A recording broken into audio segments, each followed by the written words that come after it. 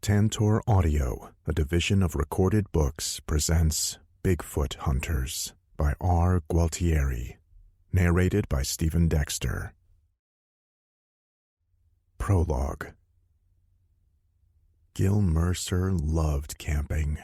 He couldn't remember a time when the prospect of being outdoors didn't cause a tingle of excitement deep within him. Something about being away from the normal hustle and bustle of society really called to him.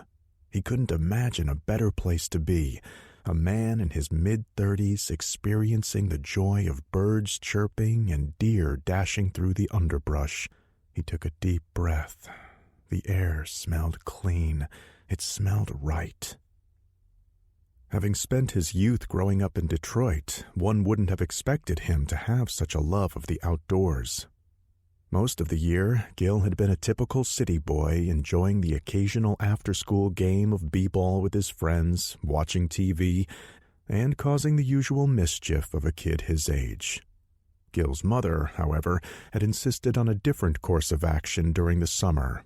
Every year, she would sign him up with the Boys Club of America or the Fresh Air Fund and make sure he spent a good chunk of the summer months where there were trees to climb, grass to run through, and campfires to tell ghost stories around.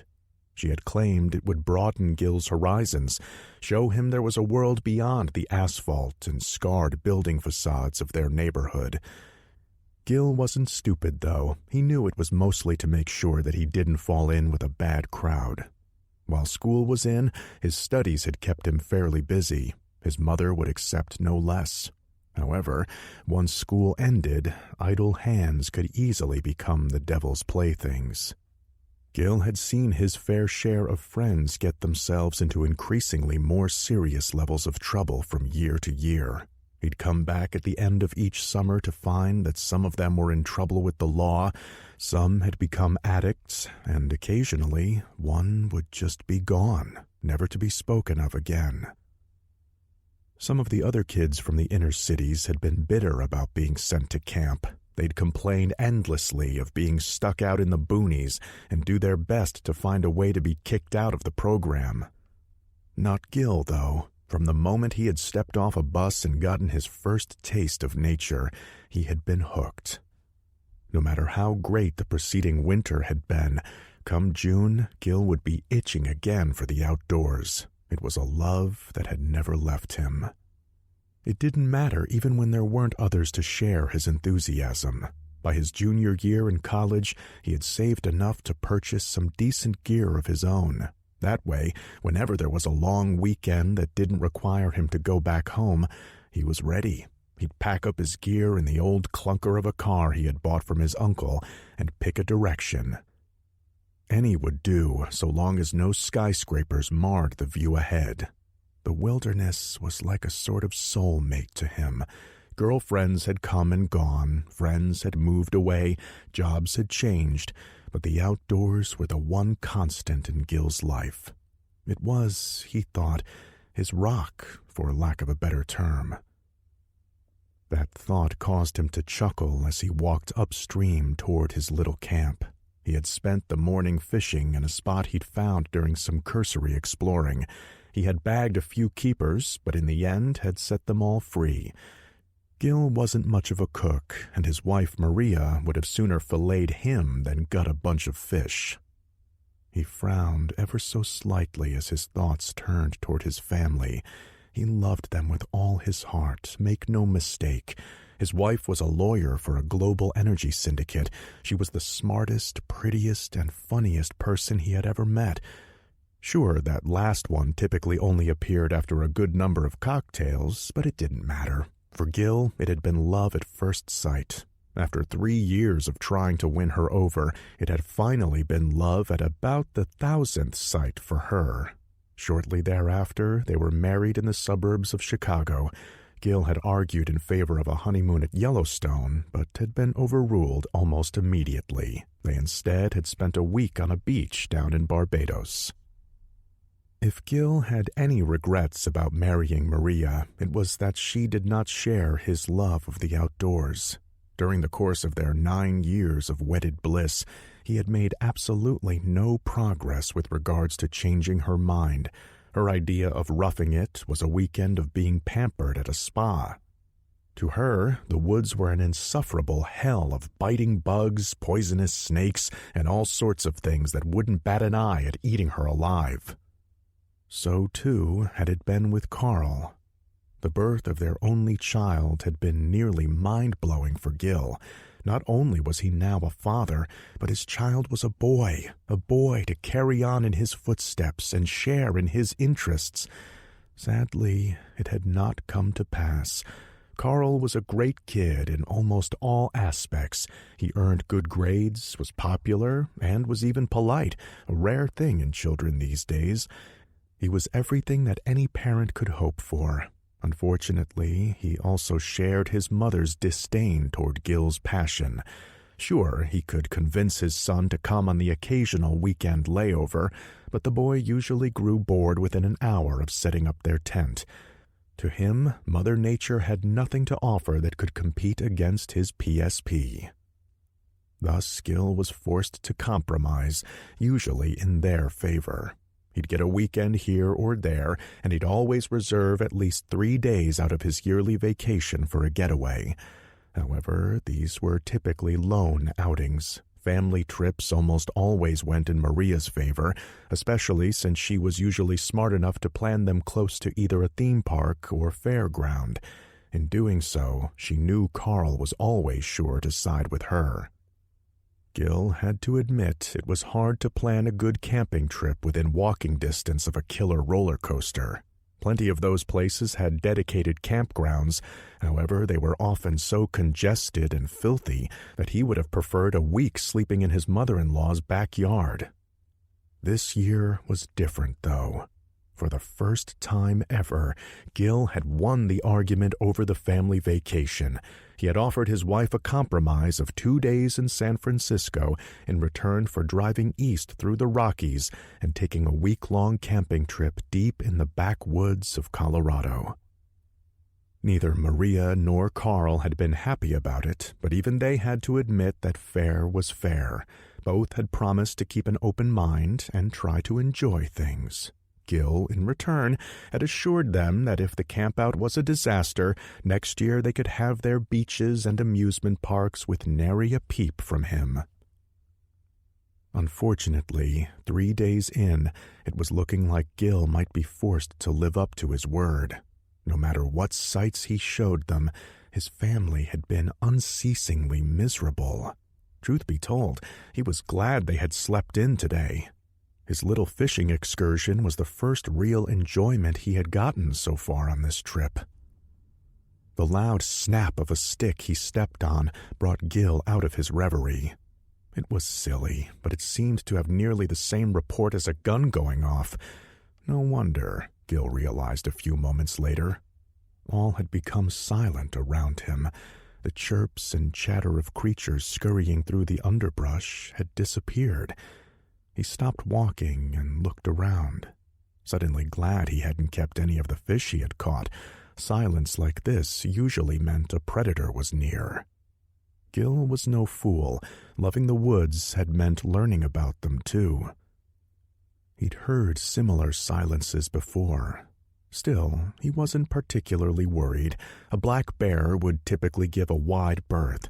As long as cubs weren't involved, they were often happy to leave people alone. An angry cougar could be a potential problem, but they were ambush predators, and the stream upon which he walked had a nice wide bank. He was probably too far away from the brush to make a good target. He decided to give it a few minutes. If things didn't go back to normal by then, he'd begin hooting and hollering. Most animals would think twice before charging a full-grown man making a boatload of freaky noise. Worst-case scenario, he had bear spray in his jacket pocket. An eyeful would send even the ballsiest Bruin running for the hills. A low grunt from across the stream bed caught his attention. Gil turned and began scanning the area for signs of movement. The noise hadn't been a familiar one, but he wasn't fool enough to think he had heard every sound in Mother Nature's arsenal. The grunt came again, this time a few yards to the left of where it had originated. A wild boar, perhaps? He didn't think they were indigenous to these woods, but that didn't necessarily rule it out. More likely a feral pig. Gil didn't relish the thought of having to climb a tree, all because he had stumbled across a nasty side of bacon with an attitude problem. Whatever it was moving. It was also apparently aware Gil had heard it, because a few seconds later, it ended all pretense of sneaking about quietly. Leaves crunched, and something moved past branches, snapping them as it went. Considering the sounds, something large was out there, and it was no pig. Gil bent down, taking care to keep his eyes on the area from where the noises came. He picked up 2 flat rocks from the stream. At once he started banging them together. The loud noise reverberated off the trees. It would have been enough to rattle the resolve of most bears he had come across in his adventures. He stopped what he was doing and listened. There was a silence for about 20 seconds, and then a sound carried back to him. It was the same noise he had just made. Was it an echo? A moment later, it happened again. Impossible, thought Gil. Bears didn't bang rocks together. It would have been quite the task given their lack of opposable thumbs. Almost immediately, all the tension drained from him. "Carl, that better not be you," he yelled toward the bushes. If his son was playing tricks, that gave Gil some hope. It meant he had finally given up on grousing in front of his video games and had decided to live a little. He was within spitting distance of their camp, so the risks were low. He'd go easy on Carl so as not to spoil what little progress had been made. "Last chance, Carl. Come on out." Still no response. Either the boy was being obnoxious, not unheard of, or it wasn't him. They were pretty far out, but this was still a known camping area. It was very possible he had stumbled across another hiker having a little fun at his expense. The normal sounds of the forest finally returned. Whoever had been lurking there, having what they no doubt thought was a good joke, had moved away from the area. Gil sighed. Assholes. Even in the big woods, you couldn't always escape them. He wasn't too upset. He had played his fair share of pranks on fellow outdoorsmen in the not-so-distant past of his youth. No harm done, he thought as he continued on his way. He rounded a bend and could see the site about 50 yards away. Odd, he thought. Where were the tents? He should have been able to see them, especially the gaudy orange one he shared with his wife. It stuck out like a sore thumb in all but the deepest of woods. It was practically a beacon in the clearing where they had made camp. Oh, shit. He was afraid this would happen. Bored and miserable, they had gone and packed everything up in the SUV. He wouldn't have put it past them. They were probably thinking that if they put up a united front, he'd have to cave and drive them back to civilization. Well, they had another thing coming. As far as Gil Mercer was concerned, a deal was a deal. He had no tolerance for welchers, especially in his own family. As he got closer, he noticed things weren't as he had first assumed. The site wasn't stripped clean after all. Maybe he had caught them in the act. No, there wasn't any movement. If they had been scurrying like ants to pack things up, he'd have seen them by now. It wasn't until Gil reached the edge of the camp that a sinking feeling began to enter his gut. The bright orange tent was still there after all, but it had been pounded into the dirt, flattened actually, and was plainly missing a few large chunks. There was still just enough color left for it to be unmistakable. A moment passed while this sank in, and then Gil dropped his fishing gear and sprinted full speed into the campsite. "Maria! Carl!" he began shouting as he circled the center of the clearing. Here it became evident exactly how bad things were. The tents were destroyed and the sleeping bags torn apart. Debris littered the entire area. It looked like a tornado had hit. Hell, it looked like someone had dropped a bomb on the place. Gil had never seen anything like it. He'd seen hungry bears attack campsites before. They'd make a hell of a mess, but nothing like this. The thought of bears brought another uncomfortable feeling to the pit of his stomach. He forced himself to look more closely at the surrounding area. It didn't take him long. Gil was no tracker, but even he could see the rust-colored stains on the grass. It told a grim story. Even so, he refused to believe it. It had to be something else. The SUV. He was sure of it. He'd go there and find them waiting for him. Then they'd all have a good laugh and drive off together. He held on to that thought like a drowning man. It was the only thing keeping him on his feet. He continued shouting for his wife and son as he raced to where their vehicle had been parked about 50 yards away. Gil ran through a copse of trees and tripped over something hard sticking out of the dirt. He pulled himself to his knees and saw it was one of the doors of their Dodge Durango. He immediately felt like he had stepped out of reality and into one of the horror movies that he and Carl would occasionally stay up late to watch. In the eerie silence of the forest, it was almost unreal. The silence. Gil hadn't noticed it while he'd been shouting Maria and Carl's names, but now he did. The sounds of the woods had once again retreated into nothingness. For a few seconds, all he could hear was the beating of his own heart. Then he heard another of those grunts from earlier. Gil turned toward the sound. Less than 20 yards away, just outside of the tree line, stood a nightmare. It was nearly 9 feet tall and at least twice as broad as him, all of it muscle, hairy muscle. It stared at him with red-rimmed eyes that bespoke of intelligence tinged with madness. Brown fur covered the creature from head to toe, except around its mouth.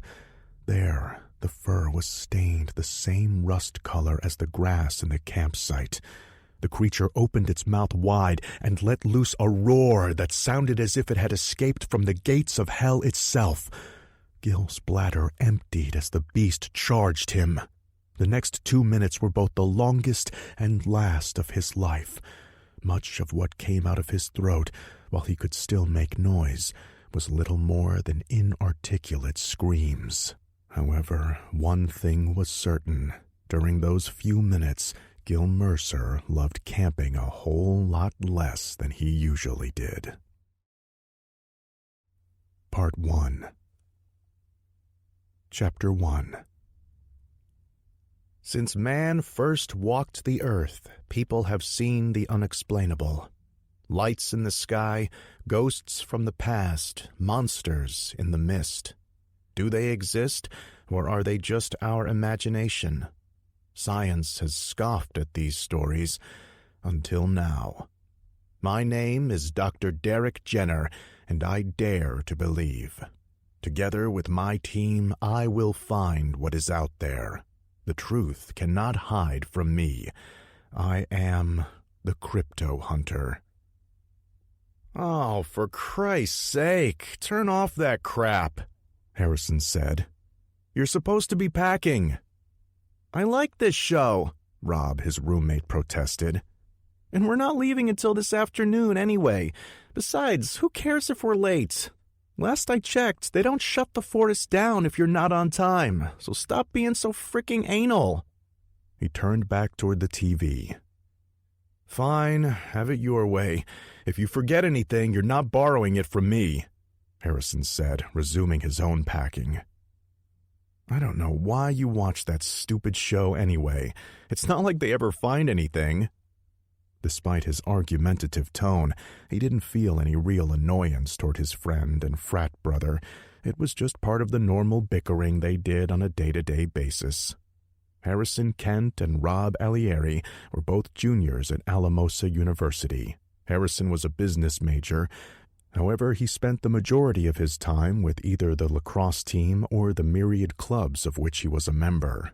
That was in stark contrast to Rob, who studied biology and could usually be found either in front of the TV or online when he wasn't immersed in his textbooks.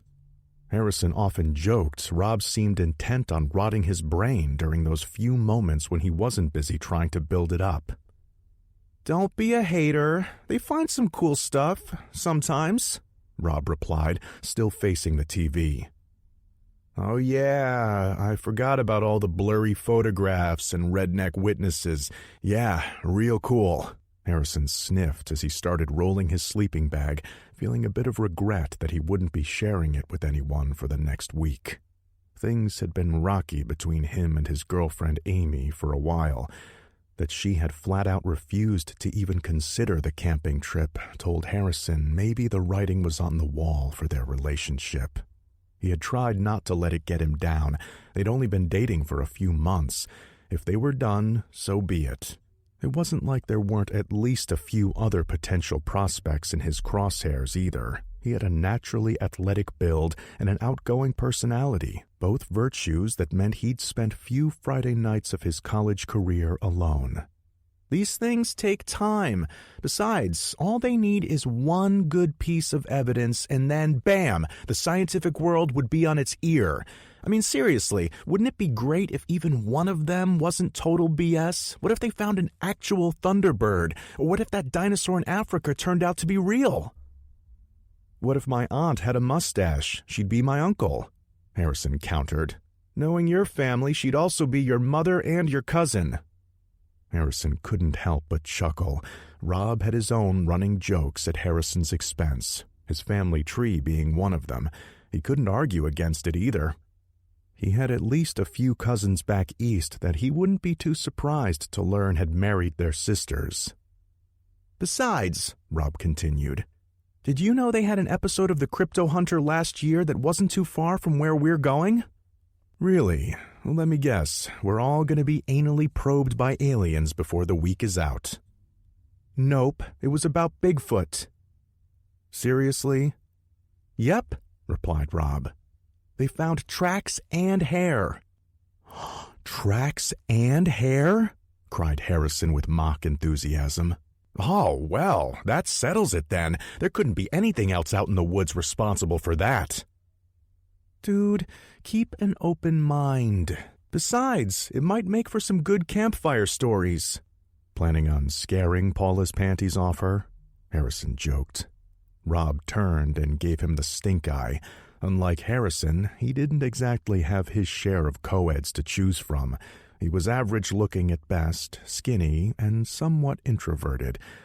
Whereas Rob was plain, his girlfriend Paula was quite cute, though. He knew damn well he was dating above his pay grade, and thus was willing to endure a little sexual frustration. "I'm pretty sure her panties are welded on," Rob replied, a touch of annoyance in his voice.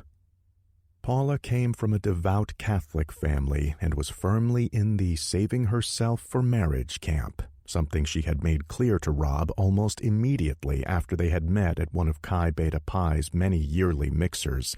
With the ground rules of their relationship set, they had been a stable, if perhaps trifle dull, couple. "Wrong attitude, man. We're going to be in the woods for a whole week. You got to work on your me Tarzan, you Jane attitude." "Are you kidding? I'm still not even sure how you dragged me into it. I hate camping."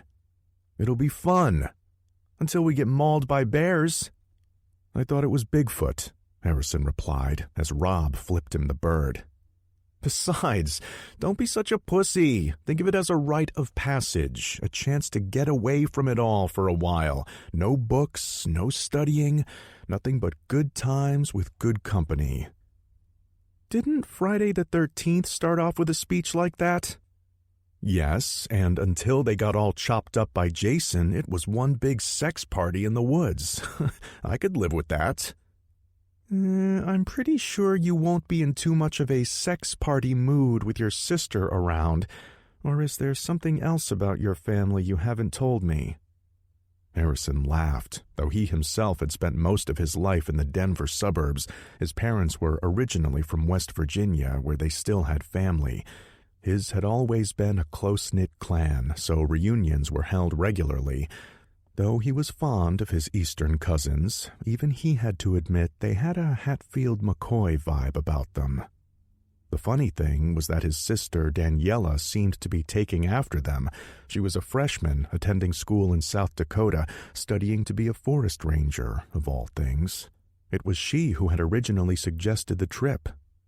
Harrison was typically neutral on the concept of camping.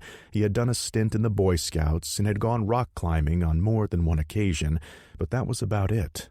Regardless, he and his little sister had always been close, albeit not in the way Rob liked to joke, thus he had agreed almost immediately to go along.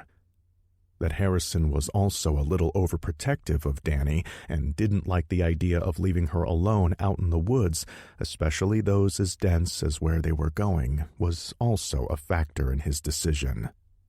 Ironically, of the two, Danny was probably far better qualified for this outing. Hell, this was her thing, after all. Not to mention, she wasn't going to be alone, regardless of whether he was there or not. She was driving in with some friends, at least one of whom sounded suspiciously like a boyfriend.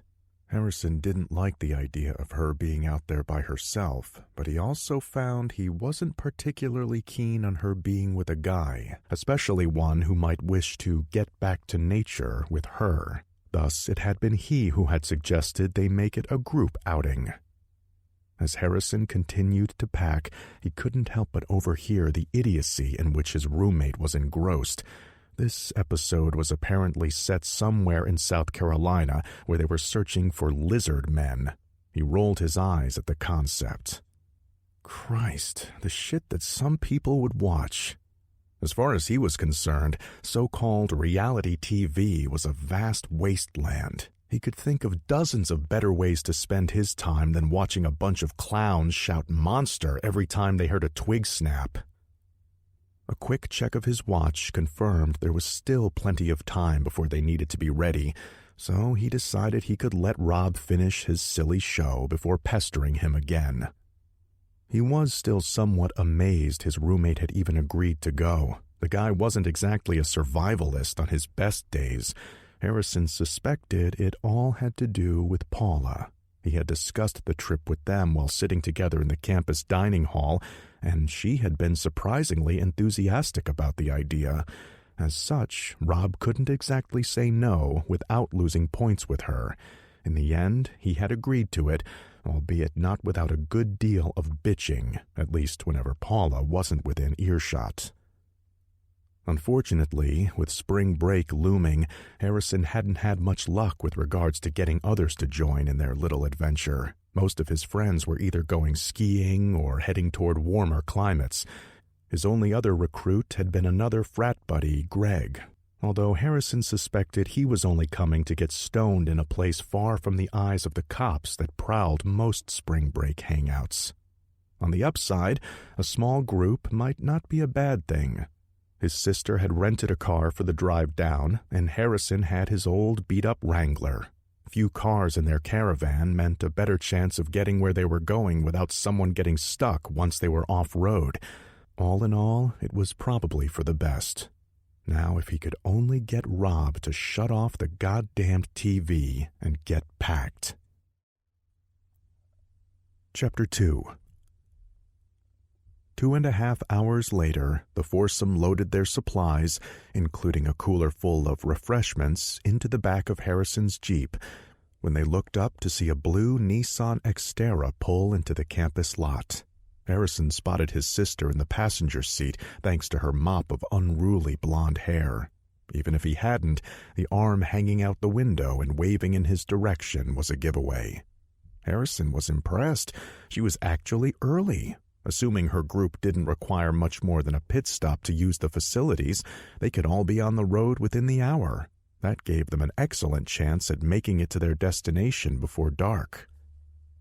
The other vehicle had just barely stopped when the passenger door flew open and his sister came running in their direction. Harrison noted that college life had apparently been good to her. Rather than put on the dreaded freshman 15 that seemed to plague new students, she appeared to be in as good of, if not better, shape than when he had last seen her some months earlier. He had barely enough time to register these thoughts before she launched herself at him. Unsurprised, he caught her in a big bear hug. "Oof," he mock protested. "Ugh, just a little glad to see me?" She laughed. "Always happy to see my favorite brother." "Your only brother." "At least you don't have to worry about any competition," she replied as he put her down. "So, are you all set?" "Almost done. Come and meet your fellow wilderness freaks," he said, turning toward his small party. "Hey, Rob," Danny said as she approached. They had met a few times over the years and were on good terms with each other in a casual, friend-of-a-friend sort of way. "Good to see you," he replied with a nod. "Danny, this is Paula, Rob's girlfriend," Harrison said. Paula gave a small smile in return. She was curvy, with auburn hair done up in a tight ponytail, and dressed in functional, if plain, hiking clothes. Both her outfit and quiet demeanor immediately set her apart from Danny, who stood there beaming with her wild blonde hair, running shoes, and almost too short cutoffs. Harrison wondered whether there might be tension on the trip between the two. Danny was outgoing to the point of sometimes seeming overly flirty, whether or not she meant to be. She was just that type of person. Paula, on the other hand, was fairly conservative. Whereas Danny might just chat with Rob for the sake of talking, Paula might very well perceive her to be a threat. He made a mental note to monitor that situation as the week progressed. Being stuck in the woods with two fighting wildcats did not seem like a particularly fun prospect to him. Up next in the introductions was Greg, who stood there looking every bit the casual slacker he was. Harrison liked him because the guy was almost always mellow. Little bothered him.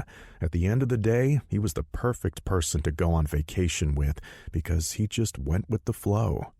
Harrison didn't fail to notice the appraising eye that Greg gave to his sister, but that didn't worry him too much. Danny was a little bundle of energy. It was doubtful whether Greg would be able to keep up with her, even if he got the opportunity to try, which wasn't likely because Danny had brought company of her own. "So, what about your friends?" Harrison asked, noticing that her companions had parked and were now approaching. There were two of them. The first was a pretty girl of Asian descent. She was a bit taller than Danny, with a similar athletic build.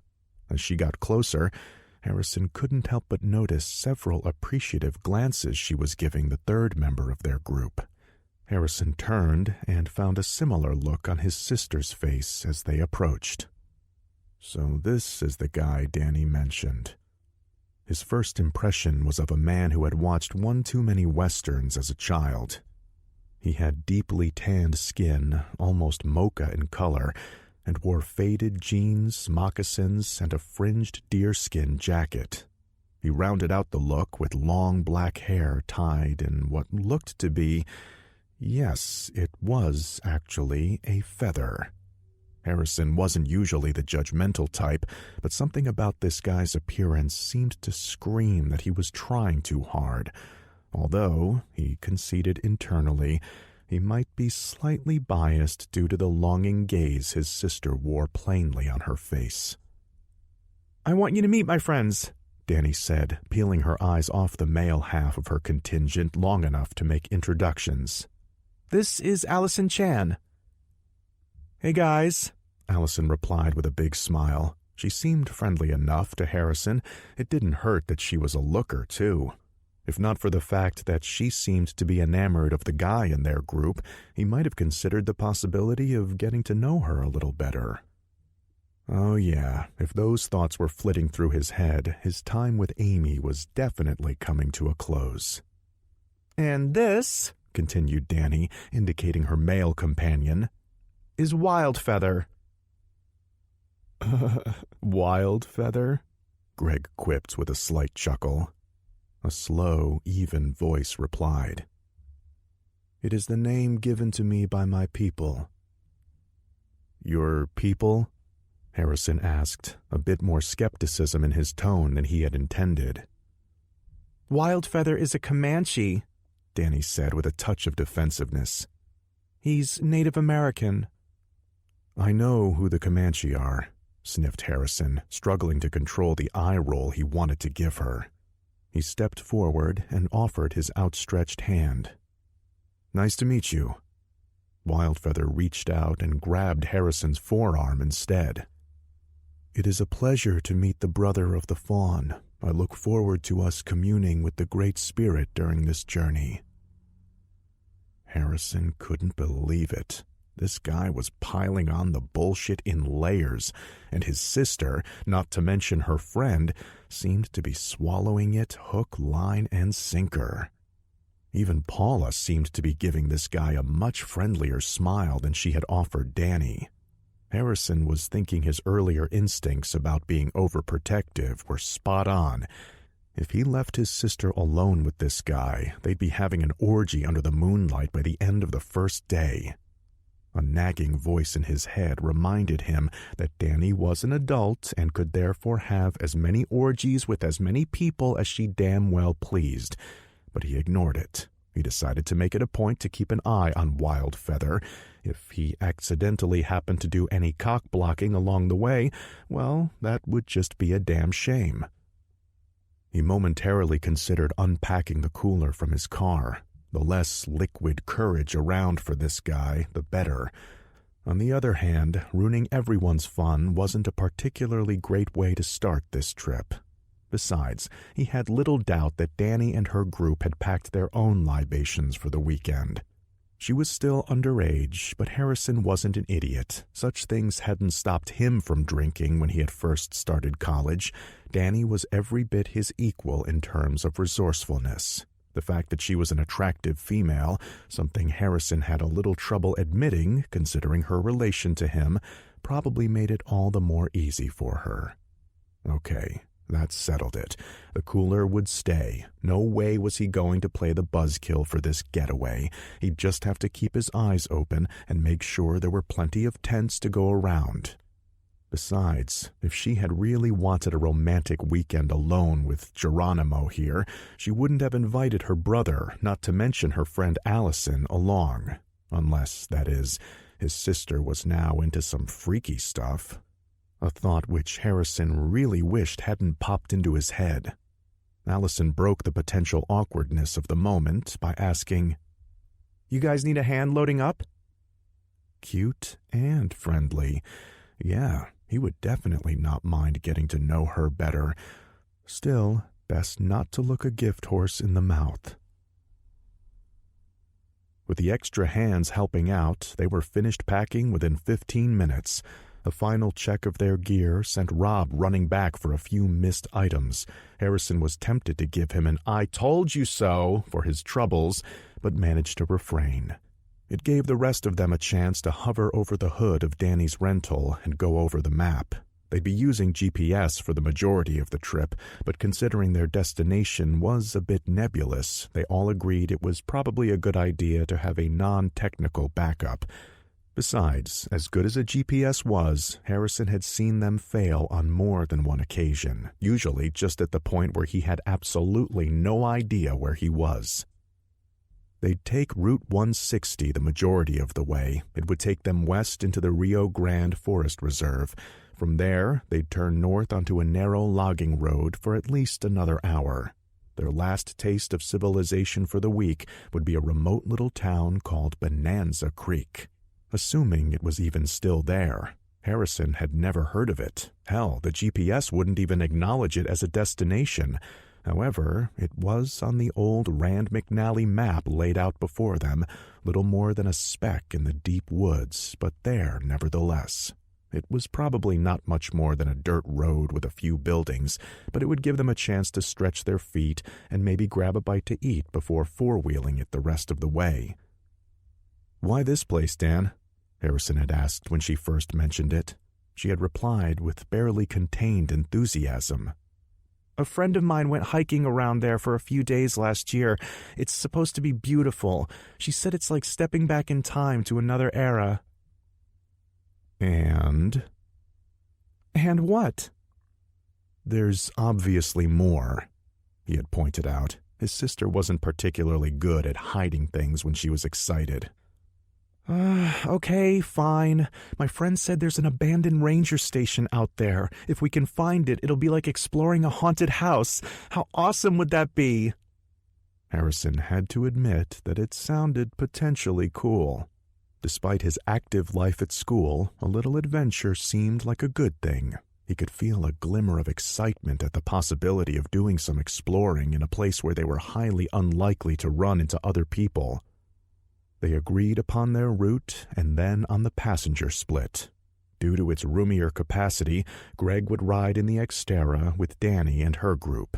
Considering the appreciative glances Greg had been making toward her, Harrison wasn't surprised when he didn't exactly balk at this proposition. Harrison's Wrangler, though old, was equipped with heavy-duty tires and a tow winch. He would take the lead once they got off-road. If there were any obstacles his vehicle couldn't make it past, then they wouldn't risk the other car in an attempt to do so. By the time Rob made it back to the group, they were ready to climb in and start their engines. Adventure awaited. Chapter 3. The ride out of Alamosa was fairly uneventful. Most of the departing spring breakers were headed in other directions. Though camping and hiking were popular in the area, this time of year called the younger demographic toward where crowds of their peers would be gathering. Those who chose to stay local would most likely have their eyes set on the ski slopes. Others would be flying out toward points sunny and sandy. As such, the two-car caravan had Route 160 more or less to themselves once they got past the town of Monte Vista. After a few hours on their route, they began to leave civilization behind, the evergreens on either side of the road beginning to grow denser with each passing mile. Even so, it was a pleasant drive. Light traffic coupled with good company was enough to put all the travelers in a cheery mood. If asked, most of them would have probably agreed it was a particularly fine day to be young and on an adventure with friends, both new and old. Eventually, Danny's Xterra slowed. Harrison knew they were searching for the turnoff that would signal their final wave goodbye to the modern world. Their GPS was no doubt telling them they were close, but you couldn't count on street signs or a nice wide turnoff way out here. What they were looking for would amount to little more than a slightly wider than normal gap amongst the trees. Pick the wrong one, and they'd end up backing out and trying again, assuming they didn't get stuck first. They were in luck, though. As they came upon the dirt road, they saw fresh tire tracks leading the way into the wilderness. From the look of things, it wasn't as untraveled as they had assumed it would be. It was either local traffic going toward Bonanza Creek, or, worst-case scenario, they'd be sharing the woods with a few other campers. On the upside, at least there was no mistaking the road when they found it. Danny's car pulled to the side to let Harrison go first, as planned. It seemed to be an unnecessary precaution, though. The road was a little rough, but it was dry, with firmly packed dirt. There was nothing even remotely challenging about it for either vehicle. Even as the miles wore on and the terrain became rougher, they were able to maintain a fair pace. Harrison had to admit he was surprised at the time they were making. Normally, he'd have expected at least a few downed branches to force them to stop. It appeared, however, that whoever had recently traveled this road had already taken care of that job. He wasn't about to complain, though. He'd take a relatively smooth ride over grunt work any day of the week. Nearing the halfway point, Harrison spotted flashing lights ahead. As they got closer, he could make out the red and blue lights of a police car. It was heading in his direction, fast, a little too fast for the narrow road. He pulled the Wrangler off to the side as far as it would go without bumping the thick foliage that surrounded them. He checked the rear view and saw the Xterra doing the same thing. Last thing they wanted was a collision with a cop in a hurry. The car, a Ford Taurus with a police bubble on top, slowed as it came upon them, but just enough to pass without scraping itself along the side of anything. It passed them with only inches to spare, then accelerated again back toward the main road. "He was in a hurry," Rob commented from the passenger seat. "Yeah," replied Harrison. "This isn't exactly the Audiobook. Wonder what's going on." "Maybe some campers got eaten by wolves," Paula joked from the back seat. She knew Rob wasn't particularly easy about this type of trip and was pushing his buttons. "Not funny," he retorted, taking the bait. "Aw, come on," Harrison said. "Would the crypto hunter be afraid of a few scrawny canines? Hell no. He'd probably take an out-of-focus picture and declare them werewolves." "Bite me." "Relax," Harrison said with a sigh. "It was probably just an accident on the main road. Maybe someone hit a deer." "What was he doing all the way back here?" Paula asked. "Beats me." "I think it makes sense," chimed in Rob. "The place we're heading toward is probably not much more than a ghost town. Might not even be big enough for their own police department. They probably check in every so often." "Guess they don't have a good donut shop," Paula quipped, eliciting groans from her two traveling companions. Bonanza Creek had been founded in the early 20th century by a prospector looking to incite a new gold rush. Unlike other boom towns, though, it had never really taken off. No more than a handful of nuggets had ever been procured from the surrounding countryside. Even during the best of times, the town's population had never swelled past a few hundred. With no major source of precious minerals and little arable land for farming, the town had quickly settled into a tiny haven for lumberjacks, hunters, and families who appreciated the quiet. Even though none of the travelers were aware of this history, the size and rustic conditions spoke volumes toward its story. Entering the town proper, little more than a good-sized clearing in the woods, it was evident this was a whole other world from the one they had left only a few short hours ago. To Danny, it vaguely resembled Walnut Grove from Little House on the Prairie, which she used to adore as a child. Only the occasional satellite dish sticking from the rooftops broke the illusion of quaintness. Everything else seemed like a hole in time had just opened up and deposited the town there. Almost everything, she thought as she spied a pair of sleek black SUVs parked in front of a bait shop. Each towed an empty trailer, and next to them was a large van similarly devoid of color. The three vehicles were neither old nor in disrepair. They weren't local either. Gleaming District of Columbia license plates stared back at them from the bumpers. Danny thought that a bit odd as they drove past. It would be one thing for locals to be there. Hell, she could even imagine hunters or hikers from neighboring states making their way to these parts. But to traverse almost 2,000 miles just to come to this little backwater town? There were far more interesting places in Colorado to travel that distance for. Oh well, their business is their own. She indicated what appeared to be a general store to Wildfeather. A few aged pumps sat outside of it. "That's convenient," she noted. They could gas up, stretch their legs, and grab a few last-minute supplies before starting the final leg of their journey.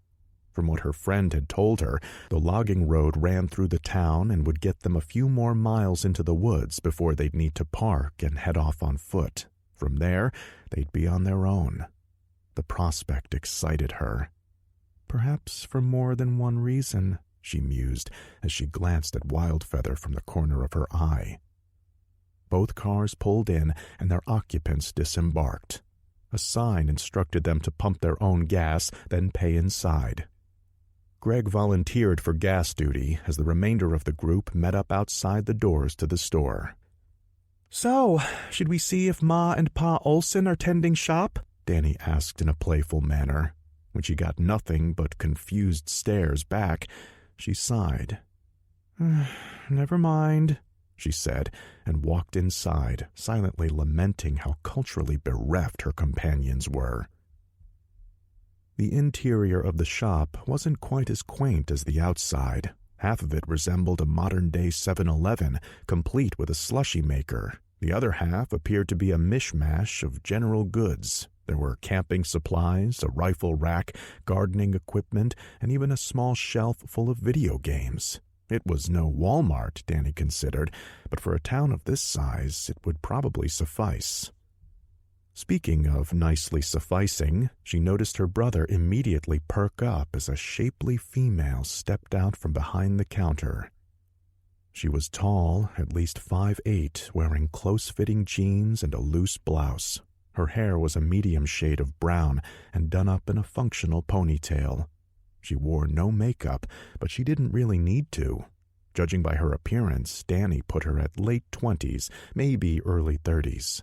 Not quite up in the cougar range, but judging by her brother's glances, Danny doubted Harrison would have objected much if this woman decided to make him her plaything.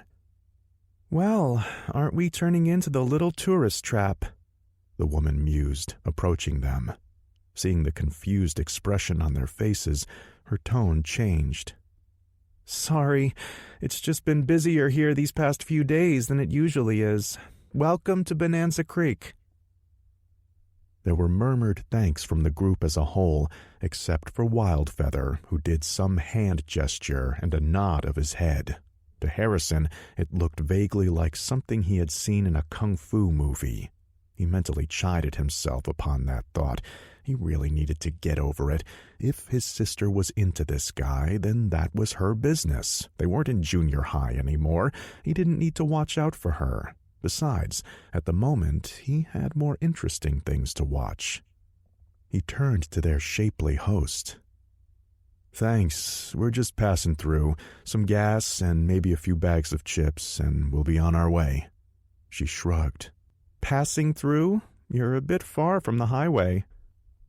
"We're going camping for the week," he continued, wondering why he felt the need to justify himself. What was it about a pretty face that made guys want to confess as if they had just committed a crime? "I kind of figured," she replied with a grin. "I was only teasing. Just make sure you're careful out there. We have enough shenanigans going on right now."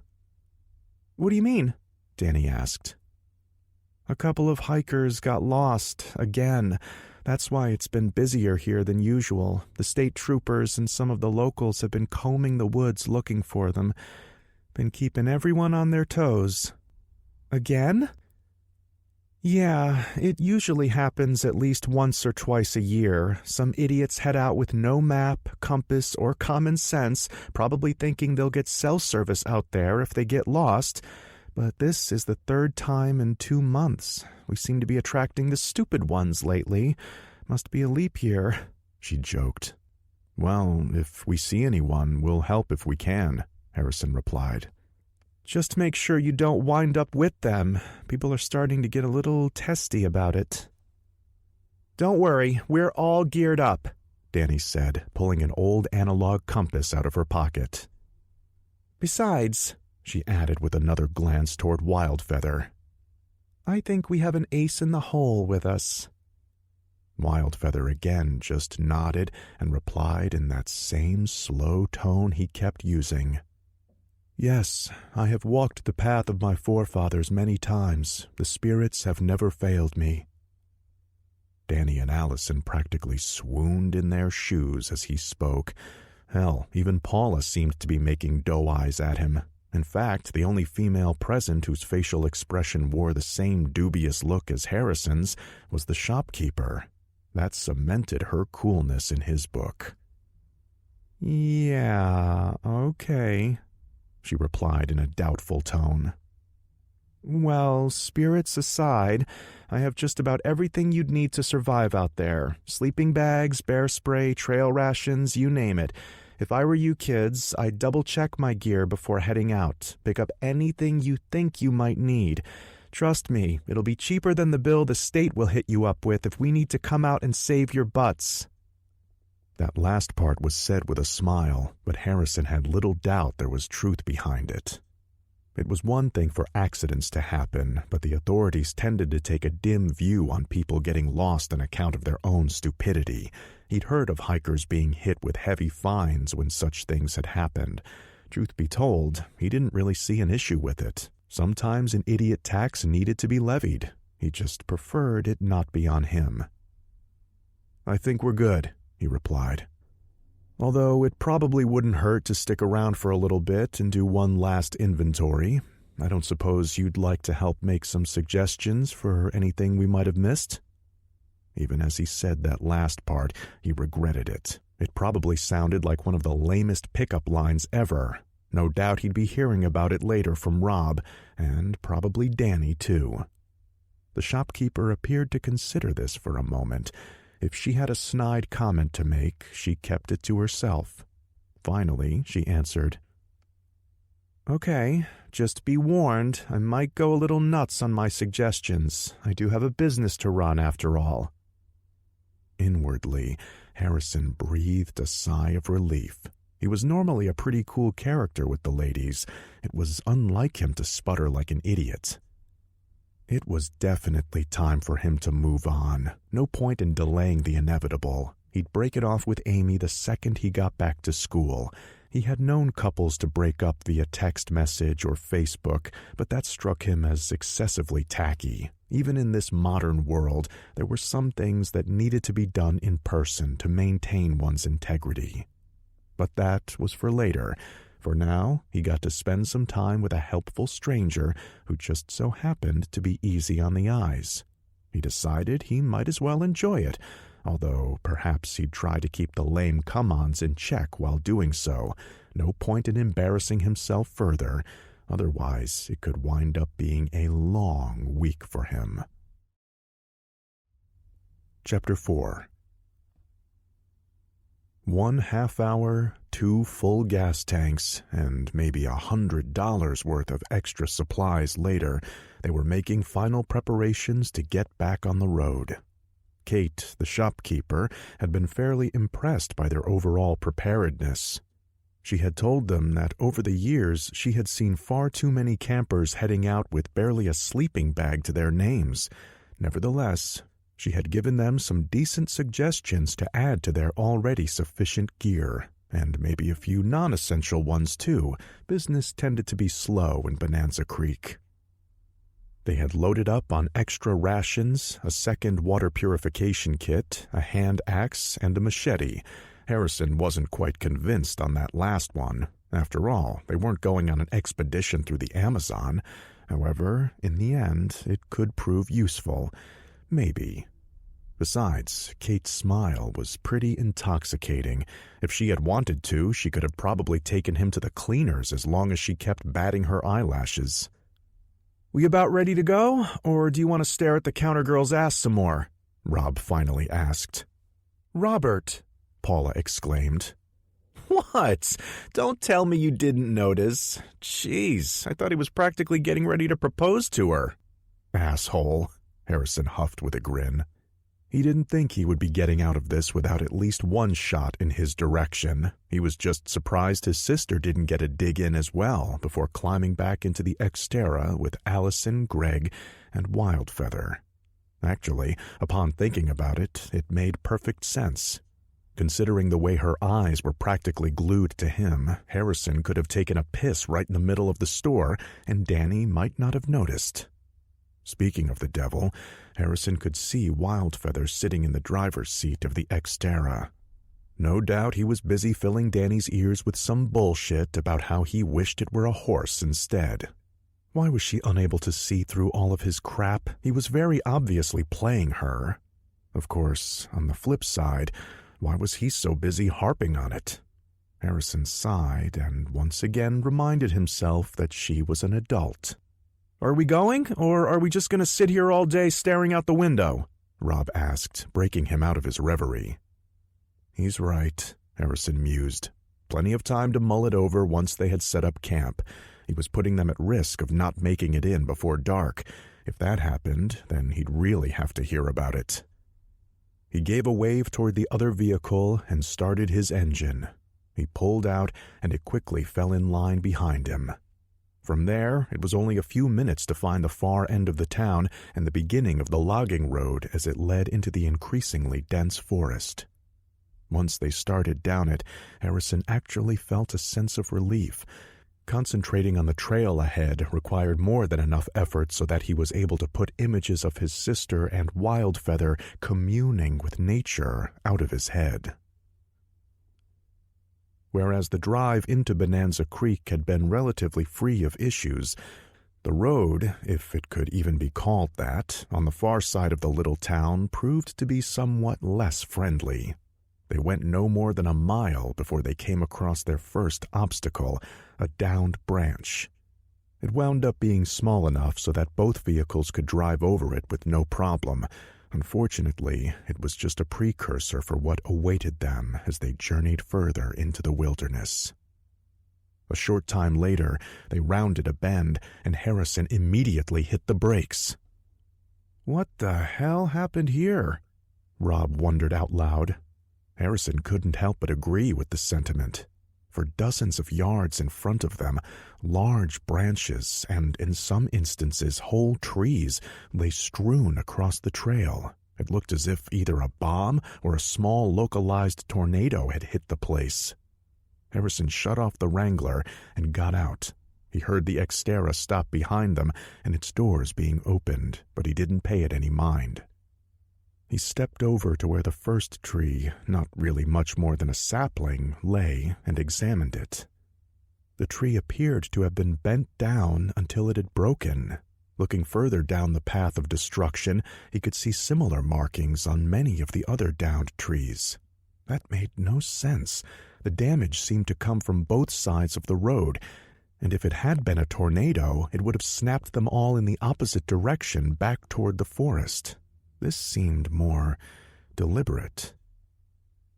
"The forest spirits here are restless," Wildfeather said behind him, offering what Harrison found to be an exceptionally non-helpful suggestion. Still, "Something sure as hell is," Harrison commented. "Yeah," responded Rob, also coming up behind him. "Looks like someone dropped a herd of elephants off in this place. You guys ever seen anything like this?" Harrison shook his head. "Nope. What about you, Feather?" "Once, on a vision quest, Can we forget the spirit bullshit for now?" he snapped. "Have you seen anything like this, yes or no?" Wildfeather seemed to be at a momentary loss for words. "No." He quickly composed himself and added, "I will perform a blessing here. Perhaps that will ease the tension from this place." His normally easy tone was gone, however. To Harrison, it sounded like he was making it up on the spot. "You do that," he said before turning back to Rob. "Come walk with me. I think we can make it over most of this, but I want to be sure." As Wildfeather began chanting something unintelligible, just in time for the girls to join him, Harrison and his roommate began to step their way over the debris. Most of the destruction looked the same to him, as if something had bent the trees to the point of breaking. He was beginning to suspect the possibility of a bunch of drunken yokels with ATVs and tow chains when Rob stopped and pointed out something. "Are those scratch marks?" he asked, indicating one of the trees that still stood by the roadside. Harrison stepped forward to look. It took him a moment to see them, and it wasn't surprising why. He had been looking from the ground level up to about his own height, but the gouges were higher, about 7 feet up. There was also a chunk of bark missing from right in front of them, as if something had grasped the tree and simply ripped a piece out. "There's more," Rob added, pointing out a few other trees at the far end of the debris field. "I think I read somewhere that bears do that." "Would have to be a pretty large one," Harrison countered. "A grizzly?" Doubt it. I don't think they're native to this area. Black bears are, but it would have to be a big one." "Pissed off, too," Rob added. "Yeah, really pissed off. Either that, or he had buddies to help him with this. I don't know." Harrison trailed off as he continued staring at the wreckage. "What are you thinking?" "Personally, I think someone's screwing with us." "With us? Why?" Maybe not so much with us as screwing with anyone trying to come this way. Look at this place. Do you really think one animal did all this? I'm thinking it's probably a couple of people trying to make it look that way." "Why?" "Who knows?" Harrison sighed. "Maybe they're growing pot in the woods and want to keep people out." Don't tell Greg that. You'd be giving him a new purpose in life." They both chuckled, then began to make their way back to where the rest of the group was waiting. While it was definitely weird, Harrison was convinced it was the work of people. An animal doing all of this seemed doubtful to him. If there were freak weather conditions that could do such a thing, he had never heard of them. Either way, it wasn't an insurmountable obstacle course. He had no doubt his Wrangler could traverse it. Danny's rental would probably be okay too, as long as they took it slowly. The biggest risk, as far as Harrison could see, was the possibility of a punctured tire. However, he quickly realized perhaps there were other risks that he hadn't taken into account. Once they rejoined the group, Paula ran up to Rob with a slightly wild look in her eyes. "Maybe we should just go home," she said in a small voice. "What are you talking about?" "Wildfeather," she whispered. "He said this was the work of a Wendigo. It's an evil forest spirit that—" "I know what a Wendigo is. You're kidding, right?" She lowered her voice even further. "He's an Indian. They know these things." Harrison had been close enough to hear her, and he shot his roommate an eye roll. For the past few hours he had been thinking that before the end of the week he was most likely going to have a nice long chat with this Wildfeather dude. Now he wondered if he'd make it through the day before telling this guy to cut the shit. For now, though, his main concern was to nip this in the bud. His sister had been looking forward to this trip, and as far as Harrison was concerned, unless she changed her mind, something stupid like a bunch of downed branches wasn't going to stop them. "Rob and I checked things out," he said in a voice loud enough to get everyone's attention. "It should be passable as long as we take it slow." "That's good to hear," replied Danny, her tone upbeat. "Just to be safe, though, I think we should do one car at a time." Smitten or not, he knew his sister was a smart, down-to-earth girl. He doubted she'd give much credence to any bullshit ghost story. "What did this?" Allison asked. She was standing next to Wildfeather, and, judging by the look on her face, she had been at least partially taken in by his Wendigo crap. Harrison had no issues with using a good ghost story to get into a girl's pants, but this was different. Wildfeather appeared to be genuinely scaring some of the group. He shot Rob a glance, hoping his roommate would take up on it. He needed a little backup. Otherwise, their imaginations could wind up running roughshod over each other. Finally, he said, "It looks man-made." After a moment, Rob, having taken the cue, jumped in. "Yeah, I think I saw some tire tracks on the other side. Probably some assholes with a full bottle of Jack and too much time on their hands." Allison and Paula both turned toward Wildfeather as if expecting some brilliant rebuttal. Neither Harrison nor Rob knew Allison from a hole in the wall. However, both of them noticed Paula's reaction toward the newcomer. If he said the wrong thing now, things had the potential to turn ugly. Fortunately, Wildfeather was either smarter than he looked or just lucky, as he replied, "I feel a darkness about this place, but perhaps it is the taint of men and not spirits. I am still but a student of my people's ways." That settled it right there. The tension drained from the group, or at least from the girls, and they set about righting their situation. It was decided that the majority would take their packs and walk to the far end of the downed trees. Harrison and Danny would pilot their respective vehicles, now with their reduced weight loads, across the obstacles. Once the others had grabbed their stuff and made it across, Harrison started up his Wrangler and put it into low gear.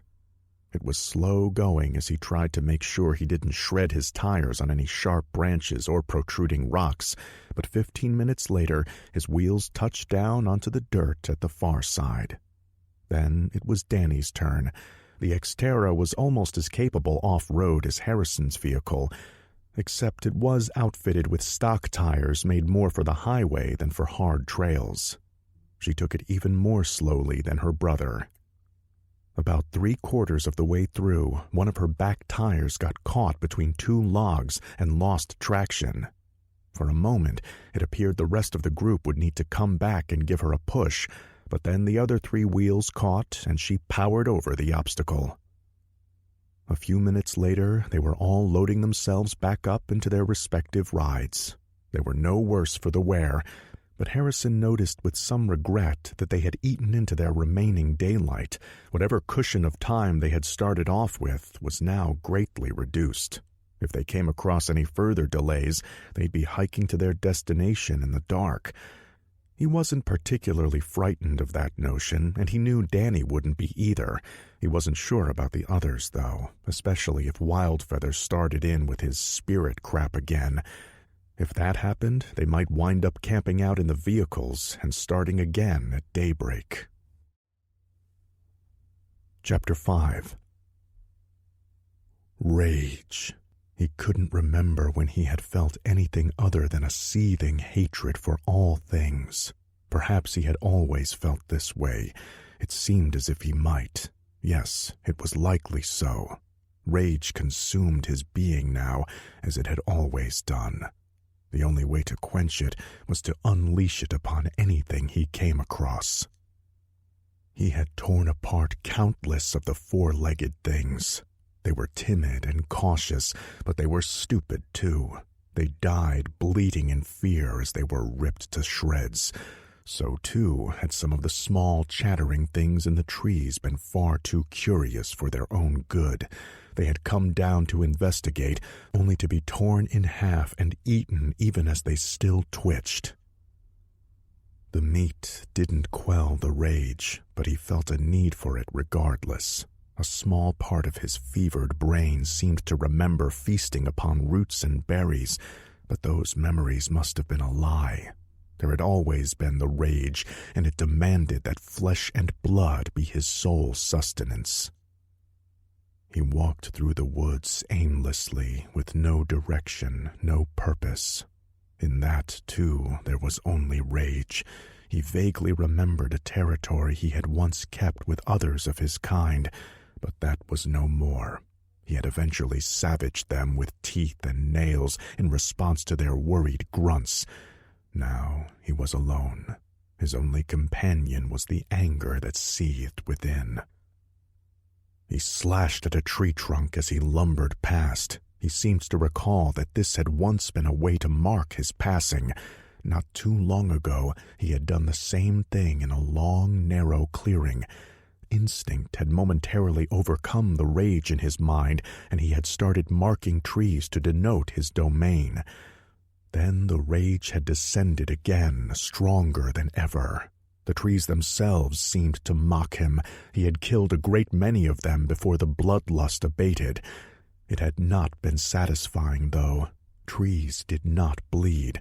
Trees did not scream. A memory of the recent past reminded him that the 2-legged things were a different story. Though they were small and weak, they were satisfying. They ran, they fought, they bled, and they screamed. Oh, did they scream. Their death wails were an agony of sound to his sensitive ears, but one that called to him nevertheless. Their flesh was fatty and foul-tasting, yet he craved its taste anyway. Yes, they were worthy prey. Sadly, he didn't encounter them too often. Their territory did not usually overlap with his kind. However, sometimes they were stupid and wandered away from their clans. Such a thing had happened recently. More than once, in fact. He wished for it to happen again and again. No amount of screaming could satisfy him for long. He considered journeying to one of their clans in the night. There he could kill and feast as much as he desired, but even in his current state he was still cunning. He knew the two-legged things could be dangerous. They sometimes carried objects that hurt. If he attacked a large group of them, they might be able to fight him off, might even be able to wound him. No, best to stay away for now until the rage demanded such action. Then and only then would he perhaps chance such a thing. For now, though, an odd sound filled his head. It was a low, constant growl just at the edge of his perception. Perhaps another creature was challenging his domain. No, two creatures. There were definitely two of them. Maybe they were battling each other for dominance. Yes, that could be it. It would all be for naught, though. Whichever was the victor would fall to his might, for there was nothing in the woods, no, nothing in the world that could stand against him. He stopped to listen again. The twin growling continued, but now it appeared to be moving off. One might have conquered the other and given chase, perhaps, but there was still something strange about it. Then he realized what it was. The pitch of the two creatures never changed. Surely, had they been battling, there would have been a rise and fall to their vocalizations. No, this was a constant growl. And then the recognition came to his ravaged mind. He had heard this sound before. This wasn't the growl of two creatures battling. It was the sound of the beasts that the two-legged things sometimes moved about in. They were fast and had inedible armored shells, but they were stupid, no more than slaves to the two-legged things. But if so, then that meant more of the two-legged things had wandered into his domain. His stomach growled as the need for their repugnant flesh once again filled his brain. He would feed, but first he would make them scream. He would make them scream for a good, long time. Chapter 6. Luck had once again smiled upon the group. Following their earlier delay, the remainder of the trip down the secluded logging road was fairly uneventful. A few scattered branches were all they had come across, and those had been easily traversed. At last, the road began to peter out. The path they followed became little more than a narrow trail through the woods. After another half-mile, the trail, or at least the drivable part, ended in a clearing. Harrison exhaled a small sigh of relief once they parked and began unloading their gear. There was still enough daylight left to hike west for a few miles, then set up camp. As long as the tents were up and a fire was going, everything else could wait until morning. The portable GPS was still getting a strong signal. That was promising, although the maps of the area were preloaded. Even if reception failed, they should be okay. He shouldered his pack and grabbed one of the coolers. The load was heavy, but not oppressive. He was in good shape and doubted he would be doing much more than breathing hard by the time they made camp. Once he and his friends were geared up, Harrison locked the Wrangler and pocketed the key, inwardly smirking at the thought of being carjacked way out here. He then checked on his sister's group. They were likewise finishing up with their packs and dividing their supplies amongst them.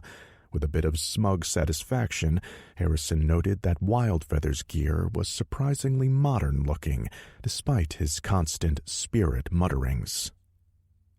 "You guys all set?" Danny asked. She was fully loaded up and almost appeared comical, considering her size compared to the gear she carried. If she was feeling any discomfort, though, her face didn't show it.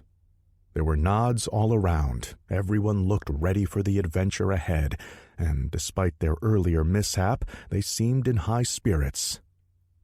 "Okay, I'll take point with Wildfeather," she said, much to her brother's annoyance. "Harrison, can you take up the rear and help any stragglers?" Harrison considered protesting. He knew his sister wasn't stupid. No doubt she had seen the tension he was directing at her wannabe boyfriend and was attempting to keep them apart for the time being. Still, she had a point. He knew what he was doing. If Rob or Paula started to lag behind, it would be a good idea to have someone there to make sure they didn't get lost. "I've got your 6, he finally said, suppressing the sigh he wanted to give. As long as they were moving, his sister was probably safe from whatever vision quest Wildfeather was planning for her. For now, making sure none of the group fell behind, or stopped for a toke break in Greg's case, was his top priority. There would be plenty of time to play cock-blocker later on.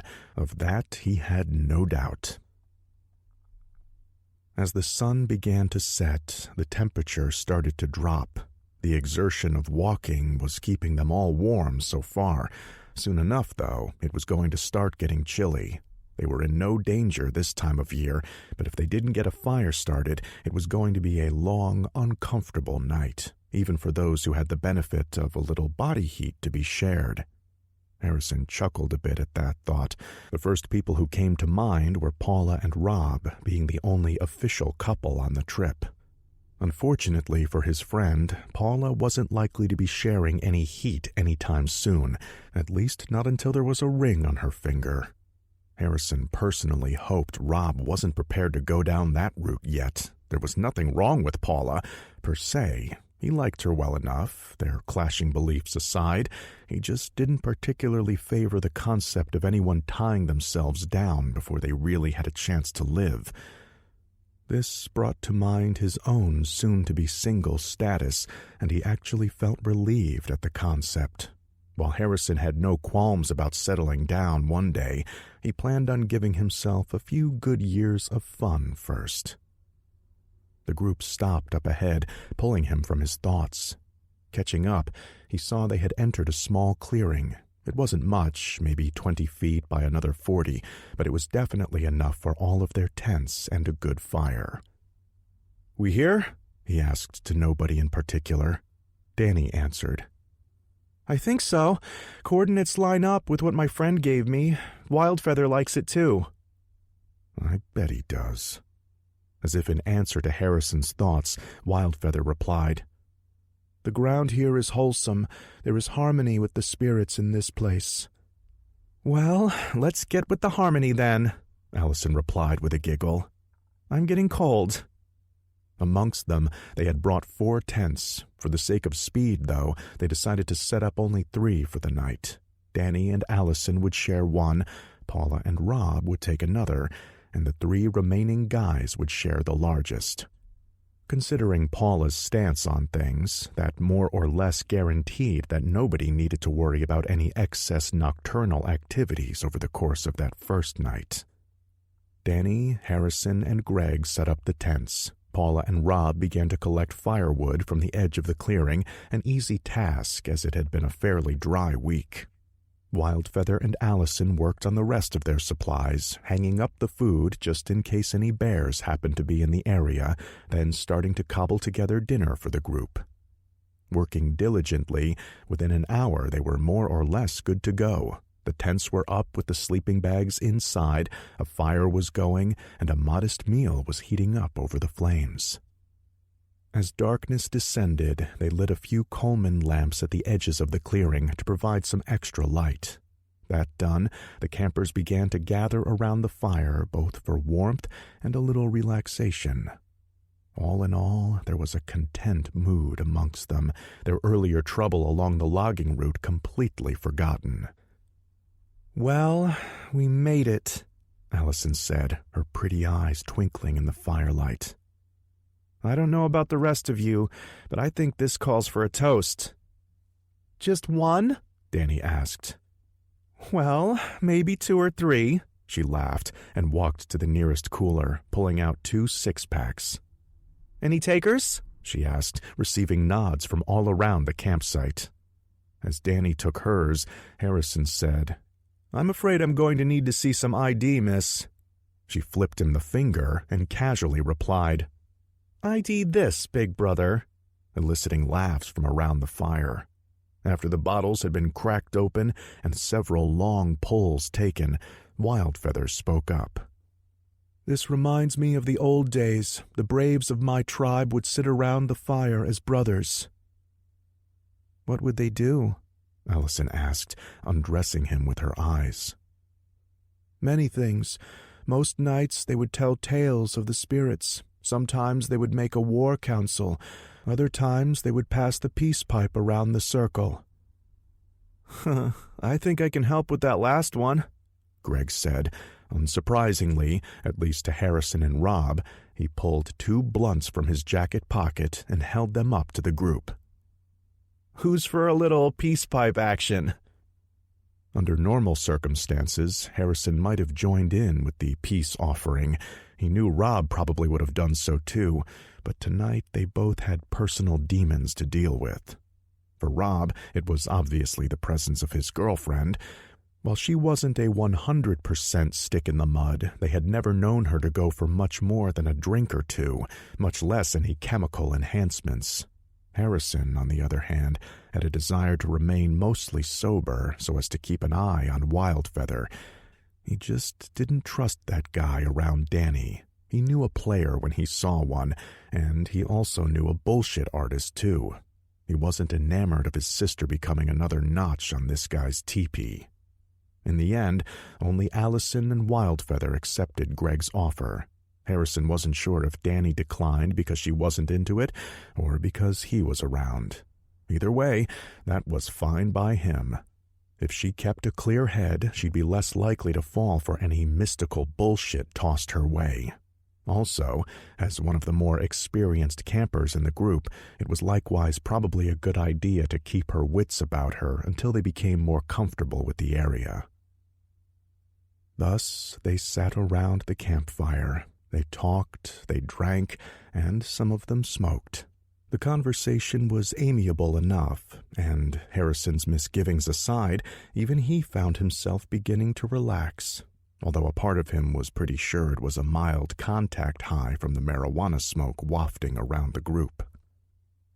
After a while, Allison stood up. She grabbed a flashlight and announced, "Nature calls." Paula replied, "I think I'll join you." "Figures," Rob mused. "Even in the woods, chicks have to pee in a group." Paula slapped him playfully on the shoulder, then the 2 girls walked toward the tree line. "Don't go far," Danny yelled after them. "Do you think you should go with them?" Harrison asked. "Not really," she replied. "Allison knows what she's doing. I'm not saying anything she doesn't already know." "Yes," Wildfeather said. "She has told me of her many walks in the woods of Pennsylvania. She is as home in the forest as a doe." "And what about you, Feather?" Harrison asked. "You seem to know a thing or two about being in the wilderness." "It is a rite of passage amongst my people. When I came of age, I was sent out from my tribe with nothing but my wits. I was expected to survive for 7 moons in this way." "I thought it was the Spartans who did shit like that," Greg replied in a lazy voice. Wildfeather appeared momentarily taken aback by that. "All people of warrior metal have similar customs," he quickly replied. A little too quickly, perhaps, Harrison noted. Maybe it was the joint he had been smoking, but for a second there, Wildfeather's demeanor seemed to crack a little. Greg's seemingly innocuous comment had caught him by surprise. Harrison was tempted to ask whether he had stolen that idea from the movie 300 when he was interrupted by the girl's abrupt return. "I don't think we're alone out here, guys," Allison said, approaching the fire. "Well, yeah, there are deer all around this area," Danny replied. "Not to mention—" "I know that. I meant people. For a minute there, I saw lights off in the woods." "Are you sure?" asked Harrison. "That shit Greg carries is pretty potent." "I saw it too," Paula said. "It was weird. There were these red lights shining around out there." Allison nodded. "I pointed my flashlight in their direction, and they just disappeared." "It was probably some hikers," Harrison said. "Sometimes they'll use a red light because it doesn't screw with night vision." "I think you mean hunters," Danny countered. "Most hikers out after dark are more interested in seeing what's in front of them." Why do you think they shut down when we saw them? Paula asked, a little of that earlier nervousness starting to creep into her voice. She's proving to be jumpy out here, Harrison noted. He gave what he thought was an easy shrug. They're probably out here without a license. If they saw you, it's a good thing. They'll be heading away from us. It's not like we're exactly being subtle out here. It saddens me when people must resort to poaching, Wildfeather said. I can only hope they put to good use whatever they take. My people have never been wasteful with the land. Allison took that as a cue to sit down next to him. Don't let it get you down. Not everyone respects nature like we do. If she noticed the eye rolls that both Harrison and Rob made, she didn't acknowledge them. I know, she continued. Since we're all gathered round the fire, why don't you tell us one of your tribe's stories? Aren't we supposed to be telling ghost stories? Rob asked. My people have many tales of the spirits, Wildfeather replied. Some of them would qualify as your ghost stories. Tell us one, Danny said, moving to sit on his other side. Harrison felt a prickle of annoyance as she did so. He was not overly keen on his sister being the bread in a bullshit sandwich.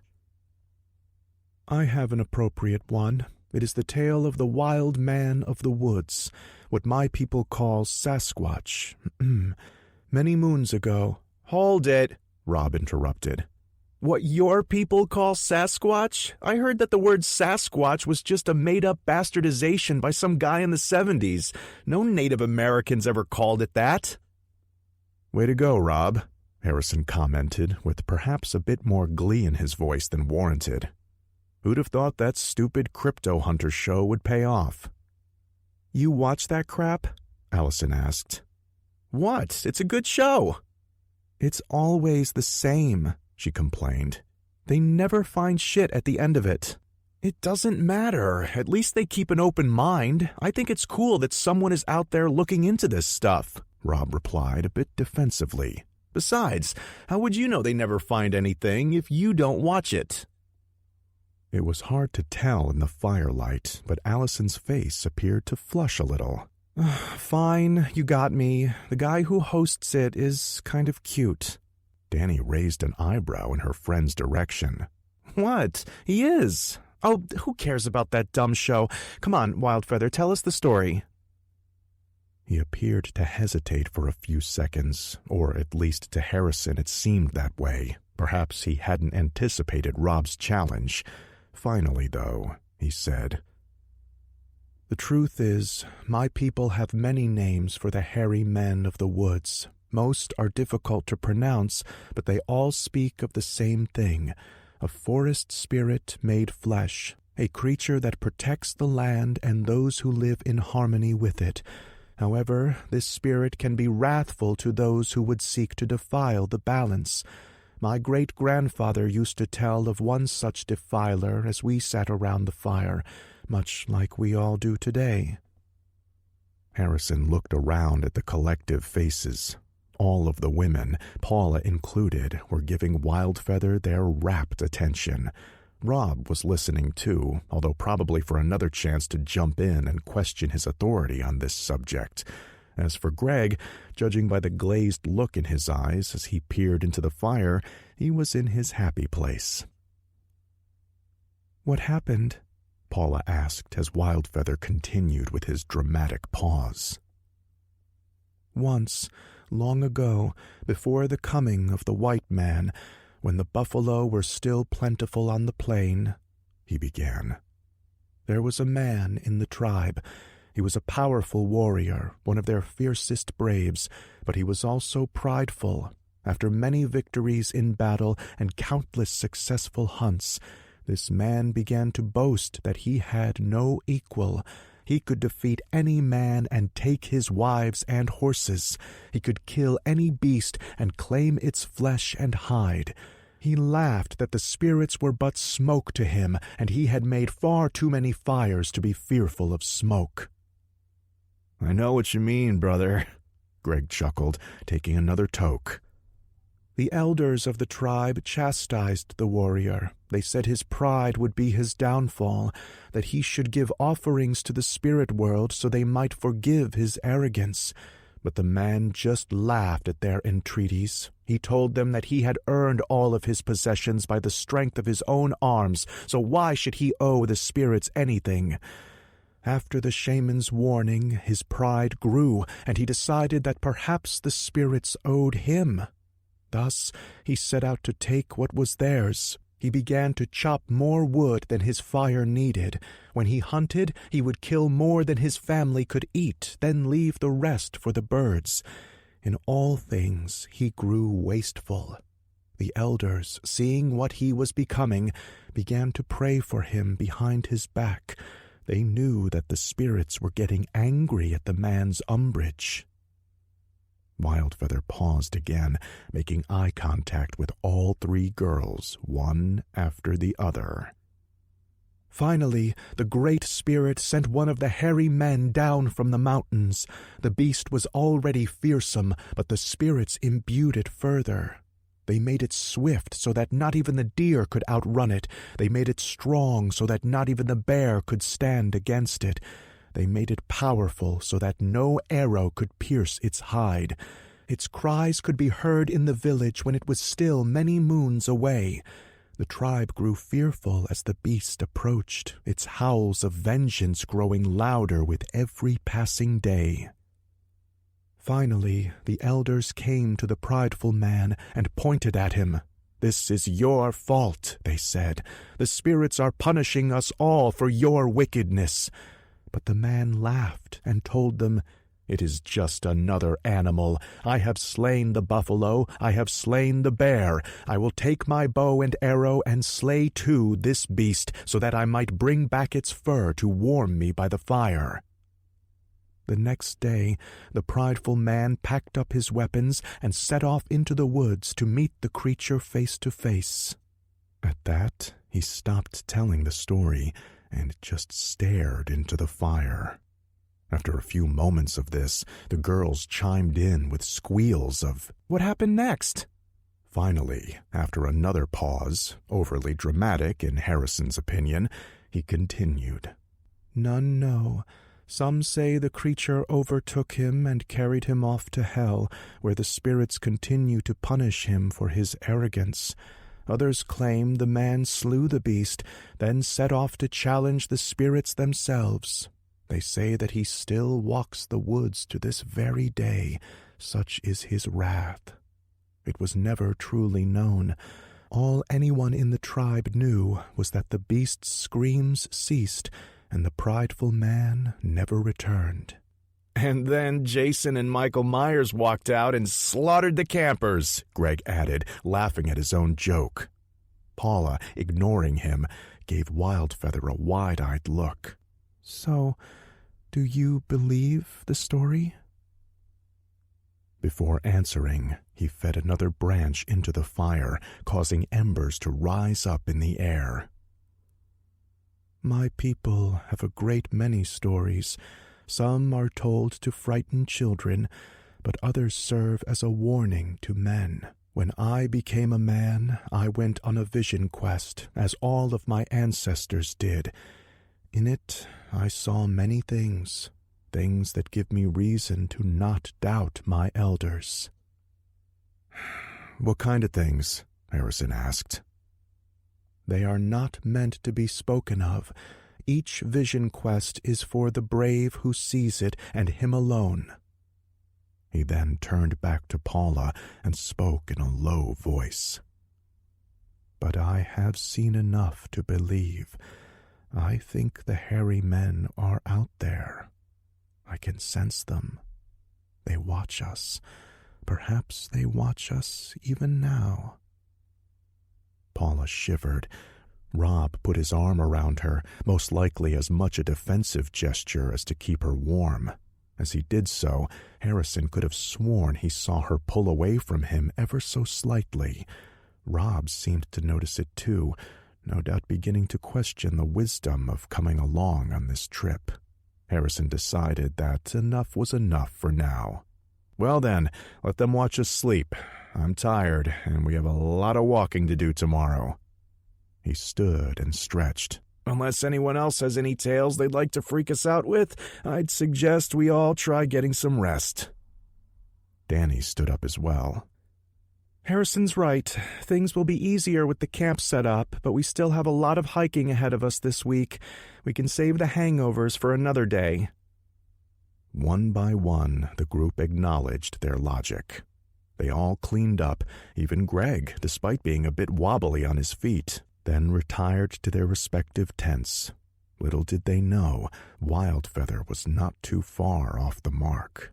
They were being watched. Chapter 7.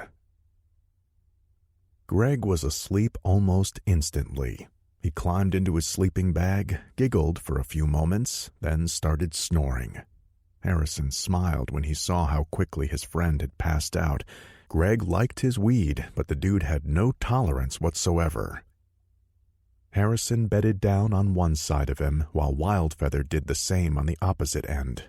In the dark, Harrison couldn't help but smirk. Wildfeather's sleeping bag was definitely not what one would expect. It was brand new and heavily insulated. He might talk a good game, but he wasn't exactly roughing it out here. Still, Harrison considered, he had done a lot of assuming in the past several hours about the guy. Now that they had a moment away from the girls, he figured he should at least try to talk to him. Who knows, Wildfeather might turn out to be less of an asshole than he seemed to be. "You awake, Feather?" "Wildfeather, and yes, I am still awake." "No shit." "So, how do you know, Danny?" "I met Fawn at the beginning of this semester in an ecology class." "Yeah, about that. What's up with the whole Fawn thing?" "Your sister has both the grace and purity of one," Wildfeather stated. "The purity thing is the part that bothers me." "So, how long have you guys been dating?" There was a pause before Wildfeather replied. "Danny, Allison, and I are just friends. We are kindred spirits." Harrison couldn't help but notice that he dropped the little pet names this time. Wildfeather definitely wasn't stupid. He apparently realized that treading lightly was probably the smart thing to do around Harrison with regards to his sister. That's good to know. That's the way we should keep things out here. Nice and friendly. He hadn't meant it to come out as a threat, but he realized it probably sounded that way to Wildfeather. Oh well, he thought as he drifted to sleep, a smile slowly playing across his face. "You know, there's plenty of room in here for two," Rob said. He held open the flap of his sleeping bag and gave it a pat. "We've already discussed this, Robert. You know how I feel," Paula replied, climbing into her own bedroll and proceeding to zip it shut. "Jeez, I just figured we could cuddle for a while." "I'm not in the mood. I'm tired, and Harrison was right. It's going to be a long day tomorrow. We should get some sleep." She quickly turned over and began making exaggerated breathing noises. Rob didn't buy it for a second, but he could tell she was in a mood. He just hoped it would pass, although, considering the eyes she seemed to have for Danny's friend, he had a bad feeling about it all. Sleep was a long time coming for them both. Thoughts of Wildfeather ran through their heads. For Rob, it was an amusing fantasy involving him being eaten by a bear. For Paula, it was thoughts of him running through the fields, tomahawk in hand. She pictured him wearing nothing but a loincloth, which, in turn, caused a small shiver in her own loins. "I don't think your brother likes Wildfeather much," Allison said, lying across the tent from Danny. "Nah, he's just overprotective. Not that there's anything to be overprotective about." "Of course not. We're all just friends." Allison and Danny had been fast friends ever since they met. Even so, there had been some strain as of late. They both had their sights set on Wildfeather, and each was aware of the other's interest. They had discussed it and had outwardly taken a may-the-best-girl-win attitude with each other. Inwardly, though, they were both attempting to vie for an edge in his affections. Wildfeather, for his part, had been maddeningly neutral. At times, Danny wondered if he might not be stringing them along, enjoying the attention. However, those were fleeting thoughts, as she was genuinely convinced of his good intentions. Still, she considered, it was never a bad idea to try and stack the deck. "Speaking of my brother, I caught him checking you out a couple of times." "Oh? I hadn't noticed," Allison lied. The truth was, she thought Harrison might make a pretty good consolation prize if things came down to it. She had considered that it might be fun to have a tryst in the woods with a guy she didn't have to compete for.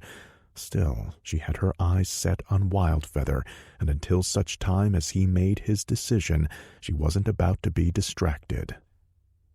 Well, all right, maybe an hour of distraction would be okay. After all, nobody had to know, and she was fairly sure Harrison wouldn't go bragging to his sister about a little dalliance in the woods. No, that would be weird. Best not to let Danny know any of that, though. "So, what did you think of Wildfeather's story?"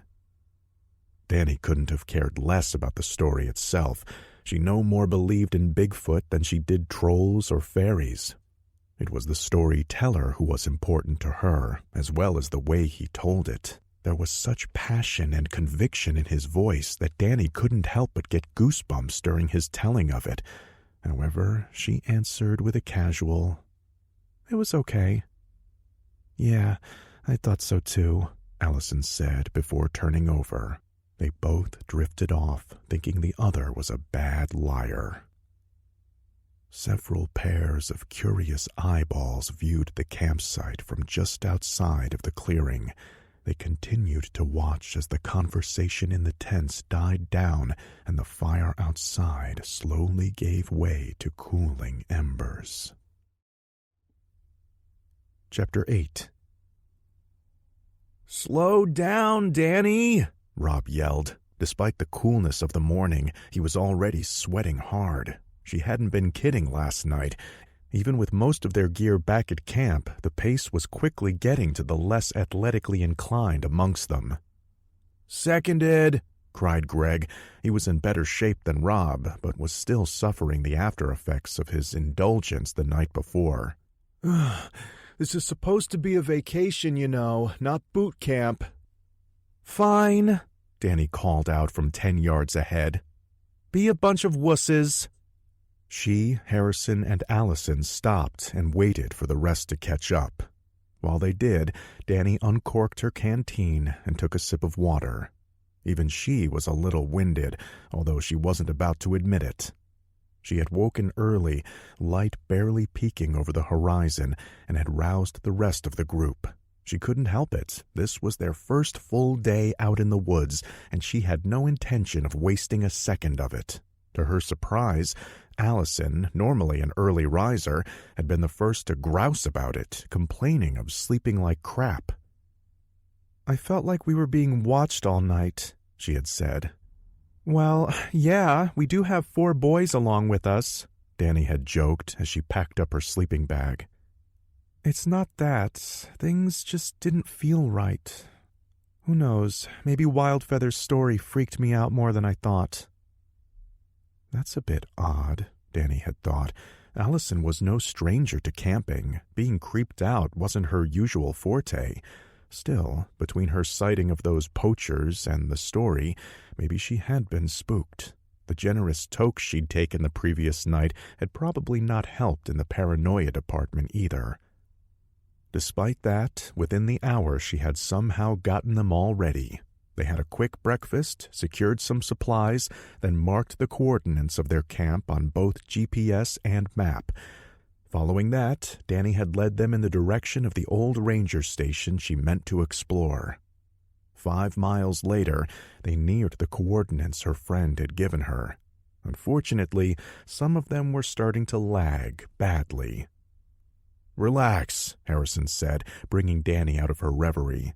If this place is still standing, I doubt it's going to pick right now to crumble into dust. Besides, if I have to carry Rob back because you destroyed him on our first day out, I'm going to be pissed. Yeah, she replied offhandedly as the others caught up and unshouldered their packs. Paula sat down on hers and took a sip from a water bottle. After a few seconds, her breathing had slowed enough for her to say, "It's so peaceful out here." "Yes," replied Wildfeather, leaning against a tree next to her. "In the silence, you can almost hear the forest spirits whispering to you." Danny was about to chide Harrison for the look he gave Wildfeather when a thought struck her. It was quiet. In fact, other than their breathing, she couldn't hear another sound. That wasn't right. Her eyes caught Allison's. They were showing the same questioning look. "You're noticing it too?" Allison asked. "Noticing what?" Harrison replied. "Listen." "I don't hear anything," Greg wheezed. "I think that's the point," said Harrison after a moment. "We should be. There's probably an army of squirrels alone right above our heads. There are lots of things that should be making noise right now, but they're not." "Do you think it's us?"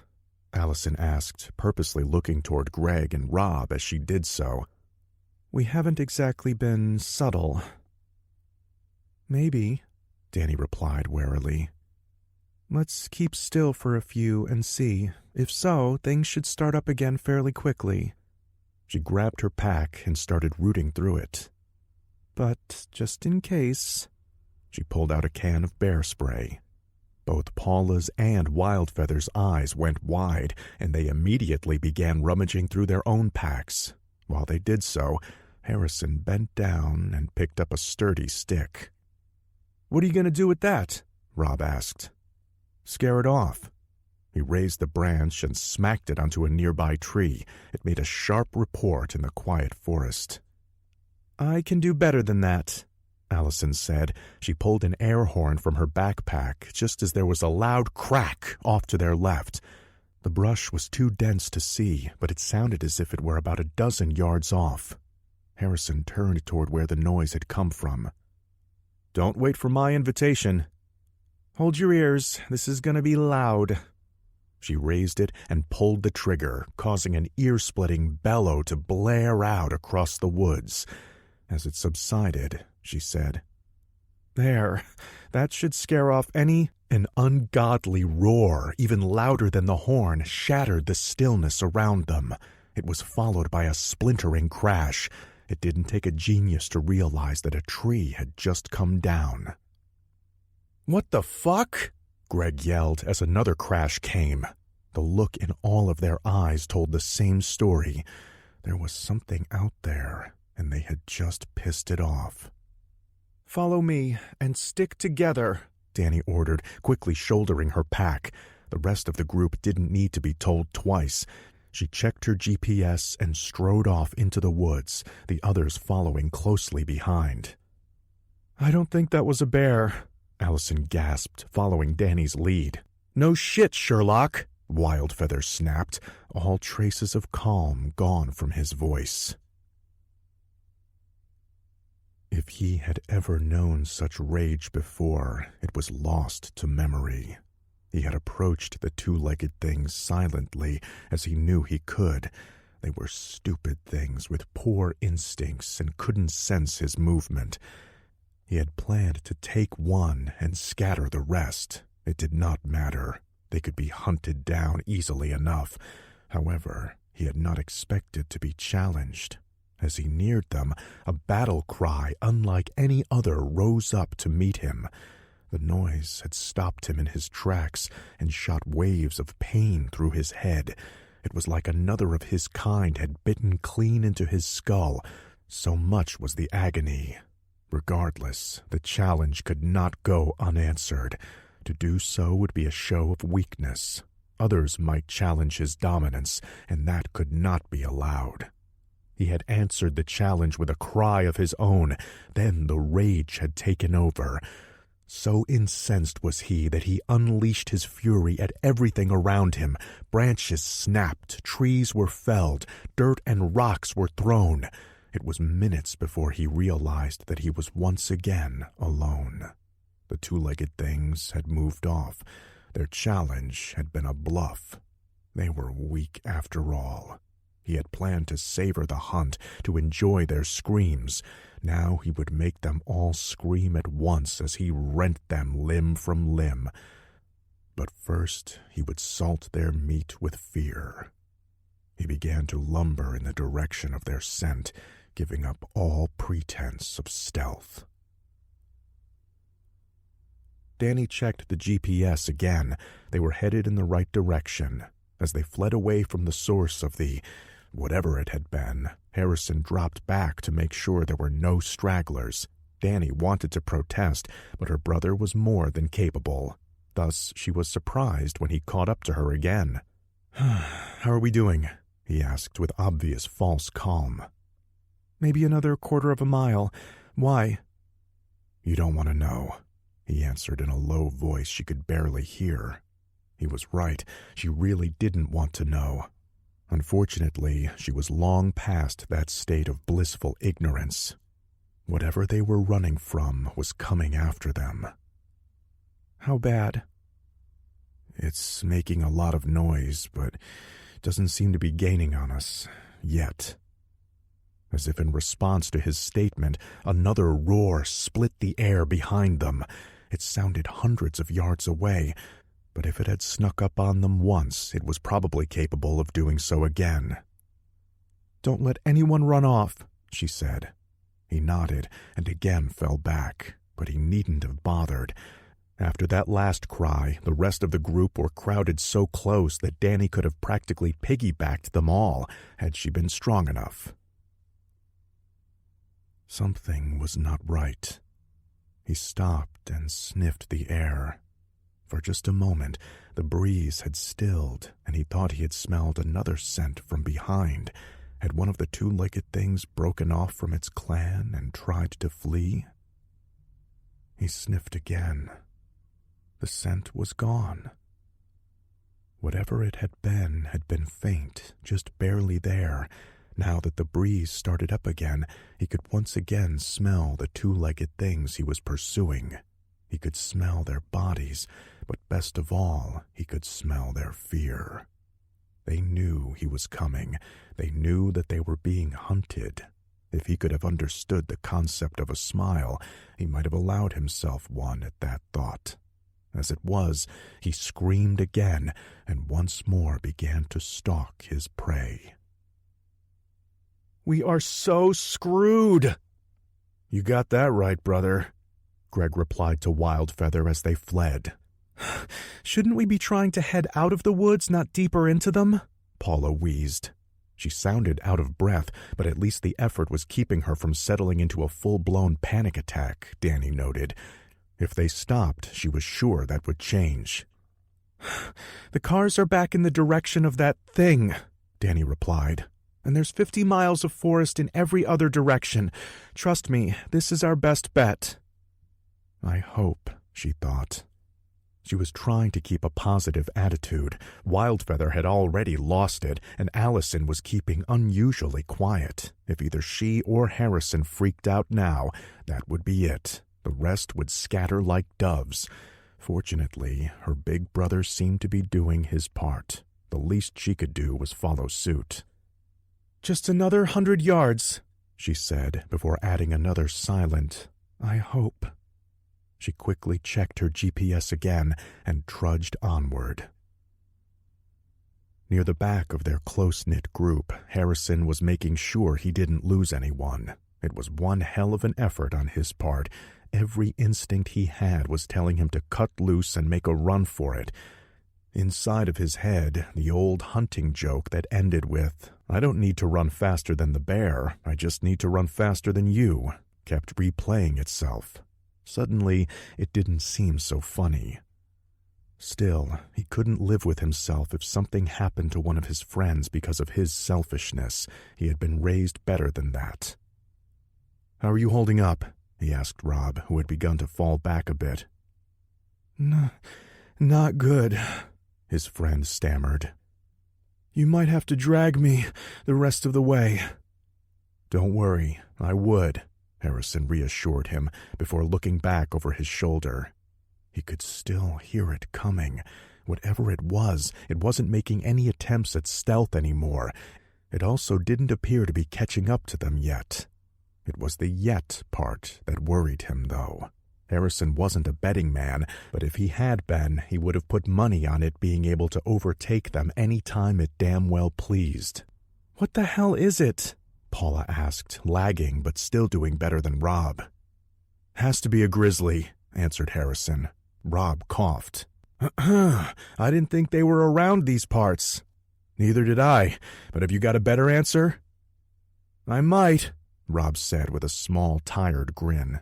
"Don't start that shit," Harrison growled. "Everyone is freaked out enough as it is." Rob, for his part, decided to follow that advice and concentrate on running instead of talking. Danny wasn't a particularly religious girl. However, as they entered the clearing, she could have gladly dropped to her knees and thanked any of a dozen different deities. Her friend's coordinates had been faithful after all. At the far end of the clearing, partially overgrown but still standing, was the old ranger station she had been seeking. It was a small, one-story structure. Danny was once again reminded of Little House on the Prairie as she spied it, although the forest was about as far from a prairie as you could get. It appeared to be an old log cabin. It had seen better days, but still looked pretty damn solid to her eyes. "There!" she pointed. The rest of the group followed her outstretched hand and saw it too. A small chorus of cheers arose behind her. That was good. She was pretty sure at least a few members of the group were about done for. This would hopefully give them enough of a morale boost to get inside and bar the entrance with whatever the hell they could get their hands on. "Oh, crap. What if the doors are locked? Why would they be?" she asked herself. This place hadn't been used in years from the look of it. Why lock up an abandoned structure? It's not like anyone had to worry about looters out here. "Are you just going to stand there gawking?" Paula asked from behind her, startling Danny out of her thoughts. She had a point. Getting torn to pieces in sight of their potential salvation, all because she was busy worrying about whether or not the doors were locked, wouldn't be a particularly grand way to go. She found the energy for a quick sprint. As she started running, she heard the others following her lead. Within the space of seconds, she made it to the dilapidated front porch and tried the door. It didn't budge. "Oh, God, it is locked," a voice inside of her head screamed. For one small moment, Danny felt panic welling up. It threatened to bubble over until the rational part of her mind realized that the knob had turned when she tried it. Realization hit, and she put her shoulder into the door. "Help me! It's stuck," she pleaded as her friends caught up to her. Harrison dragged Greg up to the door with him and gently pushed his sister out of the way. A couple of good shoves by the muscular young men, and the swollen door began to groan open an inch at a time. Finally, after what seemed like an eternity, the opening was wide enough to allow access. "Ladies first," Greg wheezed in a bad attempt at humor. He stepped aside and gestured toward the entrance. The others had just started to move when another ungodly scream shattered the silence around them. As one, the group turned back in the direction whence they had just come. They watched in stunned horror as the creature stepped from the tree line. For a few seconds, silence once more descended. Then Rob asked Harrison, "So, can I start that shit now?" Chapter 9. At the sight of the creature, Paula's nerve broke. All thoughts of the potential safety in front of her vanished from her mind, and she did the exact opposite of what she probably should have. She turned toward the other end of the clearing and began running. Most of the group was too frozen at the sight before them to notice. Even Rob was too busy muttering, "Son of a bitch, Bigfoot is real," to himself to pay her much attention. Fortunately, Danny still had her wits about her. "I'll get her," she barked before taking off after Paula. That snapped Harrison out of it. He yelled, "Danny!" before noticing that the creature's eyes were tracking the two fleeing females. It bared its teeth, and long, foamy ropes of drool began to spill over its lips. "Oh, shit! It's gonna charge them!" Thinking fast, he cried out to his sister, "Don't stop! Keep going!" and started waving his arms at the beast. "Hey! Yeah, you ugly fucker!" He bent and found a good-sized stone which he whipped in the monstrosity's direction. The projectile fell far short of its mark, but it had the desired effect. The creature once more turned its head toward them. For a moment, it seemed confused. Then it tilted back its head and let loose with another scream. Uh-oh, I think I pissed it off. The beast charged forward. He turned back to the remaining group and yelled, "In the cabin, now!" He had been right. One of the two-legged things had issued a challenge for dominance earlier. He had been distracted by the sight of two of them fleeing before him, females from the smell of it, but then the alpha of their group had begun screaming and jumping. It even had the nerve to try to attack him. The females must have belonged to it. The two-legged thing was stupid. He did not want its females for mating. He had no interest in that. Not anymore, since the rage had descended. Still, he would allow no quarter for such a small, weak thing to challenge his domain. He had planned to kill them all. This one, though, would die badly. He returned the challenge with a cry of his own and sprang to meet the upstart. Most of the others didn't need to be told twice. They piled into the old ranger station as quickly as they could. The lone holdout was Rob, who was just now beginning to notice the rest of them. "Where's Pa?" He managed to get out before Harrison dragged him into the cabin. "Grab whatever you can and barricade the entrance with it. That thing's coming," Harrison said, putting his shoulder against the door and pushing it shut. He had been hoping to find braces for barring the door. Aren't log cabins supposed to have those things? All he spied, though, was an old slide lock at the top. It would be better than nothing, but just barely. He slid it home, then turned around. In the dim light of the cabin, he saw Greg and Allison pushing an old, rotted desk across the floor. He quickly got out of their way so they could shove it against the door. "Windows!" he shouted. "On it!" Whereas before, during the chase, Allison had seemed utterly stunned, Harrison was grateful to see her on the ball now. Whatever her shock had been, her survival instinct was apparently kicking in. Greg, hungover or not, was in the game too, grabbing more dilapidated furniture to pile against the door. Unfortunately, the same couldn't be said of the rest. Rob just stood there, looking confused. Between his exhaustion, the creature outside, and his girlfriend running off, he had reached a point where he just couldn't process it all. He wasn't the worst off, though. Wildfeather had retreated to a corner of the dark room where he huddled in the fetal position. They were in luck in that there was only one small window facing the front. Even better, it had an intact wooden shutter. Allison swung it closed, but not before muttering, "Oh, shit." "What?" Harrison asked. "I'd get away from the door if I were you." In response, the entire cabin shuddered as the creature impacted with the heavy door. Their makeshift barricade held, if just barely. Unfortunately, a heavy splintering noise came from the door itself. Harrison put his back into the meager fortifications to give it a little more strength. Seeing his lead, Greg did the same. Again, the beast hit the door. More wood splintered, and they felt the barricade start to move. It was like trying to hold back a Mack truck. Another second, and the two young men were going to be flung like rag dolls. But then it stopped. A few moments went by, and then there was another roar, close but not quite at the cabin's door. It was followed by several low thuds against the side of the structure. "What the hell?" Greg gasped. Allison chanced a peek through a gap in the shutters. "What's going on out there?" Harrison asked. "It's going nuts," she replied, a tone of disbelief in her voice. It's pacing back and forth, beating its hands against the ground. She paused, then added, Now it's throwing mud at us. Oh, wait, I don't think that's mud. Just keep an eye out and let me know if it's going to try again, Harrison said, as another roar split the air. Greg, brace the door with anything you can find. Use the packs, too. They're not much, but they'll give it some weight. Rob?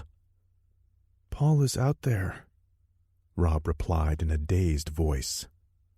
I need you to concentrate, said Harrison, stepping up to him. Danny's with her. They're probably a mile away by now. She's okay as long as that thing is here with us. For right now, we need to worry about ourselves. Now I need you to pay attention. You're the only one who's into this shit. What do you know about this thing? The question brought Rob back to his senses. He thought for a second, then answered, Not much. Nobody really knows anything about it. It's not supposed to even exist. Why don't we ask him? He pointed toward Wildfeather, still huddled in the corner. They walked over to where he crouched. Hey man, are you still with us? Harrison asked. He received no answer to his question. After another moment, he sighed, then added, Sorry, but we don't have time for this crap. He reached down, grabbed Wildfeather by his jacket, and hauled him to his feet. That seemed to snap him back to reality a bit. Is it gone? He asked in a shaky voice. No, replied Harrison. I need to know what else your people know about this thing, he said, while more thuds sounded from the front of the cabin. The shit's really hitting the fan now. What do you mean? Wildfeather asked, his eyes darting between Harrison and the door. That story you told yesterday, Rob said. What else do your people know about Sasquatch? That? I made that shit up. What do you mean, made it up? Exactly that, Wildfeather mewled. I don't know anything about that fucking monster. What was all that crap about spirits and hairy men of the forest? Wildfeather seemed on the verge of losing it again. He started sputtering. How the hell am I supposed to know? I grew up in Chicago. My name is Phil. I just do this shit to get laid. For a moment, there was silence in the cabin, save for what filtered in from outside. Well, that's just great, Phil, Harrison replied at last, releasing his grip and turning toward his roommate. I am so gonna kick your ass when this is over, Allison growled from the window. Save it for later, Harrison barked. Rob, let's see if there's a back door to this place. Uh-oh, I don't think there's time, guys. It's coming back, she said, catching their attention. Oh, crap, muttered Harrison. He quickly dragged Rob over to where Greg was trying to reinforce the minuscule barricade. They braced for impact. None came. Instead, Allison jumped back from the window with a shout. Glass shattered, and the shutters blew off their hinges as a huge, hairy arm came plowing through it. Allison fell to the floor as debris rained down. However, the grasping claws of the creature managed to miss snagging her. A chorus of screams broke out from the group as the muscular arm began reaching around, searching as the creature snarled outside. Allison backed up to where Wildfeather once more cowered. He didn't even acknowledge her in his panicked state. Amidst the chaos, an idea popped into Harrison's head. He pulled his backpack from the barricade and began rummaging through it. He found what he was looking for just as Rob muttered, "Oh, crap!" Harrison turned and saw that the creature had grabbed onto the windowsill and ripped it, along with a chunk of wall, out. If it couldn't get in through the door, it was apparently going to try making its own. Not on my watch, he thought, momentarily curious as to where this clearly insane bravery was coming from. He pushed those thoughts aside, though, as he pulled the machete from his pack. In an instant, he had stepped to the side of the window, still out of sight of the creature. The next time it started pulling at a piece of wall, he swung with everything he had. He caught the creature flush on the wrist. The blow would have been enough to lop a man's hand clean off. However, Harrison watched in horror as the blade sank an inch at most into muscle and bone before stopping. There was a horrific scream of pain from right outside. In this close proximity, it was loud enough to leave a ringing in all of their ears. The arm pulled back, almost wrenching the weapon from Harrison's grasp, but he held true and yanked it free with a spray of blood. There was another roar, then an oversized fist burst through the wood not a foot from Harrison's head. He had succeeded all right. Succeeded in pissing it off again, he grimly noted to himself. This wasn't good. If that thing could smash straight through the walls whenever it wanted to, then they didn't stand a chance.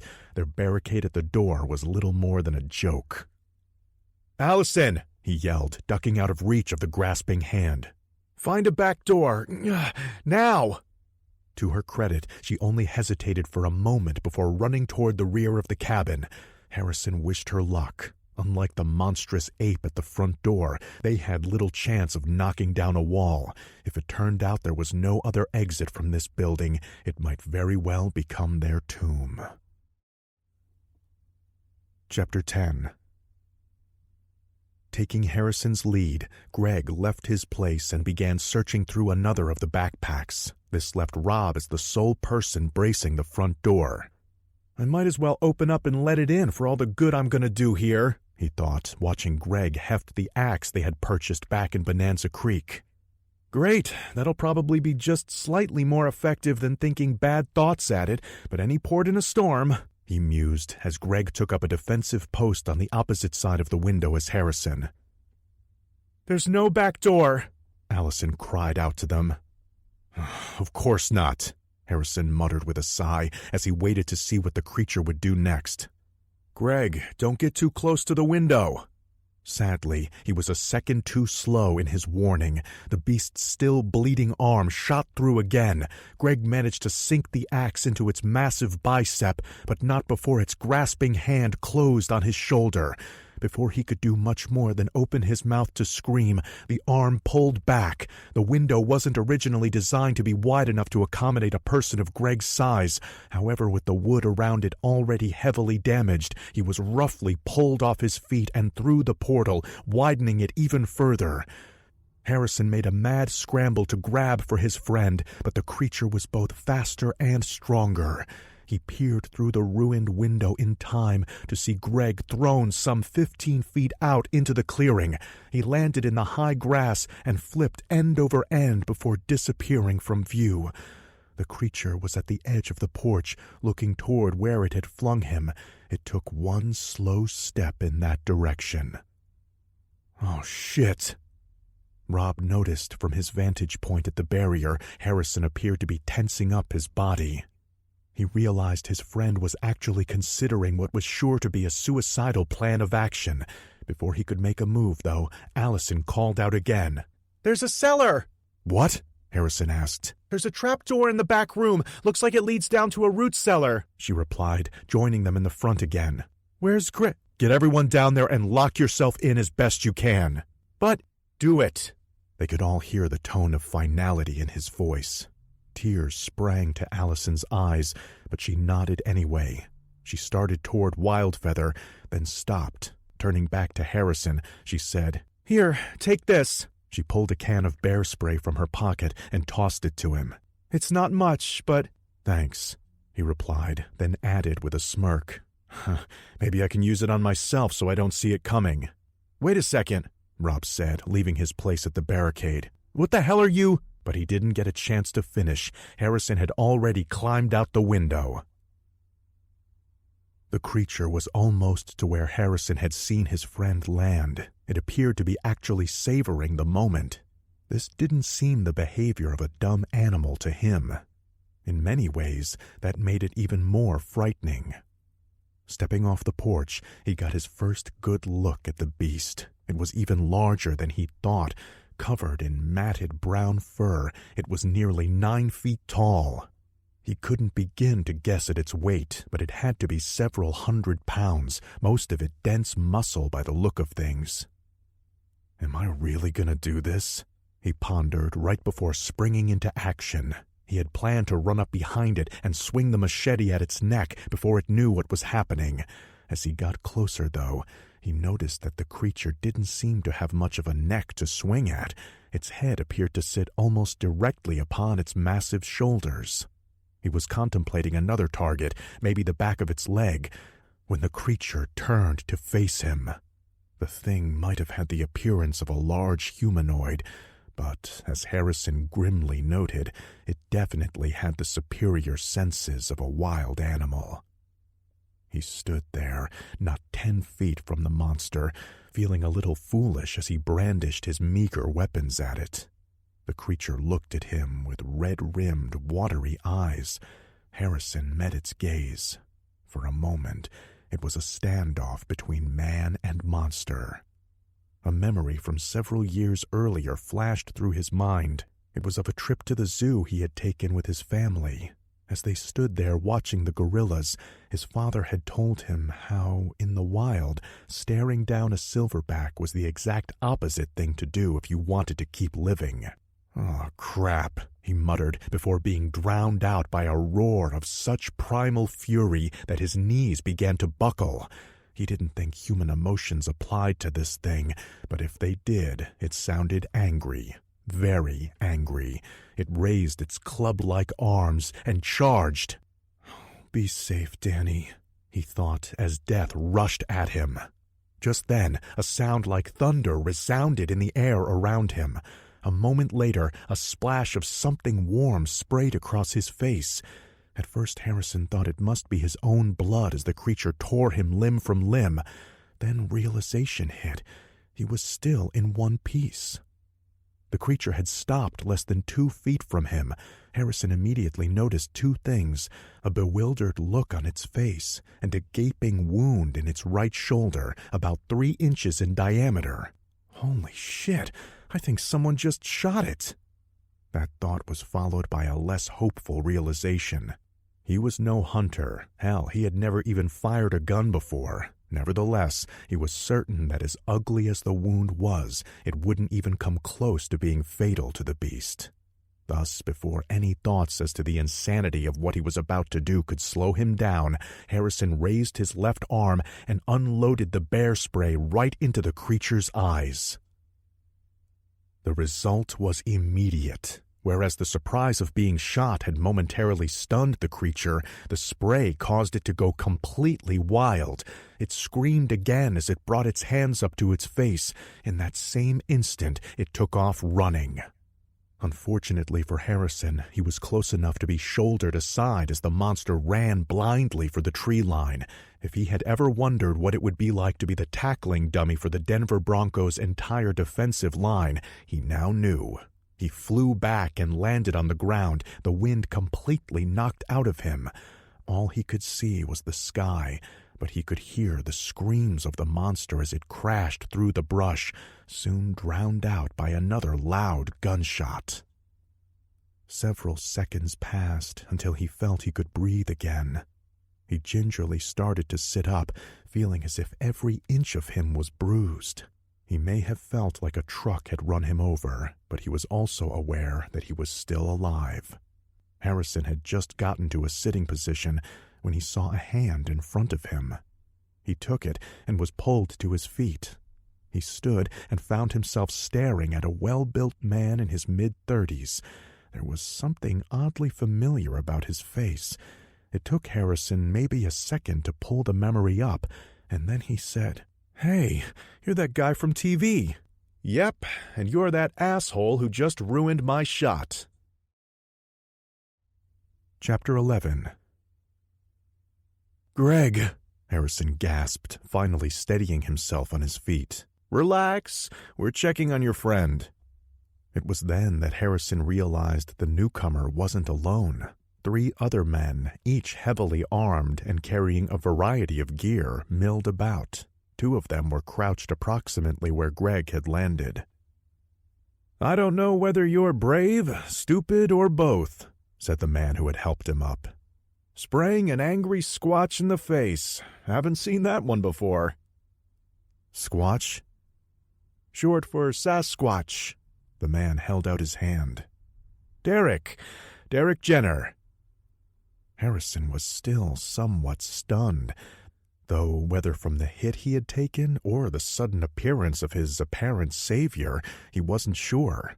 He shook the man's hand before he even realized he was doing so. It was only then that the fact he was still alive really started to sink in. He felt a coldness seep into him as he came to the realization of just how close to death he had been. He tried to shake it away. Going into shock wasn't going to help him or his friends. That thought pulled his mind back from the dark place it wanted to go. He disengaged hands with the stranger and walked over to where Greg lay. "Is he?" he started to ask. "Dead? No. Pretty banged up? Oh, yeah," one of the men, thin and about middle-aged, said. "All things considered, though, he should probably play the lottery when he gets back home." "How bad?" Harrison asked. The thin man continued tending to Greg. "He has a fractured arm, a few cracked ribs, and maybe a concussion. One thing's for certain, once he comes to, he's not going to be a happy camper."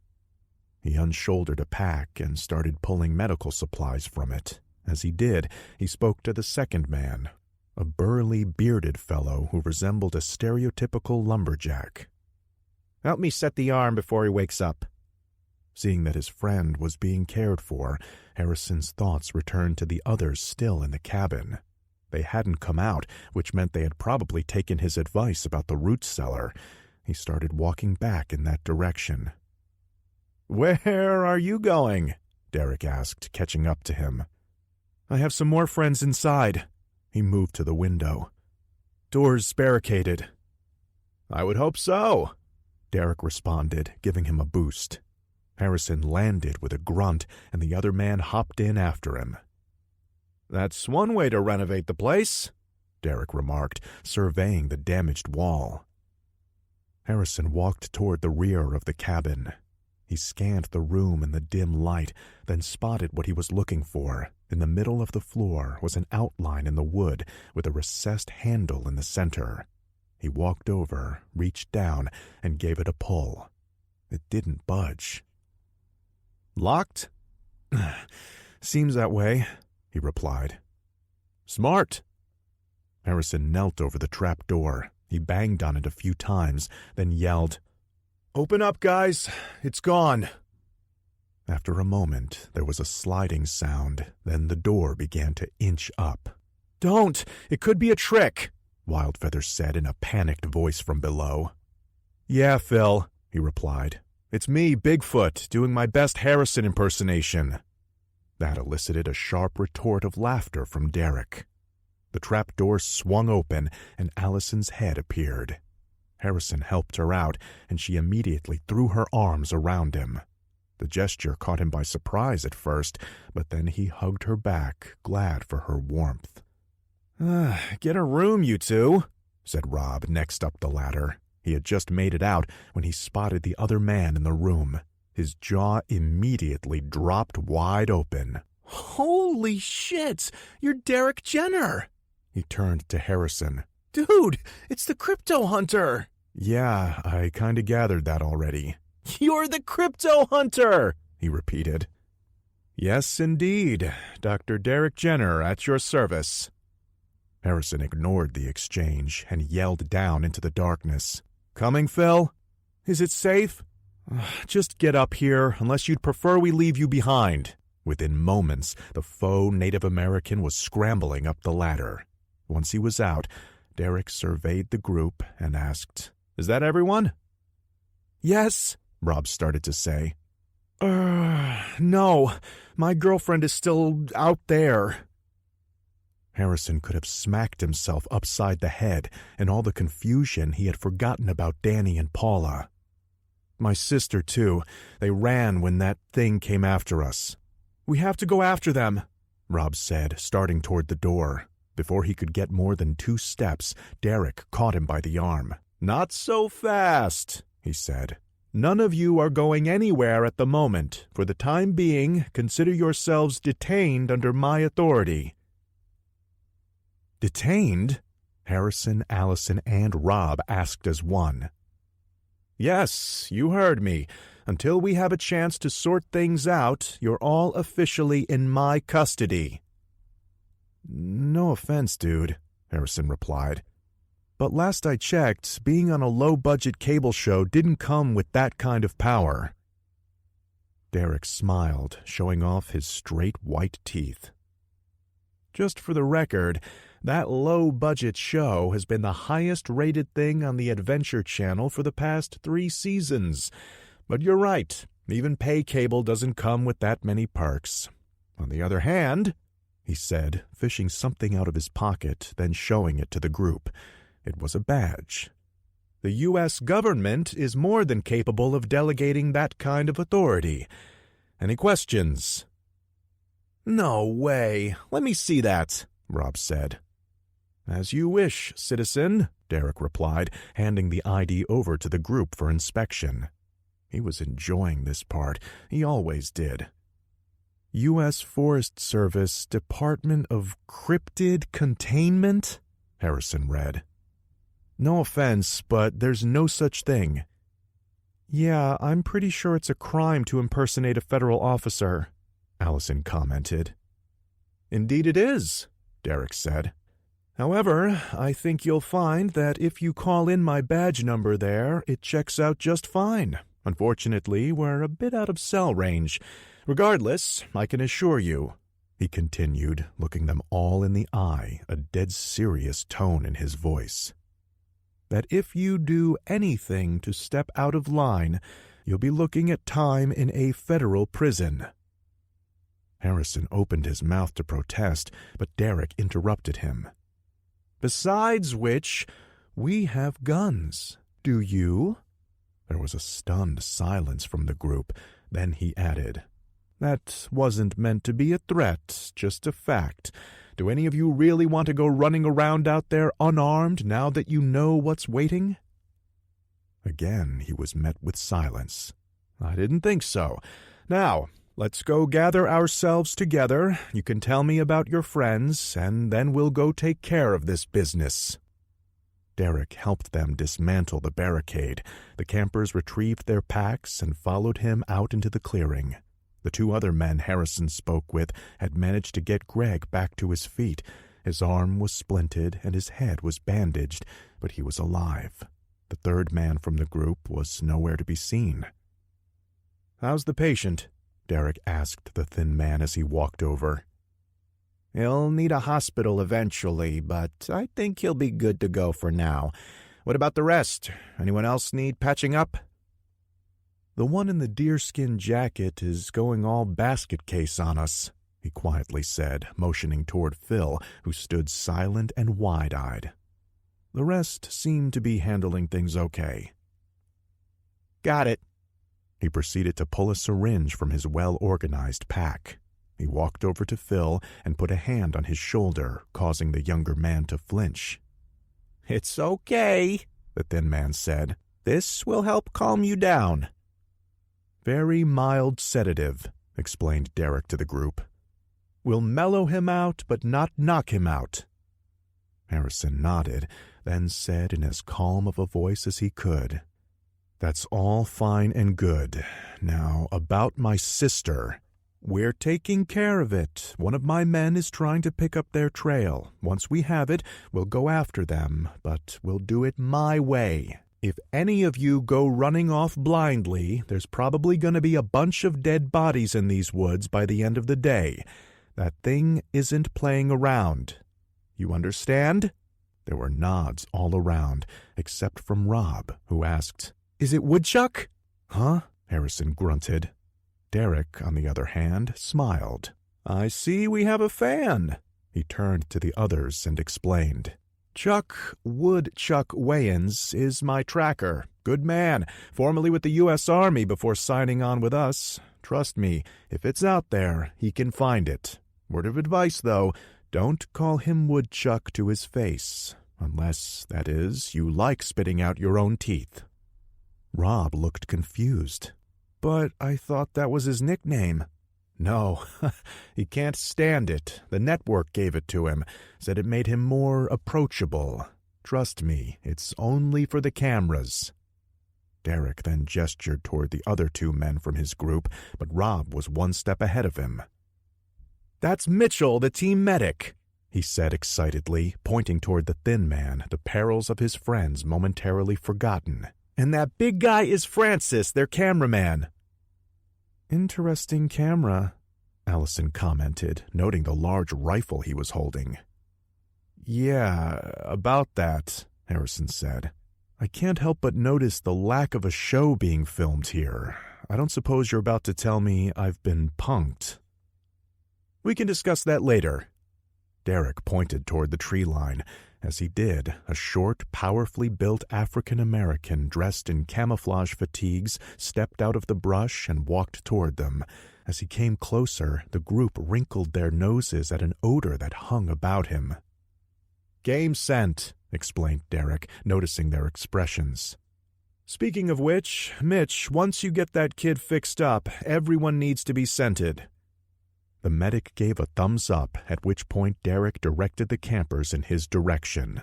He then headed toward the man in fatigues, motioned him to follow, and kept walking. Once they were far enough away from the others, he asked in a low voice, "How's it look, Chuck?" "It's weird, DJ," the other man replied. "The two runners took off in a straight line, pure panic. A blind man could follow their trail." "Is the Squatch going after them?" "That's the odd part. It's heading in their general direction, but it's acting erratically, making a hell of a mess along the way. It's like every 10 yards or so it has to stop and punch out a tree." You know these rogue males can get a little squirrely, Chuck. That one in the Cascades led us on a hell of a chase, remember?" "It's not like that. Like I said, this one is erratic. It's barreling through there like a freight train. Hell, one of those kids could probably track it down. I'm not sure, man. There's something off about this one." "Well, let's keep it to ourselves for now. The main thing is that we find it and take it out. That thing's killed at least 4 people so far, much more, and the local government won't be able to keep a lid on it." "I hear you, boss. Don't worry. It's not getting away." "Good. Let's see if we can find those girls before it does. Take point. We'll move in 5. Derek Jenner addressed the group of shaken but still very much alive campers before him. "Okay, listen up. This is the way things are going to work. That stuff you were sprayed with is Sasquatch musk. It stinks, but it'll keep that thing out there from immediately recognizing you as human. Since it seems to have a mad-on for people, I think we can all agree that's a good thing. But smell is only half the equation.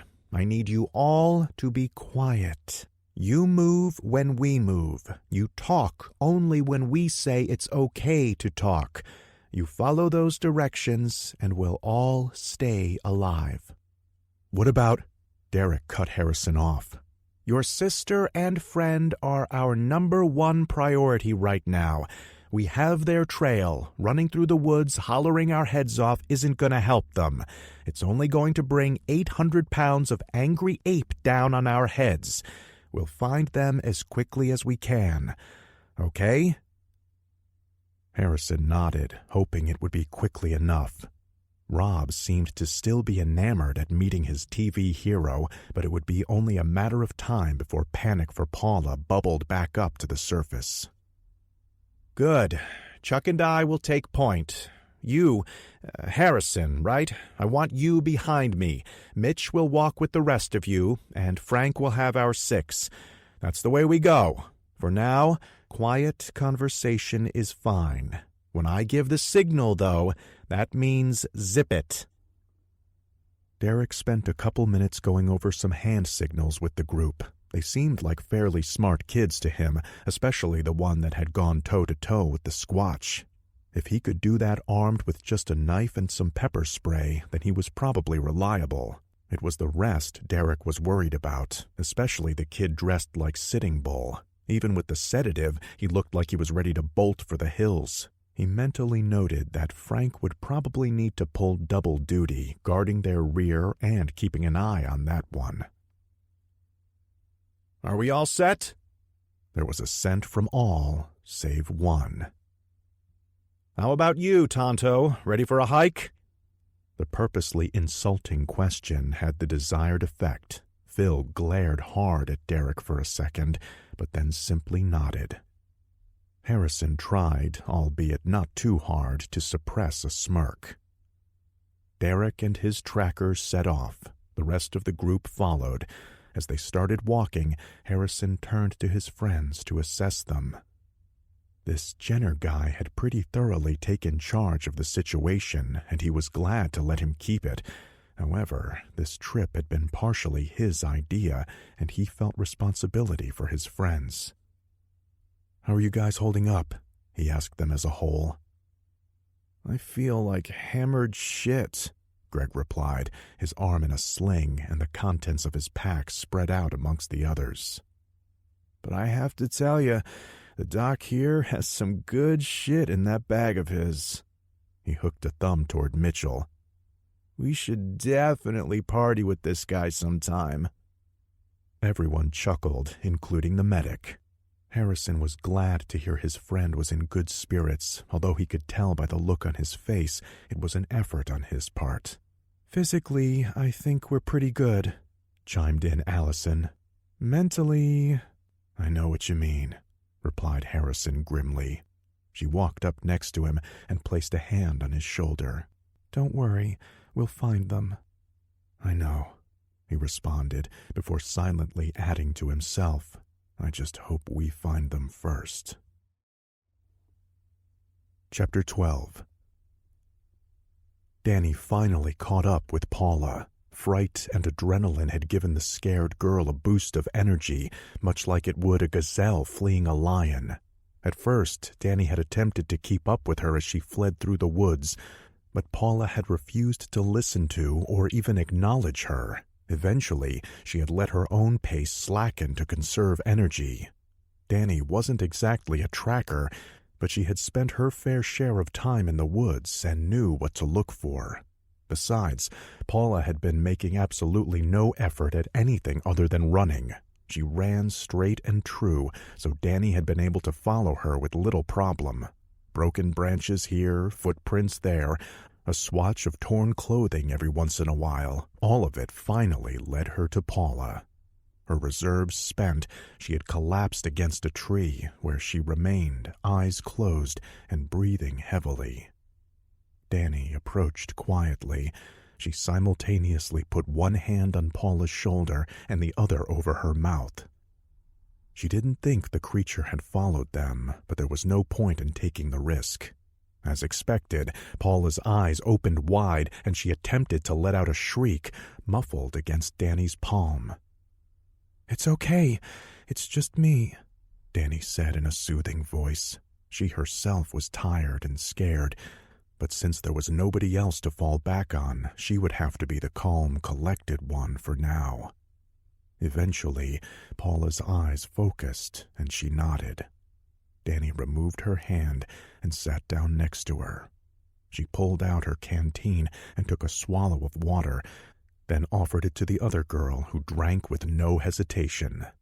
When she was done, the two sat together in silence for a few minutes until Paula whispered, "Is it gone?"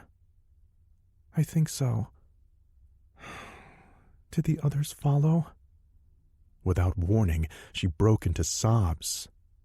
"Oh, God, Rob, I left Rob." Danny put an arm around the other girl. Despite that, she wasn't particularly happy with how Paula had panicked, causing them to split up. Then again, a Bigfoot attack hadn't exactly been on any of their agendas that day. Thinking back on it, it almost seemed surreal now that they had put some distance between themselves and it, she hoped. She was still somewhat surprised that she hadn't completely flipped out as well. All things considered, she could probably forgive Paula for losing her cool. "I'm sure he's fine." "But that thing—" "Harrison is with him. He wouldn't leave Rob. I know my brother." "Huh. Do you really think they stand a chance against that thing?" Danny didn't want to say what she was really thinking. The thought was far too painful to even consider, so instead she replied, "Trust me, it'll take a little more than an oversized gorilla to stop Harrison. Besides, Wildfeather is with them. I'm sure he has a couple of tricks up his sleeve." "Can we go home now?" Phil whimpered. "Come on, that's not something the prideful man would do. Where's your bow and arrow?" mocked Allison. Though inwardly Harrison was chuckling, now was probably not the time for any browbeating. "Enough of that," he chided. "We're all coping as best we can. We need to stay focused for now." Fortunately, Rob was on hand to change the subject. Despite his endangered girlfriend, he was still all starry-eyed with regards to their current company. "So, when are you guys going to start filming this?" "We're not," Mitchell replied. "What? You're kidding me, right? Forget the stupid Adventure Channel. If you get that thing on video, we're talking the cover of Time magazine here." "I know." "Then why? I mean, you don't even seem all that excited to know that Bigfoot is real." "That's because we've known about them for years," Derek replied over his shoulder. "Years? Then what the hell is the show for?" "The show is our cover," Derek said cryptically. "It's also a second paycheck, don't forget that," Francis called from the rear, eliciting a chuckle from Mitchell. "I don't get it," Harrison said. "If you know Bigfoot is real, and you know that they're killers, then why keep it a secret? Shouldn't you just warn the authorities and let them come in guns a-blazing?" "They don't," replied Derek. "Don't what?" "They don't kill people, at least not normally." His arm was on fire, much like his mind. So much pain, so much rage. He would kill his attackers, kill them and suck the marrow from their broken bones. In his madness, though, he was careless. He moved to and fro through the trees, first one way and then the other, nearly aimless. Every few steps he would stop to vent his rage against whatever was nearby. For many minutes the process repeated itself. His wounded arm blazed with pain, but was otherwise functional. Such was the resilience of his species. Some small part of his brain contained the race memories of the past. Long ago, his ancestors had lost a great war against the two-legged things. They were smaller and weaker than his kind, but they were clever. They had learned to use the sticks and rocks of the forest as weapons against their larger, stronger adversaries. In time, his ancestors had also learned these skills, but by then it had been too late.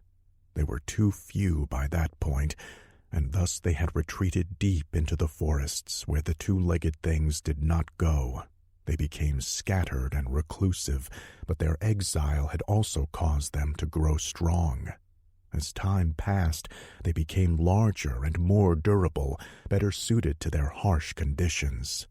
In contrast, the two-legged things, though still clever, became physically weaker over the eons. 10 of them could not stand against even one of his kind. Even a cub could easily subdue a two-legged thing if need be. Nevertheless, it rarely happened. They were strong, but they were also peaceful. At least, most of them were. The rage returned. Within the space of seconds, his memories flickered out, and once more all he knew was anger. The cause wasn't important. He destroyed another nearby tree, but then stopped. He sniffed the air. The two-legged things that had harmed him were back the way he had come. Their scent was also somehow now in front. Fewer of them. The females he had smelled earlier. He would kill them first as a warning to the others. When they broke and ran in fear, he would pick them off one by one. Then the feasting would begin, but first the screaming. "Oh, really?" Harrison asked. "I don't think this one got the memo about not attacking people." "You have to understand," Mitchell explained. Sasquatches are not all that different from humans. In fact, they're probably our closest relatives on the planet. Gigantopithecus, Rob stated proudly. Actually, that's wrong, Mitchell corrected.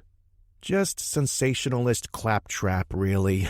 Gigantos were big, but they were more like oversized gorillas. Oh, and they only lived in Asia. Based on what we know, I'd say squatches are more of an offshoot of a creature called Megathropus. They were large hominids, not too far off the genetic branch from Homo erectus. In short, they're big, hairy, kissing cousins of Homo sapiens.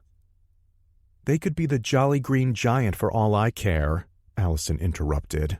What's your point? My point, he continued, is that these creatures have a lot in common with us. They're smart, they live in families, and for the most part, they're pretty okay with the concept of leaving us alone if we do the same. Except,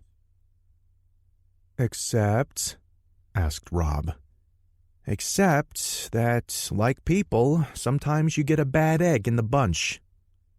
That's where we come in, Derek said. When a cryptid goes bad, it needs to be taken care of. I couldn't help but notice you said cryptid, not just Bigfoot, Rob replied. Smart boy. Let's just say that there are more things in heaven and earth. That still doesn't explain the cover-up, Harrison said. Slave labor, replied Francis. Huh? Exactly that, he explained. If the world as a whole learned that these things existed, before you knew it, you'd find them working on construction crews or being forced to mine minerals. Allison rolled her eyes. Oh, you mean like you see all the gorillas out there paving roads today? Oh, wait, you don't. Mitchell laughed at that. She's got you there, Frank. I told you that slave labor argument was bullshit. So what then? They only tell us so much, kid, Derek stated flatly. If you're a philanthropist, you might say that it's because these things are rare, and the government figures the best way to protect them is to deny they exist. And if I'm not? Then you might argue that it's in the best interest of some large corporations to keep things mum, because otherwise we'd have large swaths of natural resources closed off as sanctuaries. At least that sounds more honest, Allison replied. Before anyone could comment further, Chuck reappeared from the brush ahead. He came over and whispered to Derek. They conversed for a few seconds in muffled tones before splitting up. Derek turned back to the group while the tracker ran off ahead of them again. Actually, what it sounds like, he said in a somber tone, is that our Squatch has found your friends. Chapter 13. Once upon a time, he cared for stealth. In what seemed to be a former life, he had been docile and curious, as the others of his kind were.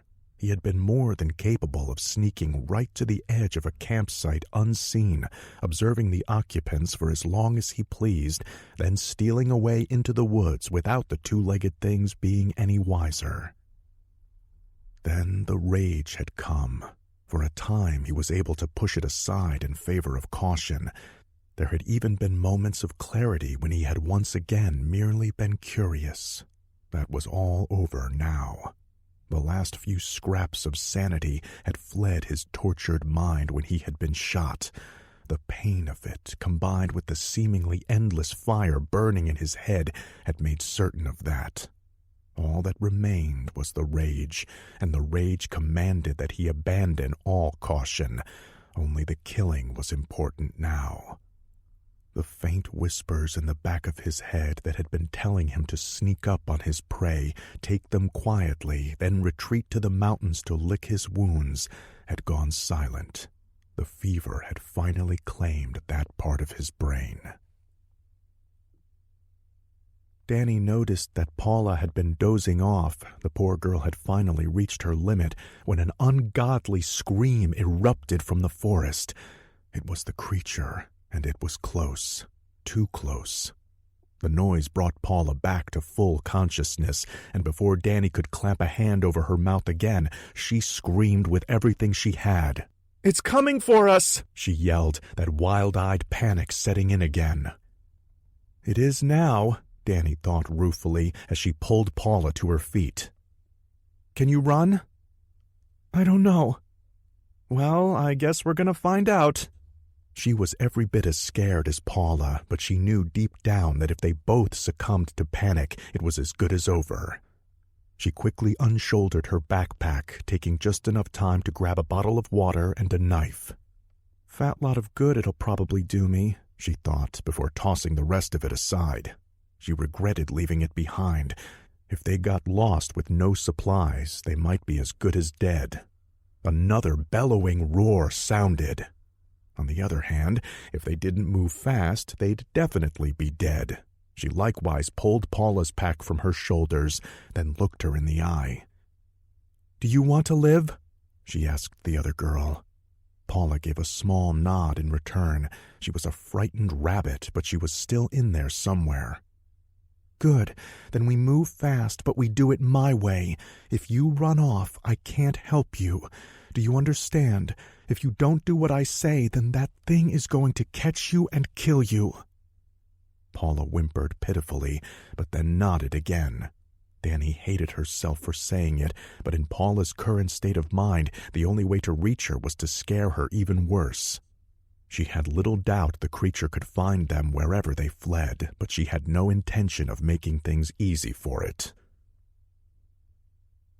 They were getting closer. Where the creature's path was still erratic, they had been following a straight line in the general direction it was headed, right toward the two girls. Another of the Squatch's cries from somewhere ahead confirmed this. Even though they were closing in, Derek still found himself a bit troubled. He and his team had hunted down rogue Sasquatches before. Hell, during mating season the year before, they had been on the road non-stop for 3 whole months. But there was something weird about this one. Its behavior was just wrong. Even a rogue male gone full-on psycho would normally still be a little cautious. It might kill any human who entered its territory, but then it would fade away back into the woods. This one had thrown all caution to the wind. It was like a tornado on 2 legs. A few days prior, he had seen the damage it had done along the trail leading away from Bonanza Creek. Such savagery was almost unheard of. He had once come across 2 clans of Squatches warring with one another over territory, and even then there hadn't been anything like this. There was definitely something wrong about this one, even more so than usual. "You guys can kill it, can't you?" a scared voice asked. "Huh? What?" Derek asked, coming out of his reverie. "You can kill it, right?" It was the Indian-looking kid. What was his name? Phil or something? "Don't worry about it. We have it covered," he replied, turning back to the trail. "He's right," Mitchell said. The kid was obviously scared out of his wits, so a little reassurance wouldn't hurt. "That's a Browning BAR safari rifle Derek's using. It's loaded with .338 Magnum shells. You could take down an angry rhino with that thing if you needed to, and there's more where that came from." He patted the rifle hanging from his own shoulder. "Relax. We've done this before." "So, if you've done this before," spoke Harrison, "what happens to us after you've killed that thing?" "Isn't it obvious?" Derek asked, checking his rifle. "We interview you for the show." Kate Barrows, the owner, manager, and only employee, outside of occasional counter-sitting by her father, of the Bonanza Creek General Mart, locked the door of her establishment and put the out-to-lunch sign in the window. The name of the store had been her little joke after renovating and reinventing the old feed and grain shop her father had signed over to her. It was a little too modern for your typical small-town general store, yet it had just a bit too much hometown flavor to be considered a Quick Check or a 7-Eleven. It was also the largest store in Bonanza Creek, although that wasn't saying much. Regardless, it was all hers, and she loved every second of it. Sure, she'd never retire rich from it, but she set her own hours and had a good relationship with almost everyone in town. Those were the things that counted, as far as she was concerned. She was in a fine mood as she walked the quarter-mile toward her home. While she hated to profit off the misfortune of others, whenever hikers went missing, her business went up. The local authorities would be in need of batteries to fuel their flashlights and coffee to fuel their bodies. In addition to that, not only had Old Man Gentry's Social Security check arrived for the month, allowing him to pay down his tab, but those college kids from yesterday had also resulted in a pretty healthy sale. She remembered that one of them had been eyeing her up. He had been kind of cute, too. Kate allowed herself a momentary blush at the thought, but no more. He must have been 10 years her junior. She was single, and, truth be told, a little lonely. In Bonanza Creek, the pickings for eligible bachelors were meager indeed, but she wasn't quite ready to play the cougar card yet. Maybe if he had only been 5 years younger. She pulled herself out of that little fantasy as she approached her house. It was a small, one-story ranch, but, like the store, it was hers. She had been raised there and had left only long enough to attend 2 years of community college. Her mother had passed away shortly afterwards, and she had returned to keep her aging father company. Whereas some might have resented doing so, she hadn't considered it an inconvenience. After a few years in Denver, she had grown to miss the quiet of her little hometown. She would have returned eventually.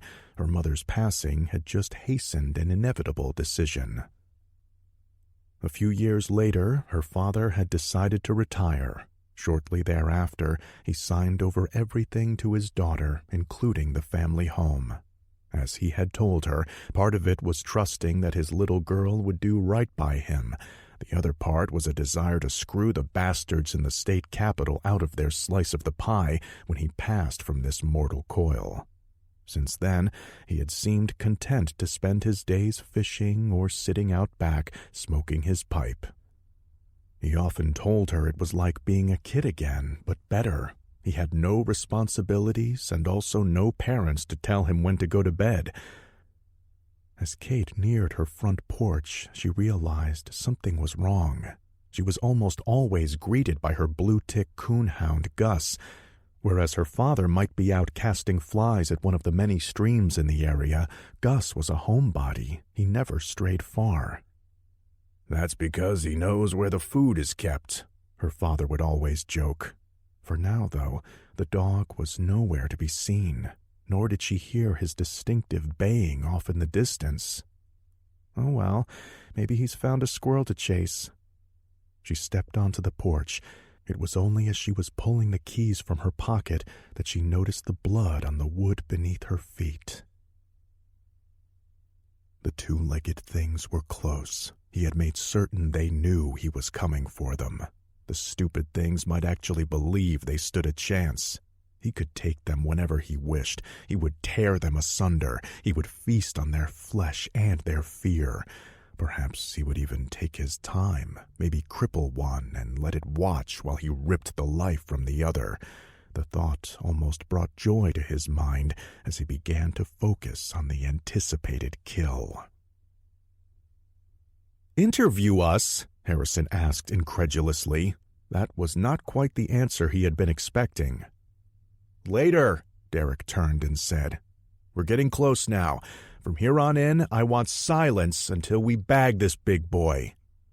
He heard a sharp intake of breath from the one they kept alternately calling Phil and Wildfeather. Derek made a mental note to ask what was up with that. For now, though, he couldn't have that kid messing things up by getting into a hissy fit. "Frank, come up here with me," he said, thinking it through. "Mitch, I want you to hang back about 10 yards. Keep the peace." Mitch nodded back knowingly. He knew exactly what Derek was talking about, although he didn't like it. The hunt was always so much easier when they didn't have to worry about making it a rescue mission, too.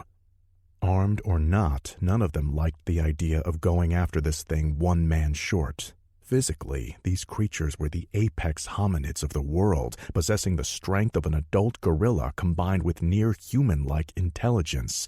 That didn't even take into account the fact that this one was acting weird. However, Derek knew Mitchell wouldn't protest.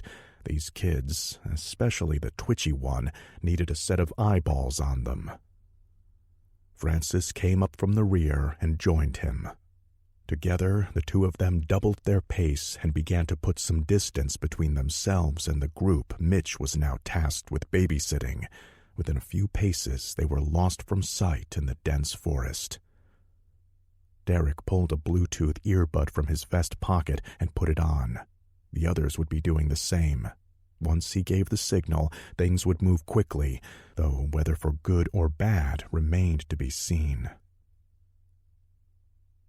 The two-legged things were stupid. Even had he not smelled them, they had been pathetically easy to spot.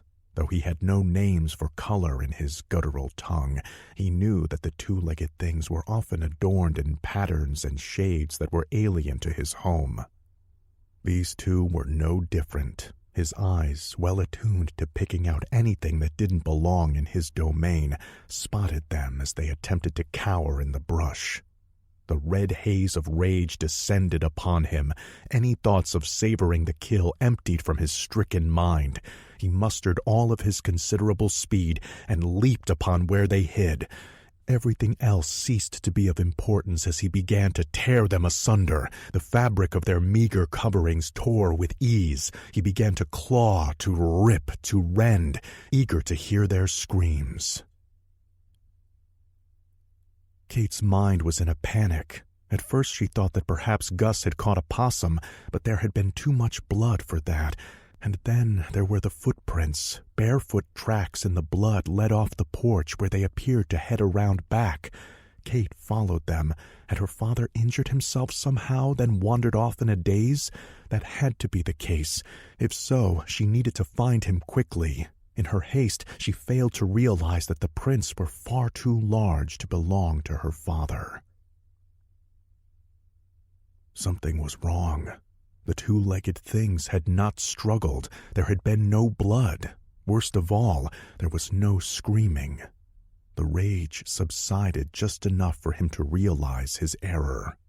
These were not the two-legged things. It was just the discarded coverings that some carried upon their backs. He had been tricked. He roared his frustration to the forest around him and once more began to sniff the air. Paula and Danny both heard the beast's screams. It had worked. Just as they had been about to bolt, Danny had come to a realization. Their backpacks likely carried their scent. They could possibly be used as a decoy.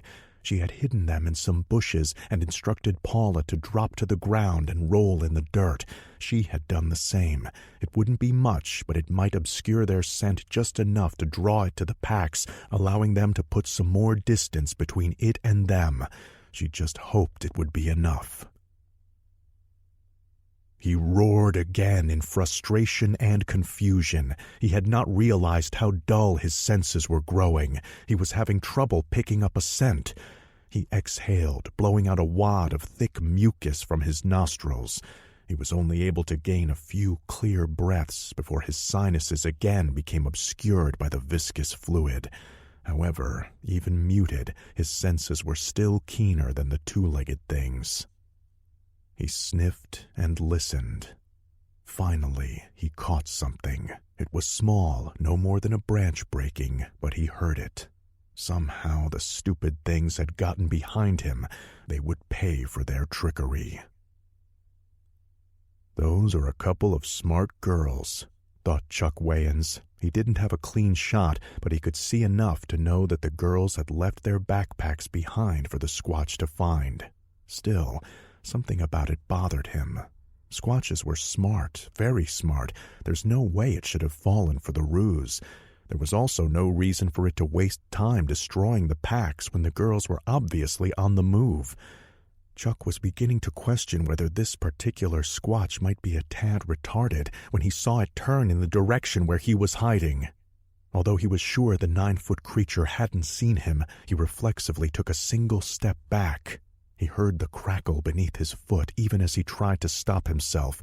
It wasn't much, no more than a twig. A man at that distance wouldn't have even heard it, but the thing that was out there was no man.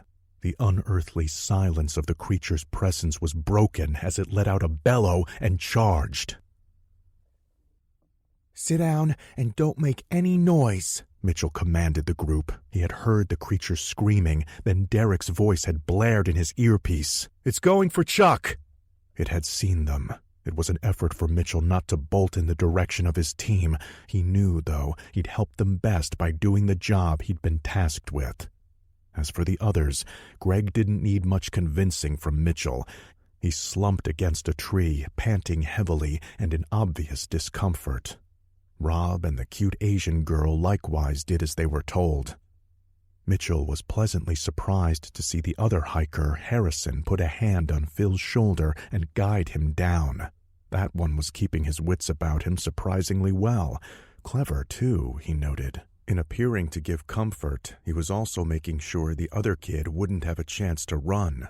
Mitchell knelt next to them for a moment and looked the pseudo-Indian in the face.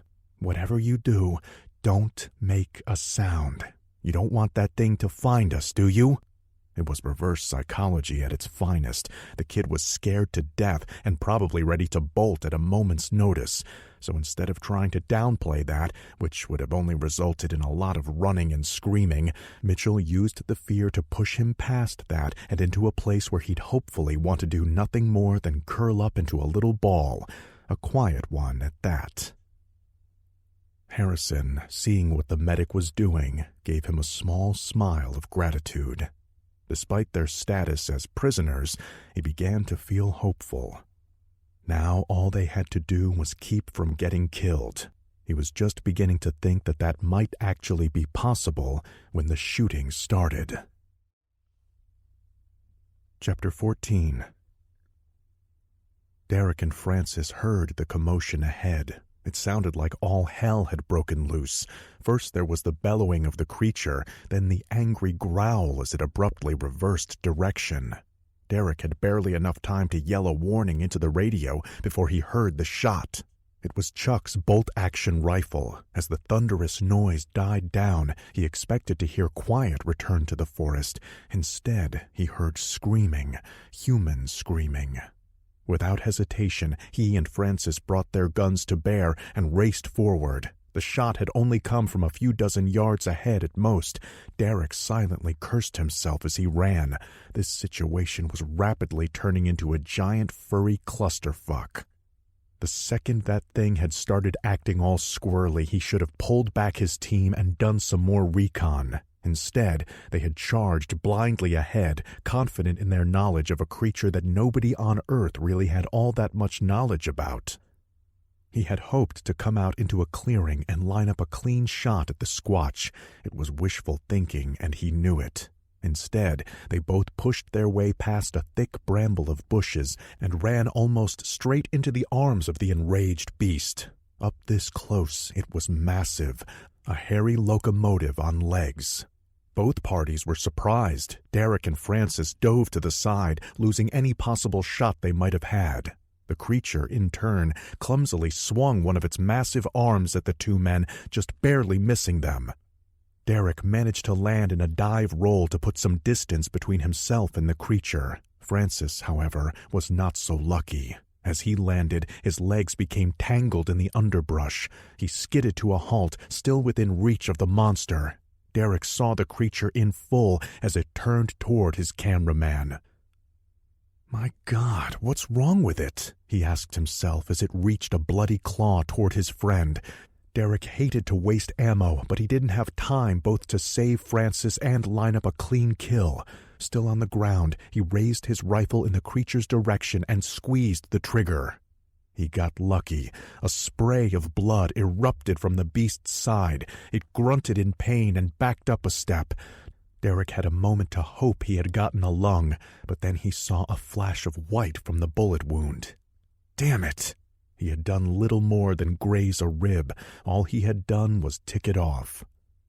"Frank, move it, now!" he yelled, scrambling back to his feet. His cameraman, not being stupid, rolled onto his back and brought his own gun to bear on the creature. In the close proximity, he didn't have time to raise the barrel. He pulled the trigger, and a chunk of the creature's right thigh exploded. "Gotcha, motherfucker," thought Derek as the massive beast lurched backwards. Unbelievably, though, it still refused to fall. He briefly wondered how in the hell it was still on its feet, though the question didn't matter. All he cared about was that it not stay on its feet. He raised his gun and took aim as the creature roared its defiance at them. Danny at first had led Paula in a direction perpendicular to the one they had originally come. From there, she had zigged and zagged, hoping to make their trail as difficult to follow as possible. She knew deep down it was a futile effort. No human could hope to evade an active predator for long in its own habitat. Regardless, she owed it to herself to at least try. She was more or less dragging Paula. The girl somehow managed to stay on her feet.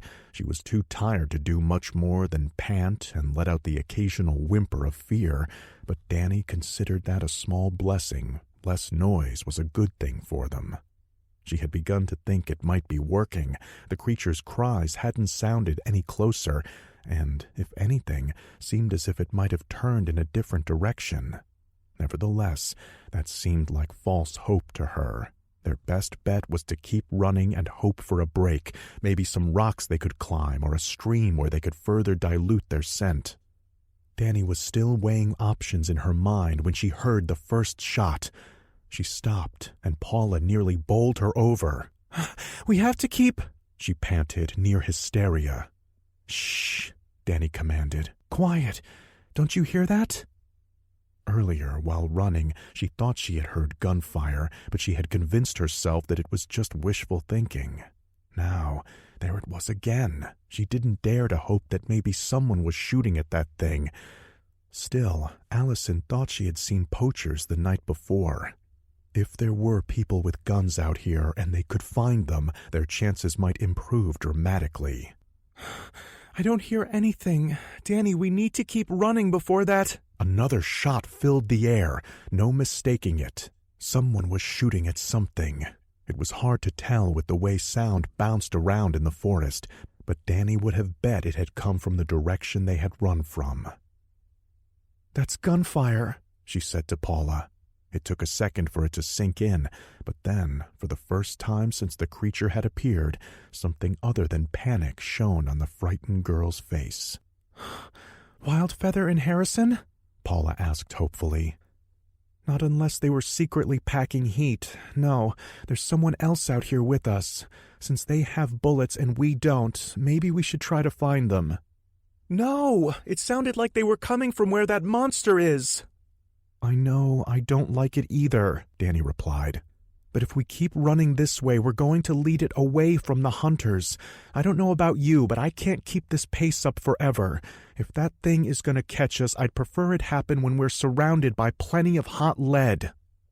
Paula seemed to weigh the options, although Danny knew what decision she would make. She had purposefully phrased her words that way. It was either facing a possible death in an attempt to save themselves, or a definite death if they kept running. Finally, she nodded. "Okay, good," Danny said. "Let's take this slow and careful. Conserve our strength a bit. Eyes and ears open. If we run into that thing, we bolt like hell. If we find the hunters first, well, let's try to not get shot." Kate ran around the back of her house as quickly as she could. As she feared, though, her father was nowhere to be seen. She checked the back porch for more blood.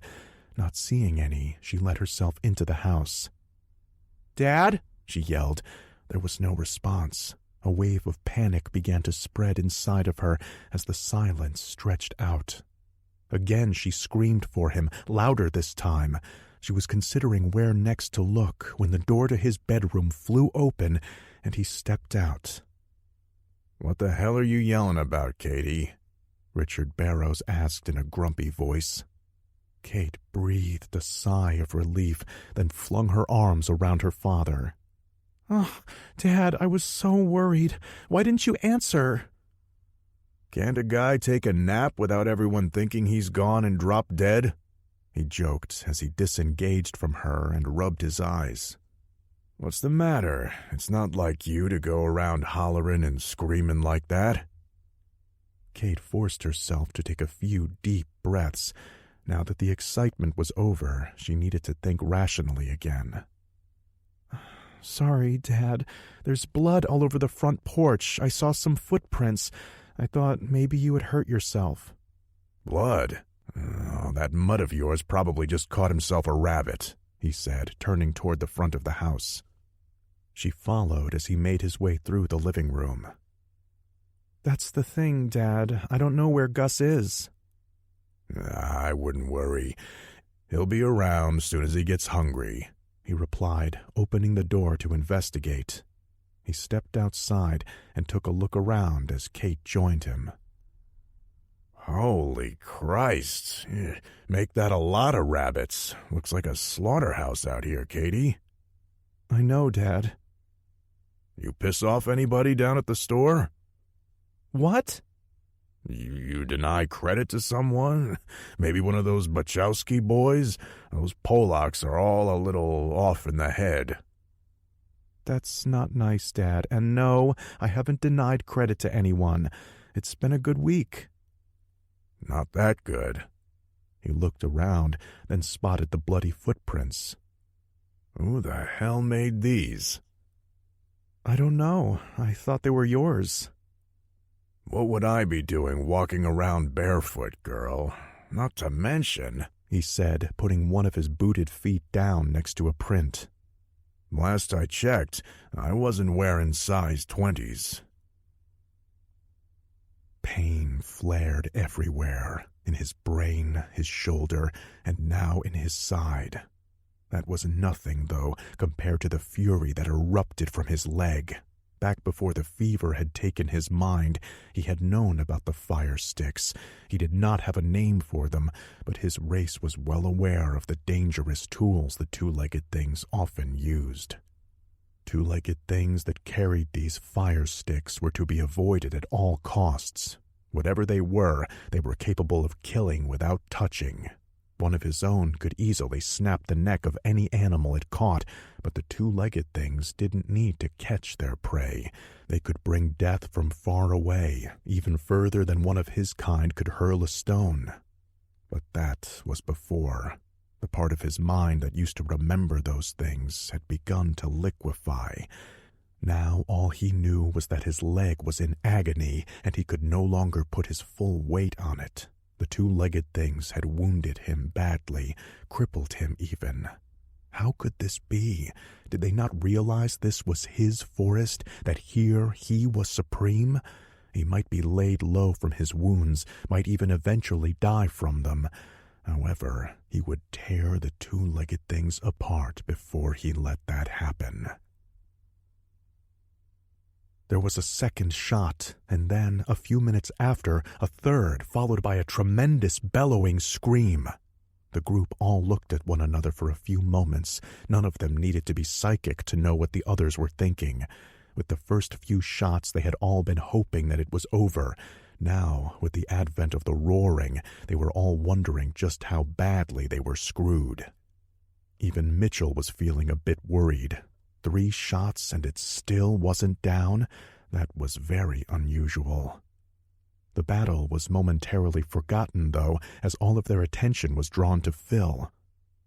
"Oh, God, it killed them," he said, starting to rise. "We need to get out of here."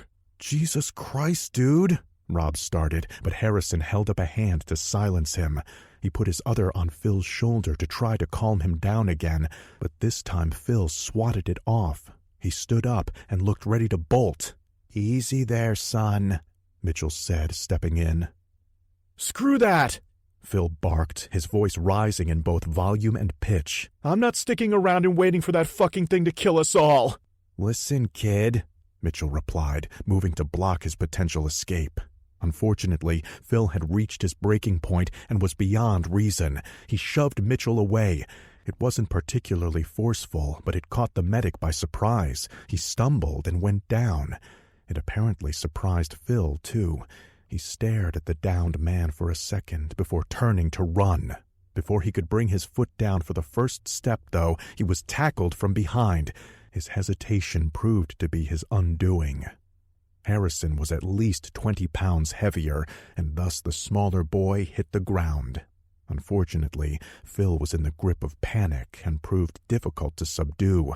He squirmed against Harrison, and as he did so, he started screaming at the top of his lungs. It was a desperate, keening wail with no discernible words. Mitchell got back to his feet. "Shut him up," he hissed through clenched teeth, although nobody was able to hear him over the pitiful screeching.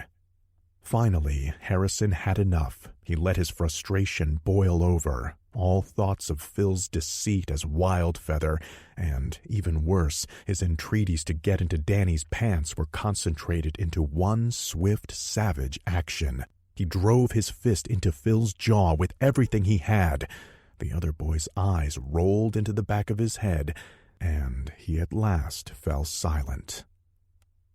"Effective," Mitchell noted with a tone of admiration in his voice.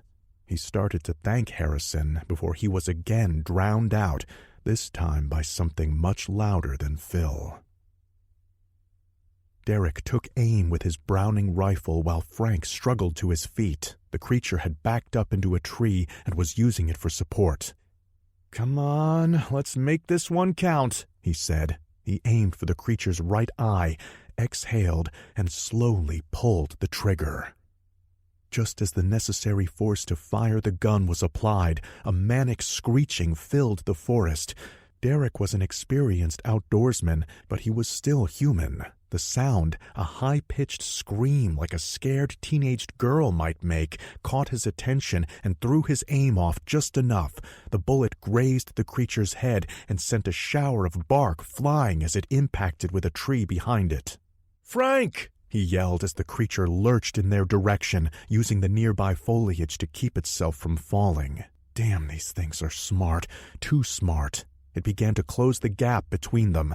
He turned his head to find that his cameraman had regained his footing and was lining up a shot. Just as Frank pulled the trigger, the screaming abruptly ceased. Nothing but a dull click sounded in the renewed silence. The gun had jammed.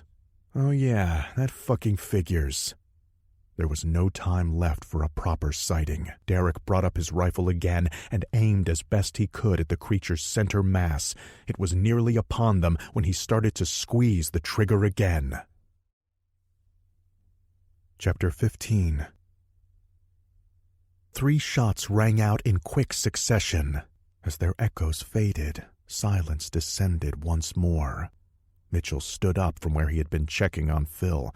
The boy was still unconscious, but aside from a possible cracked jaw, he'd probably awake with little worse than a headache. Harrison, still cradling his bruised fist, motioned for the rest to stay down as they waited to see what would happen next. Everyone did as told, except for Rob, who bounded over to Mitchell's side. "Did they get it?" he asked the older man. "I hope so," Mitchell replied. He then tapped his headset. "Derek, are you there?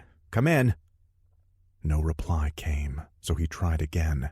He was about to do so for a third time when Francis stepped from the bushes, a somber look on his face. "Derek, can't answer you." There was a moment of stunned silence until he smiled. "Because he's too busy checking out the big bastard we just nailed." Mitchell let out a sigh. "Ah, asshole!" Rob thought it was hilarious, and a grin spread wide on his face as well. "All right! The crypto hunter lives to hunt again." "You had us worried there. We thought that thing killed you all," Harrison said. The smile fell off Francis's face. "It almost did. That was one mean motherfucker, I tell ya. Derek missed his shot. Oh, by the way, whichever one of you was screaming like a little girl, thanks a lot for that. And then my damn gun jammed." "So what happened?" Allison asked, regaining her feet. "Derek unloaded in its chest with his last 2 rounds, blew holes in it big enough to put your fist through." "We heard 3 shots," Mitchell said. "Exactly," Francis continued. "The damn thing was just too stubborn to die. Was about to club us like baby seals when Chuck suddenly appeared out of nowhere and put a bullet into the side of its head. He's gonna need help, by the way, Mitch. That thing gouged a couple of good-sized chunks out of him." "On my way," the medic replied, beginning to gather his supplies. "Can you stay with the kids?" "No problem," Francis said. "I've had enough ugly for one day, although if any of them want to tag along and check it out, now's the time to do so." "Hell yeah," Rob exclaimed. "You couldn't stop me if you tried."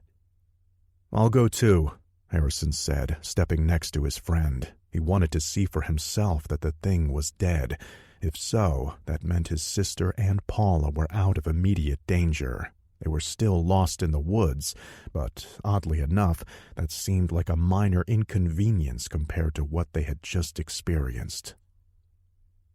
Unsurprisingly, Greg opted to stay put, the strain on his face still evident.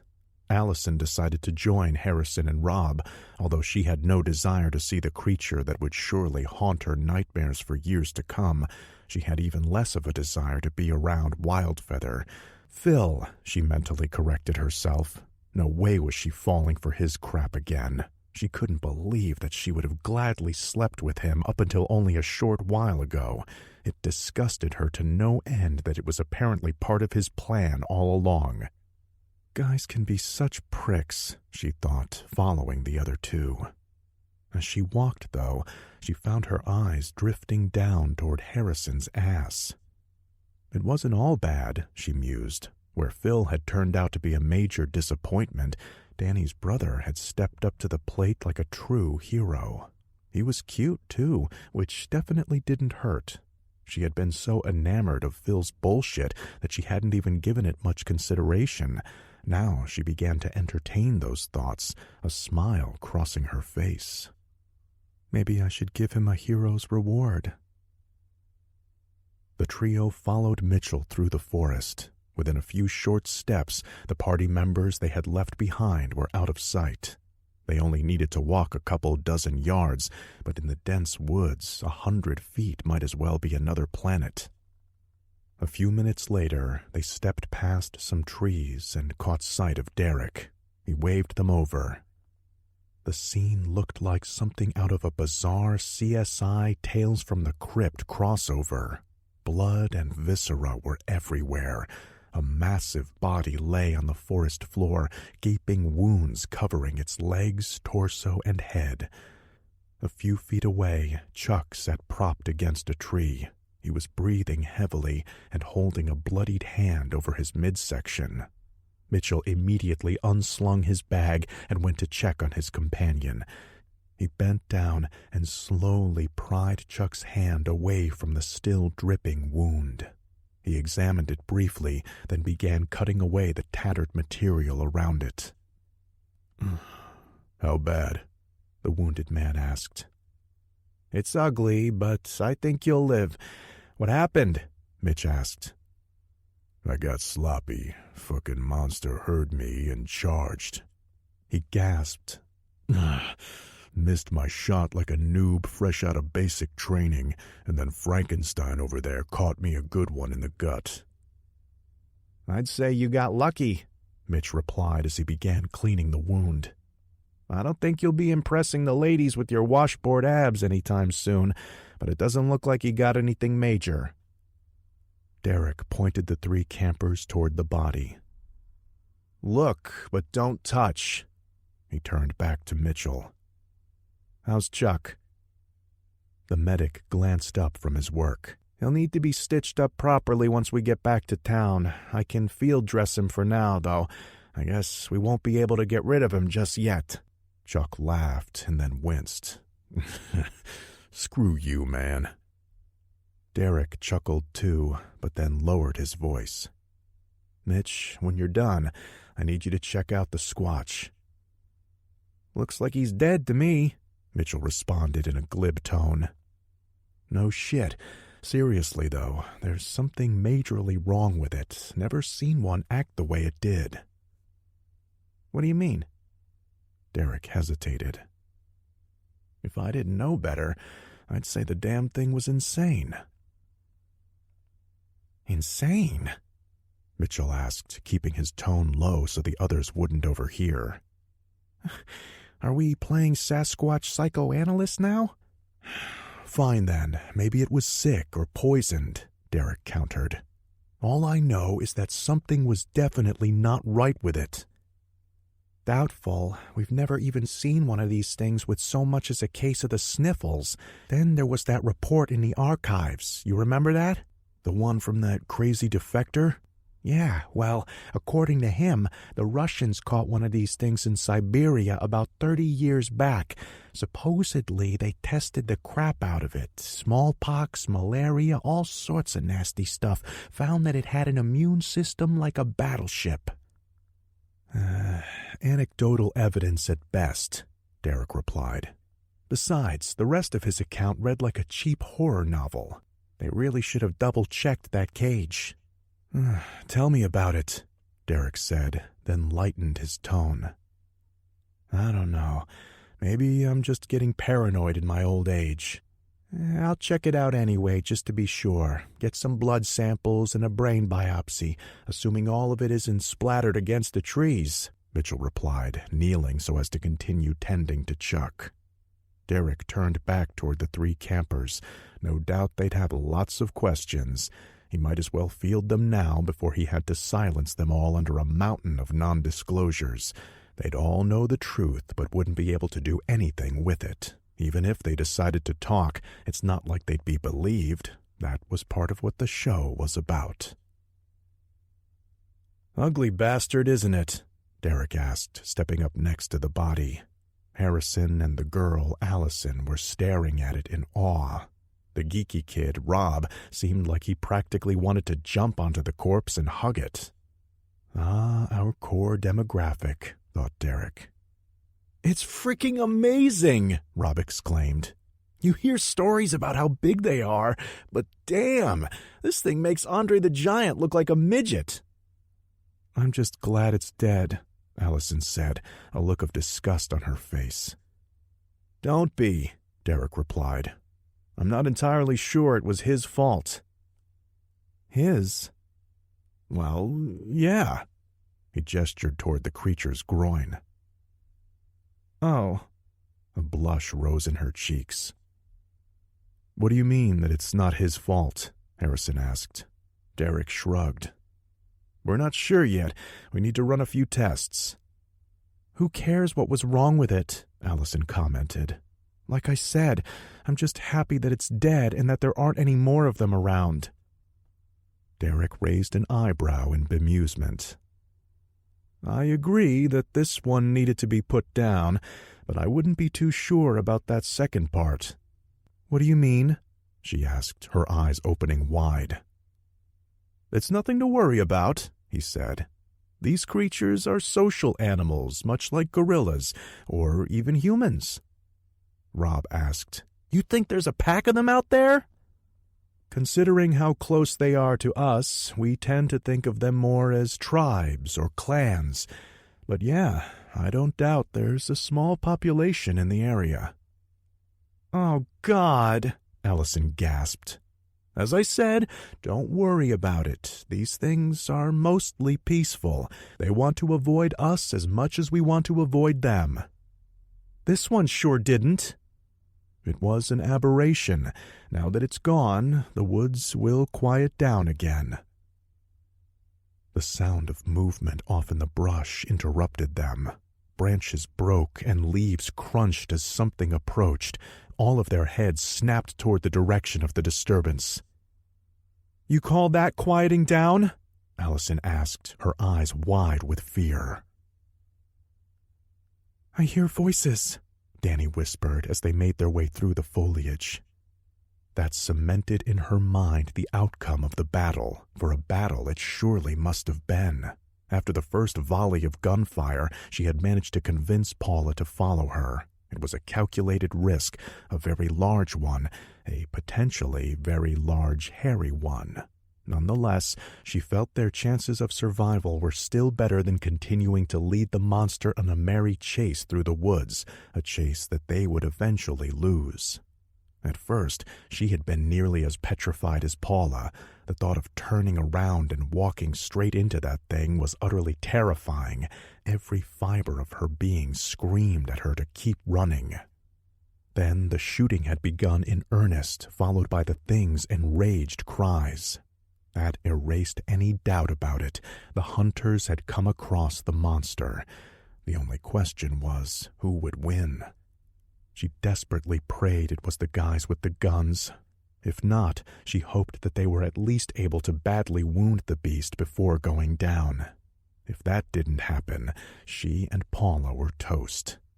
It was only after the gunfire ceased and silence once more returned to the forest that she dared hope for the best. Although not entirely convinced herself, she had reassured Paula that the creature was either dead or driven off. It had made no attempts at stealth during its pursuit of them. The fact that she couldn't hear it raging through the forest now was a good sign, or so she hoped. As they continued onward, she thought she heard voices. However, she kept silent about it until she was certain. The woods could play tricks on one's ears. The chattering of squirrels could sound like a conversation as the sound bounced around. Now, though, she was certain as to what she was hearing. Those were definitely voices, and she could tell Paula had heard them too. She opened her mouth to let out a warning. The possibility of being shot was still a concern. However, before she could do so, the other girl bolted, the hope of being rescued far outweighing any caution. Danny muttered a curse and went after her, chasing Paula for several yards in an attempt to slow her down. She had just managed to grab hold of her jacket when they burst through some bushes and found themselves staring down the barrel of a very large gun. Derek silently cursed. He had been only a few ounces of pressure away from blowing the girl's head off. It was only his instincts that had saved her. A jumpier man would have perforated her. Them, he saw now there were two, full of holes. "Jesus Christ," he spat. "You have no idea how close you just came to a face full of 44s. The girls paid him no mind, though. Their eyes immediately went to the enormous corpse lying on the ground before them. Before they could do more, they were practically knocked over by Harrison, Rob, and Allison. "Danny!" Harrison yelled, grabbing his sister and lifting her off her feet. Allison joined in too, putting her arms around them both. Rob's greeting for Paula was a bit more subdued. He gave her a quick hug before turning and dragging her over to the dead monster. "You gotta see this," he said excitedly. Paula, for her part, was too stunned to do much in the way of protest. The girl's mind had finally reached overload. The lights were on, but nobody was home. Danny finally pulled away from the embrace. She looked around, first at the body, then at the others. A look of horror crossed her face. "What about Wildfeather and Greg? Did this thing—" "They're both fine," Harrison reassured her. "Well, Greg is," Allison countered. "Phil's kind of a basket case." "Phil?" Danny asked. "I'll tell you about it later. Let's just say we've both been a little stupid lately." Danny had no idea what she was talking about, but she didn't care right then. All she knew was that she, her brother, and their friends were all still alive. That was what mattered. It was only then she realized exactly how weary she was. She leaned against a tree to try and catch her breath. Harrison stepped forward, a look of concern on his face, but she waved him away. "I'm fine. Check on Paula. I'm more worried about her." He hesitated for a moment. Physically, she looked okay, but mentally, well, it would be a long time before any of them were totally fine again. Now, though, was probably not the time for them to all start talking through their troubles. Finally, he nodded and turned to find Rob, noticing him still talking to his non-responsive girlfriend. Harrison sighed, noting his roommate was utterly clueless, then walked over to the couple. "Rob, why don't you let the doc check on her?" he said, motioning to Mitchell. "Medic," Mitchell corrected, still tending to Chuck. "I'm a registered nurse. Never got around to that doctorate, unlike our esteemed host over there. Anyway, I'm just about finished here. Bring her over." Mitchell stood from where Chuck still rested. He had bandaged up the injured man as best he could. The tracker didn't appear to be in immediate danger, so Harrison walked Paula away from her overly excited boyfriend and toward the medic. Rob, for his part, didn't really notice. He was still studying the corpse. After a moment, his brow furrowed as a thought popped into his head. "Hey, I just realized we never smelled it coming." He took a deep breath through his nose. "This thing doesn't smell great, but it doesn't reek either. Aren't they supposed to stink?" "That's the skunk apes down in Florida," Derek said conversationally, as if discussing the weather. "Same species, but their fur is usually matted down with stagnant swamp water.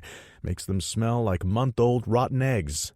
"But everyone says that's just media hype and hysteria, kid. People assume they're supposed to stink, so when they see one, their minds fill in the gaps after the fact. Suddenly, they're sure they smelled it coming a mile away." "Either that, or they're getting a whiff of the load they just dropped in their pants," Chuck replied from where he lay. He laughed at his own joke, then groaned in pain. "That too," Derek replied. A few minutes later, Derek walked back over to his medic. "How's the girl, Mitch?" Mitchell pulled something out of his pack. "She's in a bit of a fugue right now. Scared beyond the capacity for rational thought would be my guess. Go figure."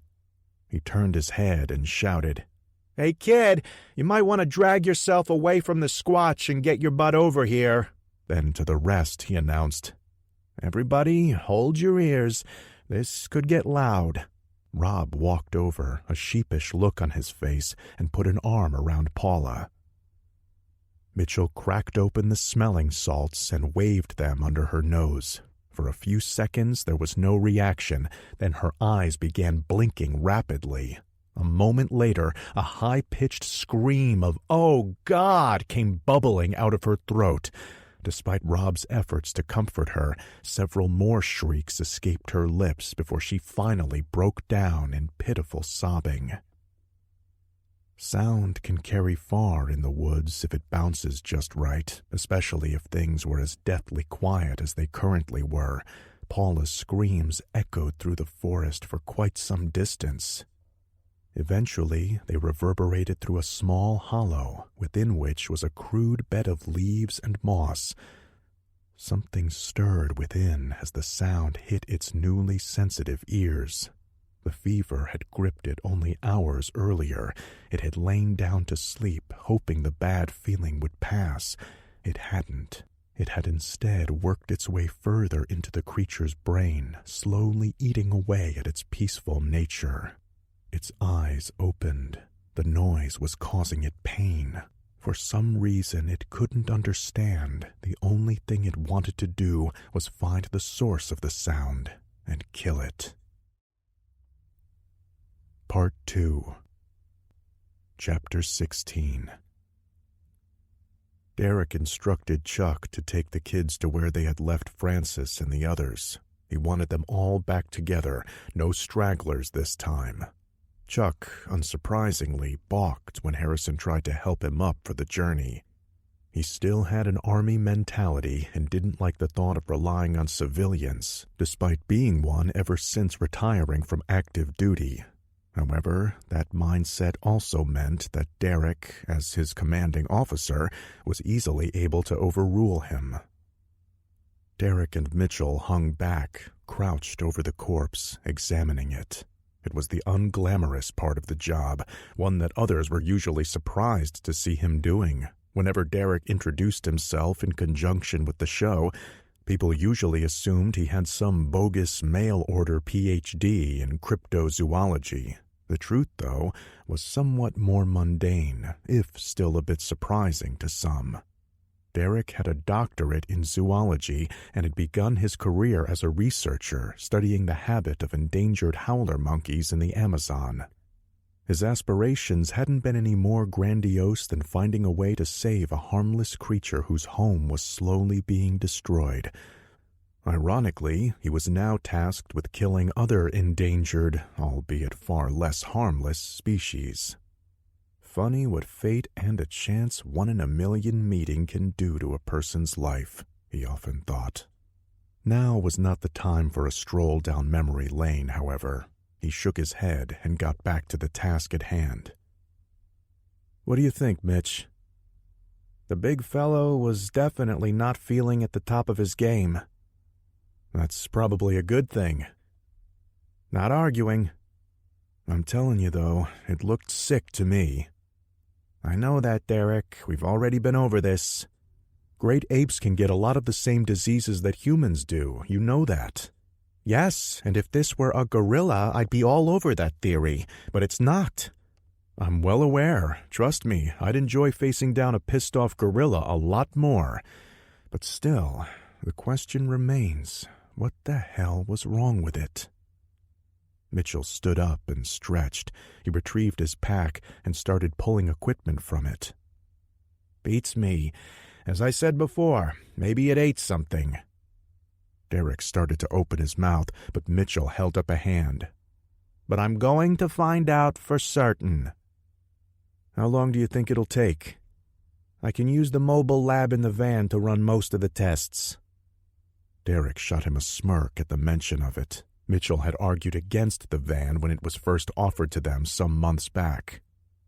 "And yes, you told me so. Don't rub it in.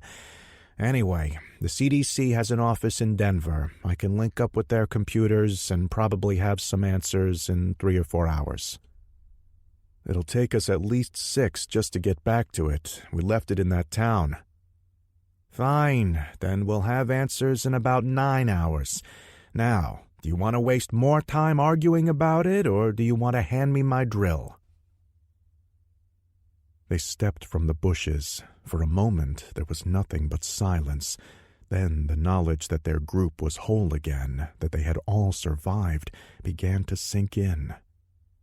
Greetings, as well as cheers of triumph, rose up from the little clearing. The feeling was euphoric, for most of them. Harrison, Danny, and Allison went to check on Greg. Though obviously still in pain, his spirits were high now that he saw the others were all right. He even began to joke about how surviving a fight with Bigfoot with nothing more to show than a busted arm was a new source of pride for him. They all laughed when Greg immediately started flirting again with Danny. She rolled her eyes, but couldn't help smiling too. Rob, too, was ecstatic. With the danger over, he began pelting his captors with question after question regarding Sasquatch and whatever other mythical creatures came to mind. He was firmly in the throes of what Harrison would have deemed a major nerdgasm. Fortunately, both Francis and Chuck were likewise in good moods and indulged Rob's eagerness. For a few minutes, anyway. Unfortunately, the good cheer was not universally shared. "Get away from me." "Listen, I'm sorry I hit you. What part of fuck off did you not understand?" Phil asked, turning his back. After a few moments, Harrison took the hint and walked away. Phil rubbed his aching jaw. Even so, the pain from the fist-sized bruise adorning his cheek paled in comparison to the damage he had suffered inside. He was ashamed of himself for how he had acted, but his feelings for the others had been forever darkened by the experience. They had embarrassed and belittled him in his time of weakness. As far as he was concerned, his charade had been little more than harmless fun, yet they had treated him like a pariah. Now he remembered some real lessons he had learned growing up. On the streets of Chicago, disrespect could not go unanswered. There would be no forgiveness. Rob had been so enthralled that he failed to notice his girlfriend wasn't holding up very well at all. That Paula was bone-tired was the least of her issues. The encounter with the creature had shaken her to her very core. There was no room in her beliefs for such a thing to exist. It was an affront to her faith. Surely a just and loving God wouldn't allow such an abomination to walk this earth. Yet it had been real, and in the end it had been bullets, not prayer, which had defeated it. What that told her, she still wasn't sure. Derek and Mitchell rejoined them a short while later. Soon the entire group, 7 campers and their 4 escorts, were setting off on the long trek back to camp. Once the small talk finally petered out and everyone began to concentrate on the hike ahead, Harrison asked, "So what happens now?" "We walk out of here and get our injured the medical attention they need," Derek replied, keeping pace with him. "I kind of figured that. I mean, what happens to us? You did technically put us under arrest." "You're not under arrest," Derek replied. "You're just in custody until we can get all the paperwork sorted out." "Paperwork?" He lowered his voice so the others couldn't hear. "I really hope that's not some code word for shoot us all in the head and bury the bodies." Derek snorted out laughter. "You watch too many movies, kid. If that were the case, we'd have just let that thing eat you for lunch, then mopped up later." "Okay, I'll buy that." "It's the truth. When I said paperwork, I meant it. We're talking signed affidavits swearing your silence on the matter, under penalty of treason." "Don't they usually execute people for treason?" Danny asked from behind, where she had been eavesdropping. Derek turned his head toward her and smiled. "Not unless you were selling nuclear secrets to that Squatch." "So then, what if we refuse to sign?" "This is the U.S. government we're talking about," Derek explained. "Believe me, they have a way of making your life miserable. You could find yourself on the no-fly list. Cops might suddenly show a lot more interest in you on the highway. I don't handle the details. I just know that the suits in D.C. have a way of getting what they want." The siblings appeared to consider this. Finally, Harrison said, "So what was that earlier about interviewing us for the show?" "Exactly that. You're all eyewitnesses. Outside of a few of the more sensitive details of what happened, it'll make for great TV. The Adventure Channel loves that sort of thing. Adds drama to the show." "We'll wind up looking like crackpots is more like it," Danny groused. "There's that too," Derek replied. "No offense, but it fits right in with the affidavits. Think about it. If you appear on a show like mine ranting about Bigfoot, who's going to believe you, aside from the other crackpots?" Harrison chuckled, and Danny gave him an eyeful. "You think this is funny? Mom and Dad are going to think we've been doing drugs out here." "Well," Harrison replied, thinking back to the previous night. "Anyway, that's not what I was laughing about. I was laughing because it's so damn perfect. It basically hides the truth in plain sight." "Now you're getting it," Derek said with a tone of admiration.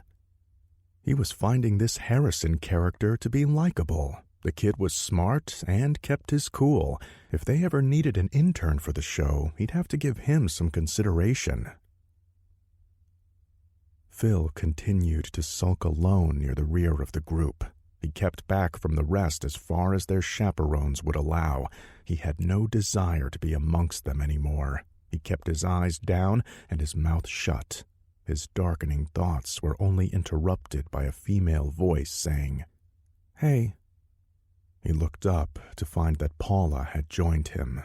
She had bags under her eyes and her hair was unkempt. She looked as if she had just been chased by the devil, which wasn't too far from the truth now that he thought of it.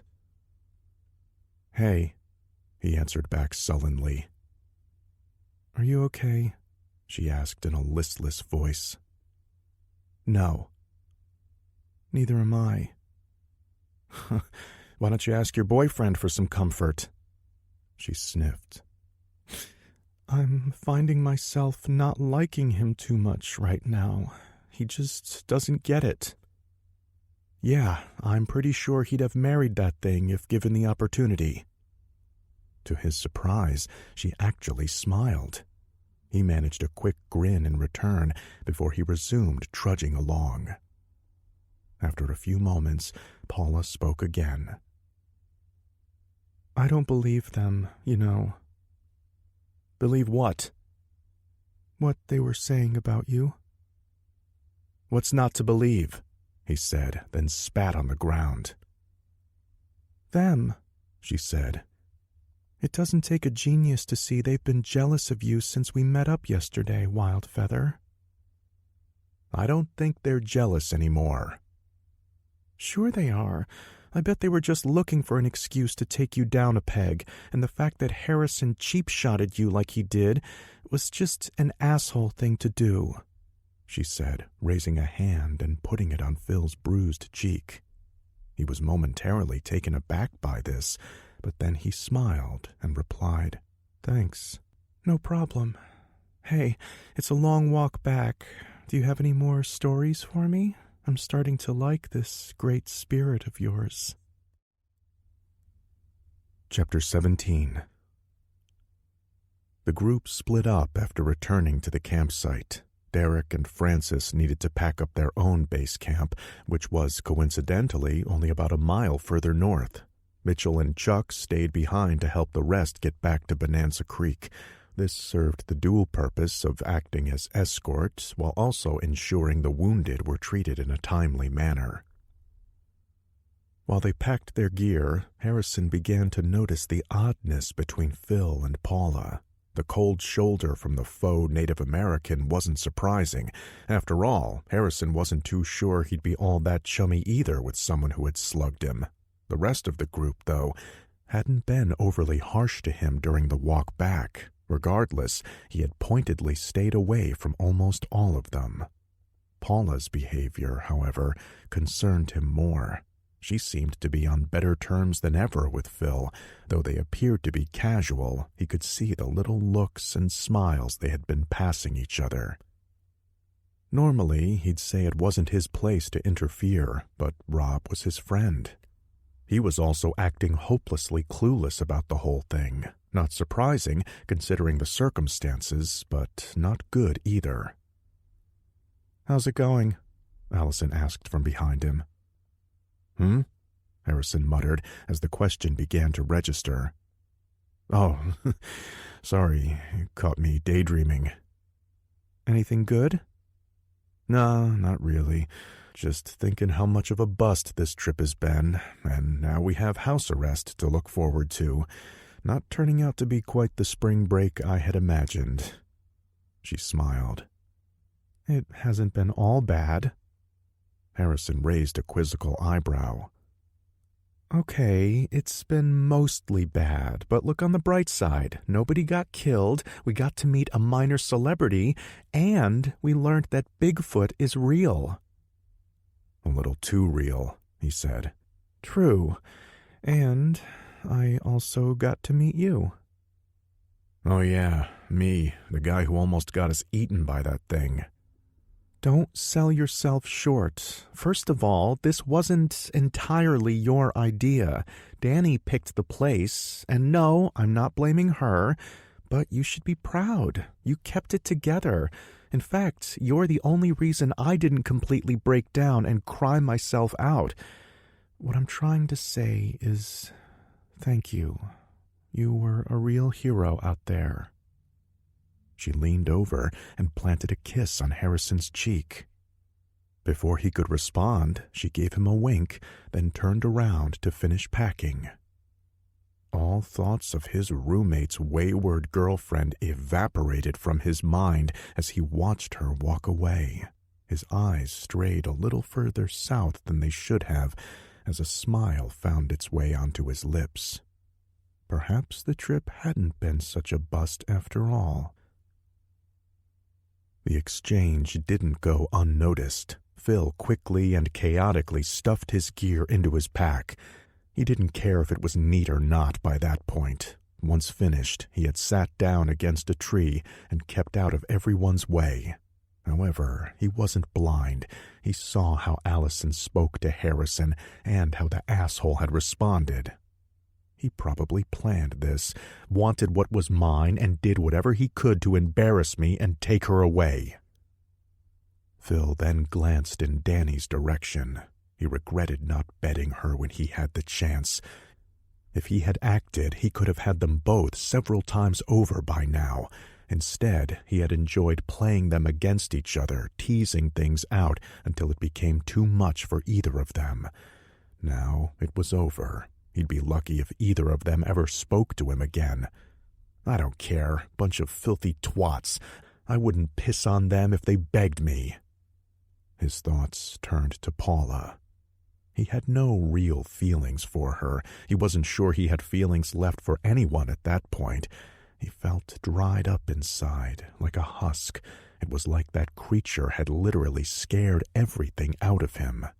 It wasn't a bad thing, though. In its place was left a vacuum, and in that cold emptiness, he felt like he was thinking clearly for the first time in a long while. He wouldn't waste time playing games with her. She seemed receptive to him, and he planned to make the most of that. Best yet, whatever he did with her would hurt her little twerp of a boyfriend. In turn, that would hurt Harrison. Oh yeah, he could feel himself hardening at the thought of what he was going to do to Paula. What Phil didn't realize was how little effort would be required. She, too, had packed her things quickly, if more neatly than he had. Since meeting him, she had been somewhat enamored of Wildfeather. For starters, he was exotic, which was exciting to her. She had grown up in a middle-class Catholic family, the middle child of 3. She had tried to be a good little girl and live up to her parents' stern teachings. That had meant going to church, remaining chaste in all things, and making sure that when she started dating, she only brought home men who would meet her parents' expectations. Still, that didn't mean she never fantasized. Oftentimes at night, she would lie there thinking of the things that men her father would deem undesirable, might do to her. She imagined herself walking the streets of Queens, only to be dragged at knife point into an alley and then violated by a Negro with a huge black penis. She envisioned going to a dance club and falling under the spell of a hot Latino who would later seduce her in some cheap motel room. Now she found herself indulging in a new fantasy. She had never considered being taken by an Indian, but ever since the walk back with Wildfeather, that's exactly what she had been thinking. She saw it clearly in her mind's eye. Her hiking alone in the woods, coming upon him in a clearing. He'd be wearing nothing more than a loincloth and war paint as he put a tomahawk to her throat and forced her to undress. Then he'd take her like the savage he was, her cries for help going unheard as they gradually became cries of ecstasy. Now, for the first time, she found herself seriously considering one of her fantasies. She had held Rob in a mediocre light for some time now. He was smart and funny, but ultimately he bored her. Her parents adored him, though, and thus she had continued to date him, not to mention tolerate his pathetic attempts at pawing her. Hell, to make her parents happy, she would have probably eventually married him and then be forced to tolerate his pathetic attempts to fuck her. But now that had changed. That horrible creature had been an offense to her and every belief she held dear. Rob should have been equally offended by its existence. Sure, he loved watching that stupid little show, but she always assumed he had about as much belief in those things as she did in the teen dramas she favored. Instead, he had been practically orgasmic regarding the creature.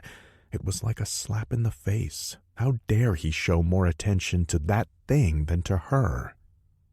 She was still fuming about it when he came over to check on her. "Almost finished?" he asked, shrugging on his pack.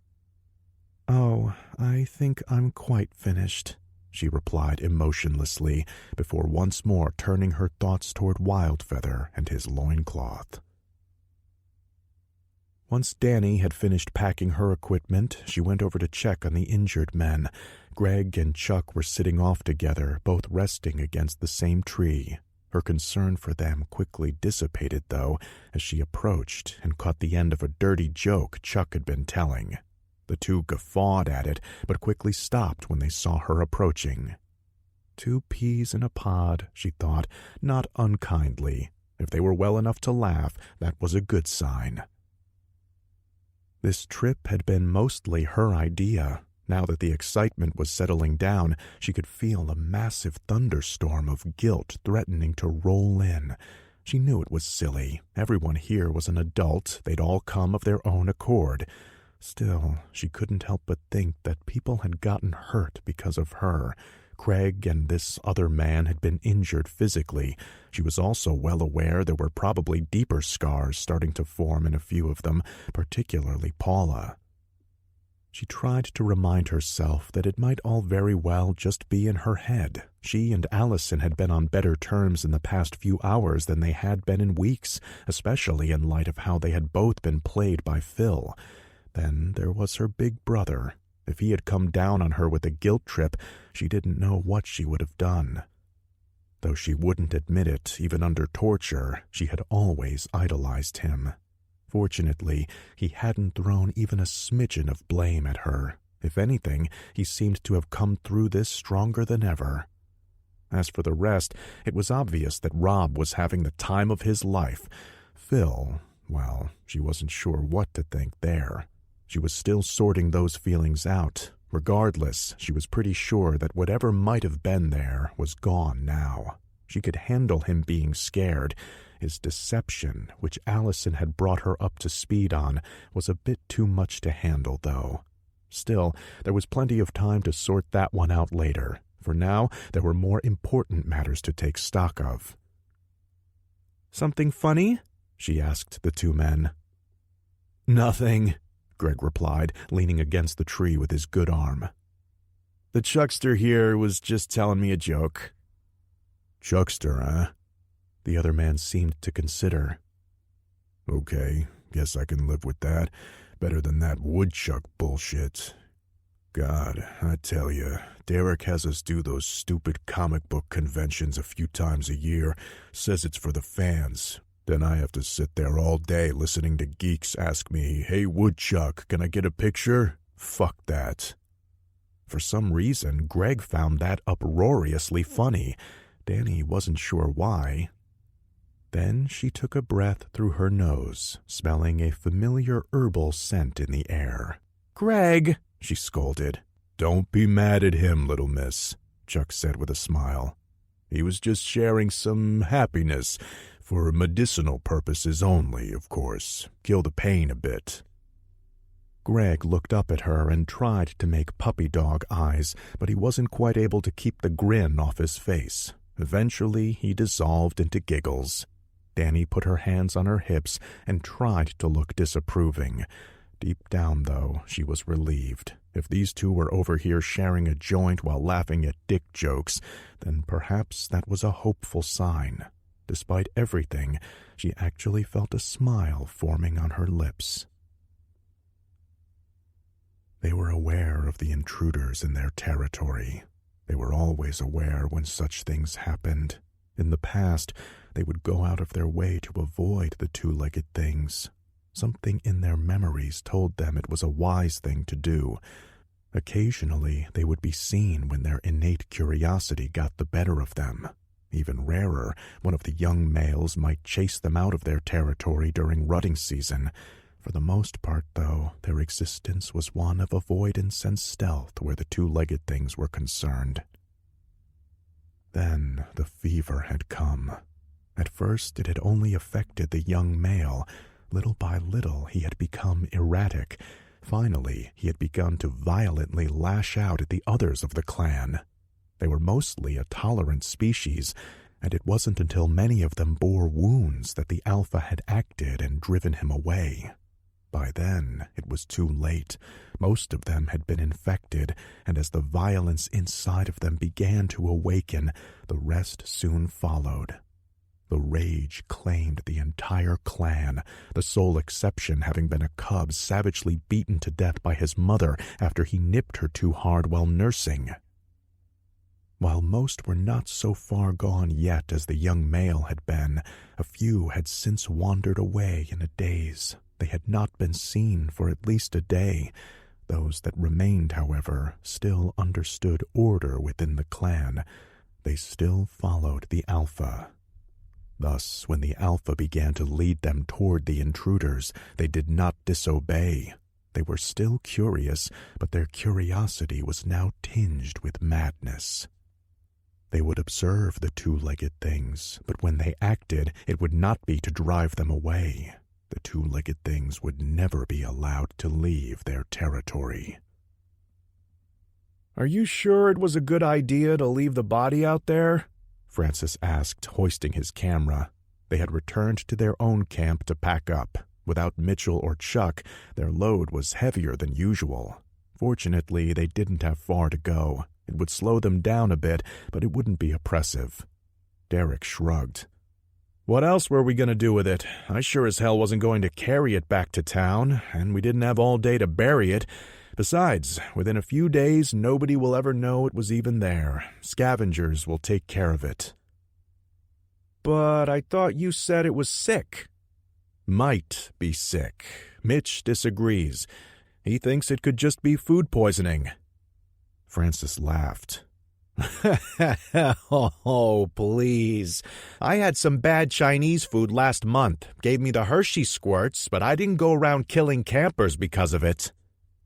"Yeah, but we still don't know too much about these things. A bad case of indigestion might put them in a much fouler mood than you or I," he replied unconvincingly.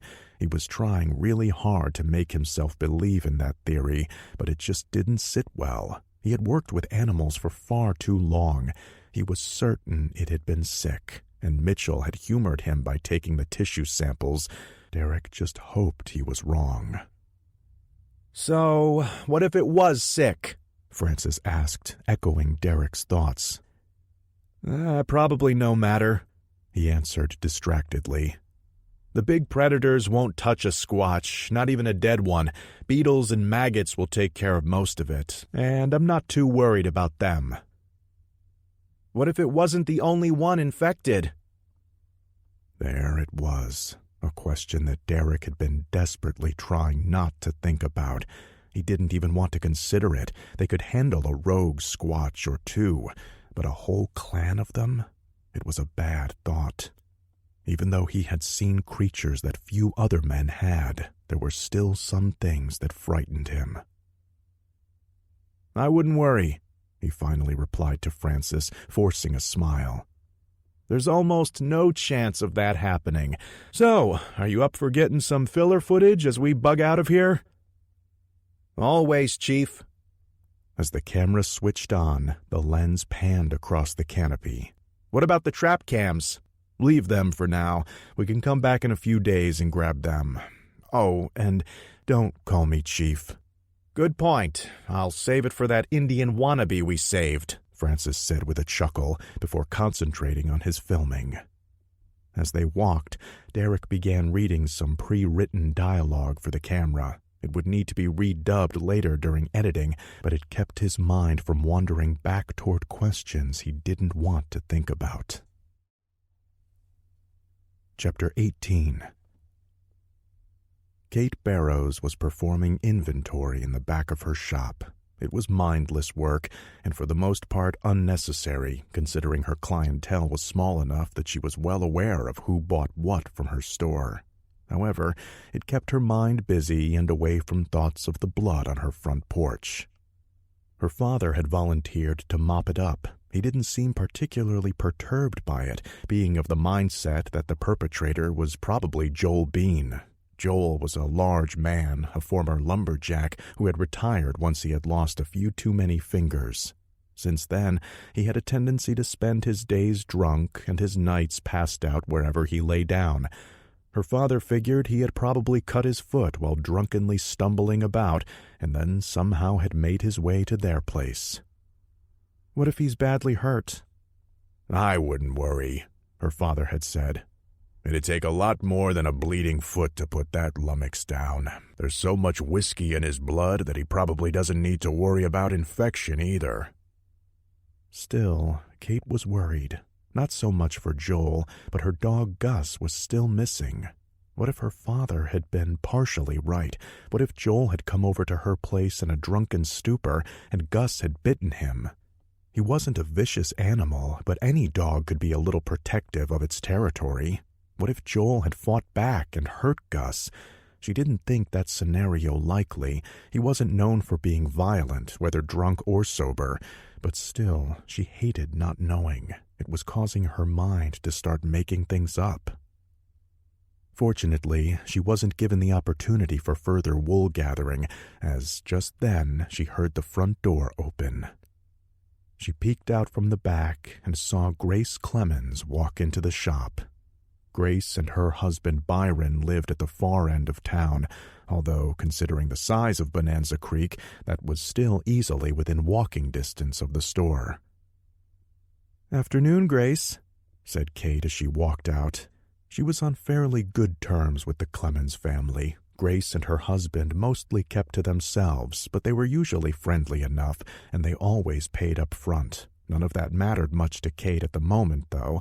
She would have probably welcomed a distraction by a mangy coyote walking into her store. "Hi, Kate," Grace greeted her. "Sorry to bother you, but have you seen Mark?" Kate knew she was talking about Mark Watson. In a small town like Bonanza Creek, it was easy to know such things. Mark ran a nature blog about the forests and natural resources of Colorado. It was popular with tourists and locals alike, allowing him to make a modest living off advertising revenue. However, that probably wasn't why Grace was looking for him. Mark Watson was also the closest thing to law enforcement Bonanza Creek had. He served as a part-time deputy. The town wasn't large enough to warrant a full-time police force, so, technically speaking, Mark reported to the sheriff's office down in Pagosa Springs. "Last I heard, he was out again with that search party," she replied to the older woman. "They're still looking for those fool hikers?" "Yeah, it'll probably be at least another day or two, assuming they don't find them first." "I swear," Grace said, "they should make people take a common sense test before they let them step 1 foot into the woods." Kate chuckled. If anyone would know, it would be Grace. She and her husband were both avid sportsmen. They spent a good deal of their spare time out hunting elk.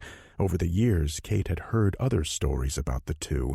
The rumor mill would occasionally flare up regarding other less savory activities about the couple. She'd never had any problems with them, though, and usually dismissed it as the gossip of small-town folk with nothing better to do. "What do you need him for, Grace?" "Something killed my chickens," the woman said, an edge of anger working into her voice. During the off-season, Grace supplemented the lack of game meat by raising poultry at her place. She had no problems telling anyone who listened that she and her man were practically self-contained out in their forest-side home. "A fox?" "Not unless it was the biggest damn fox since the days of the dinosaurs. Whatever it was, it ripped into our coop like a runaway freight train. Tore the poor little things to shreds." "Oh, maybe a bear then?" "That's the damnedest thing, Kate. If it was a bear, we'd have known about it. Byron put up motion detectors last year to scare them off. Anything bigger than a squirrel comes into our yard, they get lights and an alarm."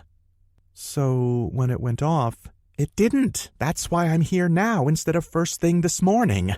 The damn alarm never went off. At first I thought maybe a fuse had blown, but when I went to check, I found the entire thing was destroyed. Something tore the control box right off the back of our house. I don't know about you, but I've never seen a bear clever enough to do that." "Neither have I," replied Kate, as she found herself confronted with the second mystery of the day. Joel Bean woke up in the woods. That in itself was not particularly surprising. It had happened many times before, especially when the weather was clear. On those days, he'd bundle himself up nice and warm and wander over to Ben Reeves's place, the Bonanza Creek Bar and Grill, which served as both the local tavern and liquor store. Joel was a drunk, but he wasn't a fool. He knew the forest well from working in the lumber industry for years, before being forced to go on permanent disability, and had no intention of freezing his fool ass to death in it. He'd started the night drinking at Ben's before getting nostalgic for the good old days, as he often did. At that point, he had paid Ben for a fifth of old Granddad and had wandered off into the night to toast his former profession before eventually settling down against a tree for a snooze. Now, as he blearily looked up and noticed the position of the sun, he realized that perhaps snooze wasn't the correct term. From the look of things, he'd been out for a good 12 hours. Not that it mattered. It wasn't like he had anywhere to be. He pulled himself to his feet, picking up the nearly empty bottle beside him. "Waste not, want not," he said to himself. He drank off the last few swallows of whiskey before stuffing the empty bottle into his coat pocket. He was a drunk, but he wasn't a goddamn litterbug. He then unzipped his fly and proceeded to take a nice long piss. Joel hummed some Leonard Skinner while he relieved himself. He was still urinating when he realized that the humming was all there was. There were no other sounds around him. In fact, in the silence, he sounded comically loud. "Just my luck, a goddamned bear," he thought irritably as he zipped up. "Better scare it off." Joel had come across numerous Bruins during his years as a woodsman. The Blackies didn't frighten him in the least. They were usually just as happy to avoid a scuffle and go on about their business.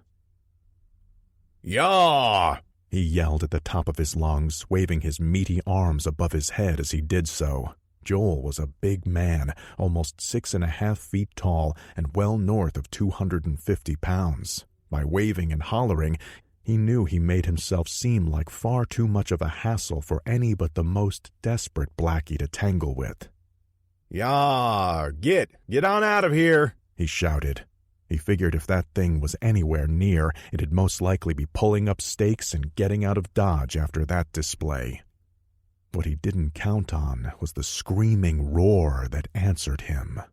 It was unlike anything he had ever heard in his life.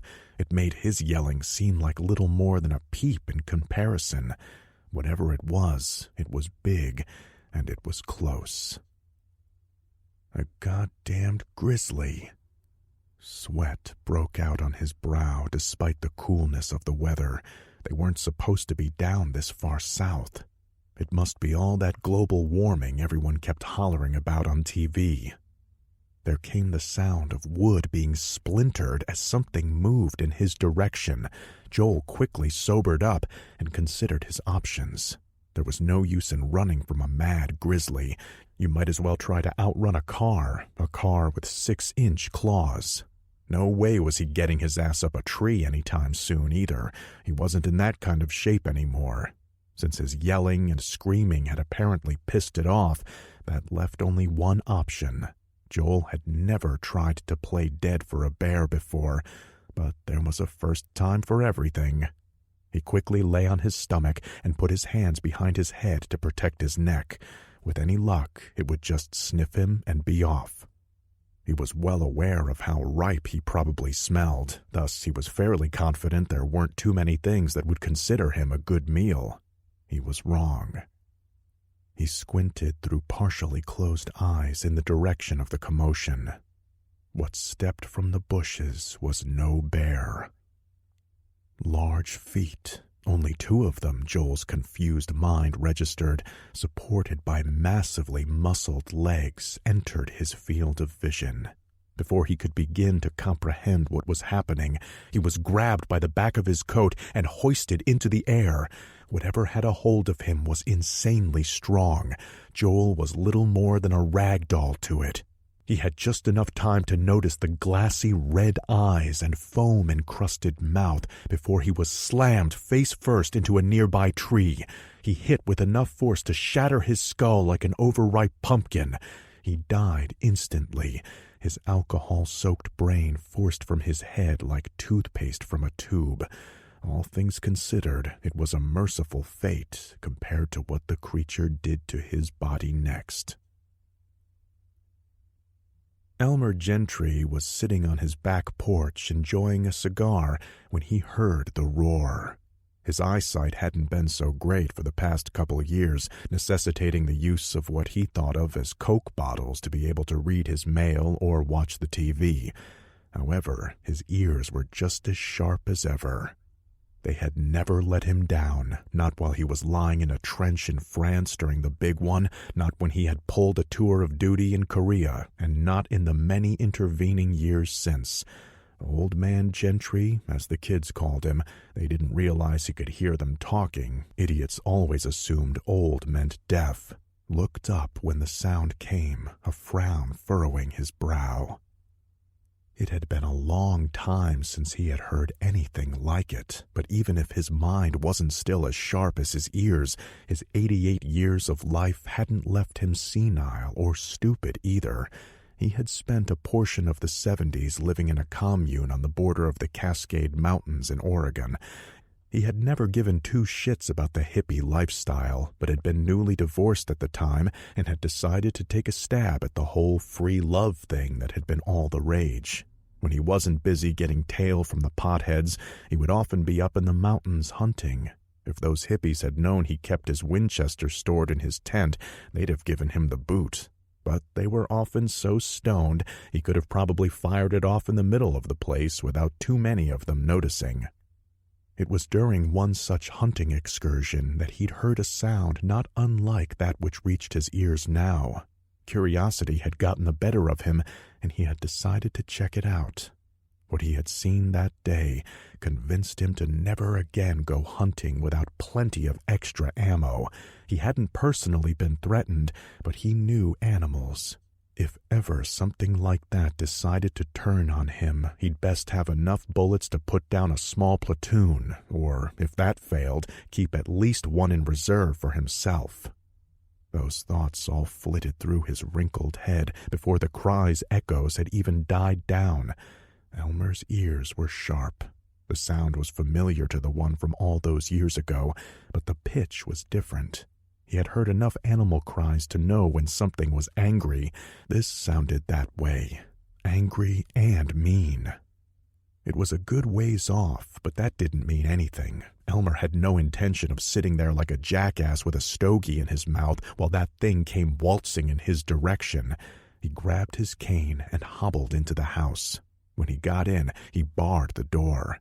As he did so, his wife, Vera, came out of the kitchen. She observed him locking things up and shuttering the windows. "Storm comin'?" she asked. "You could say that," he replied, going about his business. "Now be a good woman and fetch me my shotgun." Kurt Bachowski was walking along a game trail toward his home, his rifle slung over his shoulder. The day's catch had been disappointing. Only 2 of his traps had managed to snare anything, and one of those had been an undersized fox with mange. It couldn't be helped. Some days were winners, others not so much. He and his brother Stanley still had more than enough work ahead of them. They lived in a cabin about a quarter mile into the woods west of Bonanza Creek, alone in their own little world, just the way the brothers liked it. They were lifelong bachelors and preferred their solitude. Sometimes it was for the peace and quiet, but more often it was for the fact that prying eyes would have eventually noticed the Bachowski brothers were not always on the up and up as far as the law was concerned. As far as they were concerned, though, the law could go bugger itself sideways. It wasn't like they were hurting anyone. So what if they had a small herbal garden close to their cabin? They weren't selling the stuff to school kids, so why should anyone care? A few tokes after a hard day's work wasn't going to kill anyone. And was it really a big deal if they occasionally poached a few animals above their license limit? Would anyone really complain about a few less coons tipping over their trash cans? Speaking of coons, Kurt thought, Stanley should be just about finished skinning those big fat suckers from yesterday.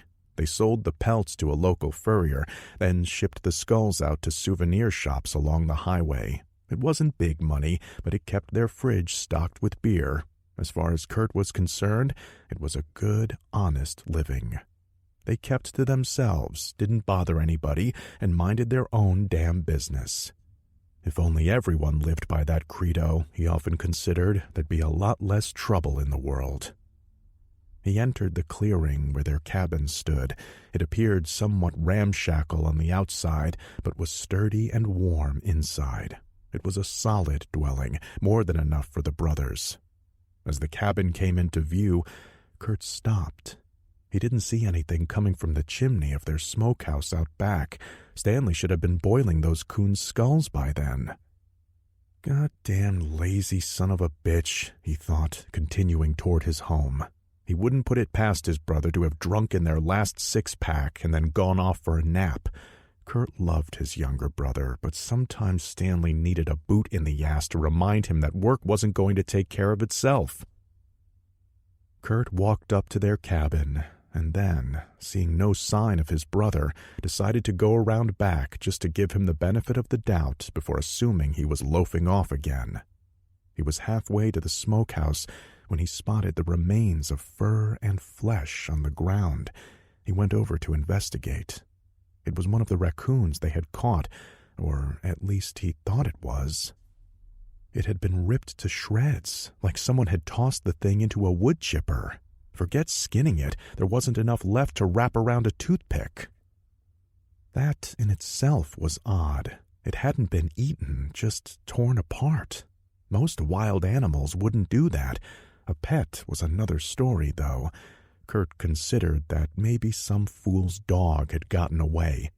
That hot-titted bitch who ran the general store owned a hound, he remembered. If that were the case, he'd put a load of shot in its ass the next time he saw it. It'd serve her right for not keeping a closer eye on the thing.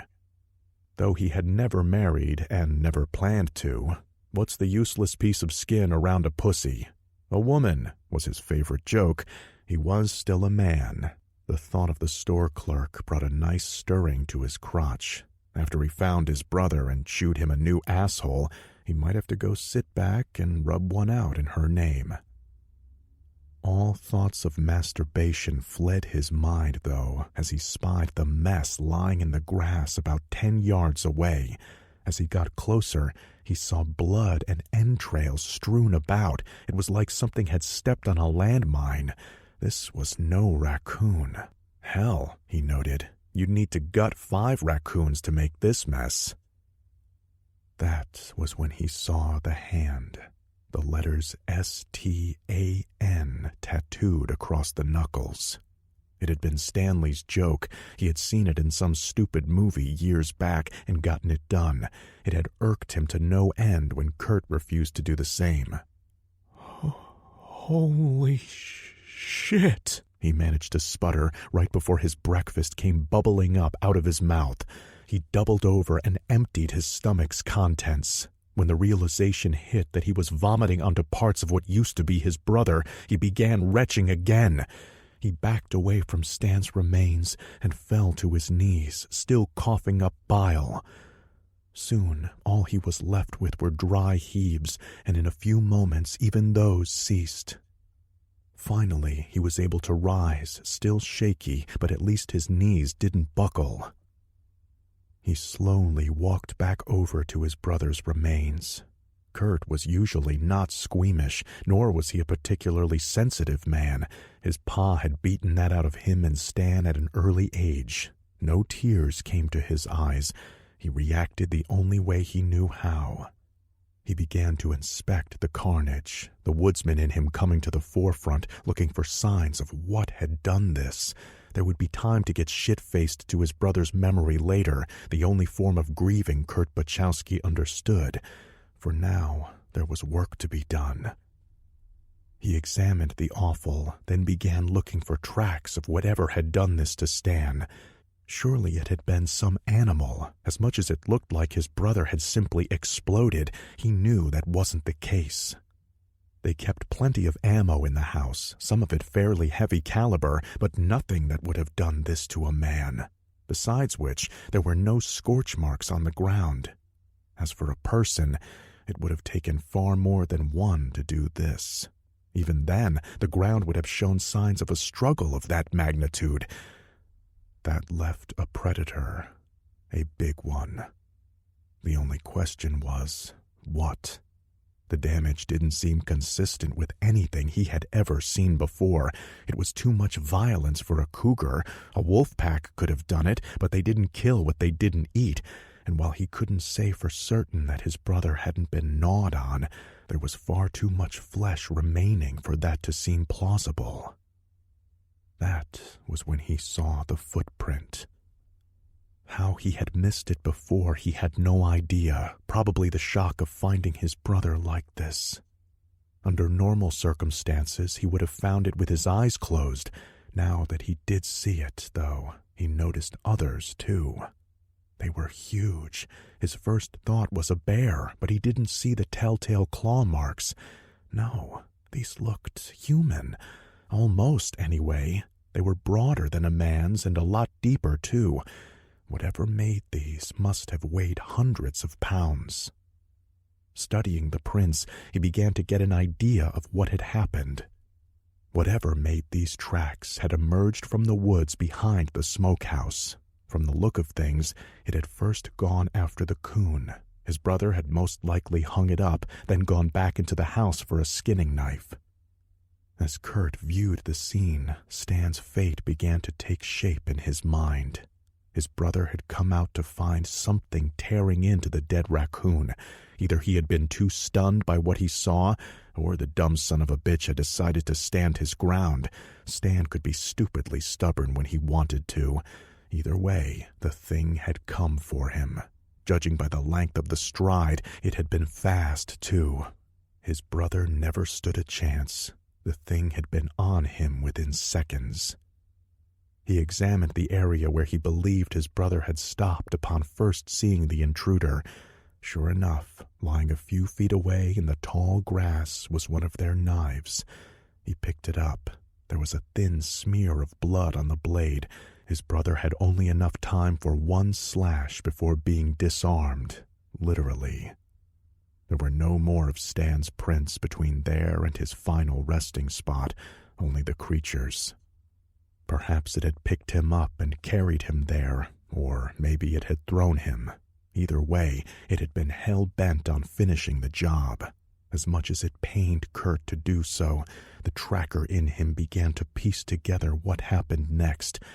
From the look of things, the intruder had fallen upon his brother and torn him to shreds. Judging by the splatter, this had been no feeding. Whatever had done this to Stan had grabbed handful after handful of his flesh and thrown it to and fro until there wasn't anything left of the man. It was over quickly, but there was no doubt it had been an utmost brutal way to die. What the hell possessed either man or beast to do such a thing? Even in Kurt's sickest fantasies, he had never envisioned doing something like this to another man. He could imagine gut-sticking someone, then watching them die. Hell, he could even picture dismembering another person. But this was an act of such pure violence and hatred that even he could barely comprehend it. Whatever this was, he'd be doing the world a favor by hunting it down and killing it. Hell, they might even give him a medal. Not that he cared much. All he cared about was making sure his brother's killer met a violent end of its own. He planned to go inside, arm himself with as many guns and traps as he could carry, then set off in the direction it had gone. It had left a clear trail leading back into the woods. He'd find it. It couldn't hide from him. He turned back toward the cabin and froze in his tracks. He didn't need to find it. It had found him. The creature was standing at the same corner of the house he had just come from. It watched him, neither moving nor making a sound. Kurt wasn't an easily frightened man either, but he felt the hairs on his arm and neck stand straight up. Somehow it had doubled back on his trail and done so without him ever suspecting it. How could something so large be so quiet? This bitch ape killed my brother, he thought as the shock started to wear off, for surely this thing was female. It was over 7 feet tall and covered in matted brown fur, but what he noticed most were the large breasts that hung from its chest nearly down to its waist. Someone needs a little support, his mind quipped before the dire seriousness of the situation set in. Red eyes peered at him from its ape-like face. As they locked gazes, its blood-stained lips peeled back to show teeth that looked very sharp. Slowly, so as not to provoke it further, he unslung his rifle from his shoulder. It was all he could think to do. There was no way he could make it inside before this monkey intercepted him and repeated what it had done to Stan. Unfortunately, he grimly noted, the rifle he had with him that day was only a .22 varmint gun. He'd be lucky to do much more than annoy it. There was no way it was going to be enough to stop this thing.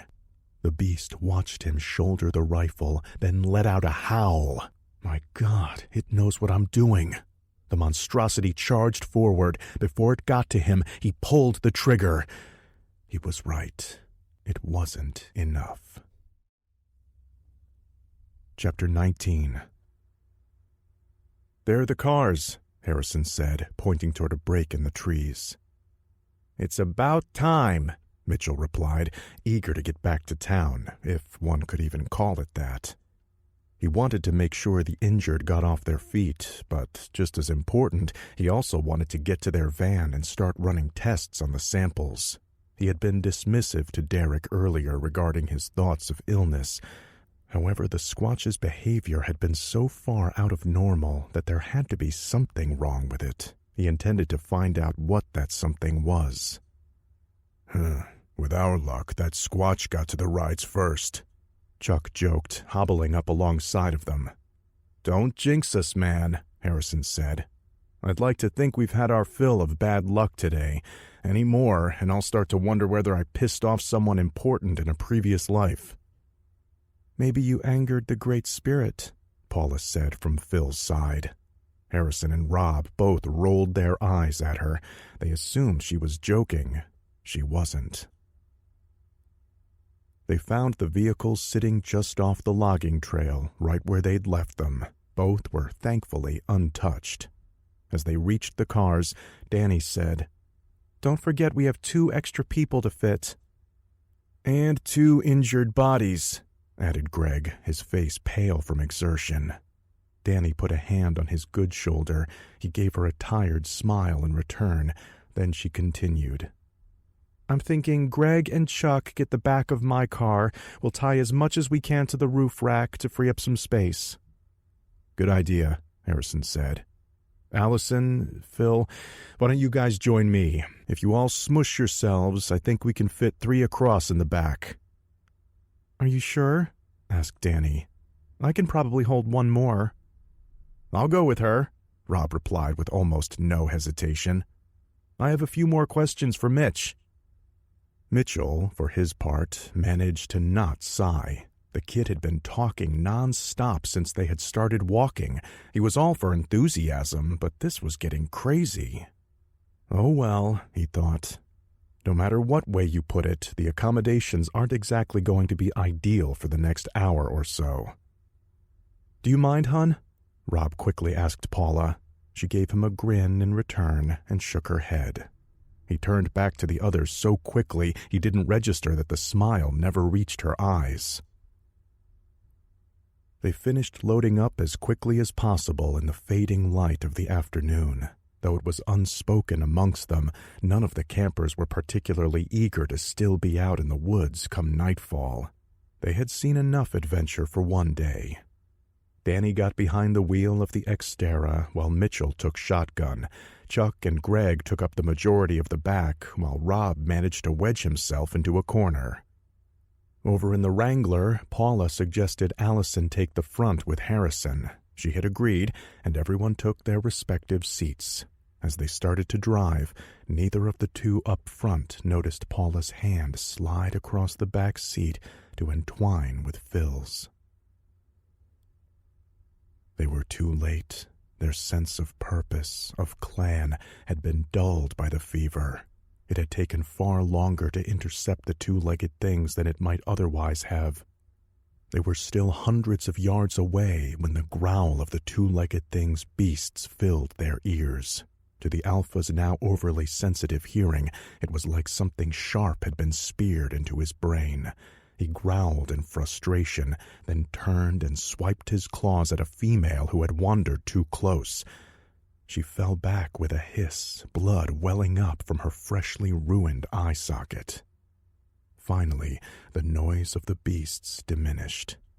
They were leaving the clan's territory. A fading memory in the Alpha's mind reminded him they had once considered that a good thing, that not too long ago they had been glad when the two-legged things left their lands. However, the memory was clouded and scattered. The rage was taking over, and it had different motives. It whispered to the Alpha that the two-legged things mocked him by escaping. It said that he should not allow such a thing, that he should pursue them.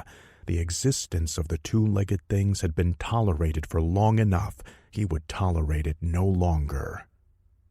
He turned to his subordinates and growled to them in his guttural tongue. Soon the rest of the clan grunted in return. They would follow him as they had done before, but this time he would lead them on a trail of blood and death. By the time they were finished, there would be screaming, so much screaming. The Wrangler slowed as they came upon the same debris field from the previous day. Harrison eased the vehicle into low gear as he prepared to cross the sea of downed logs once more. "Guess now we know what caused this." Phil remained quiet. Paula merely grunted in acknowledgement. Harrison tried not to envision the potential fate that could have befallen them had Derek and his crew not arrived when they did.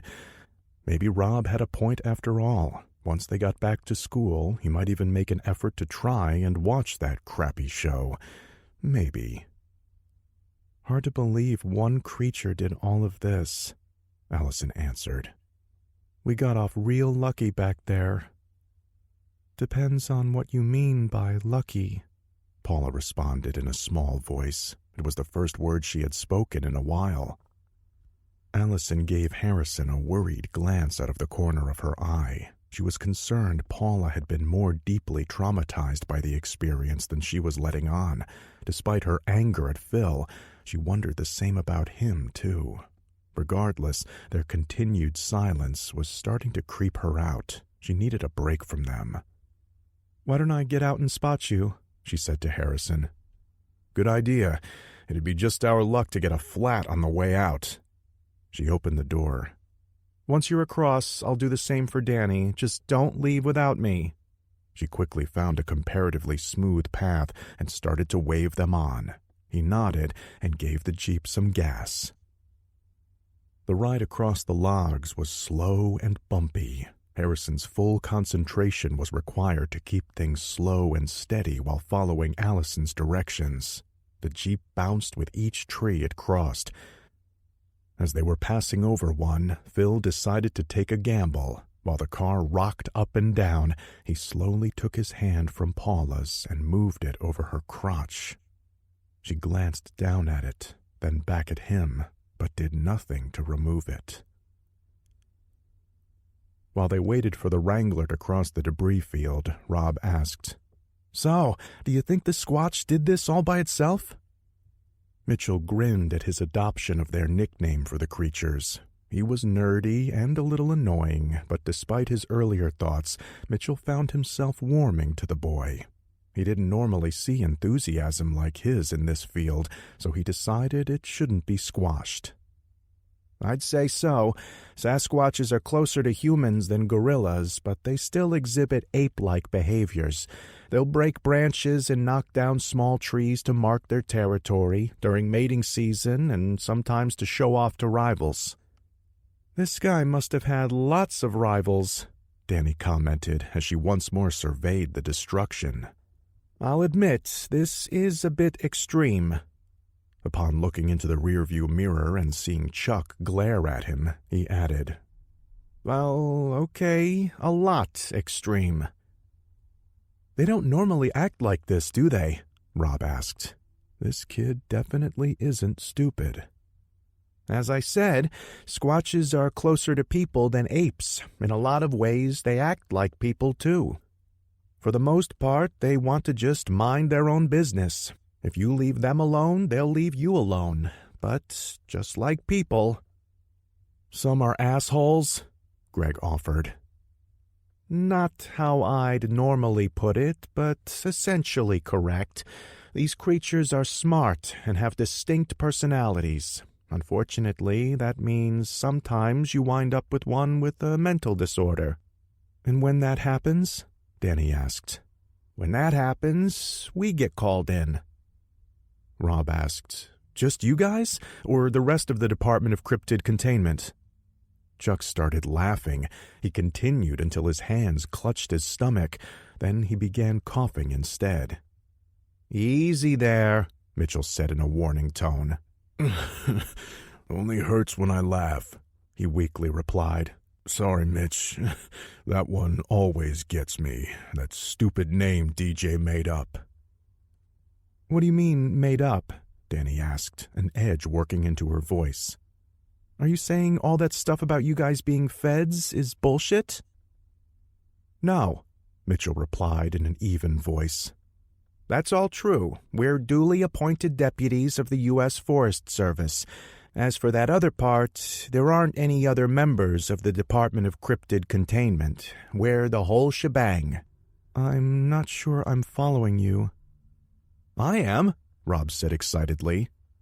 This is turning out better than I ever hoped. You guys are like their X-Files or Fringe division, right? Chuck sighed. You watch too much TV, kid. Be nice, Mitchell said before turning back to Rob. No, it's not quite like that. Best watch what you're saying, man, Chuck interrupted. Derek might kick your ass for spilling the beans. Whatever, it doesn't change the facts. And besides, who are they going to tell? Even TMZ wouldn't run a story like this. He turned to address Rob. Anyway, kid, we basically have an agreement with the government. Think of us as specialists of a sort. Specialists? Danny asked, now fully engaged, so much so that she didn't realize that Harrison had already made it across. Allison was impatiently waving her on. Oh, crap. Sorry. She put the Xterra in gear and tried to divert some of her attention to the task at hand. Yeah, what kind of specialists? Rob asked, picking up where she left off. It basically works like this. Oof, careful, girl, Chuck complained as the vehicle lurched. Sorry. The U.S. government doesn't like messes, he continued. At least messes they don't make themselves. More or less, Mitchell said, jumping back in. Basically, when people go missing in inordinate numbers, especially in places where cryptid activity is suspected, they give us a call. We go in, assess the situation, and clean things up in our own special way. Chuck held up his hand and made the shape of a gun with it. Exactly. We make the problem go away. In return, the government gives us nice shiny badges and the authority to use them. And what about that stupid show? Danny asked, again diverting her attention from driving. Thank you, exclaimed Chuck from the back seat. Mitchell ignored him. He knew Chuck had always hated the show. It's the perfect cover. If we're around interviewing the locals, the real press isn't going to want to touch it with a 10-foot pole. Showing up could give us legitimacy, something they couldn't care less about, but it would also take away from theirs, which I guarantee they care a lot about. Hell, people just barely believe Fox News these days as it is. So, let me get this straight, Rob said. You guys get a call telling you that thunderbirds have been stealing kids from their backyards. You swoop in, kill the monster, and then stick around to interview a bunch of yokels to purposely throw people off? Don't forget about all the blurry photographs, Chuck added. In a nutshell, yes, Mitchell said. Although, in a lot of cases, the people we've interviewed are actual survivors. They're just now under gag order. For example, did you see episode 22, the one where we were tracking the Fook monster? Of course, replied Rob to the surprise of nobody in the car. Well, remember that redneck hunter near the end, the one who said he'd lived in the swamp for decades and had never seen anything? Yeah. We saved his ass, Chuck interjected smugly. The Squatches in that area are a bit more ornery than usual. Something in the water, maybe. Seems we have to go down there at least once a year and plug one that's gotten too uppity. So why are you telling us all of this? Danny asked, again taking her eyes off the path ahead. The SUV jolted as she rolled over a log. Oh, shit. Sorry. Well, for starters, we're not exactly the men in black, replied Chuck, wincing as the vehicle hit another bump.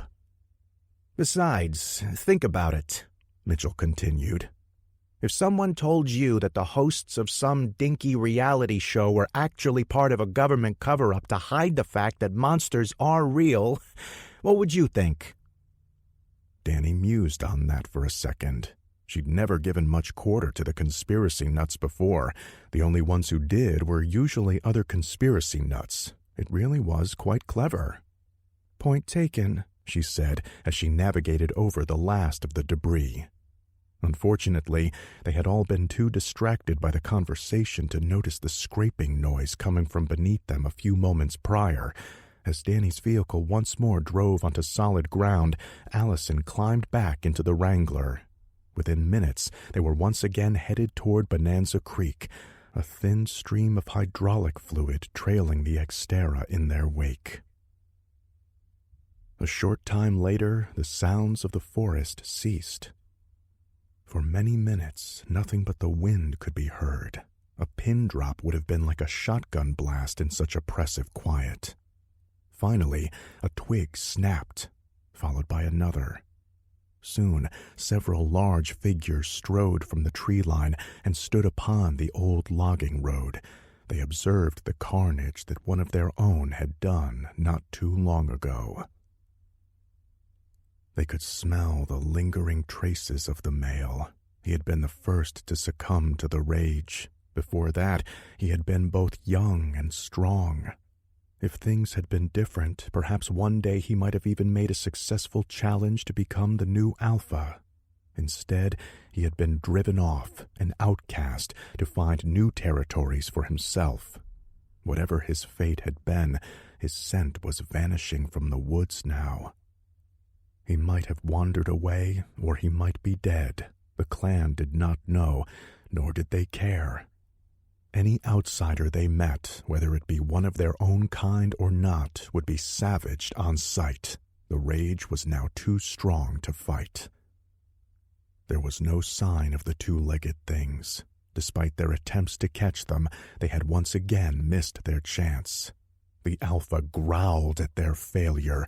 He was on the verge of lashing out at them again when a different scent caught his attention. He wetly sniffed the air for its source. Thick pus had already started to collect in his sinuses, but the sickness had not as of yet dulled his senses. He caught a whiff of something strange and followed it. At the edge of the debris, he found the source. A strange liquid was pooled here, and a thin, almost invisible trail of it led further away. Blood. One of the two-legged thing's beasts was injured. If it had been hobbled, then they could run it to ground and tear at it until it died. The alpha bent down and licked at the puddle. He immediately spat, then roared his frustration. This blood was like nothing he had ever tasted. It was entirely inedible. Stupid beasts of the two-legged things. Enough of his mind remained for him to still be cunning, though. He looked at the trail of blood. He knew what to do. The injured beast of the two-legged things would lead the clan to its masters. There would be no escape for any of them now. Chapter 20. The old trail finally started to widen in front of the Jeep. Ahead, through the trees, the passengers could see the small town of Bonanza Creek. Harrison checked his rearview mirror and saw the Xterra right behind them. He was momentarily tempted to bolt for it, to drive straight through town and onward toward 160, but he couldn't leave his sister, or his friends for that matter, behind. Besides which, he just wasn't getting that kind of vibe from Derek and his group. Maybe it was foolish, but he felt that things were going to turn out okay for them. He turned his head to say, "All right, everyone." As he did, there was a quick movement from the back seat, just on the fringe of his periphery. He turned all the way to find Paula and Phil sitting in their respective seats, seemingly minding their own business. "You guys okay back there?" he asked. It was an honest question. They had both been quiet for the trip back, and he was worried about them. Even so, mixed in with the worry was also a bit of curiosity regarding what he thought he had just glimpsed. "We're fine," Paula said, a little sharply. She seemed to realize this and toned her voice down. "I'm just glad to be out of those god-awful woods. I am never so much as even stepping into my own backyard ever again." "Don't worry, same here. It's going to be a while before I even consider a picnic at the park," he joked back. "What about you, Allie?" Phil raised a quick eyebrow, but Harrison didn't notice. "I'm not sure. I practically grew up in a tent," she replied. "Although I'm definitely going to rethink my stance on a few things, guns being first on the list." "I know what you mean," Harrison said. "I might have to ask that Jenner guy for a few lessons with the cannon he had strapped to his side. Speaking of which, let's play this next part cool. I don't get the feeling that these guys are going to give us too much trouble. If we cooperate and don't give them any shit in return, I'm hoping we'll be in the free and clear." He pulled to the side and waved the Xterra past. Mitchell was going to direct Danny where to go. Once they had parked, Harrison would pull in alongside them. "What then?" Allison asked. "What do you mean?" "Camping is over, I get that, trust me, but we still have the rest of the week free," she pointed out. "No idea," he replied truthfully. "I haven't thought that far ahead yet." "Well, maybe we should discuss it," she replied with a smile. In the back seat, Paula turned ever so slightly toward Phil and rolled her eyes. "Where to?" Danny asked, pulling ahead of her brother's Jeep. "Drive down the main street," replied Mitchell. "Park next to our vehicles. You can't miss them." "Black with DC plates?" "You got it," he said. Just then the vehicle shuddered. "Whoa! What was that?" "I don't know," she replied. "Maybe we busted something back on the trail. Good thing this is just a rental." "I'm just glad we made it back to civilization first," Greg said from the back. "Knowing what we know, I'm not so sure I'd want to be broken down in the middle of nowhere." Mitchell gestured at the town before them. "I hate to point it out to you, kid, but we're still in the middle of nowhere." "You know what I meant." "Sorry, just messing with you. There they are," he said, pointing toward the trio of ominous black vehicles. "Well, I'll be damned. They beat us here." He indicated Derek and Francis, who were loading a pair of ATVs onto trailers. "How the hell did they do that?" "We took a different path in," Chuck replied. Narrower, but no graveyard of trees either. Danny pulled in alongside the van. A few moments later, the Wrangler parked next to them. "So, what now?" she asked Mitchell. "Well, unless Derek says differently, 3 things. First, we figure out where the local doctor is so we can get Chuck and your friend checked out properly." He turned to his injured teammate and said, "No arguments," then back to Danny. "You and your friend should grab rooms at whatever passes for a motel in this place and then get some rest. We'll hold on to your car keys for now. As for myself, I'm going to get my butt into the van and start analyzing these samples. The rest can sort itself out in the morning." "Need any help?" Rob asked. "Is there any chance of me getting any work done without you knocking every 5 minutes?" "Not really," he answered, a grin spreading across his face. Mitchell gave an exaggerated sigh. Okay, then I guess I need some help. But I swear, if you touch anything without my say-so, I'll use you as bait on our next mission." Rob nodded eagerly and made a crossing his heart gesture. "Who am I kidding? This kid would probably enjoy that," Mitchell thought, stepping from the car. Derek waved to Mitchell as he finished loading up the ATVs. He was pleased to see that the other vehicle was parking as well.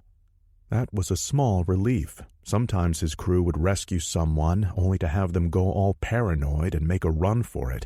That was always a pain in the ass. As far as Derek was concerned, some people had watched The Bourne Identity one too many times. They assumed that anyone associated with the government must also be some sort of Black Ops hitman. The truth, as some were no doubt disappointed to learn, was far more mundane.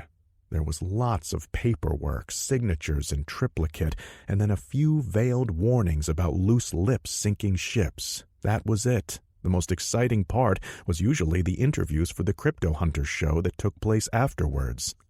Although, Derek thought, tonight's business might be a wee bit more interesting, considering the tests that Mitchell was supposed to be running through the CDC's computers. That was another nice perk of pulling a government paycheck. If they needed extra resources, at least computer-wise, it was available. He had his fingers crossed that any results they got back would be negative. A disease amongst the local Sasquatch population would be bad. They'd all need to be put down if that were the case. It would be a shame because their numbers placed them well within the endangered species range. But that wasn't the worst of it. If the local clan were infected, that meant potential danger for other humans. There had been enough of that already. A negative would be good. Then they could fly out to film their next episode. He was looking forward to it. They were being loaned out to the Australian government for a mission. Fortunately, this time it was for conservation, not search and destroy. There had been several thylacine sightings in Queensland over the past few months, enough so that a hefty reward had been posted for the capture of one, dead or alive. They'd be heading down to do the dual duty of disproving that the creatures still existed, while also trapping and relocating any resident Tasmanian tigers. It was so much nicer when they were able to save something rather than put a bullet through its skull. For now, though, he pushed the thought away. It was pointless to think ahead to the next job while the current one was still wrapping up. If he did that, he would also be forced to consider the planned meeting in LA next month with the suits from the Adventure Channel. The show was their cover, but it was also a deep one. As far as their producers were concerned, they were just a bunch of deluded yahoos, albeit ones who brought in the ratings. They wanted to discuss adding a female co-host to increase the demographic appeal. Prior to this, they had been happy so long as Derek's crew got good footage, a few one-liners, and maybe the occasional inconclusive night shot. But now they were going to try adding some vapid swimsuit model to the mix. Derek still hadn't figured out how to fight that one. He couldn't exactly come out and say that sexing up the show wasn't worth the risk of someone ending up in a body bag on their first outing. But once again, that was a problem for the future. For now, he needed to get these kids debriefed, his man patched up, and the all clear from the germ guys. If he could accomplish that, all would be right with his world for a few days. Mona and Josh Hildegard had no idea they were so close to Bonanza Creek. It had been 2.5 days since they'd gotten lost on what was supposed to be a couple hours of light hiking. When they hadn't reappeared by nightfall, their adult daughter Veronica had called the police. The next day, the search party had formed. That was where the police cruiser, the one Harrison and his friends passed the previous day, had been headed. However, the Hildegards weren't aware of that either. By now, they were both fairly exhausted. Mona was also still pissed. It had been her husband's bright idea to take the shortcut that had gotten them hopelessly lost in the first place. That they were still alive was a matter of both good luck and a little bit of paranoia on her part. At her insistence, they had both dressed warmly for the outing. Also, at her prodding, they had brought extra supplies. Josh had originally griped about their packs being too heavy, but by now even he had to admit the extra food and water had probably saved their asses. Thanks to his compass, which they realized hours too late was broken, they had veered north instead of south, and now found themselves far from where the search party focused its efforts. Though they had been rationing, their food situation was starting to get worrisome. Their luck hadn't been all bad, though. They'd found a shallow creek several hours earlier, from which they had refilled their water bottles. They were also now headed in a general direction that would take them right toward Old Man Gentry's front porch within the space of a few hours, or, assuming they missed that, the old logging road a short while later. However, this was something they would never know. Before they could reach such salvation, luck abandoned them altogether.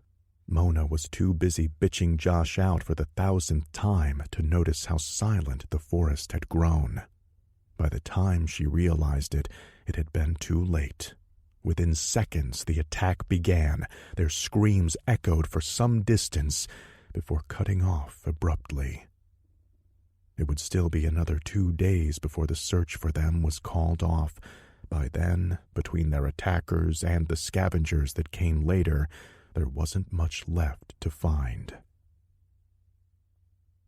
The rage had settled down again. It was never truly gone, not now and not ever again, but for the moment it was sated. The clan had been steadily following the trail of blood. The scent of two-legged things had been growing stronger, much stronger. The beasts were bringing their masters back to their own clan. There were many of them ahead, no doubt huddled in their fragile dwellings. They would destroy the clan of two-legged things. Its existence was now an affront to theirs. Just then, though, the wind had changed direction, and they caught another scent. More two-legged things, this time to the west, although they had no name for direction. They were close, very close. It had been too tempting to ignore, thus the Alpha had turned in their direction. Several times along the way, he had been forced to stop and bare his teeth at the clan in challenge. They were getting unruly. The rage was starting to supersede their sense of hierarchy. A few had wanted to tear after the two-legged things, heedless of stealth, and run them down like prey. But the Alpha was still the largest and strongest. The small bit of sanity that remained amongst the clan caused them to heed his commands. For now. The two-legged things had been chattering amongst themselves while the clan approached. They were stupid creatures, but they weren't entirely devoid of instinct. Eventually, one of them had sensed that something was wrong, that they were now being stalked. By then, they were surrounded. The Alpha gave a short grunt, foam-laden spittle flying from his lips, and the clan descended upon the two-legged things. The rage took over. Even had the Alpha wanted to do things differently, which he did not, he would have been unable to exert any control at that moment. Hands, claws, and teeth latched onto the two-legged things from all directions. The presumed male had been the first to die when one of the clan had bitten into the top of its skull. The other, a female, or so their senses told them, died more slowly, although its end came only moments later. Its limbs were wrenched from its tiny body as the claws of the clan then began to tear into its rib cage. The two-legged thing lived just long enough to see its own insides ripped from its body right before the massive fingers of the alpha gouged through its eyes. The next few minutes were like a drunken orgy of hate. Flesh was torn and eaten, viscera thrown in every direction. The coverings of the two-legged things were discarded to the side where they were defecated upon. Amongst all of this, the clan also fought each other, their bloodlust still running high. Several of them clashed over the remains, trampling what little was left into the ground as they clawed and bit at one another. It was several more minutes before they managed to get a tentative handhold on control again. The rage retreated a little, and the alpha was once more able to assert dominance. He grunted and spat at the clan. Though their language was crude, he was still able to communicate a message of the carnage to come, carnage which would make this kill seem like nothing in comparison. The clan once more began to move toward the trail, toward Bonanza Creek. Chapter 21. If the town had earlier reminded Danny of Little House on the Prairie, then Dr. Hanscom cemented the deal. His practice had the distinct feel of a place that had been ripped out of its time and deposited into the 21st century, so much so that she had almost been surprised when he opened a cabinet and removed modern medical equipment rather than a jar of leeches. As for the doctor himself, old-timey seemed to be the best way to describe him. He appeared to be about in his mid-50s and was dressed warmly in jeans and flannel, as if he weren't quite sure whether his next emergency would involve a person or a horse. Despite his quaint appearance, Danny had seen the degree from Johns Hopkins hanging in his office. She began to form a picture of him as someone who wasn't quite ready to retire, yet had long grown tired of the steady inflow of patients that a hospital or big city practice would bring. That they had interrupted him in the middle of a game of Yahtzee with his wife seemed to confirm this. After ascertaining the location of the town's doctor, Danny had accompanied Mitchell and the injured men. Regardless of the fact that neither appeared to be gravely wounded, she nevertheless still felt responsible, at least for Greg. It turned out to be a good decision, as Mitchell ended up having his hands full with Chuck, more or less having to drag the man there. Greg, at least, hadn't offered any objection to receiving medical treatment. Once the two were safely inside of the examination room, Mitchell had given the doctor his field diagnosis, then left to resume his research. Before departing, though, he had asked Danny to do him a favor and make sure Chuck didn't leave before being treated. She agreed with no hesitation. As far as she was concerned, it was the least she could do for the people who had saved them all. She had been in the waiting room for about half an hour when Dr. Hanscom emerged, a grim look upon his face. He sat down next to her and, without any preamble, said, "I have bad news. Your friend didn't make it." Conroy McStanish hadn't expected such a bonanza, excuse the pun, of business. He was the owner and oftentimes lone employee of the Bonanza Bed and Breakfast. During hunting season, he did a respectable trade, and often had at least one boarder at any given time during the rest of the year, usually hikers, road trippers, or salesmen. It was rare, though, that he found himself with a full house, all 6 rooms rented out. He had been forced to send his wife on an emergency run to pick up supplies for dinner and breakfast. Still, it was worth it. The extra income would make a nice little addition to his and Susan's vacation fund. He had been promising her a Hawaii trip these last 5 years, and now it was looking more likely that he might finally be able to give it to her. Yes, things were finally going his way. Even to Rob, who was still all starry-eyed at meeting Dr. Jenner and crew, the sleeping arrangements seemed a little off. Derek and his men had split 2 rooms, nothing odd there. Rob had assumed his group would pair off as they had done the night before. He had been wrong. Allison had grabbed a room to share with Danny. When he had started to book one for Paula and himself, though, she had demurred and instead asked for her own accommodations. Before he could raise a protest, she had cut him off with a curt, "I need some time to myself," and then gone ahead with the credit card transaction. Phil had reluctantly agreed to room with Greg. He had tried to get his own as well, but upon hearing of the limited space available, had offered to share one with Greg, and Greg only. That left Harrison and Rob. Roomies again, he thought, carrying his bag to the 2nd floor. Odd or not, he quickly shrugged it off. For the time being, it didn't seem like too big of a deal. He had been planning on just dropping his stuff, then going to assist Mitch anyway. "You're an asshole," Danny told Greg, who was trying and failing to suppress a smirk. Chuck wasn't even bothering. He was holding his freshly sutured midsection and laughing outright.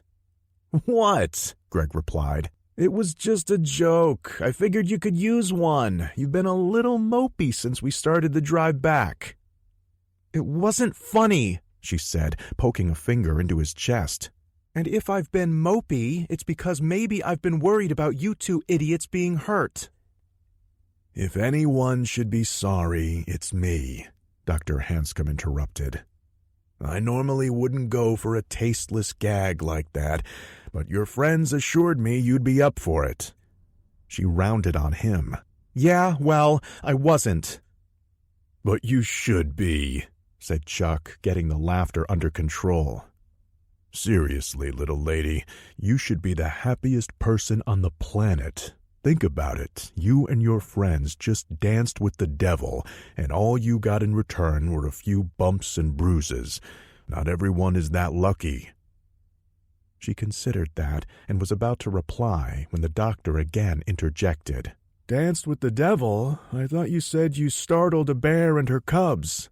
Chuck gave the others a quick warning glance. "Yeah, Doc, I'm maybe exaggerating just a little bit." Danny sighed and tried to change the subject. "So, they're okay?" "For the most part. A hairline fracture and some nasty bruising on this fellow. I only had an air cast handy, but that should be fine for this type of break." He indicated Greg's arm, then turned to Chuck. "As for your other friend, I had to do a lot of stitching, not to mention pump a ton of antibiotics into him. I highly recommend he check himself in at the hospital down in Pagosa Springs to have some x-rays done. However, I don't think there's any danger, as long as he doesn't try overdoing it." "No worries on that one, Doc," Chuck replied with a wink. "Oh well, he's not my problem," Danny thought. "Great," Hanscom said. "Now, unless there's anything else, let's talk payment. I'd really love to get back to my game." Mitchell was locked inside the back of the van. As always, he was a bit in awe of the place. "Amazing what you can buy when the feds are footing the bill." He prepped the samples for testing. Between the equipment and the full communications array, including satellite uplink, he figured one could practically sequence the genome from here. He was just a field researcher, but he sometimes wondered what a true lab rat could accomplish in this rig.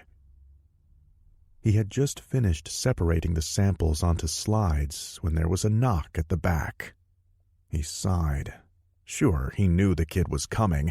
Hell, he had even invited him. Still, he thought that perhaps Rob would be tired and might forget about it. "Oh well," he mused. "Maybe it's for the best." He had been known to get a little too into his work at times, especially when he was sequestered away like he was now. Maybe a little company would be good. At the very least, having a guest might serve as a reminder that he needed to eat every now and then. He stood up in the cramped quarters and opened the back door. Rob climbed in, an eager look on his face, as Mitchell locked up the van again behind him.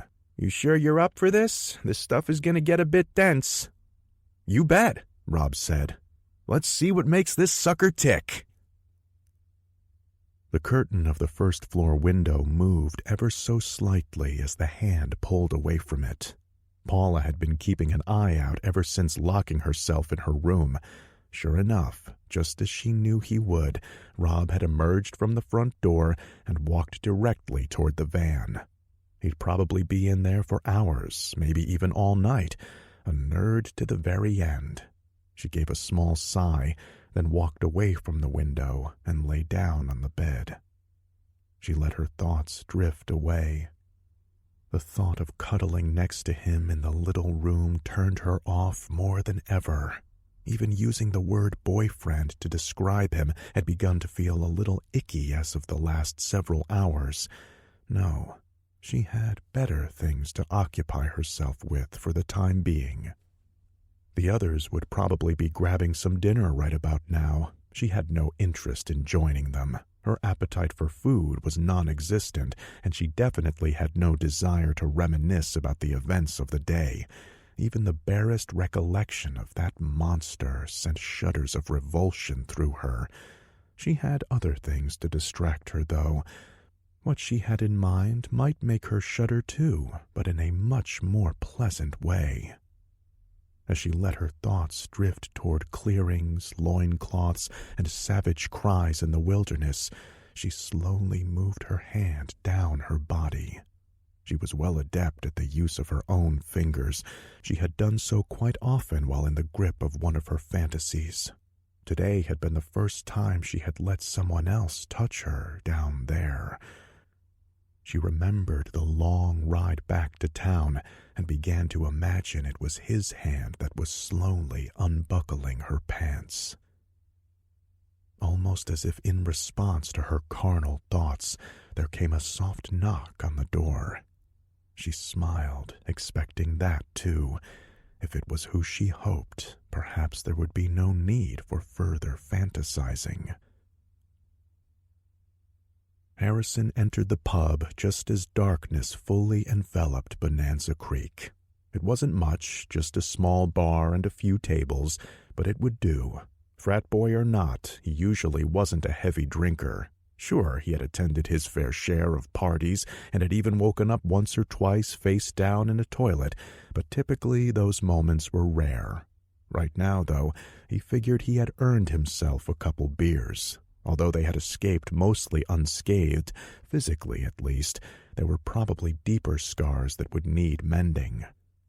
Paula, in particular, was worrying him. He had gone into this weekend thinking he would soon be a single man again. Now he was wondering if Rob might wind up in the same boat. He wasn't too worried about himself. He was relatively certain he was going to ask Allison out. He was likewise pretty sure she'd say yes. Rob's dating prospects, on the other hand, had never been particularly strong. At least he was fairly well distracted at the moment. Even if Paula did dump him, it would probably be a good while before Rob finished yapping about the crypto hunter and noticed. Speaking of the show, Harrison was none too shocked to see Derek and his cameraman seated at one of the tables. What did surprise him, though, was when they both waved him over. He had figured, with the excitement over, they'd be all business now and barely give him and his friends the time of day. His curiosity piqued, he walked over to them. "Hey, guys." "Have a seat," Derek replied amicably enough. "I'm buying." "Really?" Harrison sat down. "Thanks, I appreciate it." "Forget that. You deserve it," Francis said. "You'd be surprised how few people we meet that can keep it together once the shit hits the fan." "Frank's right. You and your sister both showed a lot of character out there. If it weren't for the two of you, I think your friends might have scattered like rabbits." "Agreed," Francis said, draining his glass. "Also, the way you stared down that Squatch with just a can of pepper spray was pretty damn badass." Harrison chuckled. Probably a lot more crazy than badass. By the way, do you think it would have worked if you guys hadn't shown up? Derek didn't hesitate with his reply. Not even for a second. There was a moment of silence at the table, then all three men burst into laughter. Mitchell linked the van's systems to the Denver CDC's computers via satellite. He set up an automated scan to match the samples against known animal and hominid contagions. The search queries were narrowed to only include results known to induce behavioral changes or neurological side effects. It didn't guarantee success, but it meant the time spent combing through the mainframe's vast database would be relatively short. If those results came up negative, he would expand the parameters. If that still didn't pan out, he explained, then next would be a full toxicological examination of the Squatch's stomach contents. "So, what do we do now?" Rob asked. Despite his earlier reservations, Mitchell found himself smiling. Though the kid was enthusiastic to the point of almost being obnoxious, he had kept out of the way and asked mostly intelligent questions. "Now we wait a bit, let the computer do the heavy lifting. If the first pass doesn't give us anything to work with, then we start again, rinse and repeat." "What if you don't find anything?" "If the pathogen and tox screens all come back negative, then I wrap it up. At that point, I send the samples to the guys in the lab and let them do their thing." "But what about—" Mitchell lifted a hand. "Don't worry. If there's no matches with anything on file, then that probably means we're dealing with a unique case. That's a good thing. It means the problem most likely died with our hairy friend." Rob seemed to consider this for a moment. He had read that the CDC had data on every disease known to man, including many that the general public wasn't aware of. If Mitchell was confident in those results, then he could be too. He nodded, then decided to try his luck a bit.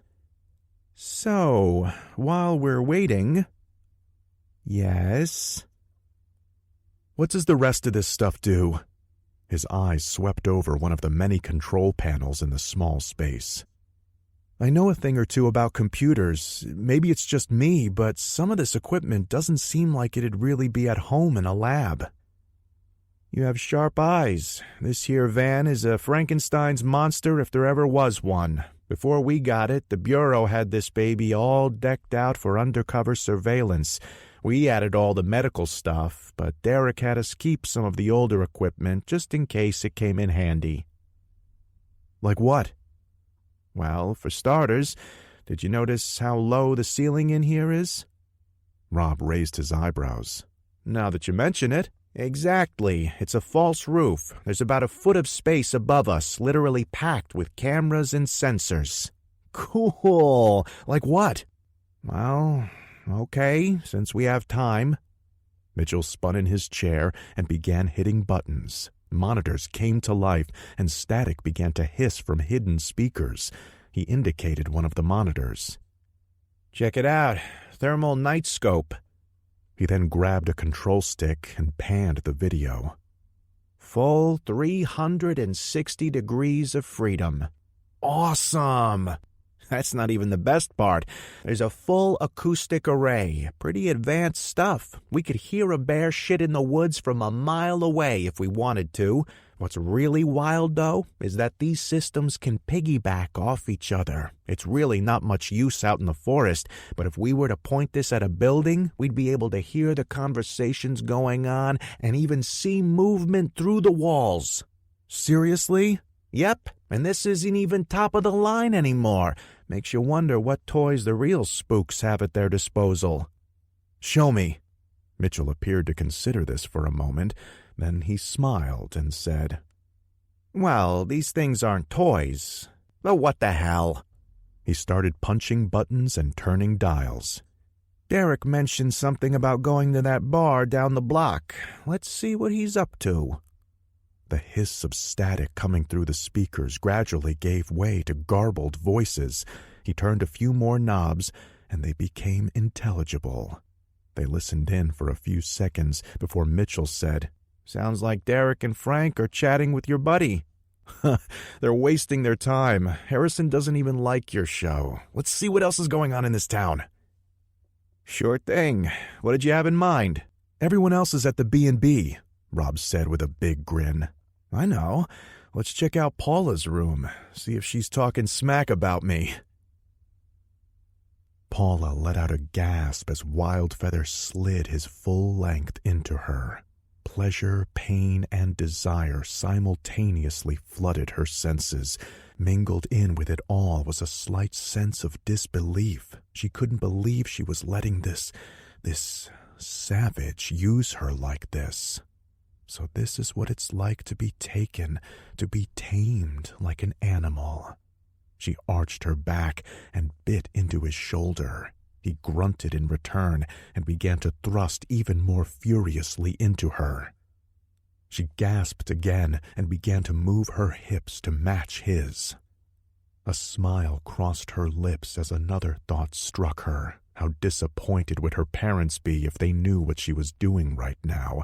Her father would probably disown her, especially if he knew she had spread her legs, eagerly too, for a minority. Her mother would probably call her a filthy whore. A giggle escaped from her lips at the thought. Wouldn't that be ironic, especially considering that's exactly what her mother often begged to be treated like?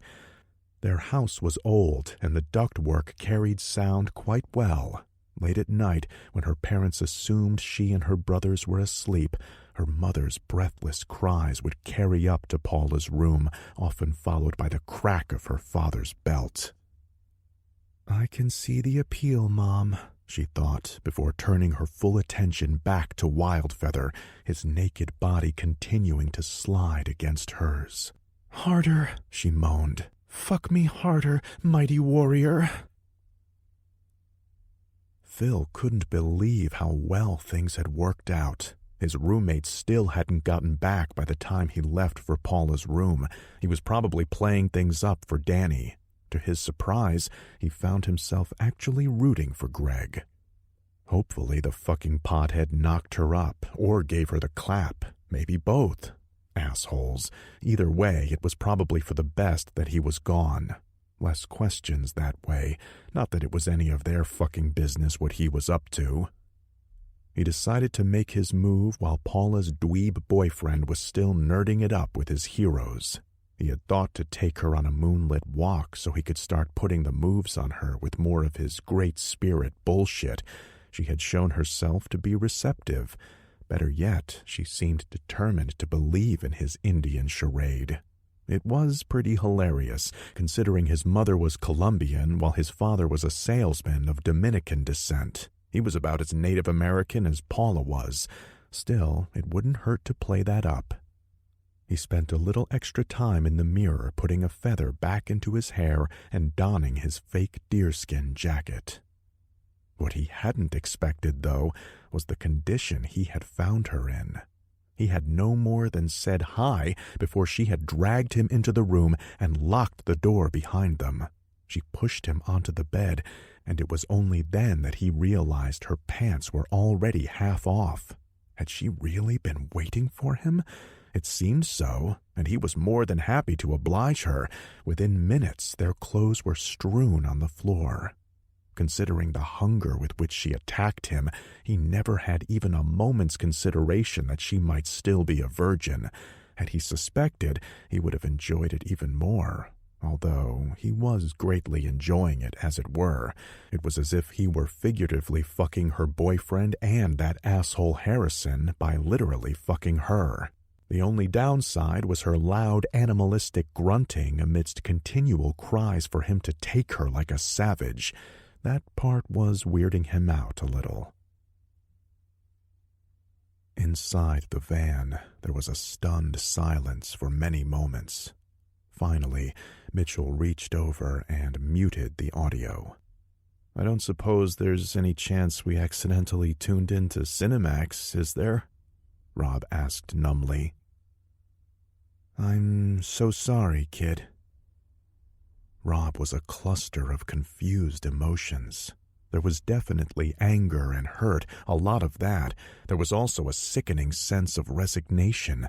Hadn't he suspected for a while now that he and Paula weren't right for each other? Surely several of his friends had dropped hints of such. Even Harrison had suggested he play the field a bit. Perhaps, although he realized that these thoughts might just be hindsight. However, hindsight or not, mixed in with the jumble of other emotions was also an odd sense of relief. For a few minutes he couldn't believe it, but yes, there was definitely a feeling of satisfaction in knowing. He would never have suspected Paula of such deceit on his own. He had bought her good little Catholic girl routine completely. There had never been any reason not to. She had always seemed genuine in her beliefs. Her family was devout, but not oppressively so, which might have dropped hints at a rebellious nature of sorts. Most convincing of all was that the college rumor mill was entirely silent on the subject of Paula. No matter how innocent one acted or how hard one tried to keep a lid on things, gossip spread in a closed ecosystem like their campus. It wasn't always correct, but if someone was screwing around with someone else, there was usually a third party who knew about it and was happy to spread the word. No, he wouldn't have suspected Paula, and thus, barring some tearful confession from her after the fact, she would have gotten away with it. She hadn't exactly sounded like she'd been forced into it, thus he didn't think such a confession would have been forthcoming. Even if it was, he found himself doubtful it would be all that sincere. He had to face facts. The bitch was cheating on him, and she was enjoying it. He turned back toward Mitchell and grinned, but this time there was a predatory quality to it. So, tell me, does this thing have a record button? Kate Barrows wasn't much of a drinker. She enjoyed the occasional glass of wine with dinner and was known to drink a beer while she watched the Broncos with her dad, but that was it. However, after closing up shop that night, she decided maybe a shot of something stronger wouldn't be a bad idea. She was rattled from the earlier scare with her father, and she was most definitely still upset that Gus seemed to be missing. Adding to it all, she was also tired out from all the walking. Earlier in the day, after talking with Grace Clemens and finding her curiosity piqued, she had decided to lock up the store and accompany her back to her home. Grace, for her part, hadn't objected to the company. After discovering the damage, her husband Byron had set out with their truck for the Home Depot all the way over in Durango. Considering the distance and that he tended to get a little distracted in that store, he wasn't expected back until sometime that night. Grace had spent some time showing Kate what had happened. She had been right. It was weird. The coop had been torn wide open from top to bottom. Even stranger was the condition of some of the bodies. Grace had been too focused on the damage to pay the chickens much more attention other than to note that they were all dead. Kate immediately saw that while a few were partially eaten, most were torn completely to shreds. Whatever had gotten into them had been in one hell of a mood. This wasn't a feeding, more like a mass poultry murder. She found herself as stumped as Grace. She wasn't even sure it was an animal that had done this. Unpleasant thoughts had begun to form in her head. She began to wonder if her father hadn't been right about Joel Bean. Maybe he had downed one too many shots of cheap liquor and gone nuts. She had assured Grace that she would send Mark Watson out her way immediately if she saw him. Grace thanked her, then politely escorted her back to the edge of her property. Kate's mind was so preoccupied by then, wondering what was going on, that she didn't find it odd to be shooed off without even an offer to come inside for coffee. Before leaving, though, she had stopped and turned to the other woman. There had been a nagging feeling in the back of her head. Something was wrong, and it was bothering her. Grace, are you sure you don't want to come back to the store with me, at least until Byron gets home? That's sweet of you, Kate, but my place is here, had been the unsurprising reply. Well then please be careful. Whatever did that could come back. Don't you worry about me, sweetie. I'm gonna go and lock myself inside with my good friends Smith and Wesson. As Kate started walking again, she had found herself oddly lamenting her own lack of a friend by her side. Those memories were all still flitting through her mind when she walked into the town's lone pub. Bar and grill was probably a bit of a stretch, she thought. Ben Reeves, the owner, had a good-sized barbecue pit out back, but this time of year she'd probably be lucky to get a microwaved plate of hot wings. It was still too early for the locals to fill the place, and even then, a good chunk of them might be down south helping the search party. Regardless, she wasn't surprised to see a few people sitting around. It was who she saw, though, that caught her off guard. She saw the college kid, the cute one from the day before. Hadn't he been heading out into the woods for a week of camping with his friends? Apparently not, as he was sitting there with two of those reporters who had rolled into town the other day. They appeared to be having a fairly animated conversation, but it immediately quieted down as they noticed her. One of the men had a bit of an unkempt lumberjack look to him. The other, the one who had seen her, was another prospect to her liking. Well-built, with dark sandy hair, a chiseled jawline, mid-30s, maybe early 40s. That same voice in her head that she constantly seemed to be shushing said, "Two cuties in as many days. This town is turning into a regular man-candy outlet." The college kid, Harry something she vaguely remembered, turned his head toward her and smiled. Stepping up to the bar, she inwardly sighed. She could remember that he had a cute ass, but his name... Nope, no dice on that one. "Definitely turning into an old cougar," the voice whispered. "Hey," the college kid called to her. "Kate, wasn't it?" "Hey, yourself," she replied back. She sensed the bartender at her elbow and addressed him. "Tequila shooter, if you will, Ben." That ought to steady the nerves a bit. Turning back toward the group, she said, "I thought you were off camping with your buddies." For a moment, it seemed as if the other men at the table shot him a warning glance, but then again, she could have just been paranoid. Considering the day she'd had, that seemed the more likely scenario. So she dismissed the thought as he began to speak. "Yeah, well, that got cut short. We had a little bit of an accident." "Harrison, that was his name," replied. "Oh, was anyone hurt?" "Not too badly," he told her. "Bumps, bruises, and scratches mostly." "What happened?" she asked. She retrieved the tumbler of Cuervo Gold from Ben, then took a step in the trio's direction. "Bear," Chiseled Jaw said. "Cougar," replied the lumberjack simultaneously. There was a momentary silence, during which she distinctly saw Harrison roll his eyes. Then Chiseled Jaw quickly added, "It was hard to tell. It happened fast, and it was a bit chaotic." He didn't sound all too convincing.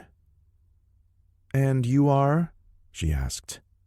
"Oh, sorry," he said, getting to his feet and holding out a hand. Derek Jenner." She shook his hand, then asked, "You guys are those reporters, right?" Derek glanced at the lumberjack and replied, "Something like that." Chuck should have been back at the bed and breakfast, specifically partaking of the bed part. Those were the doctor's orders, and he was sure it would have been Mitch's too.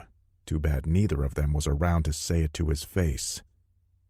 He knew where Mitchell was holed up. He was also fairly sure Derek would be at the local watering hole, probably with Frank, celebrating another job well done. It was a tradition with them. The more difficult the job, the longer the celebration would go on. Considering the foobar this one had almost been, he didn't expect to see them around for a while. Nor did he consider joining them, as he'd probably just be shooed back to bed like some goddamn baby.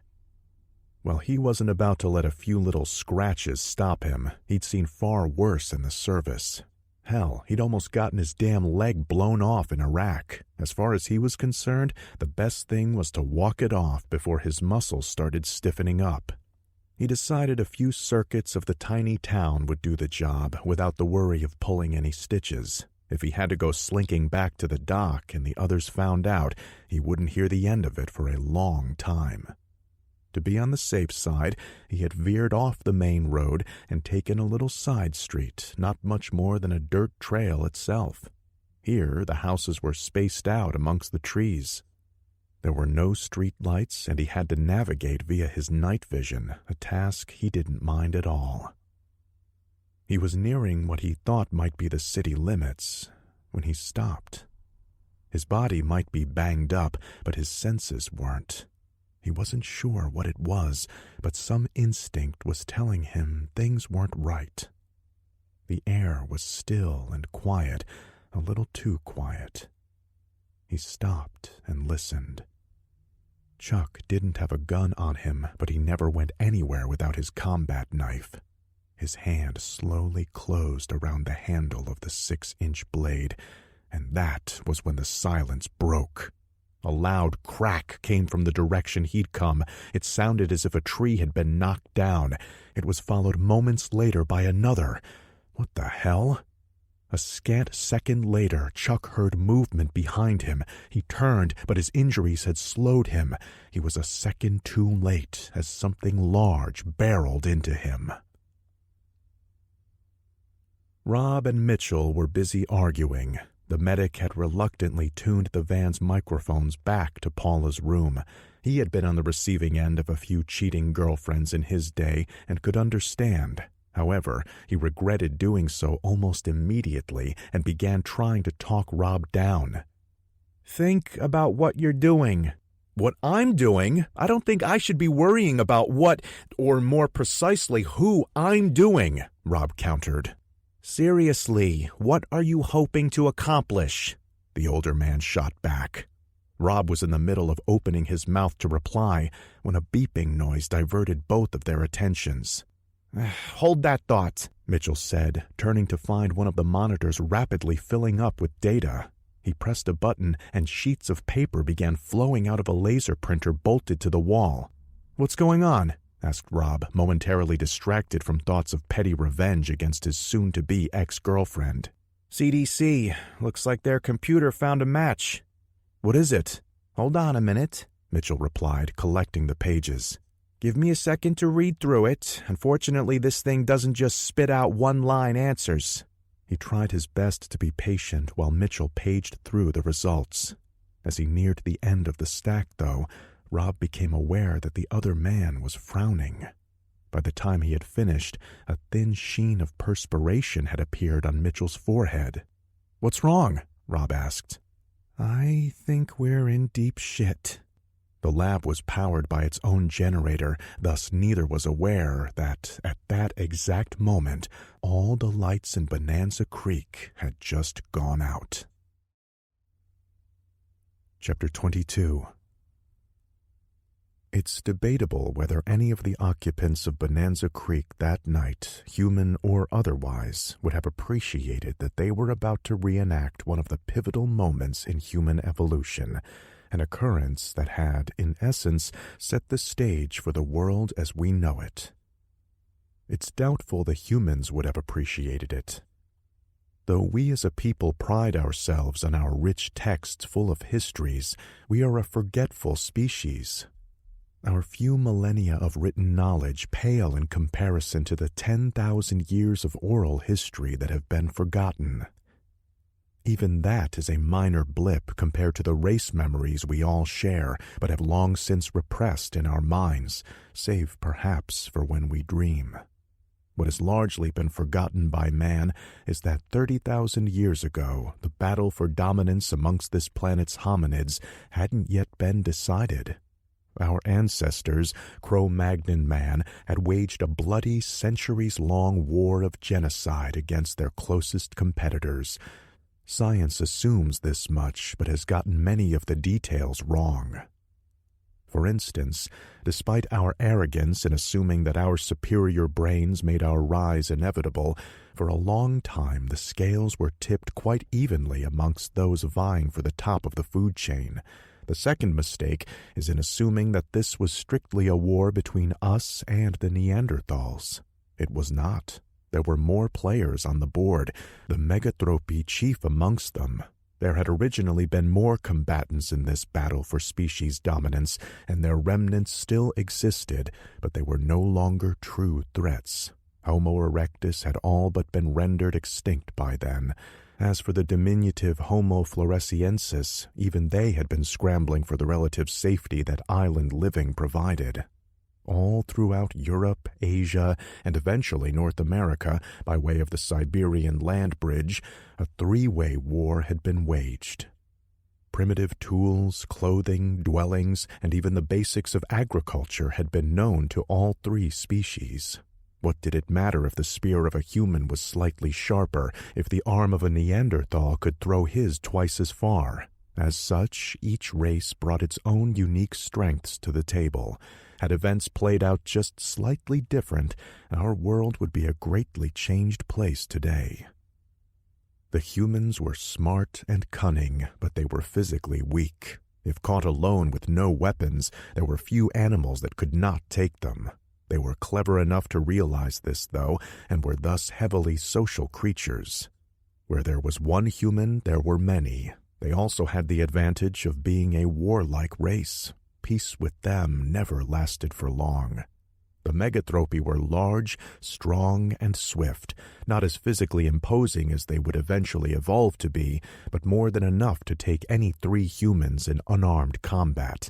When they waged war against their rivals, they hefted clubs the size of small tree stumps.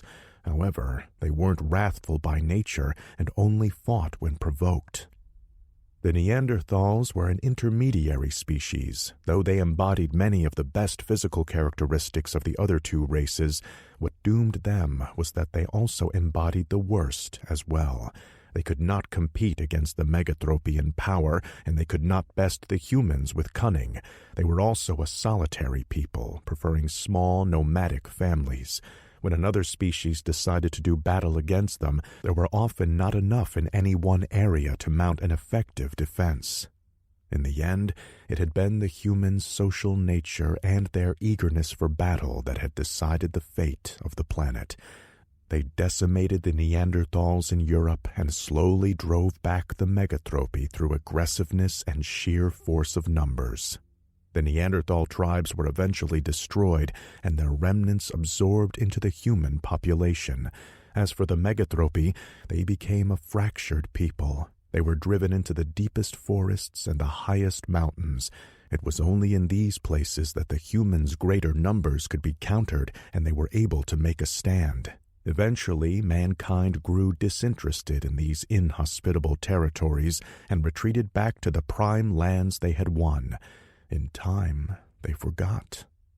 The Megathropy were left in peace. Time passed, and they evolved. They became larger and stronger, better suited to the harsh climates they had been forced into. Their senses heightened, and they became warier. Despite their size, they adapted to a life of stealth. Sadly, all that they had gained did not compare to what had been lost. Fire, tool, dwellings, all was forgotten. In many ways, the remaining clans once more became the animals they had long ago risen above. As for this history between the two species, it is also doubtful the clan would have shown much appreciation for it either. Their racial memory was strong, and the lessons of their defeat had been passed down through the generations. Who knows what they might have thought under different circumstances? Some of them might have felt disgust at this replaying of events long past.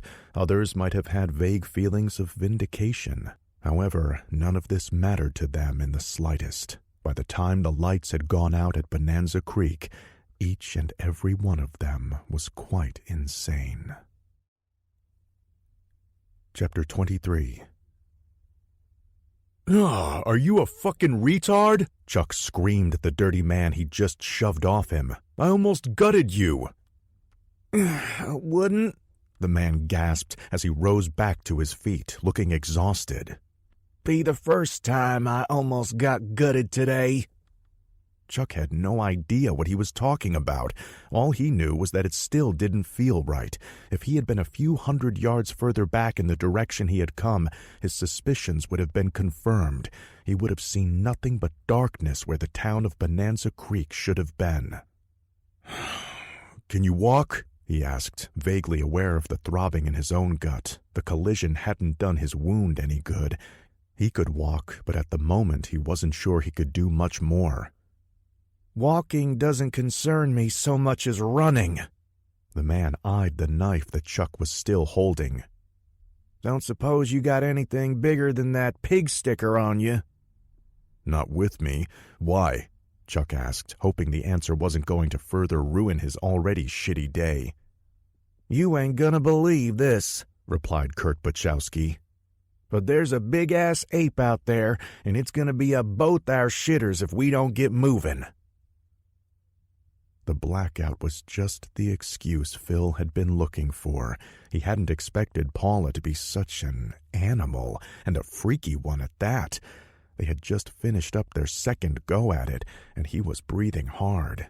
He felt like he could pass out right then and there. Paula, on the other hand, was almost immediately ready for round 3. She had started pawing at him and was once more weirding him out with her bizarre demands. Tame me, O mighty chief. Make me your squaw, she had grunted, lowering her head beneath the covers and starting to work her way down. Jesus, this bitch has some fucked up fantasies, he thought, trying to pry her off. He grabbed her by the hair and yanked her back up, hoping she got the hint. However, she had just grinned at him and purred, Oh, please don't scalp me, young brave. The other settlers are dead. I have no defense against you, should you wish to violate me. She started grinding her body against him again. Amazingly, he was the one feeling violated. He was getting close to decking the freaky bitch, although a small voice in his head warned she might like that when the lights had blinked out. In the perfect darkness, she didn't see the look of relief that crossed his face. What's going on? She asked, dropping out of whatever crazed fantasy had been playing out in her mind. I don't know. I'd better go check. Before she could protest, he quickly rolled out from under her and began grabbing for his clothes in the dark. You don't have to go. This dump probably just blew a fuse. Why don't you come back here and we can pretend you just dragged me back to your teepee? Oh, shit. He hopped back into his pants as quickly as he could. I should get going anyway, he told her, a slight note of desperation in his voice. Your boyfriend will probably be worried. She sighed in the darkness. I guess you're right. Although the twerp is probably busy jerking himself off to those assholes is every word. Phil heard shuffling on the bed. It sounded like she was getting up too. I'll come with you. Maybe we can find a quiet corner and you can show me your great spirit again, she purred. He involuntarily gulped. Even in the dark, he could imagine the insatiable look in her eyes. This was definitely not going as he had imagined. You know I'm not really an Indian, he confessed, fumbling into his sneakers and starting toward the door. Of course not. Her voice came from right in front of him. Your people have been scattered by the white man, she said in a throaty voice as she moved between him and the door. You have no home, no identity of your own. All you have is vengeance for your own personal trail of tears, a chance to take it out on some poor, helpless maiden. Not quite what I meant, he replied in a small voice. Christ, this chick won't take the hint. He backed up and found himself leaning against one of the windows. Unsurprisingly, he heard her footsteps following. Unfortunately, that wasn't all he heard. He noticed a strange chuffing sound that didn't seem to be coming from her direction. Did I tire you out that much? Paula asked, walking up to him. What do you mean? You're panting like a dog. That's not me. Then what? She didn't get a chance to finish the question, though, for at that moment the window exploded. Phil screamed out as shards of glass embedded themselves in his skin, but that wasn't the worst. No, that was far from the worst. He felt the nails of an impossibly strong hand dig into his back. There was a wet tearing sound, followed by a crunch as his spine shattered. It was the last thing he heard before a much darker blackness took him. Inside the Bonanza Creek Bar and Grill, there wasn't any sense of worry, at least not initially. The three men had been talking with Kate when the lights went out. Before anyone could react, Ben Reeves had cursed, "God damn it! This place is wired worse than a 10-cent whore!" Derek had been tempted to ask what he meant by that when Ben turned on a flashlight from his spot behind the bar. "No need to panic, folks." Moving with the speed of a man who knows a place like the back of his hand, he procured some candles from beneath the counter and lit them. At last he seemed satisfied that he had given his customers enough light for the moment. He then said, "Hold tight, and I'll go check on the Jenny," before walking around the bar and heading toward the rear of the room. Harrison gave a worried look as the bartender disappeared into the back, but Derek smiled at him reassuringly in the dim light. "There is such a thing as coincidence," he said. Kate looked between them for a second. Coincidence about what? Harrison took another sip of his beer. "Sorry, I'm being jumpy. Just because I got a good scare is probably no reason to freak out the second anything weird happens."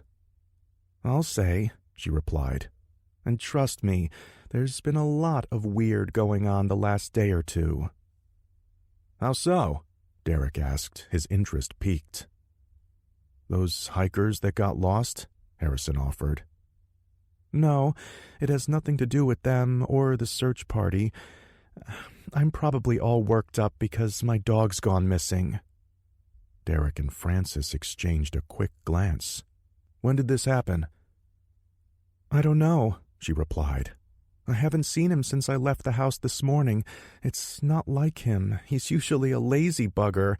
Then there was that blood on my porch." "Blood?" She suddenly had Derek's full attention.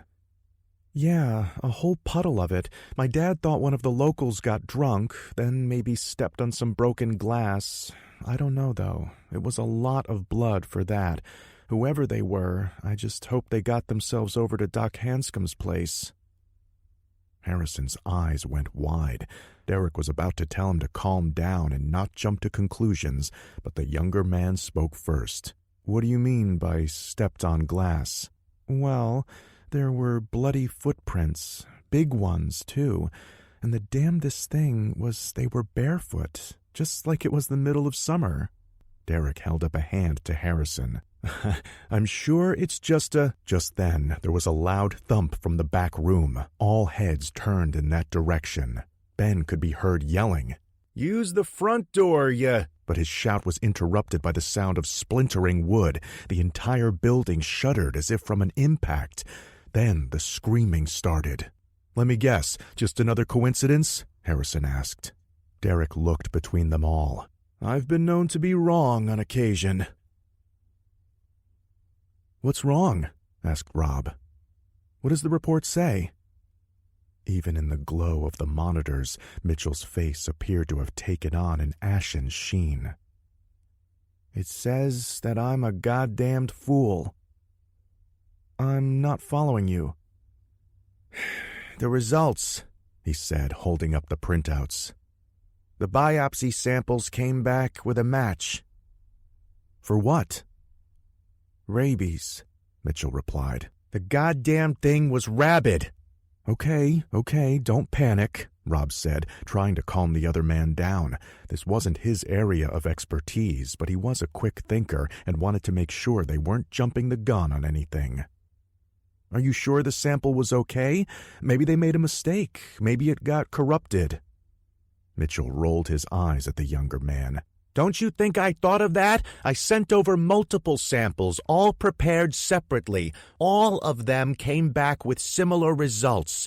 If there was an outlier, the report would have listed it." Rob listened with a growing sense of panic. Harrison got that thing's blood all over him, and Woodchuck got slashed up. I know. We're gonna need to get him to a real hospital. Hell, we'll probably all need to be treated just to be safe, and that's not even the worst of it.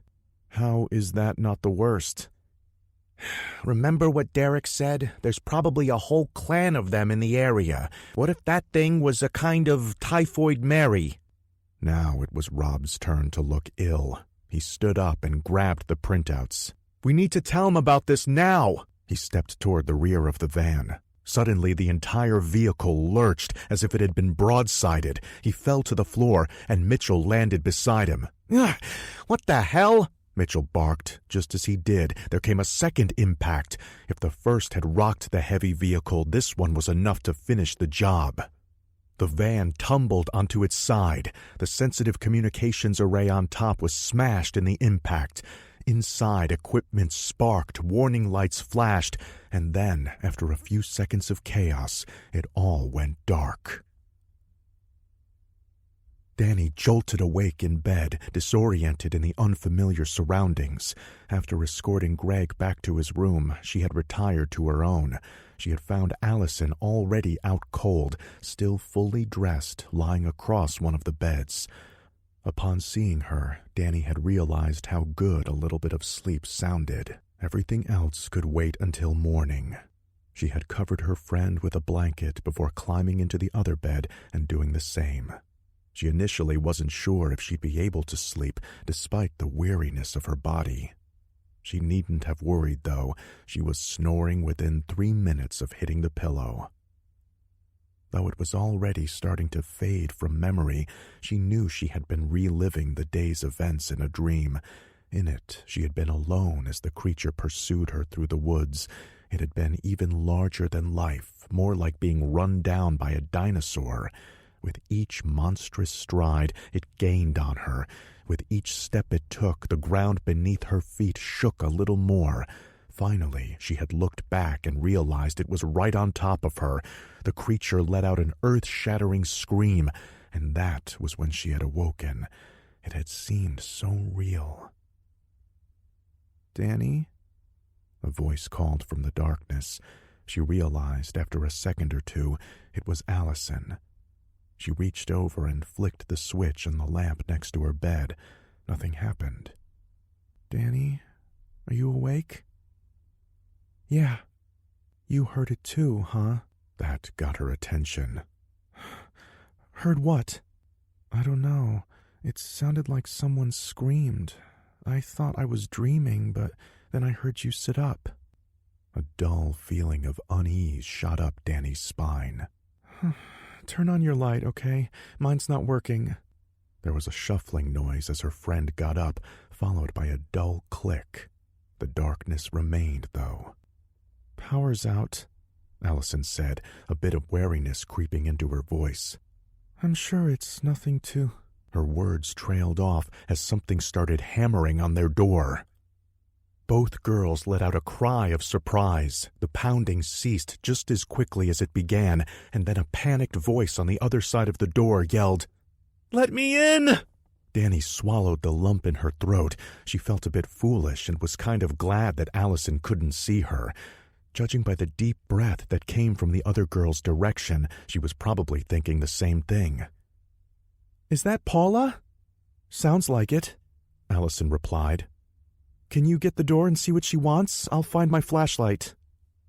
"On it." Danny walked toward the door, feeling in front of herself with her hands. The pounding and shouting started up again as she reached it. Fumbling with the lock, she yelled back, "Okay, we heard you the first time. For Christ's sake, Paula." The door flung open, and she was pushed back by its force. A scant second later, someone, presumably Paula, grabbed her in a bear hug. Thank God! Thank God!" She panted over and over again. Danny somehow managed to keep from falling over. She was confused, but she could tell the other girl was extremely upset. Instinctively, she put her arms around Paula, then felt her backside. "Paula, are you—" she started to say when the bright LEDs of a flashlight lit up the room. "Naked?" Allison finished. Sure enough, she was, naked and completely hysterical. As far as Danny could tell, Paula continued to hug her with almost manic strength. Then she started stuttering in an attempt to speak. "Slow down," Danny said in a comforting tone. "It's okay. Take a breath and tell us what happened." Paula continued shaking, but at last managed to blurt out, "Wild feather." Allison stepped up to them. "What?" She looked Paula up and down. "What did that asshole do to you?" Danny and her friend shared a glance. They were probably thinking the same thing. Had the whole ordeal caused Wildfeather to snap? She almost couldn't believe it. He was normally so together, so serene, so gentle. No, that was all bullshit, she reminded herself. She had to remember that she obviously didn't know him at all. Now it looked like the little bastard had stepped way over the line. If so, he was going down hard. She'd see him behind bars and hopefully some convict's bitch before this was over. "Get me a blanket," Danny instructed. Allison grabbed one off the bed and wrapped it around Paula's still trembling shoulders. Danny then gently pulled away and looked her in the eye.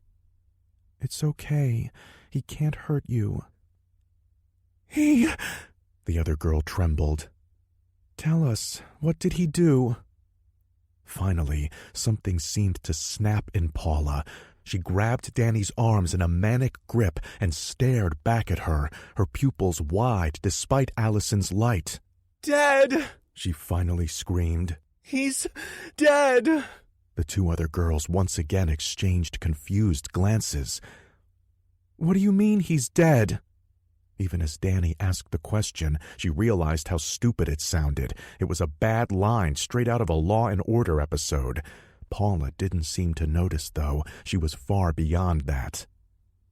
"It killed him! It killed him!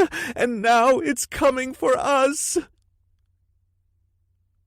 Greg slept like the dead. Despite his outward good cheer, his arm had been hurting like a motherfucker. The good doctor, knowing the nearest pharmacy was over an hour's drive away, had taken pity and handed him a small vial of codeine tablets before showing them out. After Danny walked him back to his room, politely declining his offer to come in, he had immediately swallowed 2 of the pills. He had just been going through the motions with her anyway. He couldn't let a pretty girl walk away without at least trying any more than he could give up breathing.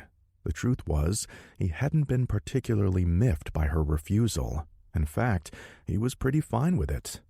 The only company he really wanted tonight was the pain pills. It turned out that what the doctor gave him had been the good stuff.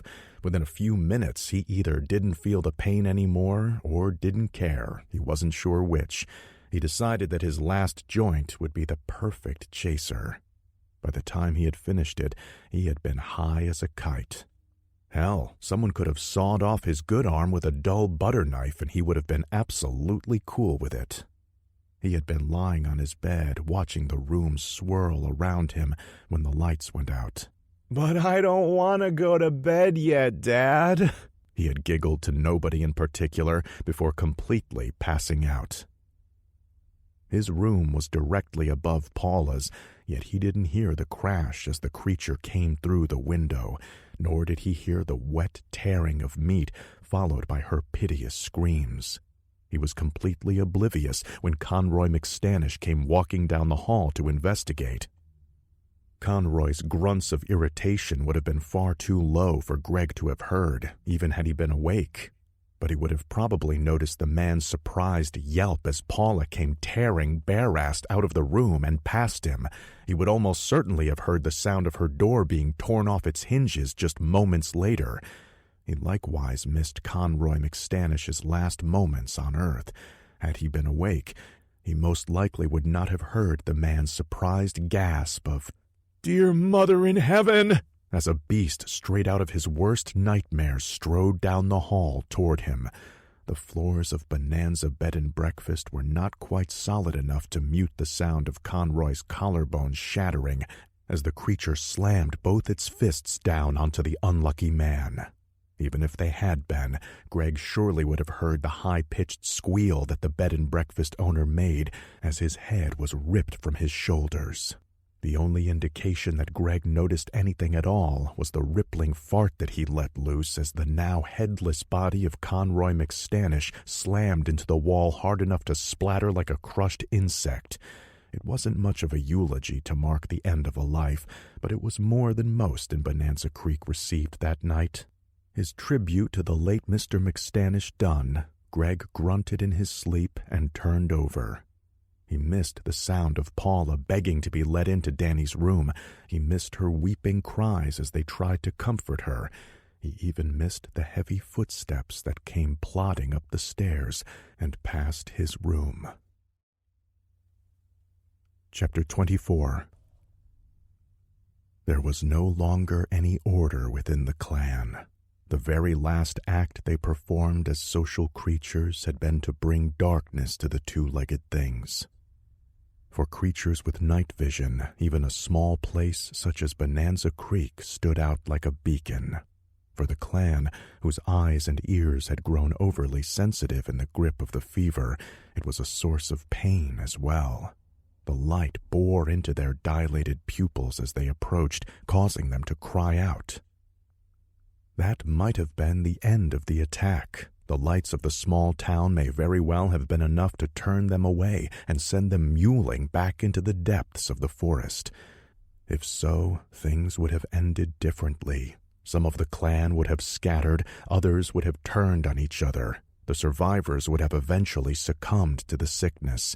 Perhaps a few more wayward hikers would have perished at their crazed hands, but the worst would have been averted. But the Alpha was old and had seen much. His mind wasn't so far gone yet that he wasn't able to remember. He had traveled far in his lifetime, migrating as the weather changed and as more of their habitat was encroached upon. He had seen the clans of the two-legged things. Before the rage, there had been curiosity. He had observed them as they worked, as they played, and as they lived. Though he did not understand how, he knew the false trees, the ones the two-legged things planted, carried fire within their vines. He had once seen a false tree felled by a storm. Its vines had snapped, and flames had sprayed from their ends. The dwellings that housed the two-legged things had gone dark when that had happened, their source of fire cut off. He remembered this, although rage had since replaced all of his former curiosity. Knowing what to do, he had barked and grunted to the clan to follow him. When they had hesitated, a few showing their teeth in defiance, he had torn off a tree limb and beaten them with it. That seemed to temporarily restore their sense of clan. Once order had been re-established, he had shown them what to do. The false trees were flimsy things. They lacked roots and could be toppled easily. The clan did not care much beyond that. All they cared was that they were finally able to let loose their rage. It was not nearly as satisfying as making something scream. When they saw the results, though, that the hurtful lights died when the false trees were felled, they attacked them in earnest. Despite the Alpha's warning grunts, a young female had been stupid. When the vines fell, she had gotten too close. Her body had spasmed wildly at first, and then the fire had touched her fur. She immediately burst aflame. She died, burning and convulsing, as the others watched. However, the lesson had been learned. None of the rest ventured near the vines. There had been no hooting of remorse at her passing. The clan was too far gone for that. If anything, her death had only excited them for the bloodshed to come. Their rage had been just barely kept in check until then. Watching her die and the promise of more death to come finally caused them to snap. As the last of the light died, the clan spread out. There was neither rhyme nor reason to their pattern. Their individual goals were simple: find and kill as many of the two-legged things as they could. By then, the Alpha could not have stopped them, even had he wanted to. He didn't want to stop them, though. All he cared was that they stay out of his way. He was looking forward to the screaming, and it didn't particularly matter much the source. Chapter 25. Byron Clemens was happily whistling along to some Bob Dylan as he drove toward home. All the building supplies he and Grace would need to rebuild the chicken coop stronger than ever filled the bed of his Dodge Ram. In actuality, there were quite a few excess purchases as well. She would probably chew him out for it, but he just couldn't help himself. He had a high credit limit on his Home Depot card, and nobody had been around to tell him no. He wasn't too worried, though, having also picked up the new vanity set for the downstairs bathroom that she'd been bugging him about. If he tossed her a bone by installing it, all would be well. As he drove along the former logging road, he passed a few other cars. Most of them state troopers heading toward 160. Most likely they were members of the search party calling it quits for the night. Damn stupid hikers are always getting lost, he mused. It had been years since he'd volunteered to help in one of those searches. Despite the fact that he and Grace were more than capable of adding their expertise, he had a bad taste in his mouth about the whole thing. Unless there were missing kids involved, and stupid-ass teenagers didn't count as kids in Byron Clemens's book, then the damn fools could take care of themselves. Not only was it almost always their own damn fault, but most of the time they were ingrates about it after you went out of your way to drag their sorry asses back to civilization. "I'm sure I'd have found my way eventually," one such idiot had proclaimed haughtily, as if he were Davy Crockett himself. The fat bastard had been missing for about 18 hours. He'd been heading in exactly the wrong direction when they found him, lost and scared, tears of joy streaming down his face at being rescued. "Well, if that's the case, mister," Byron had replied at the time, "how's about I take you right back in there and you show me what for?" That shut the son of a bitch right up. He was about a mile south of the outskirts of Bonanza Creek when he suddenly slammed on the brakes.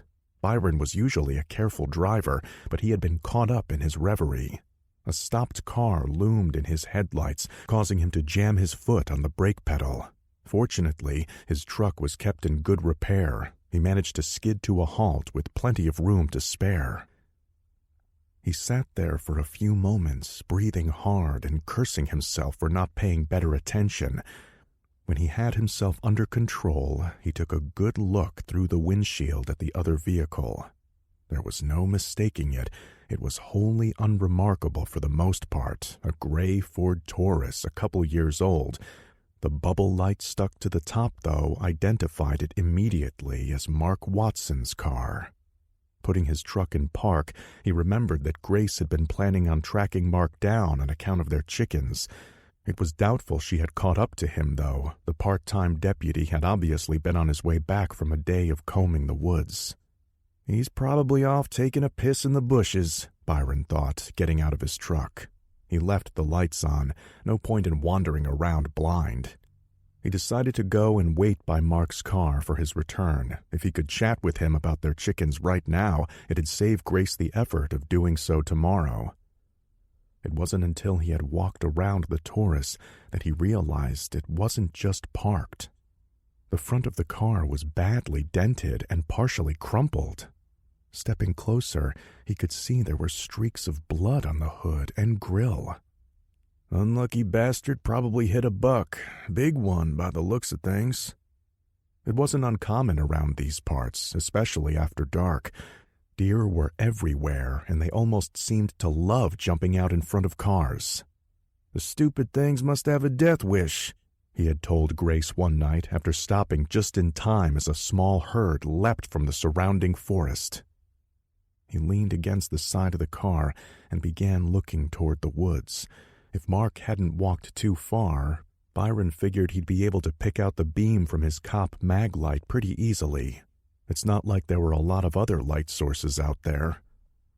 He had scanned perhaps a quarter of his field of vision, seeing no light other than his trucks, when he felt an emptiness where his elbow should have been touching glass. Turning, his first thought was to wonder why Mark had left the driver's side window rolled down. He put his hand on the door, then quickly pulled it back as something sharp jabbed him. He lifted it and saw a shallow cut on his palm, a small sliver of jagged glass stuck in it. "Safety glass my left ass cheek." He pulled the shard out and tossed it aside. Leaning in, he took a closer look at the door. In the darkness, he had initially missed all the bits of broken glass littering the front seat. The window had been broken inward, pretty violently too, by the look of things. He was just starting to consider this, his mind going over more scenarios, when he was suddenly plunged into darkness. At first, he thought that maybe his truck battery had up and died. It would be just his luck. Then he realized the light was still there. It was just being blocked. He turned back toward his Dodge and saw that someone was standing directly in front of it. He couldn't see who. All he could see was their silhouette, a dark outline against the light. "Mark?" he called out, even as his brain made the connection that Mark Watson was a man of medium height and build. Whoever was standing in front of his truck was built like one of those wrestlers he and Grace sometimes liked to watch on TV. His thoughts turned to that fool-drunk Joel Bean, just as the figure took a lurching step toward him. Whoever he was limping badly. Byron Clemens was not an overly kind man, but he wasn't a bastard either. He took a step forward to offer assistance.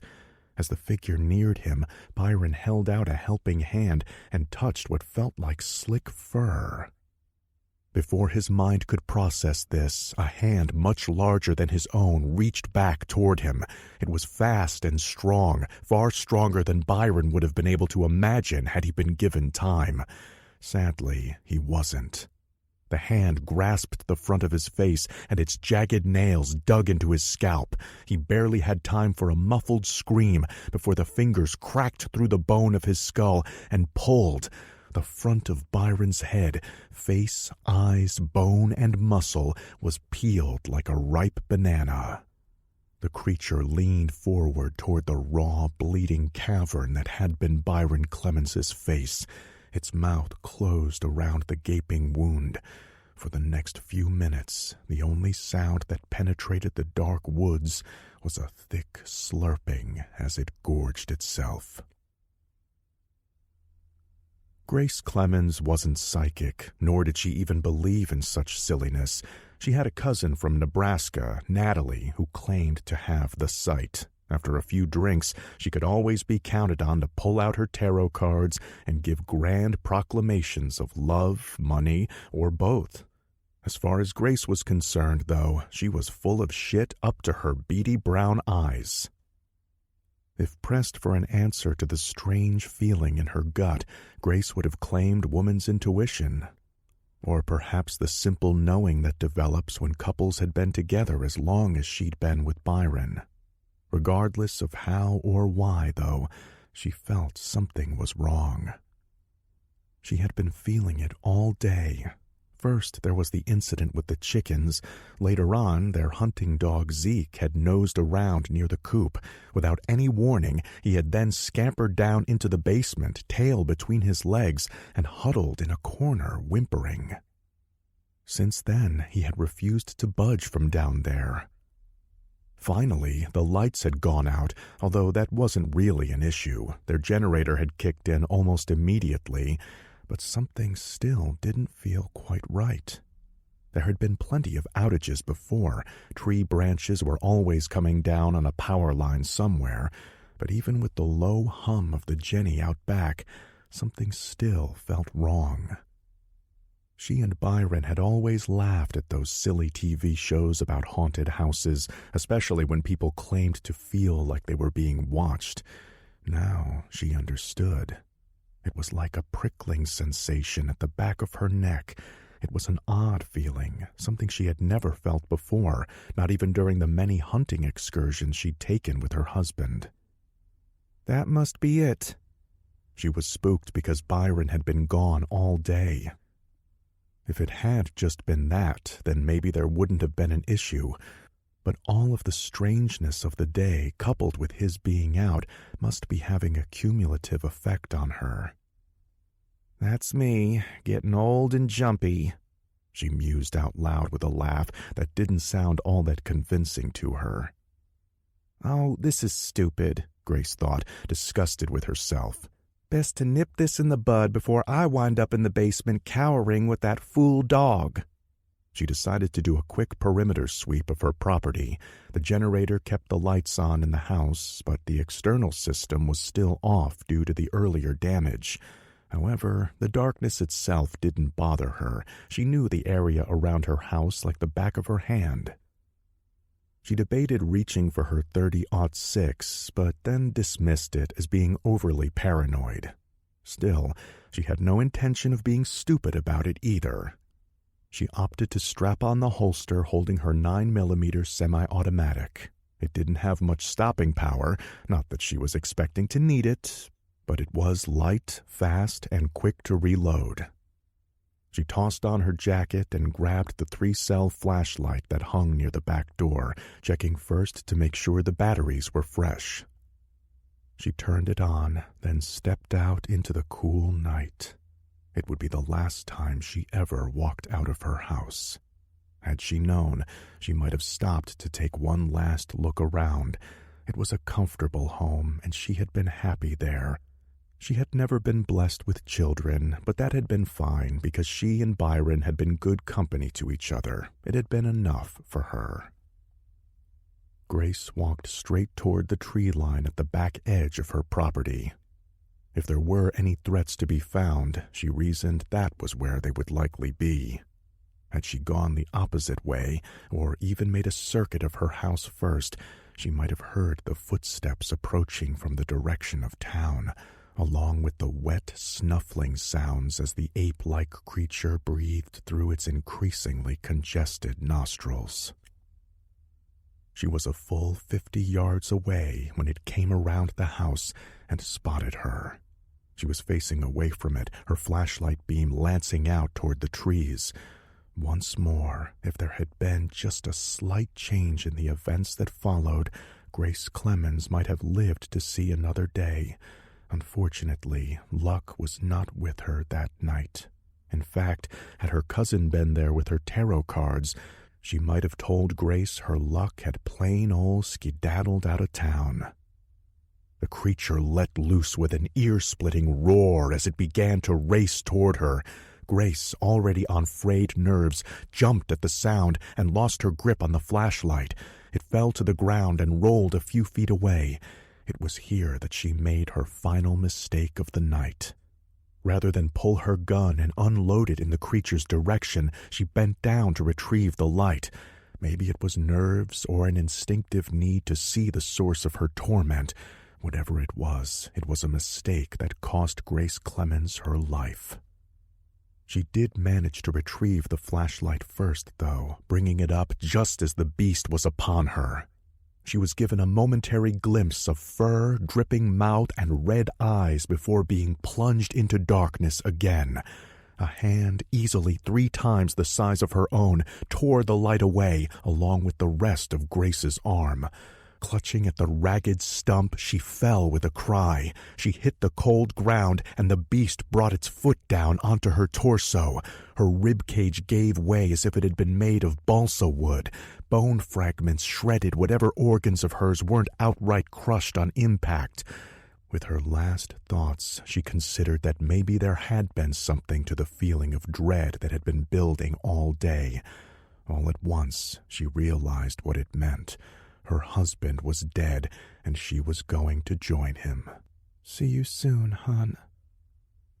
As the glimmer of life faded from her eyes, she never knew that her first intuition regarding the absurdity of psychic powers had been correct. She wasn't going to join her husband. In fact, he was coming to join her. It was still half an hour until Byron Clemens's final face-off with another of the creatures out on the lonely country road. "Why can't I turn on the light, Elmer?" Vera Gentry asked her husband for what, to him, felt like the 100th time. The only illumination in their small cabin came from the living room fireplace.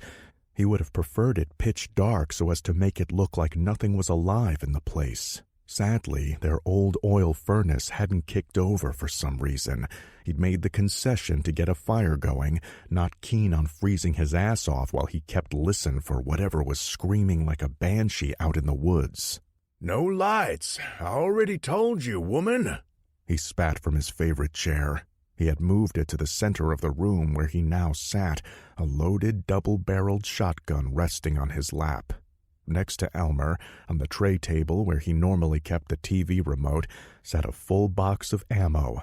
"And I'm telling you, you're being a darn old fool," she shot back. "No lights, no TV. Heck, I can't even see enough to knit. All for what? You probably just heard a wildcat yowling out back." "Weren't no cat made that noise," he said with grim finality. "Now pipe down. I'm listening. Can't hear nothing with you clucking like a hen." She made a sound of disgust and got up from the couch where she had sat, complaining nonstop since supper. Elmer breathed a quick sigh. She was his third wife and by far his favorite. She could cook and she kept the house clean, but once she got on a nagging kick, the bitch just didn't shut up. He'd never been a violent man. He believed a sharp tongue lashing was always the better solution. Regardless, every so often he found himself wondering if maybe a good smack upside the head might be in order. Now was one of those times. His sharp ears didn't mean squat while she was cawing like a bird. She walked over to the closed shutters. "Well, at least let me open the window a crack. It's getting stuffy in here. If I have to be cooped up in the dark, I might as well be able to breathe." He opened his mouth, meaning to tell her to sit back down and, for the last time, shut the hell up, but in the split second between the end of her rant and his intake of breath, he heard it. It wasn't much, just the crunch of some dead leaves. Regardless, he definitely heard something. Elmer Gentry's ears were sharp. They had never failed him until now. "Vera, get away from—" The window exploded inward before he could finish. The spray of wood and shattered glass caused his wife to back up a step, but it wasn't far enough. An arm, muscular and covered in brown hair, shot through the opening. Elmer's eyes weren't that good, especially in the dim light. He couldn't see exactly what was standing outside the window, except to tell that it was big. He didn't need to, though. He already knew what it was. Before he could steady the shotgun against his shoulder, the hand grasped the front of Vera's house dress and hauled her toward the opening. She was dragged halfway out, her slippered feet kicking wildly in the air. Under other circumstances, it might have been comical, her legs flailing away while her dress rode up to show her bloomers. However, there was nothing funny about what happened next. An animalistic snarl came from outside, followed by a wet, ripping sound. Vera's feet stopped moving and fell limp after one last twitch. A second later, her lower half fell to the floor, the rest of her having been torn clean off. She hadn't even had time to scream. Elmer raised the gun. There would be time to mourn later. For now, though, there was business to attend to. Unfortunately, even as he brought the gun to bear, he could tell there was nothing standing at the window. Another soft crunch outside alerted him that it was moving. Still seated, he quickly pointed the shotgun toward the front door. "Oh, no, you don't, you sneaky son of a bitch." The creature possessed impressive natural stealth for its size. It was moving quickly and quietly, but it hadn't counted on Elmer Gentry's uncanny hearing. He watched calmly while his front door was literally torn from its hinges as if it were made of nothing sturdier than tissue paper. The creature stepped through with a grunt. Runny red eyes locked first on Elmer, then on the barrel of his gun. They opened wide as if in surprise, the last bit of sanity in its hairy head asserting itself at the very end. Elmer unloaded with both barrels. Had he been standing, the recoil would have knocked him flat on his old ass. Either way, he was going to have a nasty bruise on his shoulder. It more than did the job, though. The only thing left of the beast's head was a fine red mist. The rest of it crumpled unceremoniously to the floor. "That was for you, Vera," he said to the empty room once the echoes from the blast died down. He sat back in his chair with a sigh and closed his eyes. That was when he heard it, when he heard them. With the door now wide open and Vera's incessant prattling silenced permanently, he began to understand. Roars, cries, snarls, all of them reached Elmer's sharp ears. Soon enough, more of the creatures would come, many more. Had he been a younger man, he might have tried to make a stand, but he was old and suddenly very tired. As he listened to the sounds of Bonanza Creek dying, he lit his pipe for one last smoke. He took several deep, satisfying drags, then grabbed some shells from the table beside him.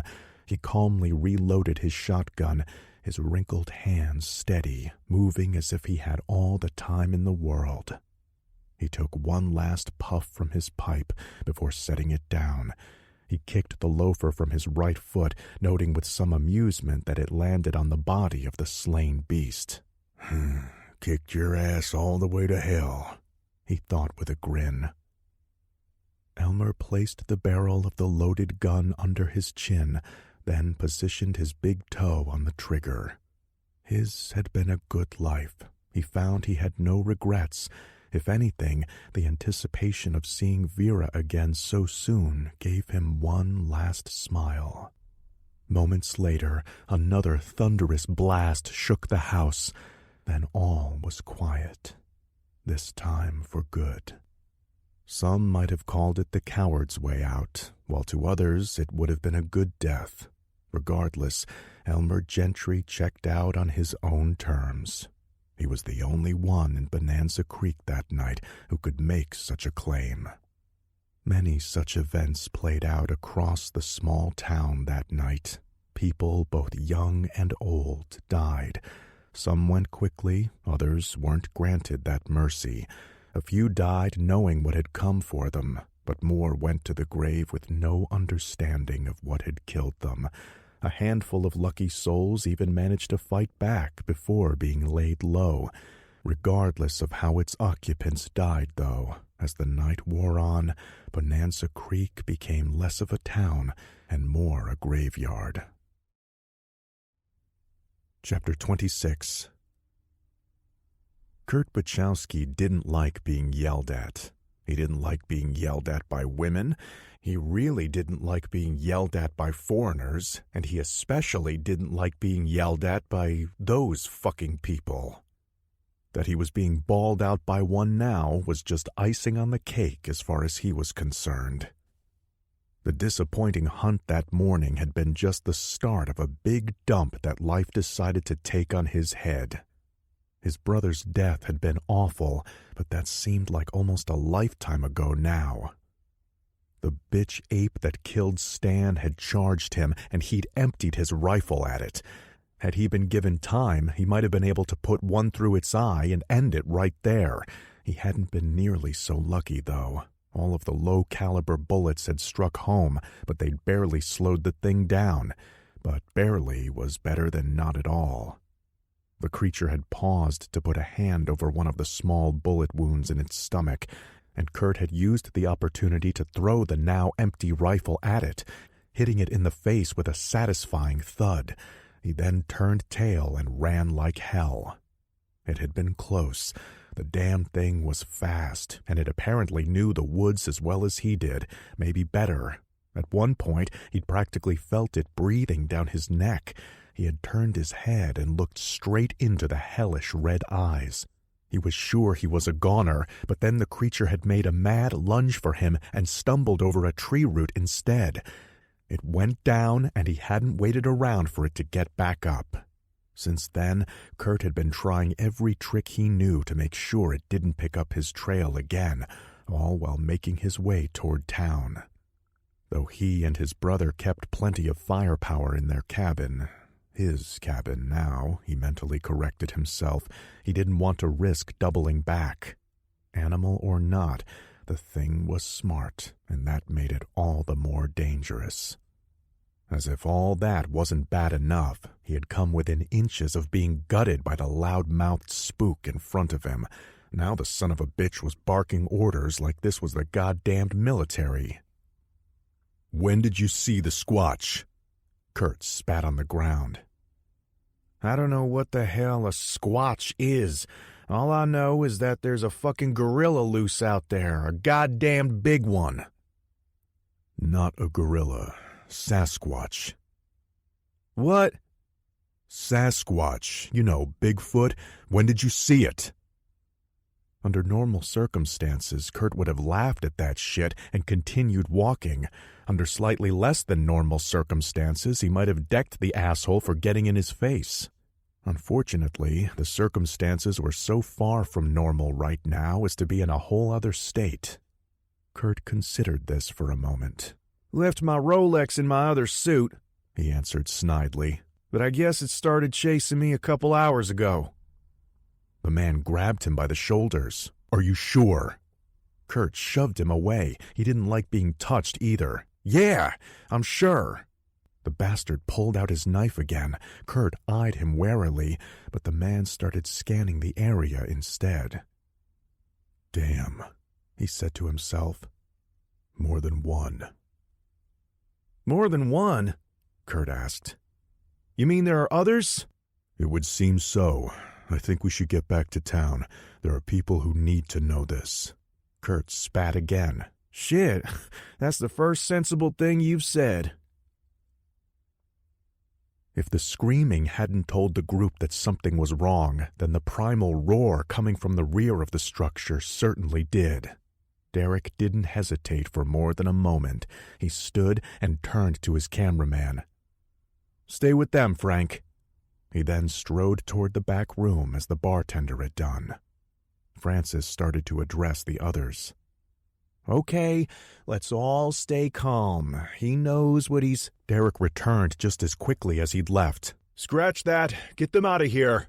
Why? What's going on? Kate asked as Derek leaped over the bar. Hey, this isn't your place.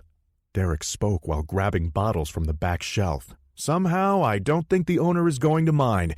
Get them moving, Frank. The big cameraman stood and tried to usher the others toward the front door. Harrison didn't need to be told twice. However, Kate wasn't about to be dismissed so easily.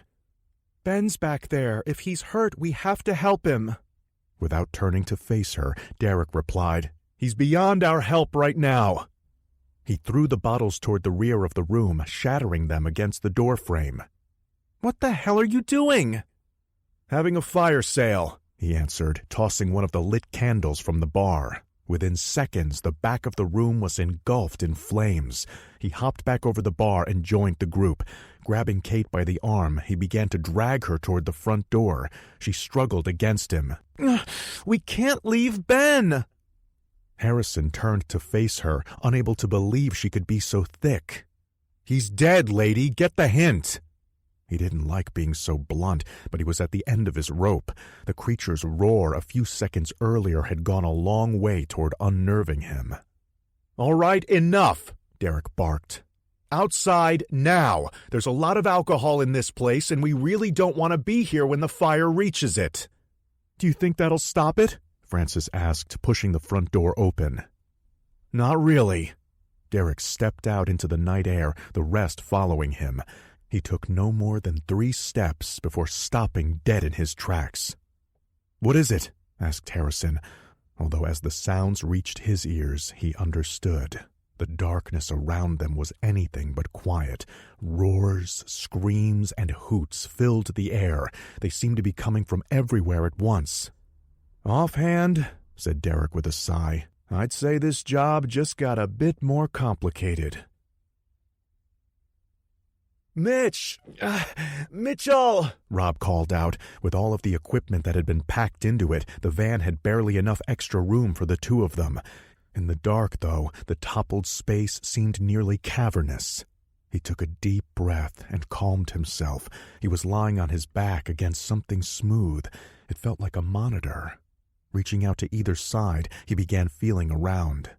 Again, the van shuddered. There was a hollow boom against the side, now the roof from Rob's perspective, and then any questions he might have had as to the reason were answered. A shrill scream pierced the night, disturbingly loud even in the enclosed space. "But we killed it," his mind childishly insisted. "Well, okay, we might be a tad generous." However, then logic took over, and he remembered what they'd been discussing before things went all topsy-turvy. Rabies. Mitchell was right to be afraid. A low moan to his right caught his attention. He reached over as the van lurched again. Whatever was out there was angry and apparently not taking no for an answer.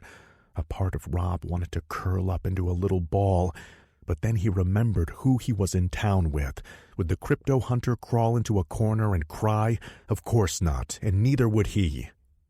He groped around until he found Mitchell's shoulder. He gave it a shake, and the moan came again. "Mitch, are you okay?" What the hell?" A slurred voice responded from the darkness. "Are you all right?" "Yeah, I think one of the damn printers fell on my head.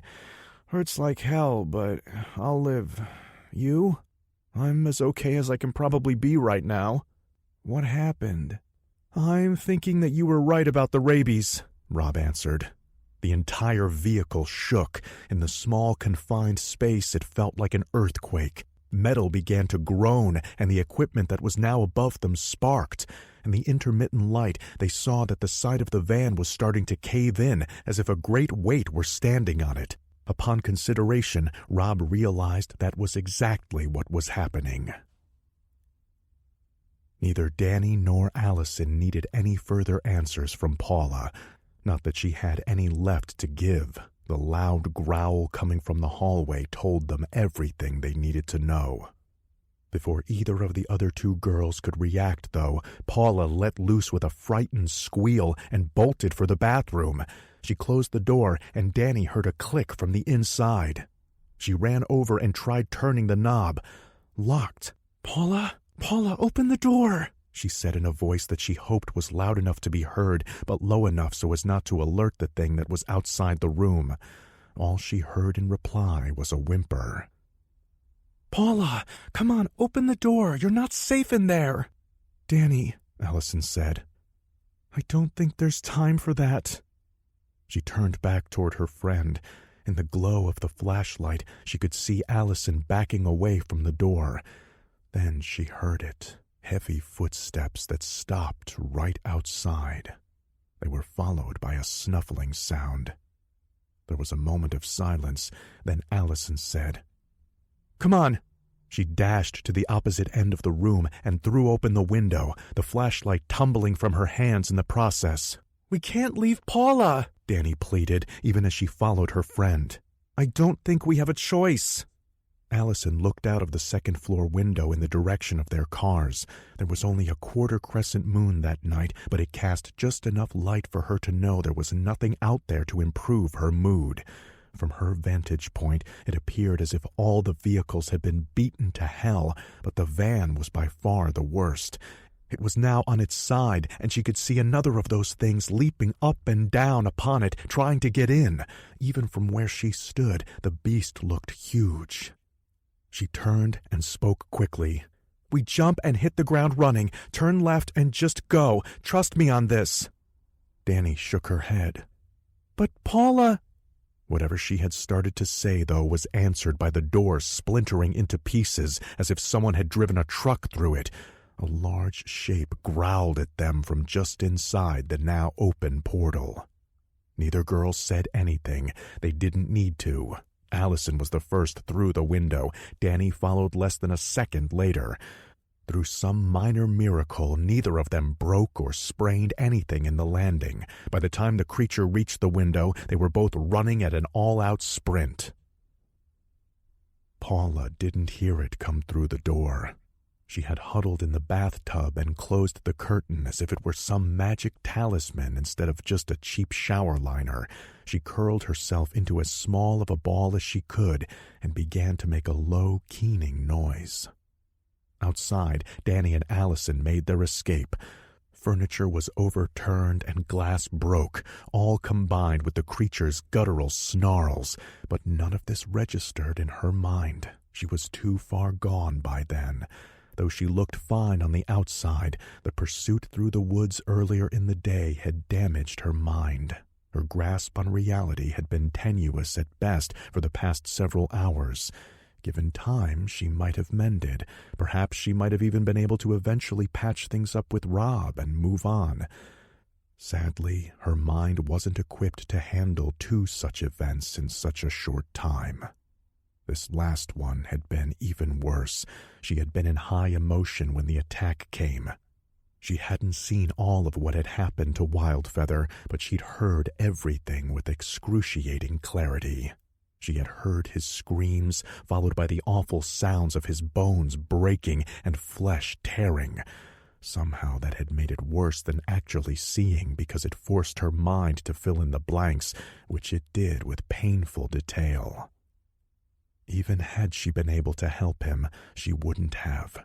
Within the space of no more than a few seconds, the only part of her mind that was still functioning was the part that commanded her to flee. The excitement of the sex and the adrenaline of the attack had given her brain a little extra jolt of chemicals, just enough to allow her legs to run and her mouth to scream. However, even that was now gone. She whimpered, neither knowing nor caring if the girls outside lived or died, not even really aware of it happening. She didn't even have enough sense left to hope that the creature would just pass by, leaving her undiscovered. Her eyes began to glaze over as she retreated deep within herself. Wet snuffling could be heard in the bedroom outside.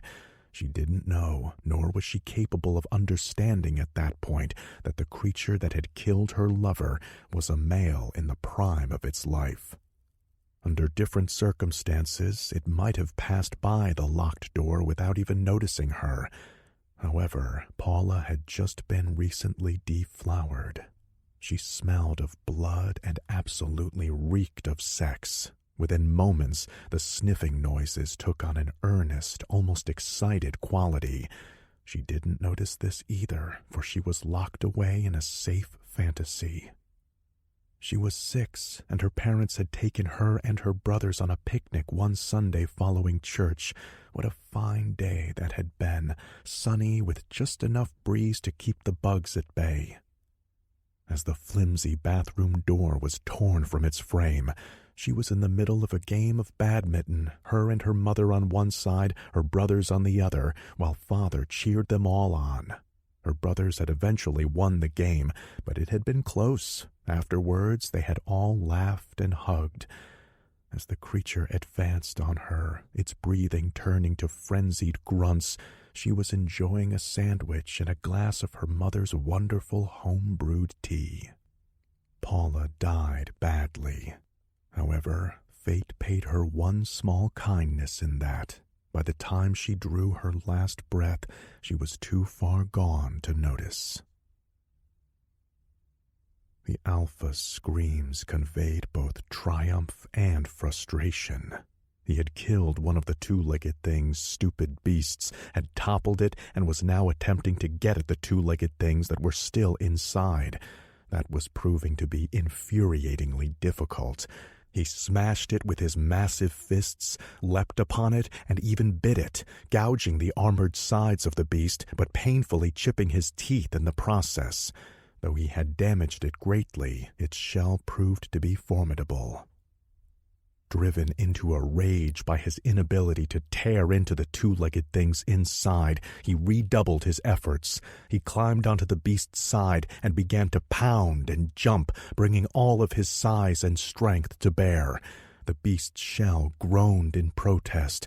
Soon it would shatter, and he would drag the two-legged things from it, piece by piece if need be. Before that could happen, though, movement caught his attention. Was one of the clan coming to challenge him? If so, they would be dealt with accordingly. He turned his head, foam flying from his jaws as he did so. No, it wasn't one of the clan, although he could smell one of them nearby. A pair of the two-legged things leaped down from one of their dwellings. They landed clumsily, but appeared unhurt by the fall. They both turned and began to run. The alpha let out a satisfied grunt. If he could not have the two-legged things inside of the stupid beast, he would have the two now fleeing from him. He jumped down and began to move in their direction. They were quick, but he would eventually run them to the ground. There was no doubt in his mind of that. Just as he began to put on speed, something else caught his attention, though. Sound, loud enough to cause the alpha to cry out in pain, washed over him. Again and again it thundered, nearly driving him to his knees by its intensity. Finally, after what seemed to him an eternity of pain, it ended. Flickers of memory stirred in the alpha's damaged mind. He knew that sound. It was the noise the fire sticks of the two-legged things made. The two-legged things used them to kill. They were fighting back. They were challenging him. He turned in the direction the challenge had issued from, the rage burning stronger than ever in him. He forgot the small running things. The challenger, perhaps the alpha of the two-legged things, needed to be dealt with. The alpha would hunt it down. He would find it, and it would die screaming at his hands. "What now?" Francis asked as the group stepped away from the bar. "I'll tell you what we do now," Harrison said. "We try to get back to the motel. Danny, Rob, and the rest are all back there." "Screw this," Kate spat. "I don't know what the hell is wrong with you people, but I'm going to call the police." "Enough!" Derek barked, momentarily silencing them all. He turned to her. "You aren't going anywhere, at least not until we know it's safe." Then to the rest he said, "We'll find your friends, Harrison, but first we need to get to the trucks. Most of our gear is there. Once we're loaded up, then we can help the others." "How are we going to get there? It sounds like there's more than one of those things." "What things?" Kate cried, her frustration boiling over. Derek ignored her. He opened his jacket, revealing a shoulder holster. The gun he pulled out was like nothing Harrison had ever seen. It was a large handgun with a ridiculously short muzzle. Derek smiled at him. "Ruger Alaskan, snub-nosed .454. Never leave home without it." Francis gave a thumbs up, but Harrison wasn't quite convinced. "You have enough bullets?" Almost as if on cue, the front door of the bar burst open. Smoke and flame escaped from the open maw, but that wasn't the worst of it. "What the hell is that?" Kate shrieked, instinctively stepping behind the others. Even to Derek, who had seen his fair share of the weird, it was like something that had stepped straight from the gates of Hades. All four of them were momentarily stunned as 8.5 feet of angry man-ape pushed through the doorway. Its arms and torso were ablaze, but it either didn't notice or didn't care. It growled at them and curled its lips back to reveal blood-soaked teeth.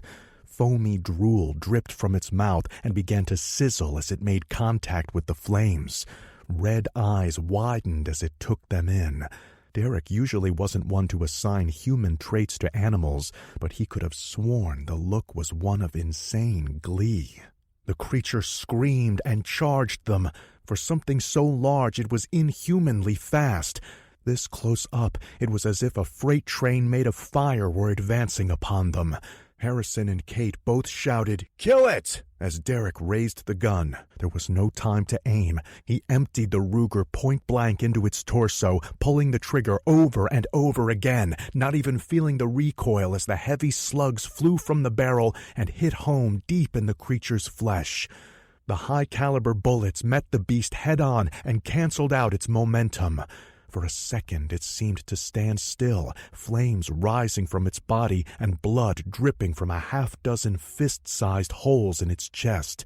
Then, just as the sound of the last shot was beginning to fade, the creature toppled over and fell into the dirt, the fire continuing to claim its body. There were 2 more clicks as Derek continued to squeeze the trigger of the now empty gun.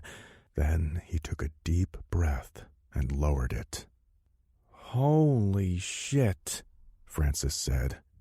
"You can say that again," Harrison agreed. Kate wasn't impressed nearly as much as she was edging closer to outright terror. It was as if a nightmare had taken on life and stepped right out of her dreams. "Was that?" she managed to sputter. Derek turned to her. "Well, it was almost certainly not a man in a gorilla suit." "You mean it's real?" "Was real," Francis said. "That one, anyway." "Exactly. Unfortunately, it sounds like he brought his buddies to the party." Derek holstered the gun. "Let's get moving and make sure we have some noisemakers waiting for them." He began walking down the street, closely followed by the others, but hadn't gone more than 10 paces when he stopped again. Before anyone could say a word, a howl of pure rage rose up from the darkness ahead of them. "I think we're going to need to find a detour." Emerging from the shadows in front of them was another of the beasts, even larger than the last. It didn't look anywhere remotely close to calm. It stopped as soon as it saw them and bared its teeth as if in challenge. "I don't suppose you have any bullets left, boss?" Francis asked. "All out, sadly. I didn't quite expect this place to turn into the OK Corral tonight. You packing?" "Nope, I don't carry when I'm drinking. Bad combo, under most circumstances."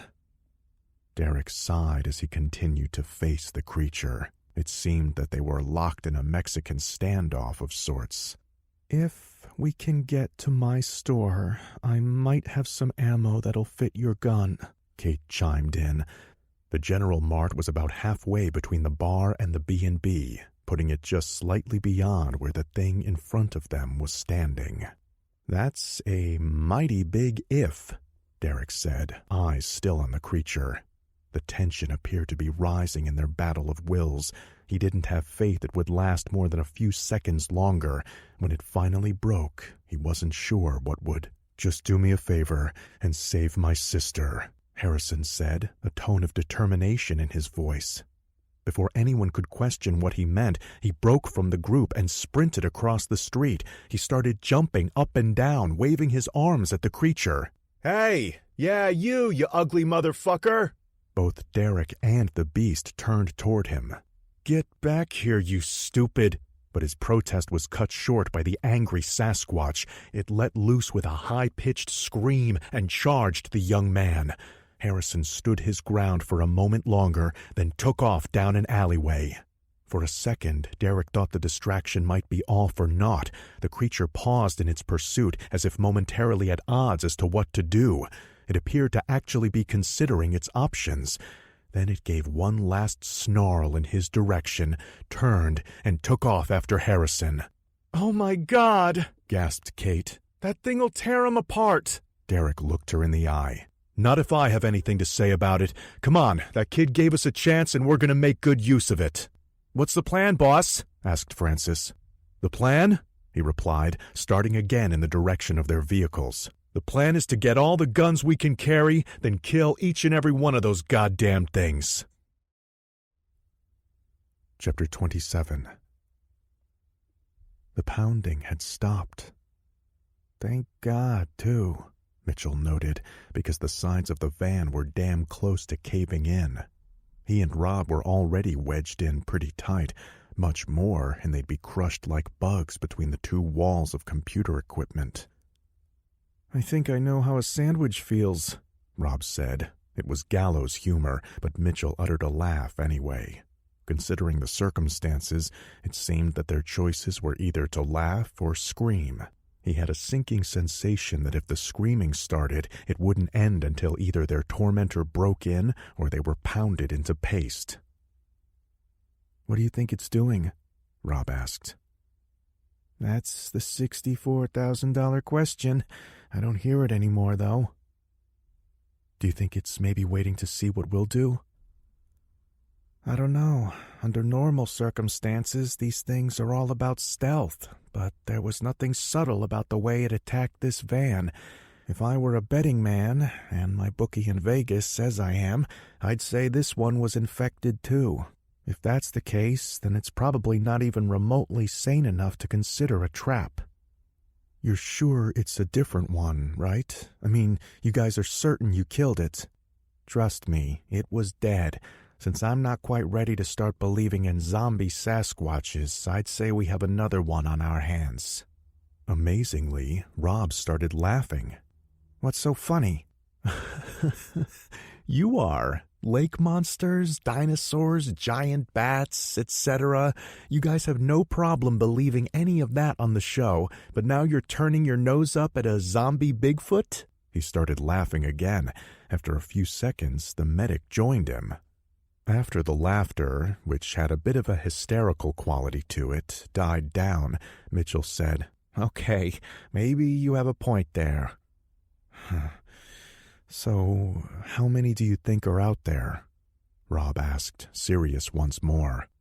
At least one more than I'd prefer. No idea, sadly. If the whole clan is infected, then we could be dealing with anywhere from 3 to a dozen. If it's all the same to you, I'm going to hope it's closer to 3. Me too. So, what do we do?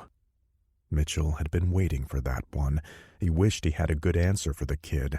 Unfortunately, he didn't.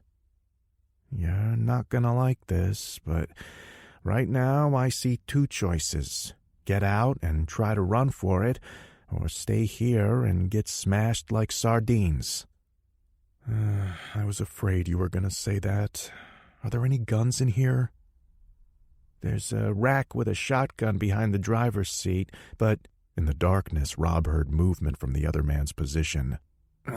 No good. The door up front is crushed. You probably don't want to hear this, kid, but you're going to have to try the back.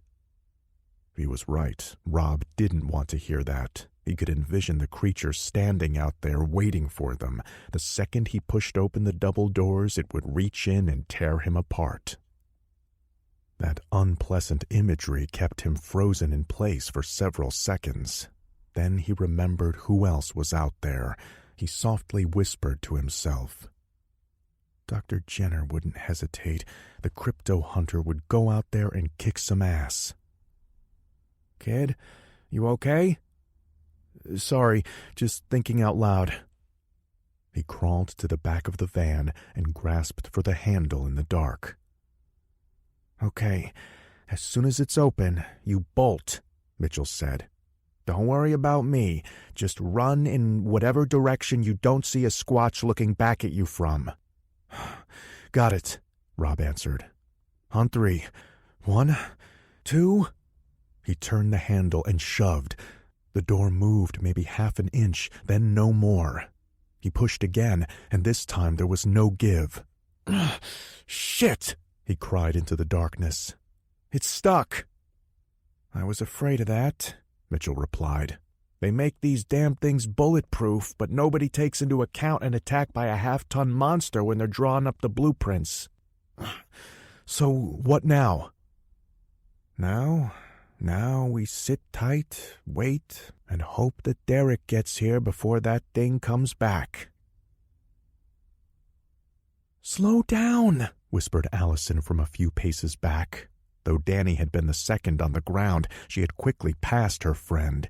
Both girls were in good shape, but she had run track in high school and still jogged whenever she had the chance.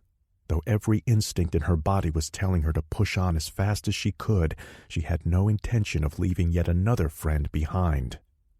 Danny slowed a little and let her friend catch up. She looked around, saw nothing behind them, then slowed further to a more even trot, figuring there was no point in exhausting themselves now in case they ran into another of those things later. After leaping from the second-story window of the B&B, the girls had turned down a series of side streets so as to try to throw off any pursuit. As they ran, they could hear the sounds of the creatures roaring and screaming into the night. Earlier, they had also heard what they thought might be gunfire, but it had been so brief that they weren't hopeful about it. Regardless, so far they'd been lucky and not seen another of the beasts. In the back of Danny's mind, though, she was wondering how long that luck would last. Still running, she said, "We shouldn't have left Paula. That thing didn't give us a choice. Do you think there's any chance it didn't find her?" "Maybe," Allison replied solemnly. "Do you really believe that?" There was no answer. Danny wasn't surprised. She didn't believe it either. She felt the sting of tears in her eyes, but wiped them away with the back of her hand. She couldn't afford the luxury of crying right now. Any lapse in their attention could get them both killed if another of those monsters was out there stalking them. "What about the others?" "Huh?" Danny asked. "The others. Do you think anyone else made it out?" Thoughts of her brother immediately weighed upon Danny, bringing fresh twinges of guilt to her gut.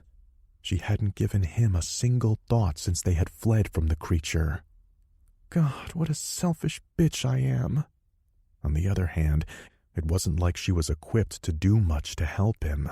For now, all she could do was hope. "My brother's a survivor," she said, praying she could believe that long enough to hold herself together.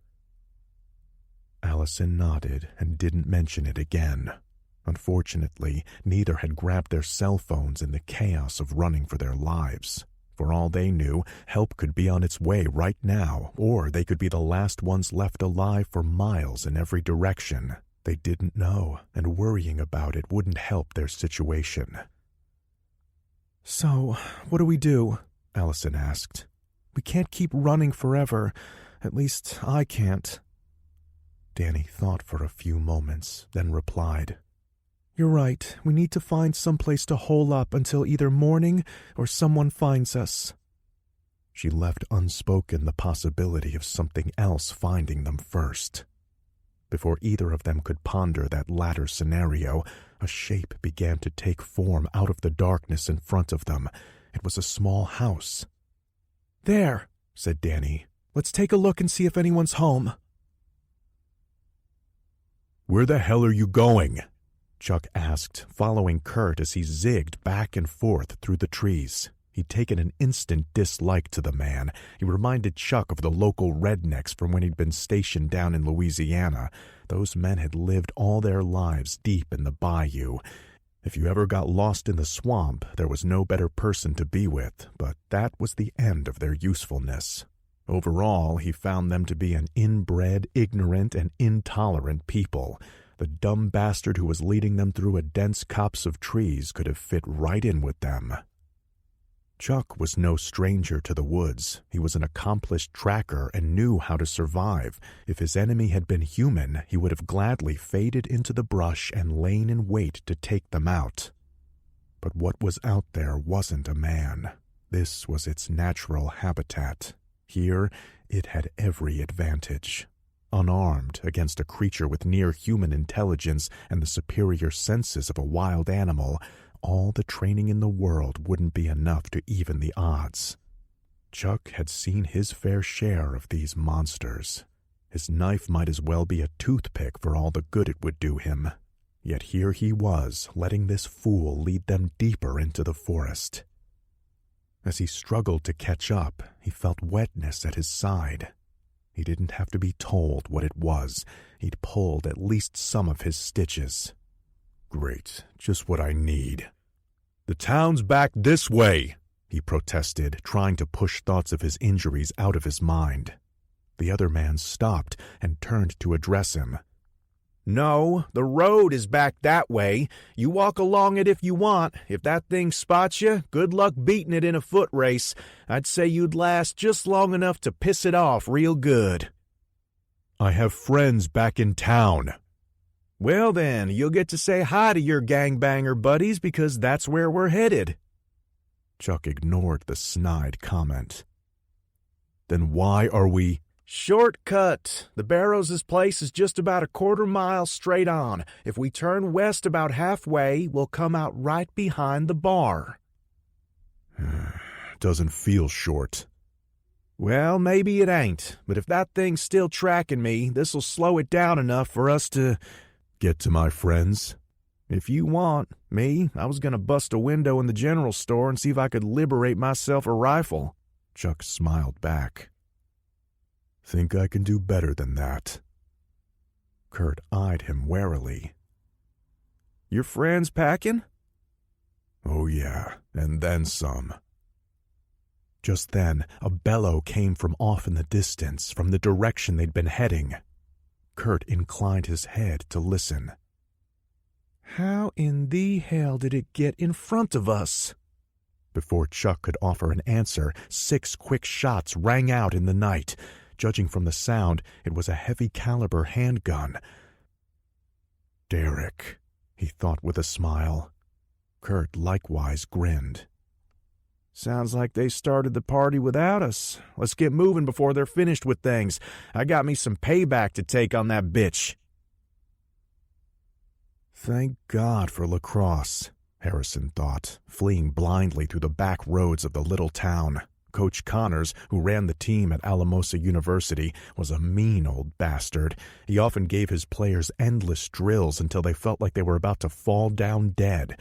For the first time ever, though, Harrison was feeling some appreciation for it. If he had been in lesser shape, that thing might have caught him by now. As it was, he could still hear it occasionally letting loose with one of those god-awful screams that just about made you want to wet yourself. He still couldn't believe what he was doing. There was a part of him that was sure he'd gone insane. Maybe he had. Taunting a creature that was, by all accounts, his physical superior many times over was definitely not something a fully sane person did. Maybe this was how Jeff Goldblum's character from Jurassic Park had felt when he decided to lead the T-Rex away from the kids. Well, at least he survived, he mumbled to himself, hoping he'd be as lucky. The creature was large, powerful, and fast, but Harrison was counting on it being more at home in the forest than in a town. Hopefully, it wouldn't have the stamina to keep up in an all-out race. If that failed, he could potentially duck inside of a store or house and attempt to lose it there. He reminded himself that he didn't need to win this. He just needed to keep going long enough for the others to get to their guns. After that, they just need to find me. Although, considering how much noise this bastard is making, that shouldn't be a prob— Harrison didn't get a chance to finish the thought as he ducked around the side of another building in an attempt to lead it back toward Main Street. A large, hairy arm swung out. It was only a glancing blow, but he was sent flying. He landed in the middle of the street, dazed. A form materialized from the shadows. It had large, ponderous breasts and was still bleeding from 6 small wounds in its torso. It began to walk toward the downed boy, drool pouring from its lips. Holy shit, when did the demolition derby pull into town? Francis asked as they reached their vehicles. It wasn't entirely surprising. They had passed a few other cars that had suffered similar damage. Derek just wasn't sure if it had been random or if the creature somehow knew that the cars could be used to escape. He hoped for the former. The latter was a little too frightening to contemplate. Harrison's Wrangler and the Xterra had both been tipped over onto their sides. His team's SUVs, though heavier, had taken a beating too. The hood of one of them was smashed and the front left axle broken. The other sat upon shredded tires. All of that, though, paled in comparison to what they saw of the van, if it could even be called that anymore. It was like someone had first sideswiped it, pushed it nearly half a block down the street, then dropped a wrecking ball on it. I hope Mitch wasn't in there. Frank, get to the truck and grab some ordnance. Kate, go with him. I'm going to go check the van. Neither of the others put up any argument against going to get some guns.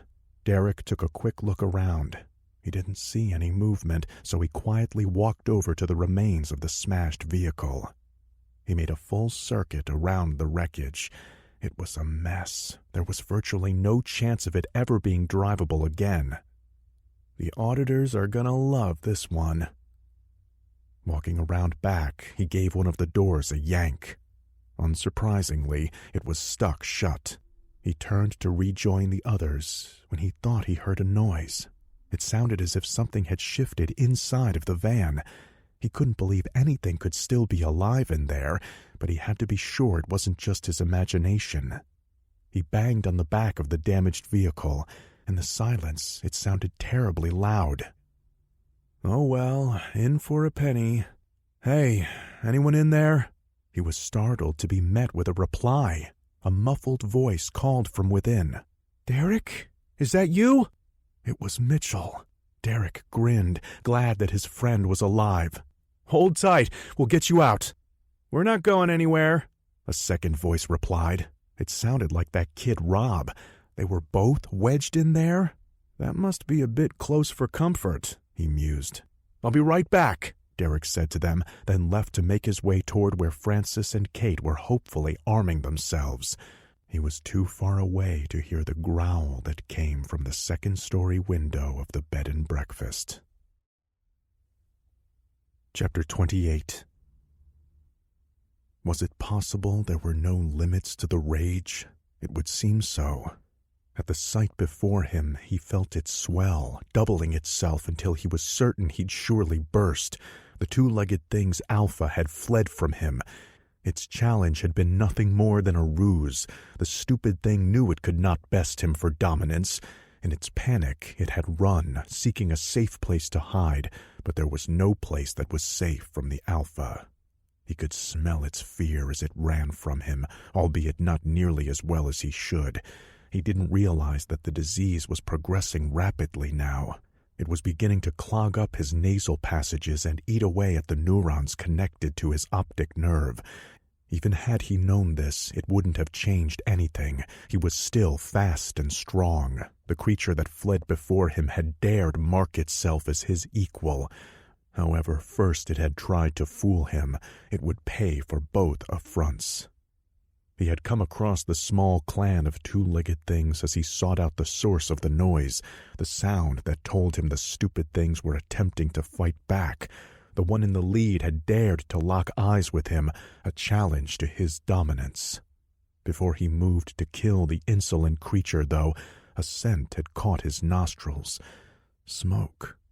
Buried within it, however, was another smell.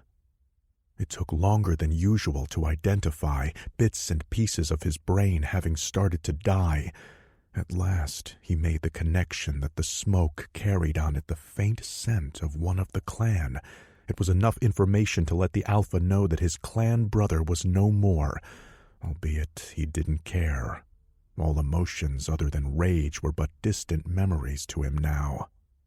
He was still cunning, though. If one of the clan were dead, that might mean these two-legged things had killed it with their fire sticks. A brief conflict was fought in his mind over this. The rage insisted the fire sticks were nothing to him now. He was supreme in the forest, perhaps in the world. The two-legged things were weak, and so were their weapons. His faltering memories, though, said otherwise. If the fire sticks of the stupid things had felled one of the clan, couldn't they potentially hurt the Alpha too?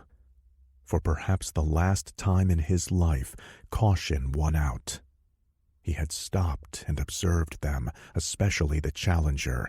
If they were the holders of fire sticks, they would no doubt attempt to use them now. That didn't happen, though. They just stood there, looking stupidly back at him. He quickly grew tired of the game. He had been just about to charge what he thought to be their Alpha when one of them had broken from the pack, chattering in its stupid language. It stopped a short distance away to wave its arms and scream at the Alpha. For a moment he was confused, but then he realized the ruse. What he'd assumed to be the Alpha of the two-legged things was nothing of the sort. He thought the stupid thing had challenged him, but now saw that it had merely been frozen by fear. However, this other two-legged thing was bold. It threw an undeniable challenge toward the Alpha. The last vestiges of instinct took over. The other two-legged things were meaningless. He would kill them in due time, but first their alpha must be laid low. He had charged, and their alpha had fled in the face of his superiority. Stupid thing. It would not escape. Thus the chase had begun, the scent of its fear wafting behind as it ran. The alpha had come round a corner, ready to pounce upon the two-legged thing and listen to its screams. When he saw his kill was about to be stolen, the two-legged alpha was on the ground. One of the clan stood above it, daring to usurp what was rightfully his. Even worse, it was an outcast, one of those who had fled into the night in the early days of the rage. A flickering memory whispered to him that this outcast had once been his mate. However, to the alpha, that had been a long time ago. He was no longer capable of feeling such foolish things as warmth or compassion toward even his own kind. Besides, she was even now advancing upon his rightful kill. That could not be tolerated. He roared a challenge toward the outcast. She turned toward him, hissing, no recognition in her eyes. The alpha didn't know, nor would he have cared, that the female before him was even more fully in the grasp of the disease than he. She bared her teeth, foamy spittle raining down over her lips, and screamed her defiance at the alpha, refusing to acknowledge him as anything other than an enemy. Even in the midst of the rage, instinct can be a strong thing to overcome. The alpha beat his chest and growled toward his former clanmate. He swung a massive hand toward one of the two-legged thing's dwellings, shattering wood in the process. The outcast, though, was long past such displays of dominance. The rage's hold over her was complete. As he persisted in his attempt to intimidate her into submission, she charged him. Several 100 pounds of muscle flew into the alpha. He fell to the ground with the outcast on top, clawing, biting, and tearing. Neither of them noticed when the two-legged thing got back to its feet and limped away into the night. Chapter 29. Richard Barrows had been startled out of a pleasant dream involving him and his late wife, Emma. As soon as he awoke, the dream faded from his memory, a small kindness of fate.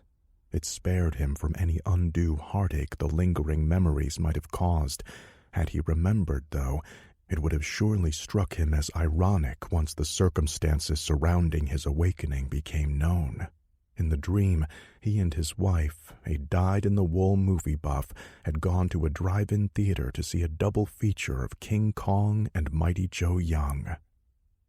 He'd gone to bed early that evening. Despite having taken a nap, he had been tuckered out. After reassuring his daughter, he had sent her back to mind the store. He'd then spent the rest of the afternoon cleaning off the front porch. It had been quite the mess, and he had put good hurt into his back mopping it up.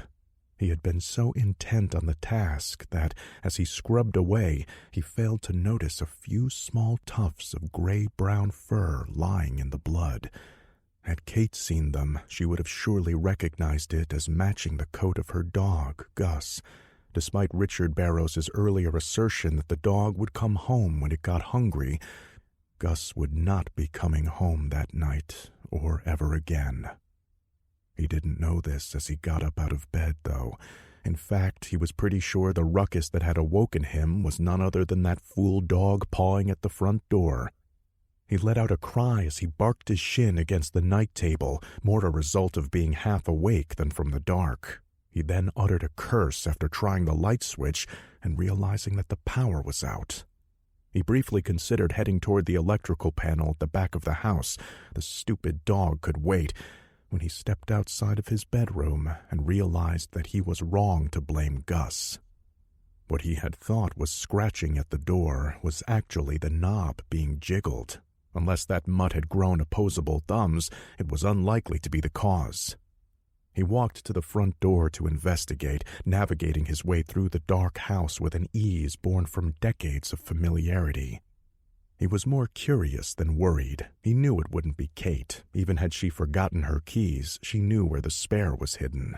So that meant someone else. Maybe that fool drunk Joel Bean had come back, If so, Richard was going to give the big lummox a piece of his mind.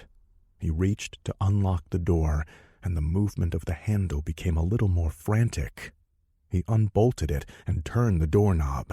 "God damn it, Bean! If that's you, I'll—" He didn't get to finish. As soon as the door unlatched, it was shoved open from the outside. It hit the startled man and knocked him backwards, causing him to lose his footing and fall flat on his rump.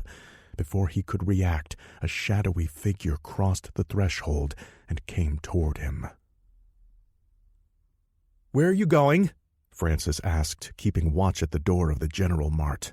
He alternated between training the night scope of the powerful rifle between their ruined van, where Derek waited, and the street in case any more hairy visitors decided to show up. "One must have their priorities straight," Derek had said, grabbing an enormous revolver from the back of the SUV, then filling his pockets full of .50 caliber cartridges. After duly rearming themselves, they realized that they didn't have the proper tools with which to pry open the van's smashed doors. "My place isn't exactly a hardware store, but I think I can scare up a mallet and a crowbar," Kate had offered after they handed her a pump-action shotgun. She had accepted it gladly. Though normally not endeared to guns, she would sooner have walked through the streets naked than turned down some firepower at that moment. Francis protested them splitting up, but Derek had insisted. He didn't want Kate going alone, but he also refused to abandon the van for even a few minutes. If one of the beasts came back to finish the job, neither Mitchell nor the kid would last long, and they all knew it. "The stuff we need is in the storage room. Just keep an eye out and I'll be back in a second," she said, grabbing a flashlight from a shelf, then walking toward the rear of the store. A minute or two later, she reappeared carrying the tools.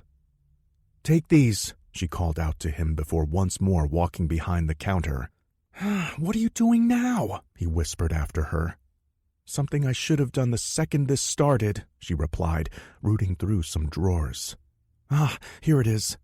Kate stood and flipped something open in her hand. A keypad and small screen lit up on it.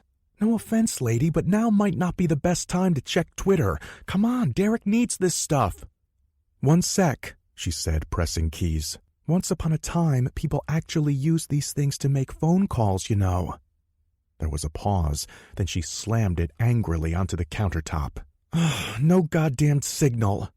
Francis shrugged. "What did you expect? These things were smart enough to knock out the power. Who knows what else they did?" "Are you for real?" "Hell yeah! Squatches make chimps look like they belong on the short bus." She stalked over to him and pointed the flashlight in his face. "Just who the hell are you people anyway? How do you know about these things?" He gently pushed the light aside. "Let me guess, you don't watch the Adventure Channel, do you?" "What?" "Never mind," he replied, pushing open the door and stepping back out into the night. "Are you sure you know where you're going?" "Like the back of my hand," Kurt replied smugly. "This trail will let us out right behind the bar. Used to come this way all the time when I got me my first fake ID." He stopped and sniffed the air. "Old Ben must have the barbecue pit cranked up." "I don't think so," Chuck replied, pushing through the dense foliage. He'd noticed the flickering glow ahead of them as Kirk spoke. He was proven right a few minutes later when they stepped from the brush and the heat hit them. The structure standing before them across a small open area was rapidly being consumed by flames. "What the fuck?" Kurt muttered, stopping in his tracks. Chuck was able to take in the scene with a more detached eye. As far as he could tell, the bar was doomed. Thankfully, a good-sized backlot separated it from the tree line, although that might not mean much if the wind changed. Unfortunately, only narrow alleyways stood between it and the buildings on either side.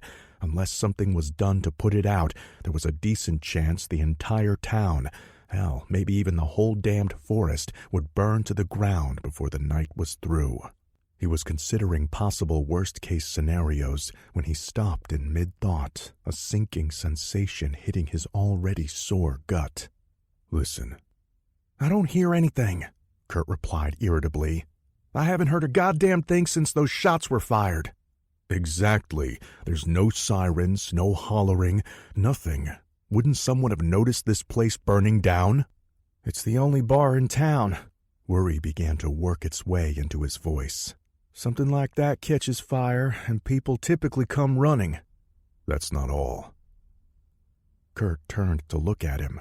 Well, are you going to spill it, or do I have to play 20 questions? The lights. I didn't notice it before because I was busy following your ass through the woods. Seems pretty darn bright here. That's just the fire.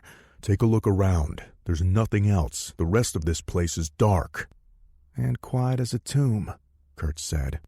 Poor choice of words, I'm thinking. Oh, come on. You don't think one ape did all of this, do you? No, I don't. Not one ape. Power probably just spiked, Kurt said. Shorted everything out and caused that fire, too. Do you really believe that?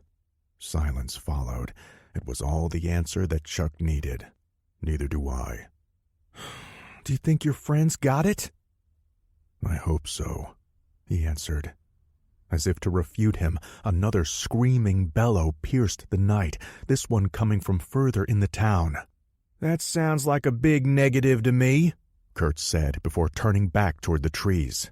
Where are you going now? My friends are this way. Son, your friends are dead, he replied evenly, beginning to walk away. As far as I can tell, the whole goddamn town is. No way am I waltzing in there. Change of plans. Oh, and what would that be? Grace and Byron Clemens, Kurt said over his shoulder. I don't normally have much use for 'em, but they do a lot of hunting. I'd bet my Aunt Sarah's right tit that they have guns, plenty of 'em too. I say we cut back to the edge of town, then make our way there. And how the hell long will that take? In the dark, I'd say about an hour. Shit on that. You don't know my friends. They're probably holed up with enough ammo to blow a hole in the moon. Not to mention they know what they're up against. Man, you know what? You sound crazier than a shithouse rat. You can follow me if you want, but you're on your own if you decide to go and get yourself killed. No way am I walking out there and sounding the dinner bell for that thing. With that, he continued walking away, barely making any noise as he went. Even Chuck had to admit the man was good, for a stupid redneck anyway. On the other hand, he reminded himself, he wasn't exactly chopped liver either. He felt another twinge from his stomach. Well, some of me might be. He began to move left, parallel to the burning building and the street beyond it. He wasn't about to leave his team. However, he also had no intention of being caught with his back against the fire should that squatch, or squatches, he silently reminded himself, be lurking close by. Within a few seconds, he too disappeared back into the night. Putting all of his weight against the crowbar, Derek finally felt some give. It had been hard work in the dark. He'd insisted on flashlights off so as not to attract undue attention. With a final squeal of metal, a very loud squeal, he thought, one of the back doors of the van was finally forced open. Hopefully it would be enough. Things had fallen deathly silent in the small town of Bonanza Creek. The only other sounds were the growls and screams that pierced the night every so often. To him, it sounded as if every squatch in the area had gone crazy.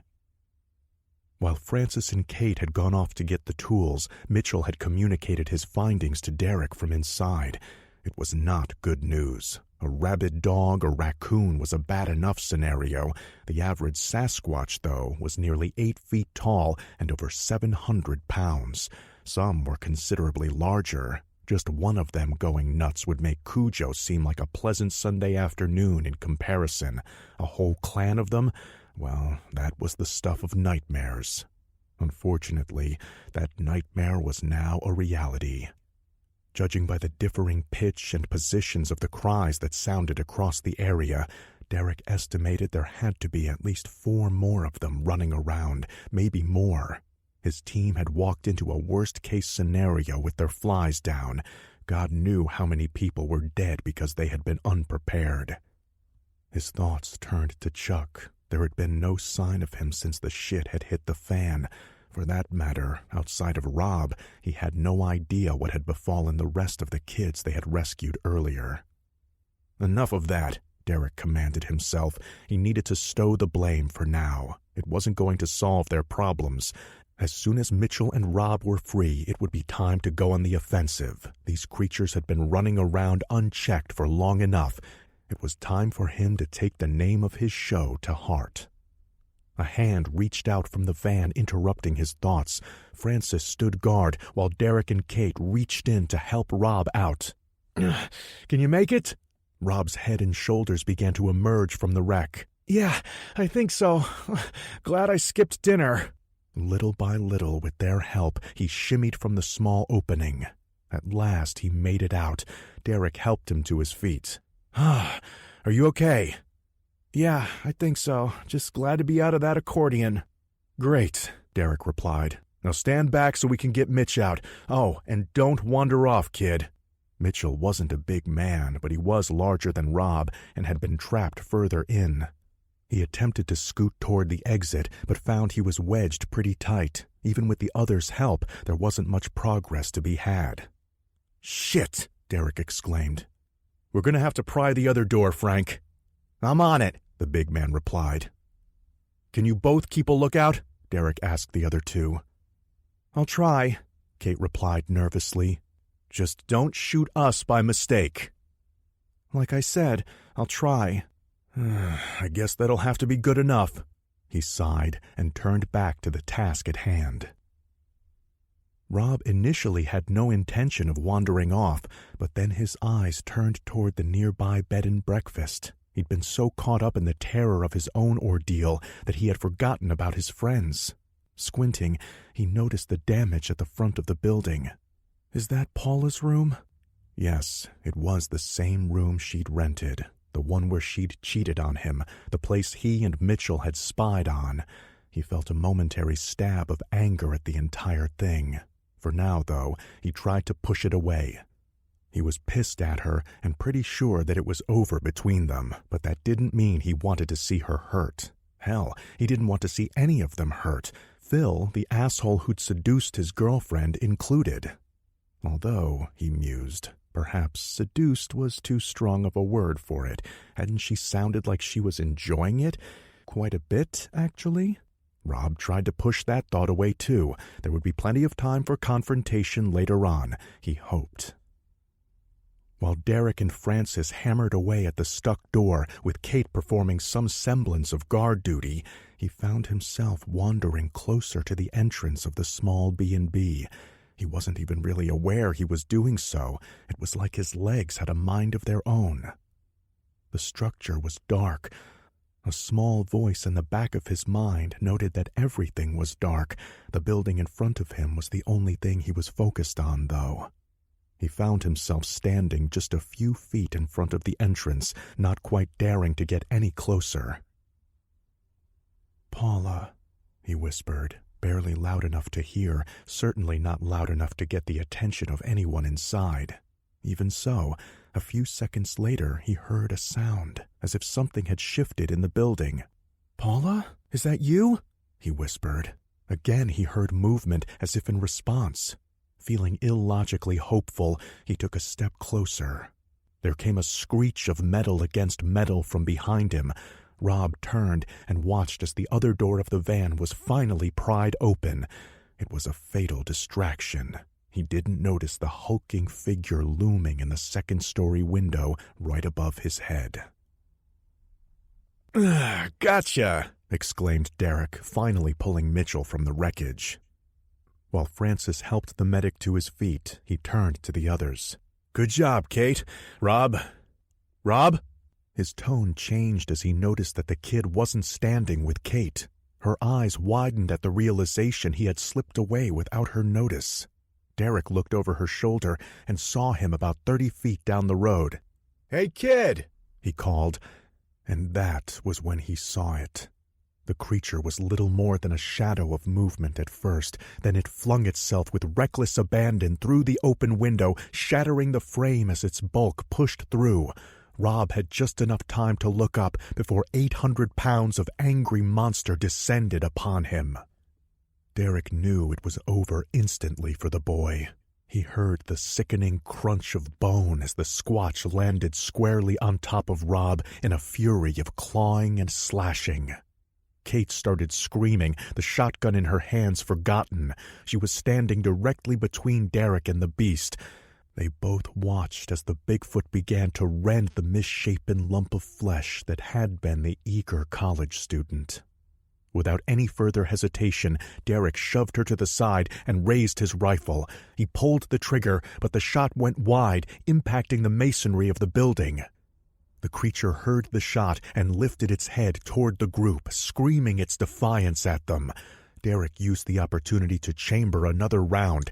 He aimed the rifle, centering the scope directly in the middle of its body just as it began to charge. It was able to take 3 steps, enough to bring it frighteningly closer to the group before Derek pulled the trigger.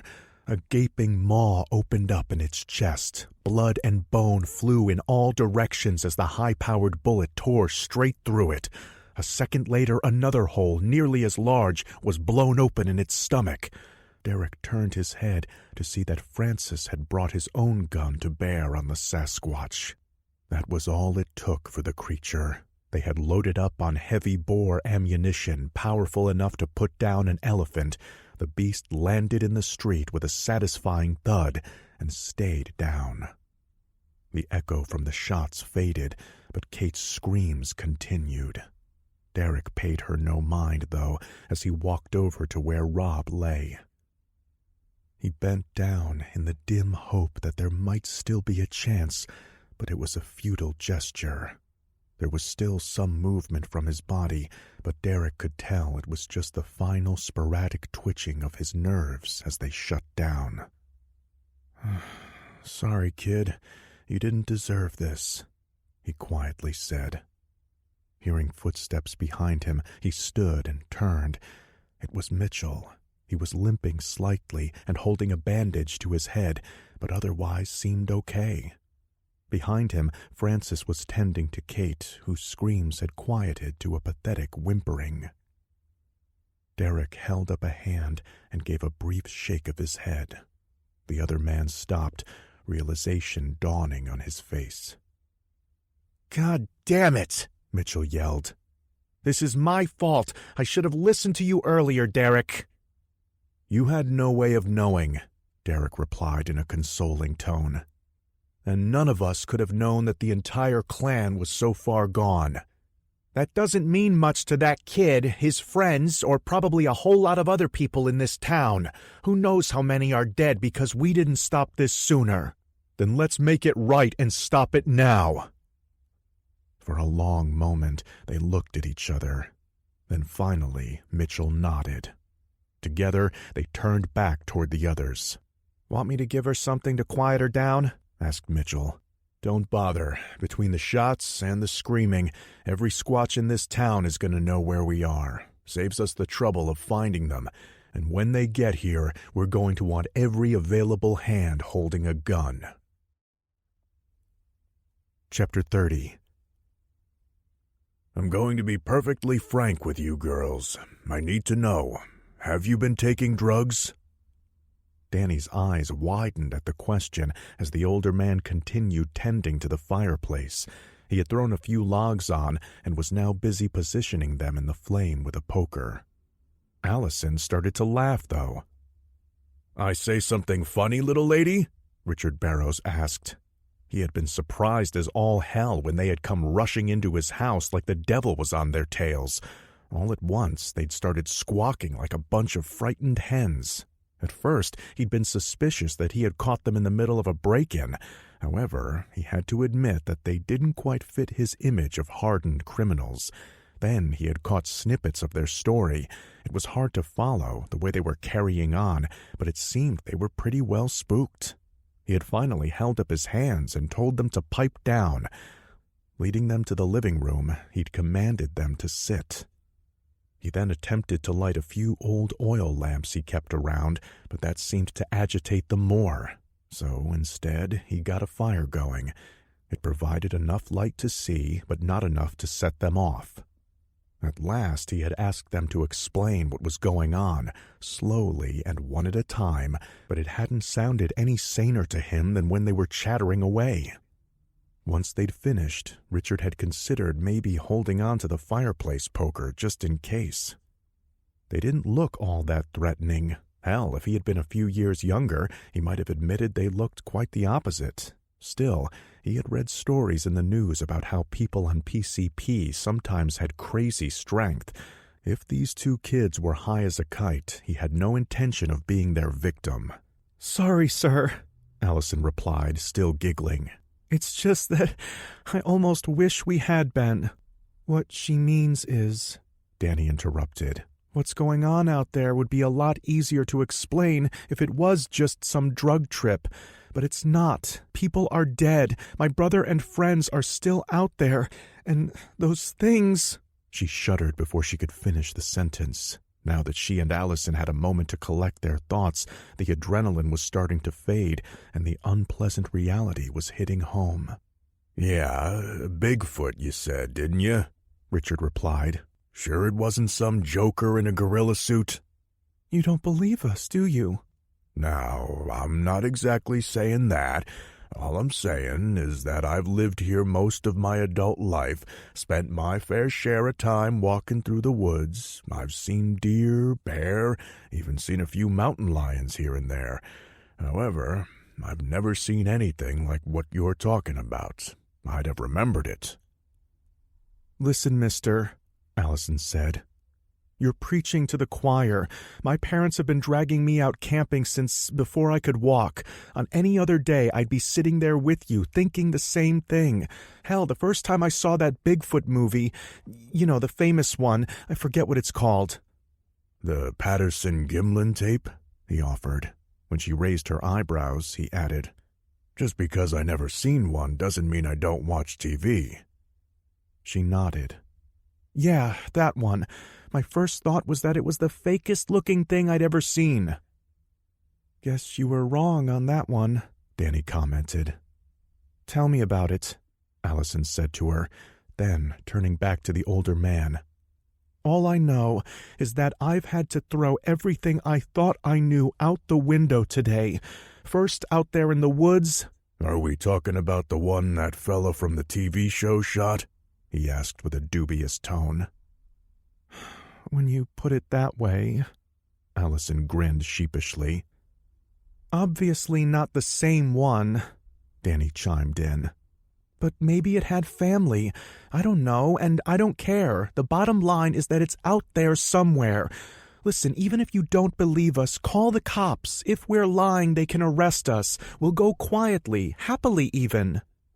Allison added, "Yeah, if you hand me your cell phone, I'll even dial 911 for you." Richard shook his head. "Don't own one. Damn things give you cancer." The two girls exchanged worried looks when he said that. That went a long way to allaying his fear of them being burglars. Thieves normally didn't look scared after hearing you had no way of contacting the police. He decided that even if they were on drugs, it was probably that harmless stuff the hippies used. He put the poker down and stood up.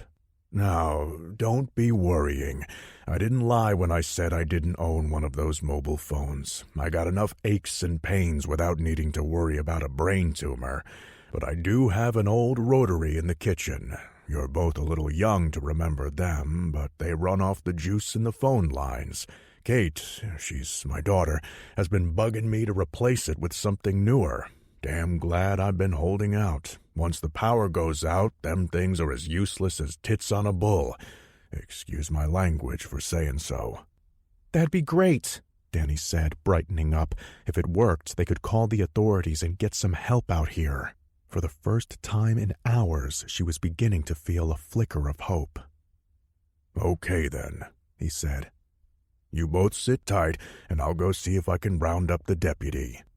"Kitchen, you said, right?" Allison asked. "I don't suppose you have anything to drink. I mean, like water or something," she quickly added. "Danny and I have been running for a while. I'm parched." "There's some lemonade in the fridge. Don't know how long the power's been out, but it should still be cold." That would be wonderful, thanks. She stood to follow him. You want a glass? She asked her friend. Danny shook her head. I'm good. Well, maybe not good, but no thanks. The kitchen was a neat little room near the rear of the house. A long counter ran along two sides of it, forming an L shape on the right side of the room. Richard placed a few lit candles on top of it. They illuminated the space just enough to see what one was doing. To the left of the entrance was the refrigerator, where Allison found the pitcher of lemonade Richard had mentioned. She found a cup in the dish drain and filled it. There was a small table on the far side of the room. It sat in front of a large picture window, currently covered by a thin curtain. Under better circumstances, Allison thought it might be nice to eat breakfast there while looking out at the yard beyond. Right now, though, with the exception of a little bit of moonlight, there was nothing to see outside but darkness.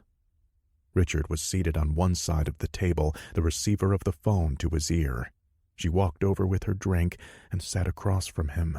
Even in the dim light, she could see the frown on his face. He reached over to the base and clicked on the cradle a few times. The frown deepened. At last, he put the headset back down. "No good. Can't get a dial tone," he told her. Allison almost choked on her drink. She started to speak, but he held up a hand. "Don't go getting all panicky. Phone lines run on the same poles as the power. Probably a tree down somewhere. It's happened before." Yeah, but... "But nothing," he said, his voice stern. "We've had plenty of blackouts over the years. As far as I know, none of them were caused by monkey men." First time for everything. "So you and your friend keep saying. I'll tell you what, though. My daughter should be home soon. Darn girl loves to work late. Once she gets here, we'll fix us up some supper. You and your friend are welcome to stay the night. We don't have much space, but the living room is warm enough. Come the morning, one of us will drive you over to the deputy." You have a car? He chuckled in response. "Course I have a car. Bonanza Creek may be small, but we're not cavemen here." But I didn't see a... "Got a garage in the back. I keep my Buick in there. One of the good things about a small town, everything's in walking distance." Well, then let's go get it. She stood up and leaned across the table toward him. We can find your daughter and then get help. "Settle down, Missy. My eyes aren't so good at night. I'm just as liable to put us in a ditch as keep us on the road. And before you ask, nobody drives my baby but me and Kate." Fine. Then when Kate... "Enough, girl," Richard said, rising to his feet and facing her. "Matters settled. Morning will come soon enough. If you and your friend can't wait it out, then I may just have to ask you to leave. I don't want to. It's easy to get lost in the dark if you don't know the area, but I will if you push me." Allison was about to protest, but she could tell he'd made up his mind. She could see it in his eyes as a shadow crossed over his face. In fact, his whole body seemed to darken. It took a second for realization to set in. It wasn't just him. It seemed as if a wall of gloom had settled over their spot in the kitchen, as if something was blocking out the meager starlight from outside. Richard noticed it too. His eyebrows raised in surprise right before the window shattered. Shards of broken glass flew everywhere, one cutting a nasty furrow across his right cheek. It was the least of his worries. A set of frying-pan-sized hands came through the broken portal. One seized the back of Richard's head in a vice-like grip. The other grabbed a fistful of Allison's hair. Before either of them could comprehend what was happening, much less struggle against it, the hands swung together with unearthly strength. Their faces rushed toward one another as if overeager to meet in a kiss. Bone and cartilage were crushed in the impact. As she died, one of Allison's arms flailed out and struck her lemonade. The glass fell to the floor, where it shattered and became indistinguishable from the remnants of the window. Danny desperately wanted to run. The sound of breaking glass and the dull thump afterwards were more than enough. Now there were other sounds too, thick grunts followed by a wet slurping. She didn't want to fool herself that things might be all right. She had seen far too much that day. However, her rational mind childishly insisted that it was probably nothing. They just dropped a glass, and maybe the man had a dog that was lapping it up. Only there had been no dog. One would have surely barked earlier when they had feebly attempted to pick the lock on the door. There was no denying that something was very wrong. Yet she was unwilling to leave her friend behind. She had already done that too many times today. If there was any chance that Allison was still alive, she had to take it. Danny grabbed the poker from the fireplace. She stood up with it held out before her. She was just one frightened girl making a stand against the unknown, thus she would have been quite surprised to know that the shadows cast by the fire told a different story. In them she appeared a mighty warrior of days past, wielding perhaps Excalibur itself. She slowly made her way to the kitchen. Nearing the entrance, the slurping became louder and somehow more frenzied. A small thought flitted through her head. What if they had stumbled upon the home of some deranged serial killer? That would be just their luck, to run from one monster and end up in the arms of another. All things considered, I'd probably be happy to deal with a psycho. She stepped through the doorway, the poker held out before her. The sight that greeted her was almost enough to make her drop the meager weapon and embrace the warm darkness that fainting offered. One of the creatures, perhaps the same that had chased them, was leaning halfway inside the broken window. That was far from the worst of it. In the candlelight, she could see far more than she ever wanted to. Allison and Richard were both slumped at a table in front of the window, the same window in which the creature was leaning in, the same table that it had its face pressed to. It appeared to be lapping something up. She didn't need to get any closer to make an educated guess what that something was. In the flickering light, she could see the ruined remains of their heads. Whatever it had done, it had nearly decapitated them, and now it was eating the remains with a gusto that bordered on manic. Danny couldn't help what happened next. She hadn't had much to eat that day, but whatever was left in her stomach came rushing out of her. She staggered back, retching. The creature heard the sound and looked up. Their eyes met. It took one last greedy slurp from its awful meal, then bared its teeth. It was still hungry. A growl escaped from its lips, the remains of its last mouthful dripping out onto the table. That was enough for Danny. She began to back out of the room, her eyes never leaving the creature's. It held her gaze, but didn't move. She took another step, but then her foot landed in the gorge she had just vomited up. It slid out from under her, and she went down, cutting her hand on a shard of glass as she landed. The standoff broken, the creature sprang into action. It began to climb in the window. Danny watched in horrific fascination as the beast pulled its body inside, revealing its full bulk. My God, it's huge! Upright, it would be over 8 feet tall. As the creature clambered in, one of its feet became caught in the remains of the window frame. For one almost comical moment, its eyes widened in surprise. Then it came crashing down face first, shattering the table and sending the bodies of its 2 victims tumbling away. It landed on the floor only a few short feet from where Danny still sat. She dimly realized that if it reached out with one of its hands, she would be caught and it would be all over. Something else about hands flashed through her mind, but in her terror she had no idea what her subconscious was trying to tell her. The creature lifted its head and growled at her. It raised itself to its hands and knees, and that's when Danny's mind clicked. It wasn't the creature's hands, it was hers. More specifically, the one still holding the poker. Quickly, without truly realizing what she was doing, she jabbed her arm forward with a snarl of her own. Her aim was true, and the point of the fireplace poker punctured the creature's right eye. There was a strangled screech of pain from the beast. It attempted to pull back, but one of its legs slipped in the very gore it had been lapping up only seconds ago.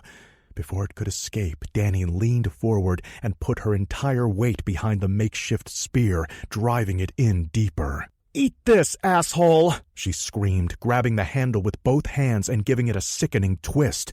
The creature began to convulse. It reared up, pulling the weapon from her grasp in the process. She scuttled back as far as she could while the monster struggled to make it back to its feet. It finally stood, and then, just as suddenly, stopped. Without further warning, it pitched forward and fell face first onto the floor. The poker was driven through the back of its skull by the impact. Its body spasmed once, then all was still again. Danny waited, unmoving for a few minutes. At last, she realized that the creature wasn't playing possum. It was dead. Inching closer, she was surprised by the calm coldness she felt inside. She supposed she should be hysterical. Despite the fact that one of her best friends was lying brutally savaged less than 10 feet away, she couldn't bring herself to cry. Instead, she actually began to giggle. It wasn't a mirthful laugh, though. It was a hard chuckle with little humor behind it. She had stared down the devil, and the devil had blinked. No, that wasn't right. This creature wasn't the devil. It wasn't even a monster. It was just an animal. It was big, strong, and fast, but it could be killed just the same. That realization brought resolve to Danny. She had run enough for one day, enough for one life, perhaps. She was done with that. She still had a brother out there who needed her. Danny got to her feet and walked over to the dead creature. She grabbed the end of the poker sticking through the back of its head and gave a yank. The only movement was an involuntary twitch from the dead Sasquatch. The makeshift weapon was stuck fast in its thick skull. No matter. She spent the next 15 minutes searching the now quiet house. She felt a little guilty about doing so, but realized the owner was beyond caring at this point. Unfortunately, her search didn't turn up any firearms as she'd hoped. Richard Barrows appeared to have been more fisherman than hunter. However, she did find a hand axe and a sturdy-looking fillet knife. It wasn't much, but she tucked them into her belt nevertheless. She turned, meaning to go, but then hesitated, finding she couldn't just leave Allison lying there in the kitchen. The thought that the beast had been eating her friend threatened to make her retch again. There was always the possibility that something else might make its way into the house to finish the job. The smell of blood and death might lure another of the creatures. She wouldn't allow that. Danny took a candle from the kitchen and placed it beneath a curtain in the living room. Within seconds, it ignited and began to spread. She felt a momentary twinge of regret in doing so. She was wantonly destroying someone else's property. Didn't Richard say he had a daughter? Kate? A vague memory reminded her that had been the name of the woman running the general store. Were they the same person? Sadly, she had no idea. Whoever Kate was, though, assuming she was even still alive in this damned town, Danny felt that perhaps she was doing her a small favor. Burning the place to the ground was kinder than leaving her to find her father's remains. The sight in the kitchen would probably be enough to unhinge anyone. No, it was better this way, a fitting funeral pyre to her friend and the man who had welcomed them both into his home. It was the best she could do. As the fire began to spread in the small home, Danny walked out the front door, not bothering to close it behind her. Her eyes were dry, a look of determination in them as she strode into the darkness. "I'm coming, Harrison." Chapter 31. The fire at the Barrows residence wasn't the first in Bonanza Creek that night, nor would it be the last. At the edge of Main Street, the blaze at the late Ben Reeves's bar looked like it might be starting to burn itself out. However, then the flames found several barrels of home-brewed liquor that he sold to a few of his regulars. This was high-test hooch, more than capable of pulling double duty as both beverage and engine degreaser. The barrels exploded with a dull boom, the contents fueling the fire and causing it to flare up higher. Embers were thrown high up in the air, some landing on neighboring buildings, where they began to smolder. Across town, something similar was about to occur. It would be more remote than what happened at the bar. Although, had the lone witness to its occurrence been able to speak, he would have certainly agreed that it was far more spectacular. Kurt Buchowski, last of the Buchowski clan who had settled in Bonanza Creek over 100 years ago, or so his father used to claim, despite having moved there just a year before Kurt's birth, after a few run-ins with California's finest, didn't know that, though. He continued toward his destination with absolutely no thought as to whether it would be nothing more than a smoking crater just a few minutes later. He saw the lights in the Clemens place from fairly far away. The trail he'd been following wasn't particularly dense, and in the darkness of the night, their house had shone like a beacon. He'd never gotten along particularly well with either Grace or Byron, nor they with him. They considered the Buchowskis to be little more than poachers. In turn, Kurt saw them as a bunch of sissified survivalists. As far as he was concerned, take away their fancy equipment and they'd be useless. All things considered, though, he was glad to see their place. As long as they had a gun for him to use, and he suspected they had plenty, he could deal with them looking down their nose at him. He had heard via the Barrows bitch about the gun shows that they frequented. Supposedly, they were always coming back home with new toys. It didn't matter much to Kurt. So long as they didn't hand him some Chinese piece of shit that'd jam just as soon as shoot, he'd be happy. Then he could make his way back to his own place and get to his own stash of firearms. Maybe his weren't as fancy, but they were well cared for and dependable. He took a look around before abandoning his concealment. He didn't see or hear anything out of the ordinary, so he made his way to their front door, giving a quick knock on it. "Grace? Byron?" he said in as loud a voice as he dared. He then knocked again. For a moment, he thought he heard movement inside, but it might have been his imagination. The blinds were drawn, so there was no way to be sure. He decided to try the back door instead. Walking around the house, he noticed that their truck was missing from the driveway. That figured. They were out, probably off somewhere sleeping in one of their fancy tents complete with air conditioning. Shit on that. He wasn't above a little breaking and entering if it meant saving his own ass. He got to the back door, unaware that Grace Clemens's mangled body lay in the grass only a few yards away. He'd been considering breaking a window or just kicking the damn door in, but it wasn't necessary. The back door was ajar, lying closed against the jamb.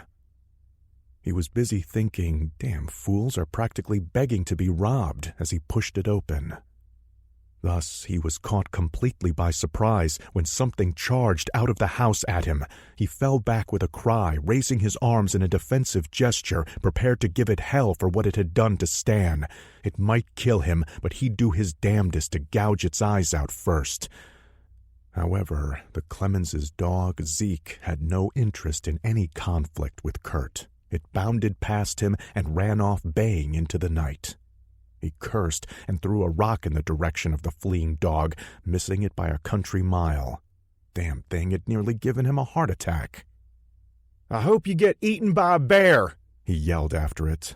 Oh well, yet another thing that served the Clemenses right as far as he was concerned. He collected himself, then stepped inside, immediately regretting the decision. The place was trashed. It was like a bomb had gone off. Furniture was overturned, shelves had been torn from the walls, and their table had been smashed. Either Grace and Byron had gotten into the mother of all fights, or he wasn't the first intruder in their home that evening. No wonder the damn dog had bolted like a bat out of hell. He briefly considered that he should probably follow the mutt, but being so close to salvation was ultimately too tempting. He'd spoken to them enough times to know they probably had a stocked gun cabinet in their basement. A decent cache of firepower was probably less than 20 feet away. He considered his options and decided to chance it. Kurt stopped in the doorway and listened. Hearing nothing, he took a tentative step further in. It was still dead silent, so he continued. He stepped over a small pile of debris, never knowing that beneath it lay the very same rifle that Grace Clemens had decided against bringing on her ill-fated perimeter sweep. He came to the hallway. Before him lay the Clemenses' living room. It was likewise in shambles, but no movement came from within. To his right, at the end of the hall, was a doorway. Kurt didn't need to get any closer to tell that whatever else had been in here wasn't too fond of politely knocking. The door had been ripped right off its hinges. He looked to the left and saw 3 more doors, all intact. He turned in that direction. Might as well go with the odds. Kurt had barely taken a step when he heard a thump coming from the far end of the hall. He froze. What followed was the sound of wood being splintered. He looked back toward the open doorway and saw a shadow move. Something was still in there. He was too far in to make a retreat now. It was all or nothing. He tried the first door he came to. It opened smoothly and quietly. Kurt peered inside and silently cursed. It was just a closet.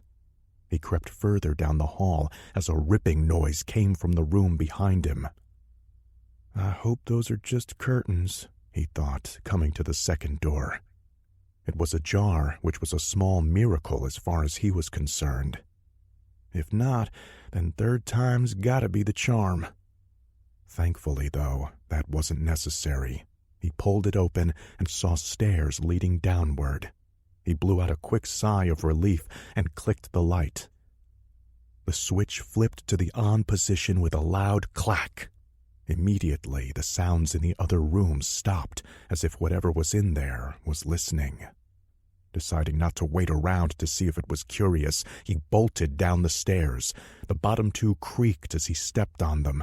If the thing upstairs had suspected something before, it definitely knew he was here now. As if in confirmation, a bellowing roar came from above. He had a moment to consider that if hatred could be vocalized, this was what it would sound like. Kurt looked around. He was in a game room of sorts. A few stuffed trophies hung on the walls. There was a comfortable-looking love seat on one end, facing toward a big-screen TV. There was even a foosball table off to one side. Where were the goddamned guns, though? He could hear it coming, and like a fool, he had left the damn cellar door open. Quickly scanning the room, he saw there was still hope. There was another door, this one leading toward the back of the house. He ran to it and tried the handle, finding the goddamned thing locked. The beast roared again, now at the top of the stairs. "The hell with this," he said, and savagely kicked the door. It held. He did it again, and that time the lock broke with a loud crack. The door swung open. He chanced to look behind him and saw hairy legs descending the stairs. Thinking quickly, he turned and shoved the TV to the floor. The screen shattered, spreading glass and electronics. Hopefully it would be enough to slow the creature down. Kurt bolted into the other room and stopped dead in his tracks at what he saw. He had earlier joked about the Clemenses being a pair of hack survivalists, but he didn't know the half of it. 2 entire walls were covered in ordnance of various calibers. He wasn't particularly up on the finer points of gun control, but was pretty certain some of the stuff there was illegal. Scratch that, he was very certain. On the far wall was what appeared to be a rocket launcher. He had seen one in a Rambo movie once. Beneath it was a box covered in lettering he couldn't read. "Shit on toast," he muttered to himself in disbelief. Had the creature not bellowed again, this time with a slight note of pain as it stepped on the broken glass, Kurt might have stood there gawking until such time as it came up behind him and tore his head off. The noise, dear God, it sounds like it's right behind me, spurred him into action. Fortunately for him, the Clemenses were well organized. Beneath where the guns hung were neatly labeled cabinets. He quickly opened a drawer and saw boxes of ammo corresponding with the pieces hanging above it. Unfortunately, the one he opened first was all small caliber. Dashing across the room, he grabbed an assault rifle from the wall. He tore open the drawer beneath it, and, sure enough, there was a whole stack of fully loaded magazines. Hearing movement behind him, he quickly grabbed one and slammed it home before turning to face the beast. The creature was right there. It crouched slightly, too tall for the room they were in. At first, he thought it was the same one from before. Large breasts hung down almost to its waist, but there were no wounds in its torso. He'd peppered the creature that had killed Stan with a full load of 22s. This beast was untouched. Holy hell, there really is more than one. He tried to swing the weapon toward it, but the creature stepped in before he could do so. Should have taken a goddamn pistol. The beast grabbed the barrel of the gun with one hand and Kurt's right shoulder with the other. It was massively strong. He screamed, feeling bones snap. As it dug its claws into the flesh of his arm, his finger pulled reflexively on the trigger, causing the gun to go off. The bullet slammed into an ammo box, the same one with Russian wording that Kurt couldn't read, and impacted with one of the RPG shells inside. 100 yards away, Zeke, his limited doggy brain already forgetting the danger behind him, had stopped to pee on the side of a tree. Suddenly, there came a bright flash of light through the trees, followed by a tremendously loud noise, enough to make him whimper in pain. A few moments later, an uncomfortably warm breeze washed over the frightened dog. He watched as the place he knew as home was blown apart by the explosion. He whined again, turned, then ran off into the forest. A few days and many miles later, he was found by a good-natured hiker. When nobody answered a newspaper ad for the lost dog, the man's family adopted him. He lived a good long life with lots of love. His was a happy ending. The only remembrance of what happened in Bonanza Creek came late at night while Zeke sometimes dreamt. He would whine in his sleep, and his legs would move as his dream self ran from large, hairy things in the woods. Chapter 32. The smell of smoke kept getting stronger, even as he continued moving away from the bar, but Chuck didn't stop to ruminate. That the fire was spreading wasn't exactly a surprise. As far as he was concerned, though, he had bigger fish to fry right then. He kicked in the back door of what he thought was finally the bed and breakfast. He'd weaved in and out of the woods, crossing small side streets that weren't much more than overly wide deer trails. Normally, he'd have a good sense of his bearings. Unfortunately, he had gotten turned around pretty good while following that idiot redneck. It also wasn't helping that all the movement had continued to pull stitches in his shredded stomach, the blood flow gradually worsening. He could feel it trickling into his pants and down his legs. It might not be life-threatening yet, but he was definitely starting to get a little lightheaded. He bit down on his lip. The pain cleared his head for the moment, and he was able to think. Yeah, this was definitely the B&B. Though he hadn't seen it from the rear, it was too big of a building to be anything else. This was the way. He was pretty sure his friends were somewhere on the other side of it. Not too long ago, he had heard a squatch bellowing into the night, its screams followed by a series of gunshots. Judging from the report, it might have been one of Derek's big elephant rifles. In the end, though, caution won out over his desire to run up through one of the alleys and pop out onto the main stretch. For starters, he couldn't be certain they had killed it, or that it was even the only one. Secondly, it would be just his luck to step out and get plugged by friendly fire. He didn't think that scenario likely, However, this situation was different than any other they had been in. Even the most seasoned veteran could get jumpy and start shooting at shadows. No, this way is best, he thought, entering a dark room, a pantry from what he could tell. His plan was to cut through the building and recon the street from the windows. If he saw his friends, he'd get their attention and join them. If not, he'd make a go for the SUVs and get himself some proper firepower. The pantry led into a kitchen. From there, the gloom of a hallway beckoned. Chuck stepped out and flattened himself against the wall. He listened for a moment.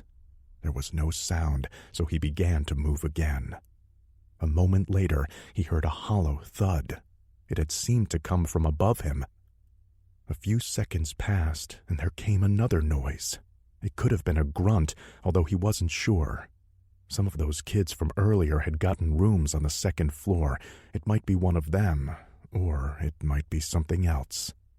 He was split on what to do. A small part of him desperately wanted to find his teammates and get something more substantial than a knife in his hands. However, he also had his duty to do. If there were survivors, he should find them. If one of the creatures was in here with him, he should at least make sure so they could come back and flush it out later. Continuing on, his foot landed in something wet, causing it to slip out from under him. He fell to the floor, agony coursing through his stomach as the last of his stitches popped. He gritted his teeth against the pain to keep from crying out. It was bad enough he'd potentially given his position away. He wouldn't exacerbate the situation by screaming. He put his hand on the floor to steady himself and felt more of that wetness. It had a sticky, tacky feel to it. Chuck didn't need to see to know it was probably blood. A lot, judging by how much was oozing through his fingers. He reached blindly in the darkness, there being no windows in the hall to light the way. Eventually, he found the body that he knew would be there. It didn't take more than a few quick touches to tell him all he needed. Whoever it had been, they had been pounded into pulp. Chuck rose to his feet, momentarily ignoring the fire in his gut. He quietly unsheathed his knife with his right hand while his left went to his injured stomach. What he felt there didn't do anything to improve his mood. He was soaked in blood, although how much was his and how much was from the floor he didn't know. He continued along and eventually came to the lobby. Just enough light filtered in to let him see the outline of the staircase leading to the second floor. If that fire keeps spreading, light won't be an issue for much longer. He gave one last longing look toward the windows, then started up the stairs. "I'm not so sure we should let her keep the gun," Mitchell whispered to Derek as they made their way down the center of the dark street. It wasn't a wide road, especially by city standards, but if anything decided to come running out of the shadows, they'd hopefully have enough time to react against it. Derek glanced back over his shoulder. Francis was walking with Kate. He held his rifle in his left hand. Derek was pretty certain he was keeping his other free in case he needed to stop her from accidentally shooting anyone. The kid's death had almost completely unraveled her.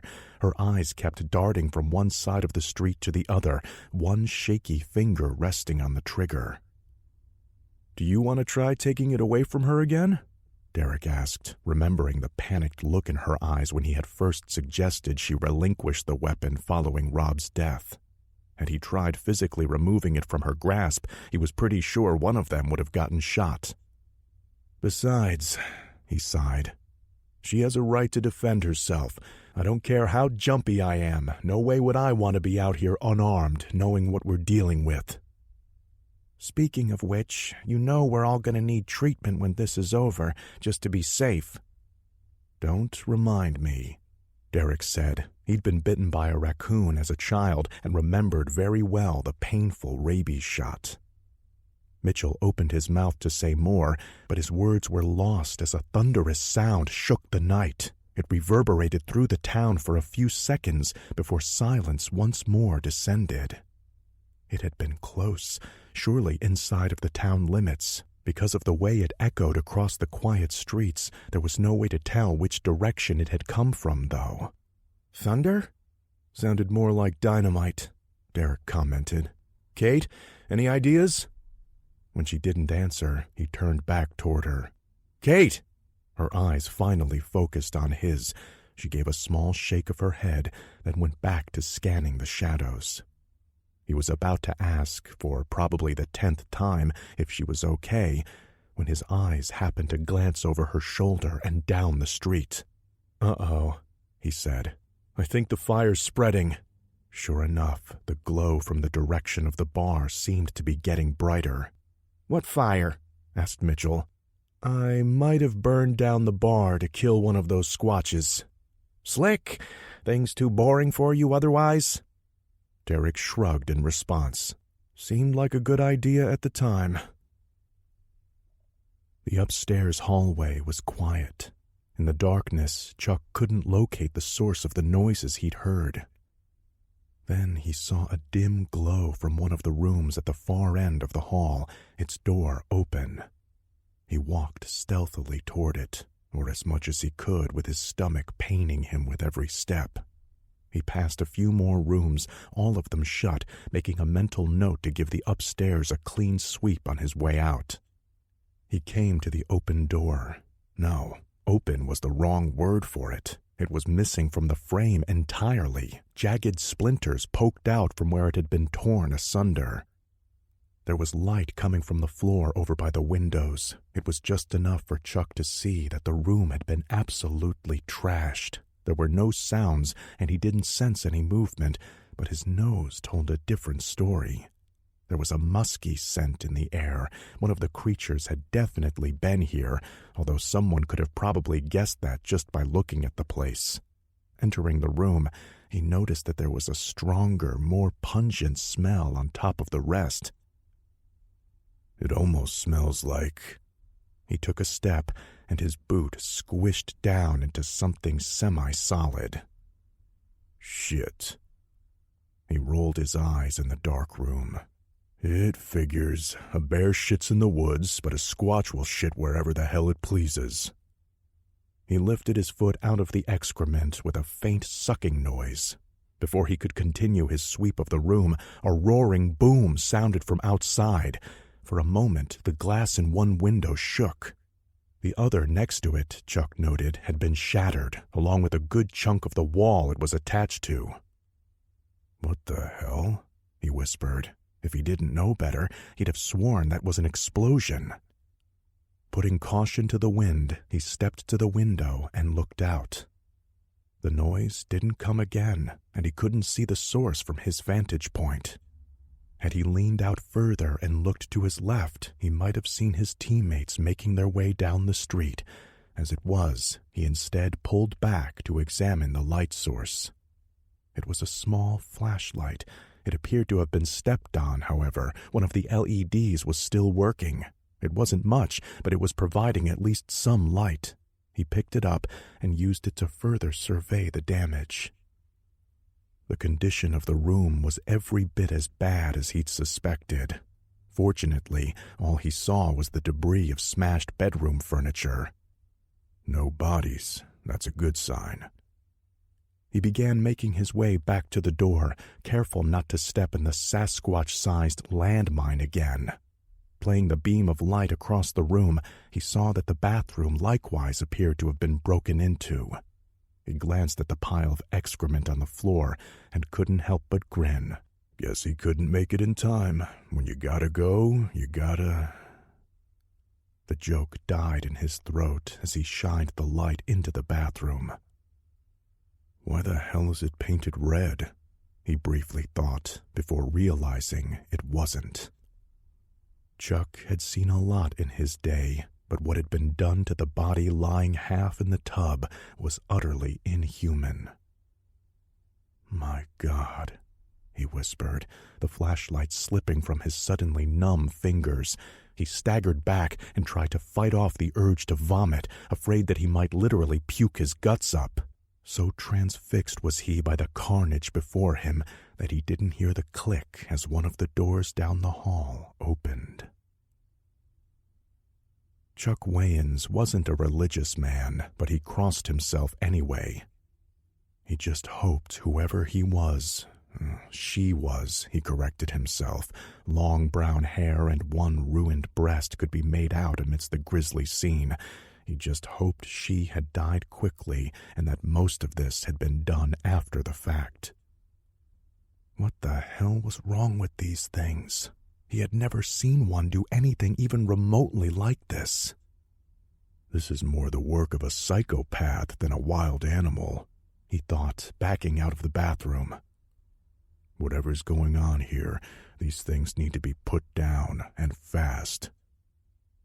The thought caught in his head as he heard a sound, a slight creaking of the floorboards behind him. He cursed himself for letting his guard down. At the same time, though, he drew his combat knife from its sheath. He'd been caught flat-footed like a rank amateur. He didn't give himself good odds, but hopefully he could take the ugly son of a bitch with him to hell. He felt a puff of breath on the back of his neck. Then a hand fell upon his shoulder. Without hesitation, he spun with a battle cry and brought the razor-sharp blade up in an arc. Where it met flesh, it sank in like butter. Chuck gave the knife a vicious twist before launching his full weight at his attacker. The creature went down under the assault with little more than a grunt. Chuck pressed his advantage, straddling its torso, and continued to stab it, screaming obscenities all the while until the blade finally became stuck in bone. He braced his other hand on the body to pull it out. That's when he realized he wasn't touching fur. It felt like fabric. It took his mind a moment to register this fact. Finally, he scrambled back from it in a breathless gasp. He turned, feeling around with his hands. Where was his goddamned flashlight? Then he saw its glow coming from the bathroom where he dropped it. He scuttled over to it on hands and knees and picked it up from the bloody floor. Turning back, he played the feeble beam out toward the doorway. 2 bare feet were visible in the illumination.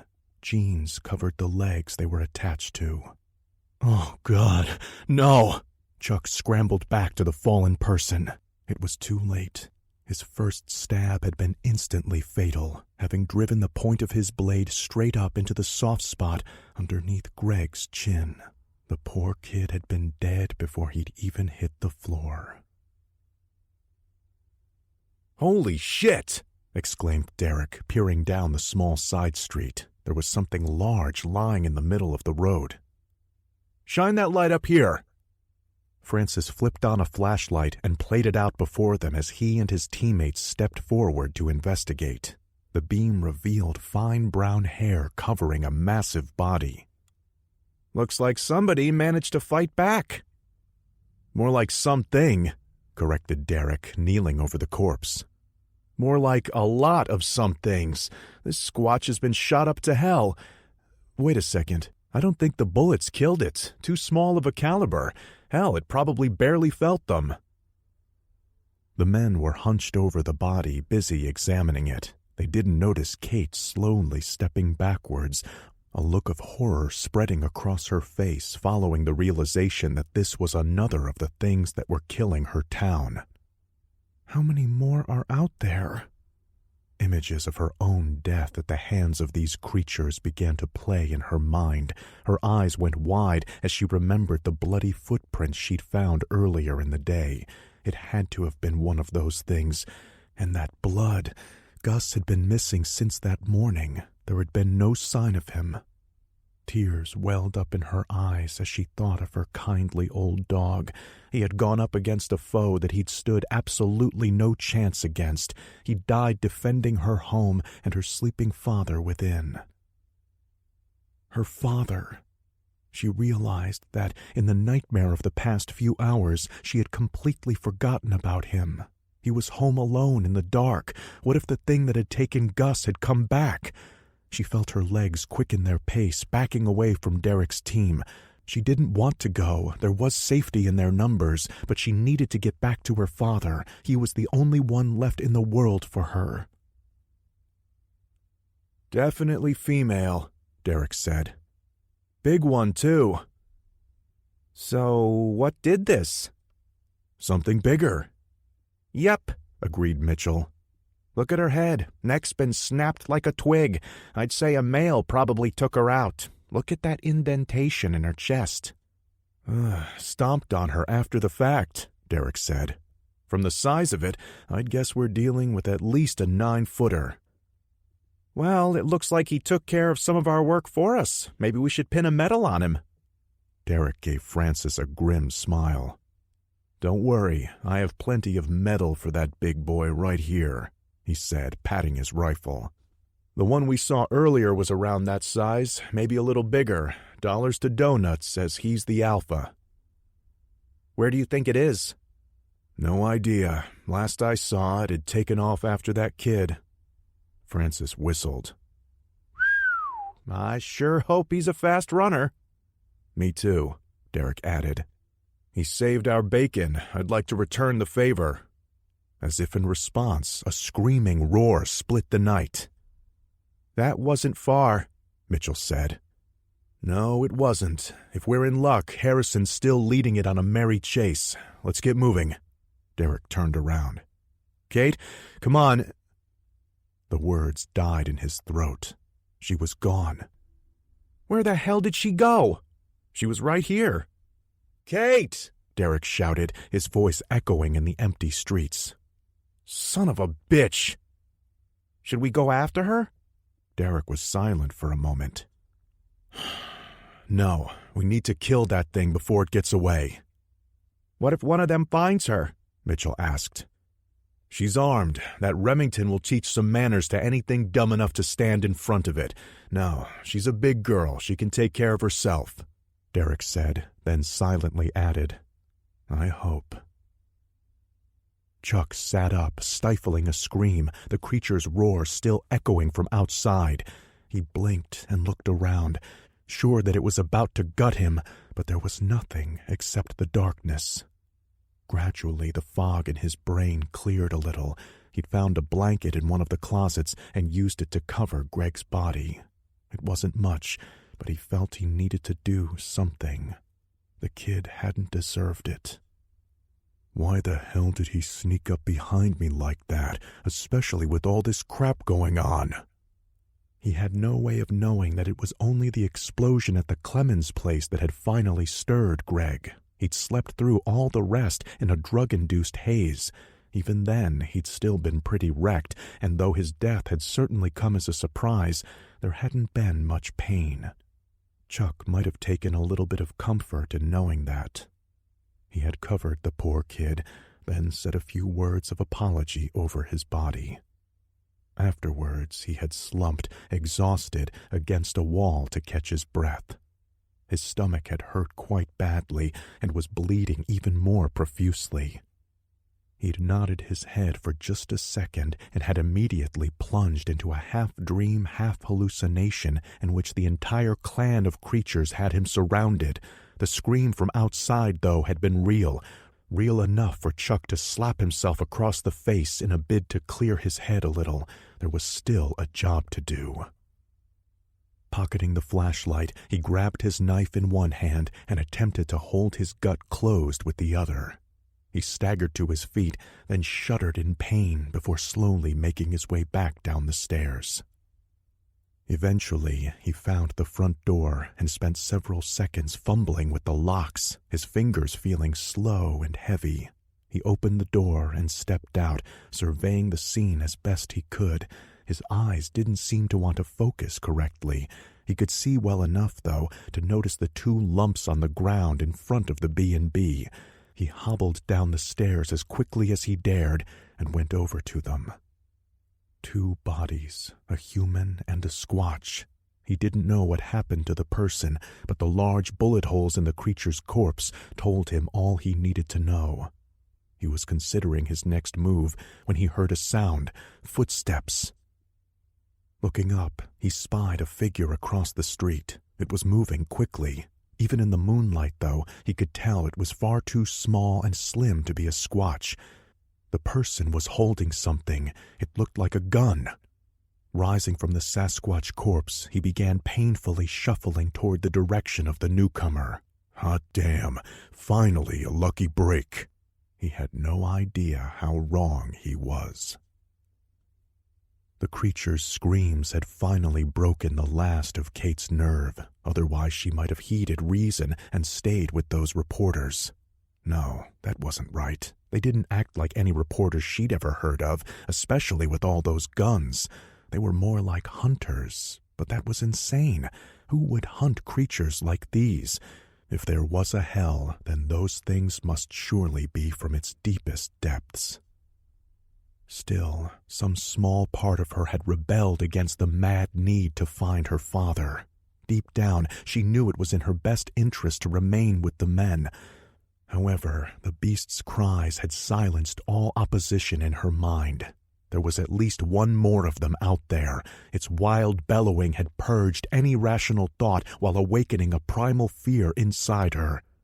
She'd turned away from them at once. Let them go forward and be slaughtered by that thing. She'd find her father, and together they'd somehow survive this nightmare.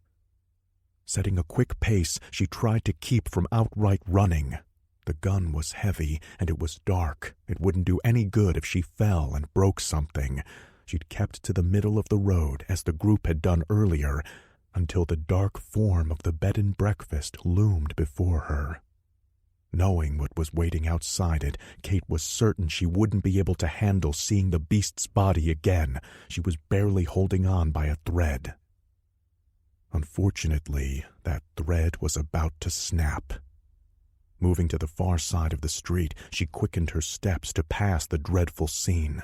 She was almost past when she heard something coming from its direction. "Hey!" a slurred voice seemed to call out. She stopped and shut her eyes. No, it's just in my head.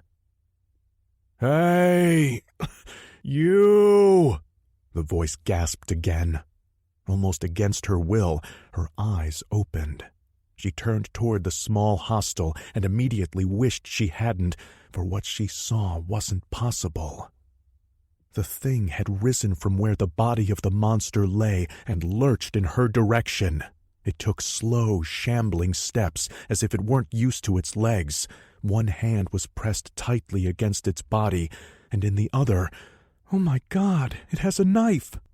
"Stay back!" she sputtered weakly.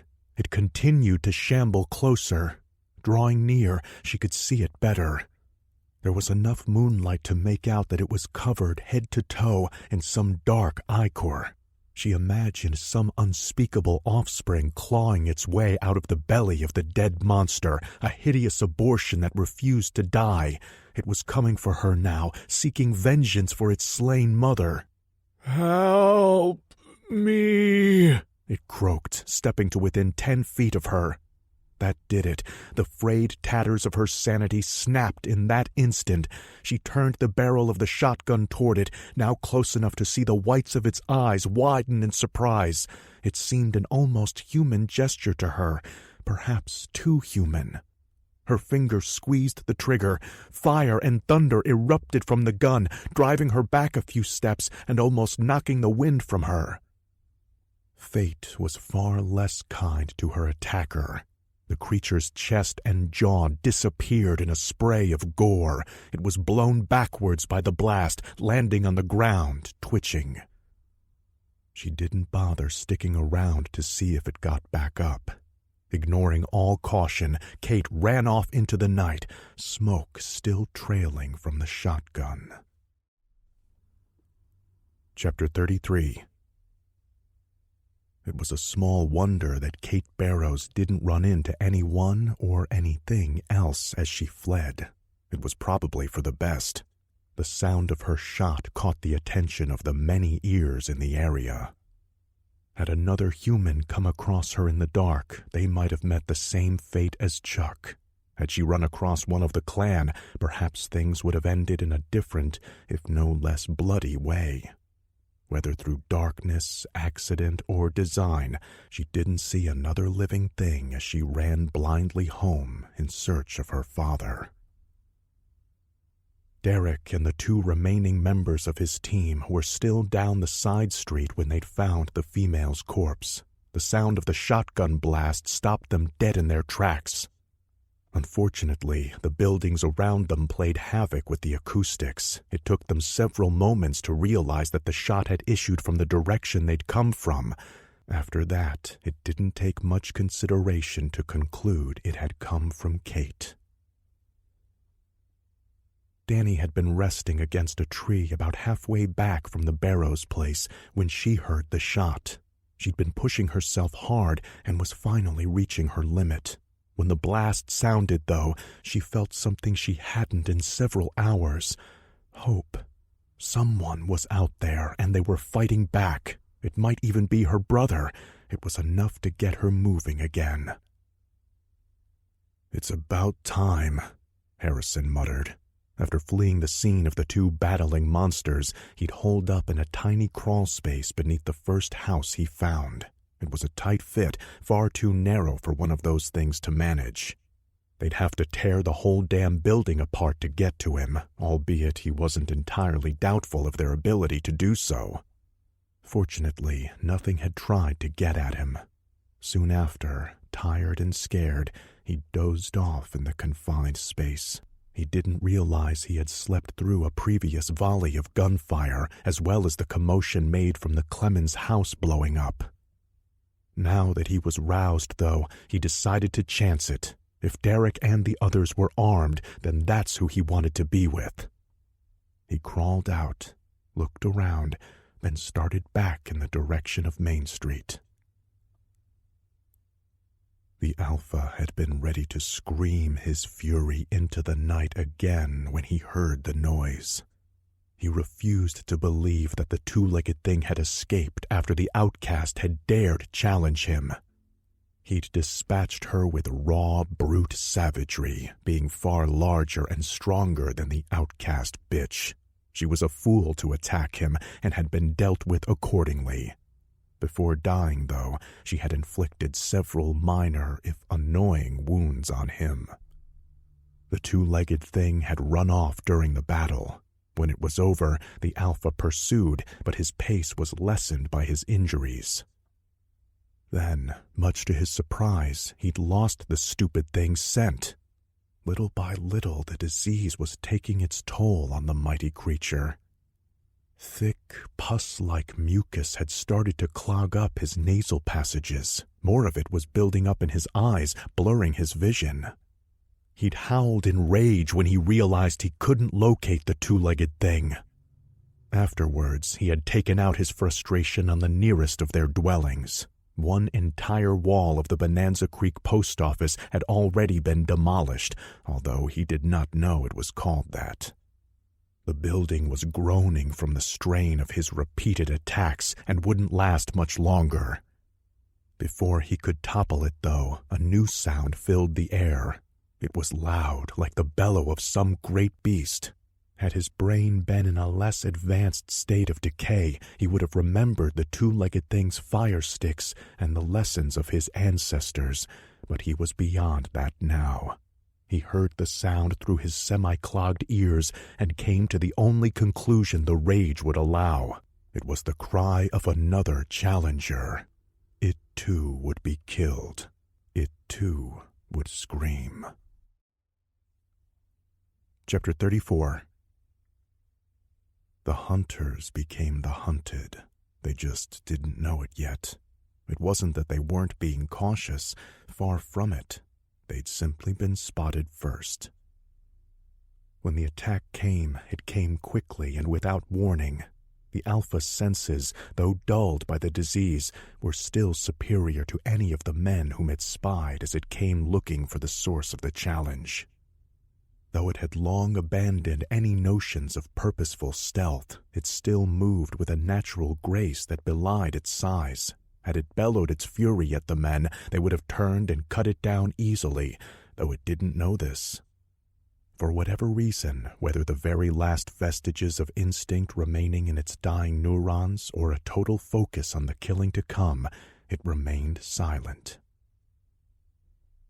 The two-legged things were moving away from him. Perhaps they were fleeing. It didn't matter. What did was that their backs were to him. Soon the only thing that would matter would be their dying screams and the hot wash of their blood as the alpha drank it in great slurps. Foamy drool dripped from his lips in anticipation. He closed to within 10 yards, then could control himself no longer. He put on a burst of speed as the rage boiled over, screaming a cry of victory.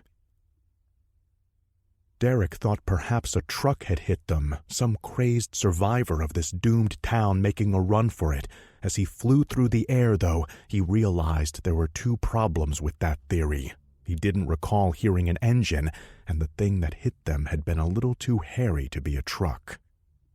Then gravity reasserted itself, and he hit the ground, knocking the rifle from his hands. He skidded to a halt, scraping himself in a dozen places and momentarily scattering all coherent thought to the wind. The creature had appeared behind them, seemingly from out of nowhere. So intent had they been on rushing to Kate's aid that they'd acted like a bunch of rank amateurs, forgetting that the threat could come from anywhere. First, there had been its unearthly bellow, so loud and near it had practically rattled their teeth. Less than a second later, it was upon them, its sheer size alone allowing it to barrel them over all at once. It caught Derek in the back with one of its meaty fists, sending him tumbling down the street.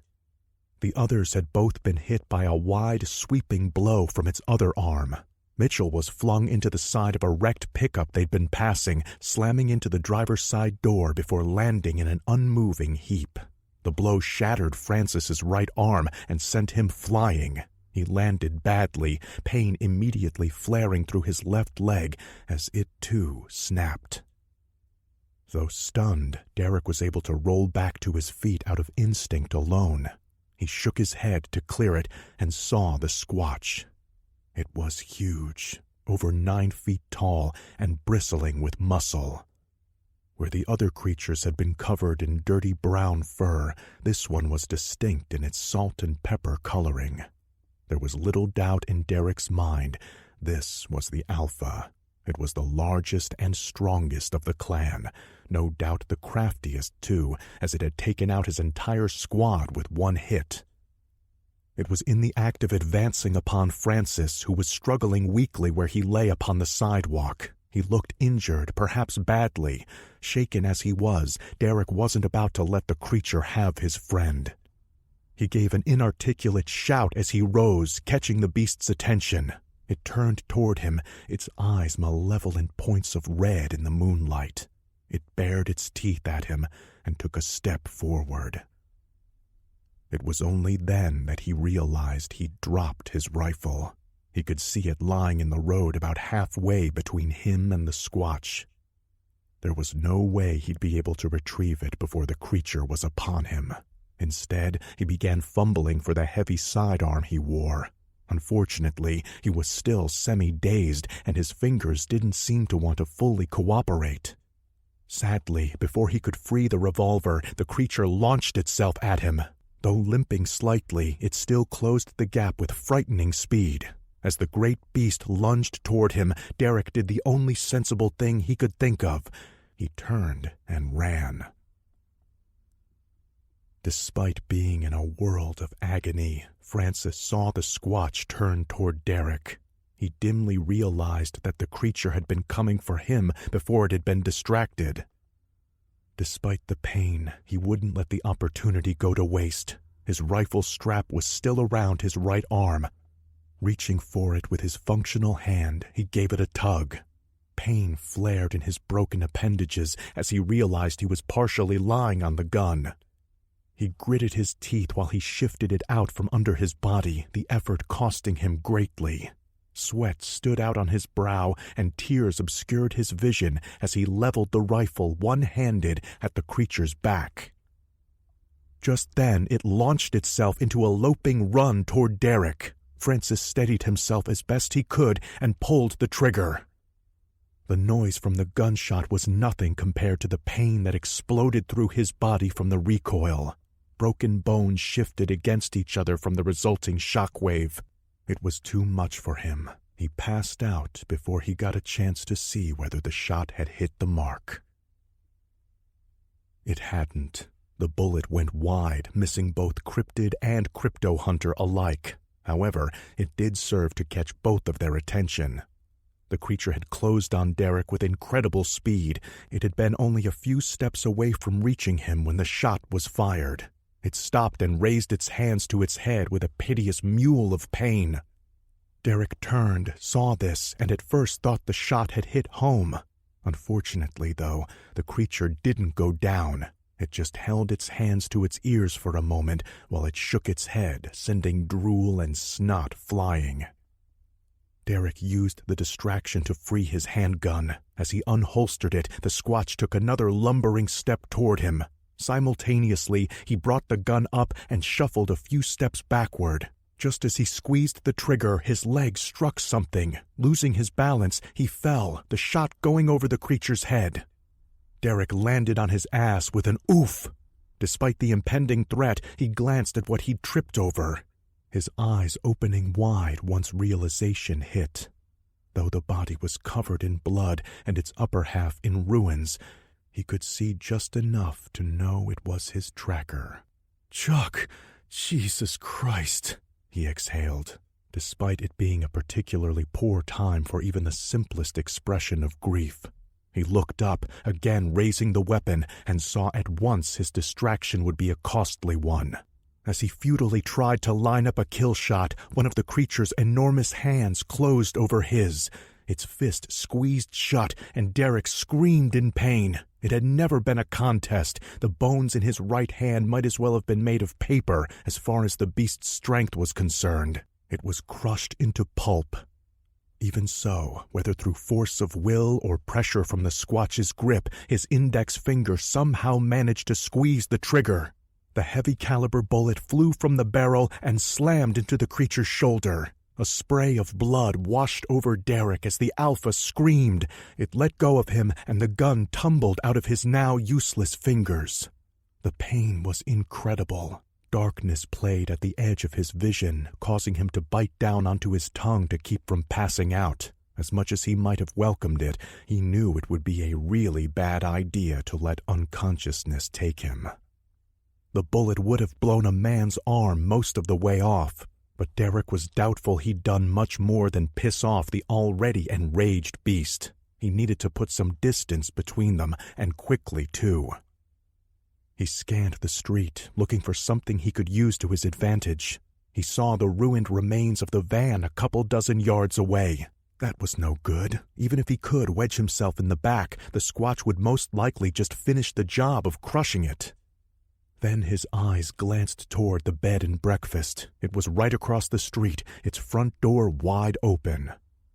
Beggars can't be choosers. Cradling his broken hand against his body, he used his good arm to scramble back to his feet. There was a moment when his eyes again locked with the creature's, and then he was off, running as quickly as his legs could carry him. Behind him, the Squatch's cries changed pitch.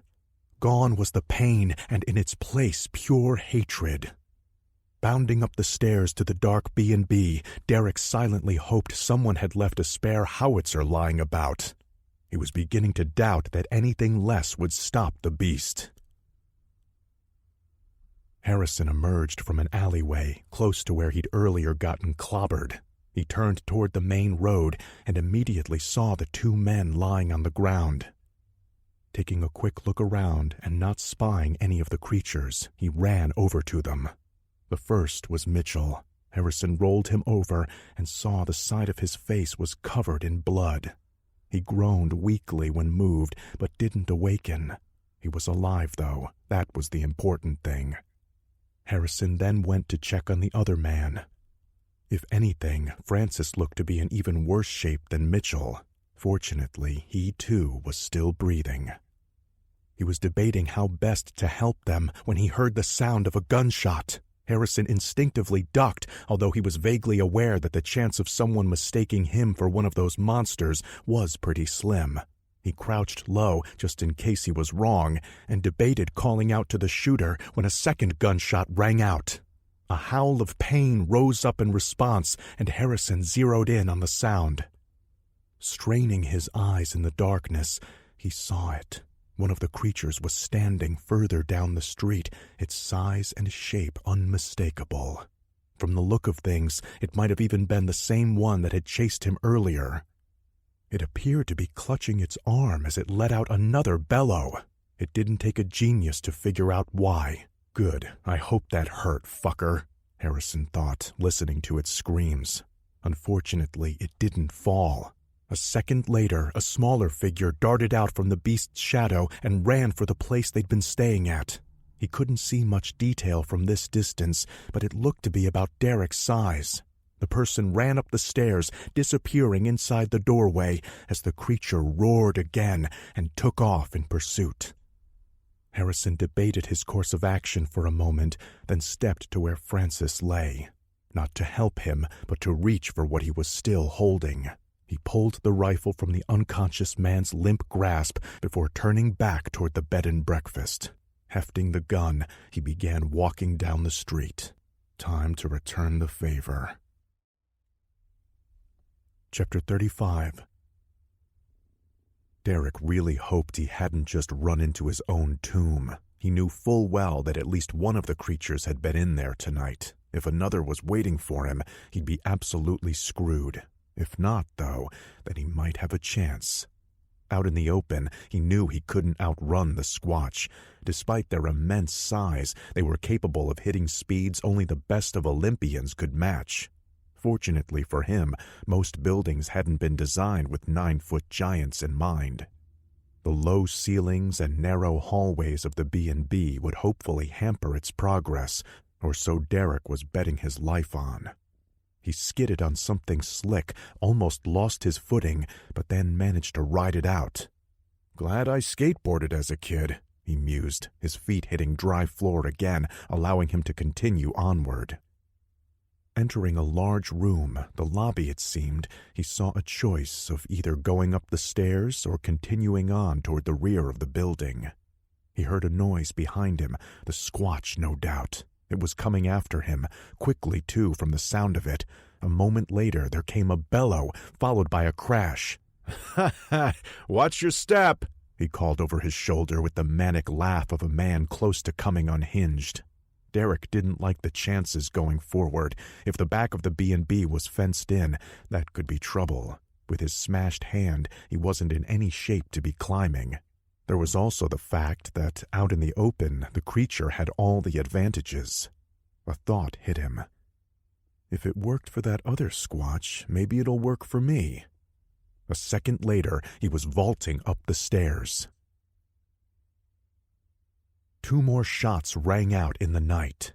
Danny didn't really know guns, but nevertheless it sounded different than the earlier one. The second gunshot was followed immediately by the scream of one of those monsters. There was no mistaking it.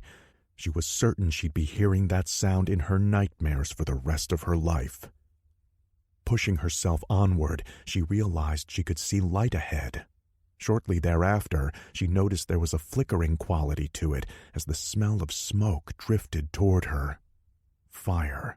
She didn't know whether it was caused by the creatures or set by another survivor. Either way, there seemed to be a fight going on. Unfortunately, she had no idea who was winning. Looking down at the axe in her hand, she realized how small it seemed, surely insignificant against one of those giant apes. No, she shook her head and cleared that thought out. It might be small, but that didn't mean it wouldn't be enough to tip the odds. She had to keep positive thoughts like that in mind. Holding her head up high, she continued toward the battleground. A mere scream wouldn't have done the pain justice. Fate, it seemed, had a cruel sense of irony insofar as Derek was concerned. As he had raced along the second floor, still chuckling at the spill the Squatch had taken downstairs, he tripped over something in the hallway and tumbled ass over tea kettle. Landing on his bad hand, the feeling had been so intense that, for a few moments, all he could do was lie there and gasp for breath. Tears were still streaming down his face when he heard it clambering up the stairs after him. Whatever it was he'd fallen over, it had erased his lead. The creature was mere moments from ending this in its favor. He gritted his teeth to deal with the pain. It was incredible, but at least he was no longer in danger of passing out. Not without half a bottle of Percocet. Pulling his hand out from under himself, he used his intact appendages to crawl over whatever had tripped him up, focused on his own survival. Regardless, as he made his way slowly forward, he became aware that he was crawling over a body. If anything, that steeled his resolve to make it out of this alive. He had no intention of being another name on the mass grave this town had become. He finally pulled himself over the corpse and found the floor again. It was slick and sticky, which didn't come as a particular surprise. At least it was solid, allowing him to get back to his feet. A creaking of the floorboards behind him, though, told him that he was out of time. The beast had caught up to him. He felt a puff of rancid breath on the back of his neck and instinctively ducked. Just then, something large swung over his head, crashing into the wall. Studs cracked like toothpicks as a rain of drywall dust settled upon him, prickling his nose. Great, I get to die sneezing, he thought, launching himself forward out of its reach. The creature snarled, still coming for him as he pushed himself into the bedroom. He saw the opening ahead of him, the frame grossly distorted from where the other beast had earlier forced itself through. Throwing caution to the wind, he jumped out the same window that had seen almost as much traffic that night as the front door. Several beings, both human and otherwise, had already used that egress successfully in their endeavors. Unfortunately, whatever luck was bestowed upon the previous wayfarers had been used up by the time Derek leaped from it. He hit the ground badly and felt a painful pop as his right ankle buckled beneath him. Toppling over, he once again landed on his broken hand, crying out as a rainbow of agonizing stars exploded in front of his eyes. This is starting to become a habit. He rolled onto his back and glanced upward. The Alpha was leaning out the window, watching him. Though he knew it was little more than an animal, a crazed one at that, he could have sworn he saw a look of triumph in its eyes. Had it been able to speak, Derek wouldn't have been surprised to hear it issue a pithy comment regarding any last words. The situation had hopeless written all over it, but still he refused to accept his fate lying down. Using his good hand, he rolled to his knees and tested out his hurt ankle. He put some weight on it, and pain lanced up his leg. Fortunately, it was far less excruciating than what he'd felt from his hand. It wasn't broken, just badly sprained. My luck is improving. If I get out of this, I'll have to play the lottery. His ankle was already swelling inside his boot. However, hobbling was better than crawling by any stretch of the imagination. He pushed himself to his feet just as he heard the dull thud behind him he'd been expecting. The creature had jumped out the window and landed only a few feet away. Whatever gods protect against sprained ankles smiled more kindly on the Squatch, Derek noted. Blood poured freely from the wound in its shoulder, but it still appeared to have a lot of fight left in it. Probably enough to kill me, then go strangle half a dozen bulldozers. It bared its teeth at him, then raised its head to howl. It was long and loud, splitting the quiet of the night like thunder. It sounded of rage, of hatred, of victory. At last it lowered its gaze to meet Derek's. Its eyes were red and runny, but the look in them spoke volumes. This must be what it's like to stare down a serial killer. It took a slow step forward. Derek contemplated his next action with the speed of thought. Running was out of the question. He would have to stand and fight. Unfortunately, he doubted the creature would feel even his best haymaker. That left just one thing, he mused, drawing back his injured leg. What he was about to do would hurt like a motherfucker, hopefully for the creature too. As a man, Derek knew that in all the world there was one universal way to slow down a bipedal male. A good, solid kick to the balls. He was preparing to do just that when a voice spoke out from behind the beast. "Hey, you hairy asshole, forget about me?" The challenge was won. The Alpha could see it in the two-legged thing's eyes. It had put up a good fight, had even wounded him, but there had been only one possible conclusion in the end. The Alpha was supreme, the Alpha of all other Alphas. He would kill the two-legged thing slowly. Mercy was beyond his comprehension by that point, but first he would make the stupid thing scream. It would scream long and loud so that all others knew the futility of challenging him. He was about to unleash his fury upon it when there came another sound behind him. It was the chatter of another two-legged thing. He did not understand their words, but he could understand the tone. It was yet another challenge. The Alpha turned his back on his current foe. The first two-legged thing was injured, weak. It could neither fight nor run. There would be plenty of time to deal with it. He grunted in surprise as he saw what awaited him. He blinked some pus away, clearing his vision, and saw that it was true. The original Alpha of the two-legged things, the one who had taunted him, challenged him, and then somehow managed to evade him, was back. It was standing in the entrance of the dwelling he had just leaped from. It chattered some more with that same insolent tone, then raised the fire stick it was holding. "See you in hell, Chewbacca," Harrison said, pulling the trigger.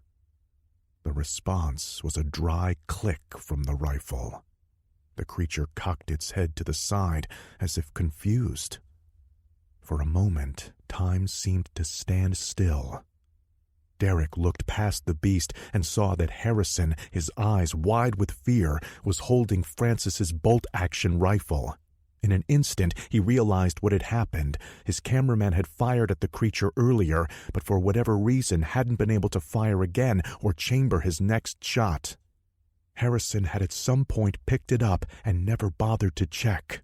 The kid wasn't a hunter. Hadn't he said something earlier about not knowing anything about guns?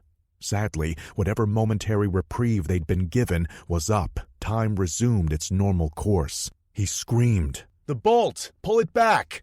Harrison was frozen in place for another second. Finally, though, the words seemed to hit home. He began frantically working the lever on the gun, but Derek could see that he was going to be too late. Launching himself at the Sasquatch's back, he tried to buy the younger man another few seconds, but the creature was crafty. It heard his clumsy attack. Without breaking stride, it swung a backhand at him. It was only a glancing blow, but it sent Derek sprawling into the street. As Harrison frantically tried to ready another shot, the creature advanced. The Alpha wrapped its arms around him as if welcoming him home after a long time away. Bones crunched as the creature began to squeeze. Harrison made a gurgling noise, but it was all he could manage before his lungs collapsed. From his vantage point, Derek saw the Squatch's head descending, mouth open, toward the poor kid's neck. The sound that followed was almost too much for his mind to comprehend. He turned his eyes away in horror, but didn't close them. Something else had caught his attention. Halfway across the street, he saw the glint of metal. It was the revolver that he dropped earlier. He knew there should still be 4 shots left in it. Mustering the last of his reserves, he began to crawl. He wasn't going to make it. It wasn't even going to be close. Derek heard a sound behind him as if something wet and heavy had been tossed to the ground. He knew what it meant. There was a growl, then the creature took a heavy step forward. In another few seconds, it would be upon him. Before that could happen, though, an unearthly scream pierced the night. For a second, he thought another of the creatures was still in the area. Then he realized he could understand it. "Harrison!" There was a primal quality to it. It was both a wail of horror and battle cry. For one surreal moment, Derek envisioned Valkyries descending from Valhalla to collect the souls of the fallen. Alas, no winged horses appeared from the heavens. Instead, a lithe form dashed past him, headed toward the creature. Danny? He was almost too stunned to process it. Sure enough, though, it was her. Not only that, but she was actually going after the Squatch armed only with what appeared to be a hand axe. Derek was almost certain that he'd gone mad. Surely his mind had cracked in these last few seconds of life and was now filling in the blanks with some bizarre Xena warrior princess fantasy to save him from the awful truth.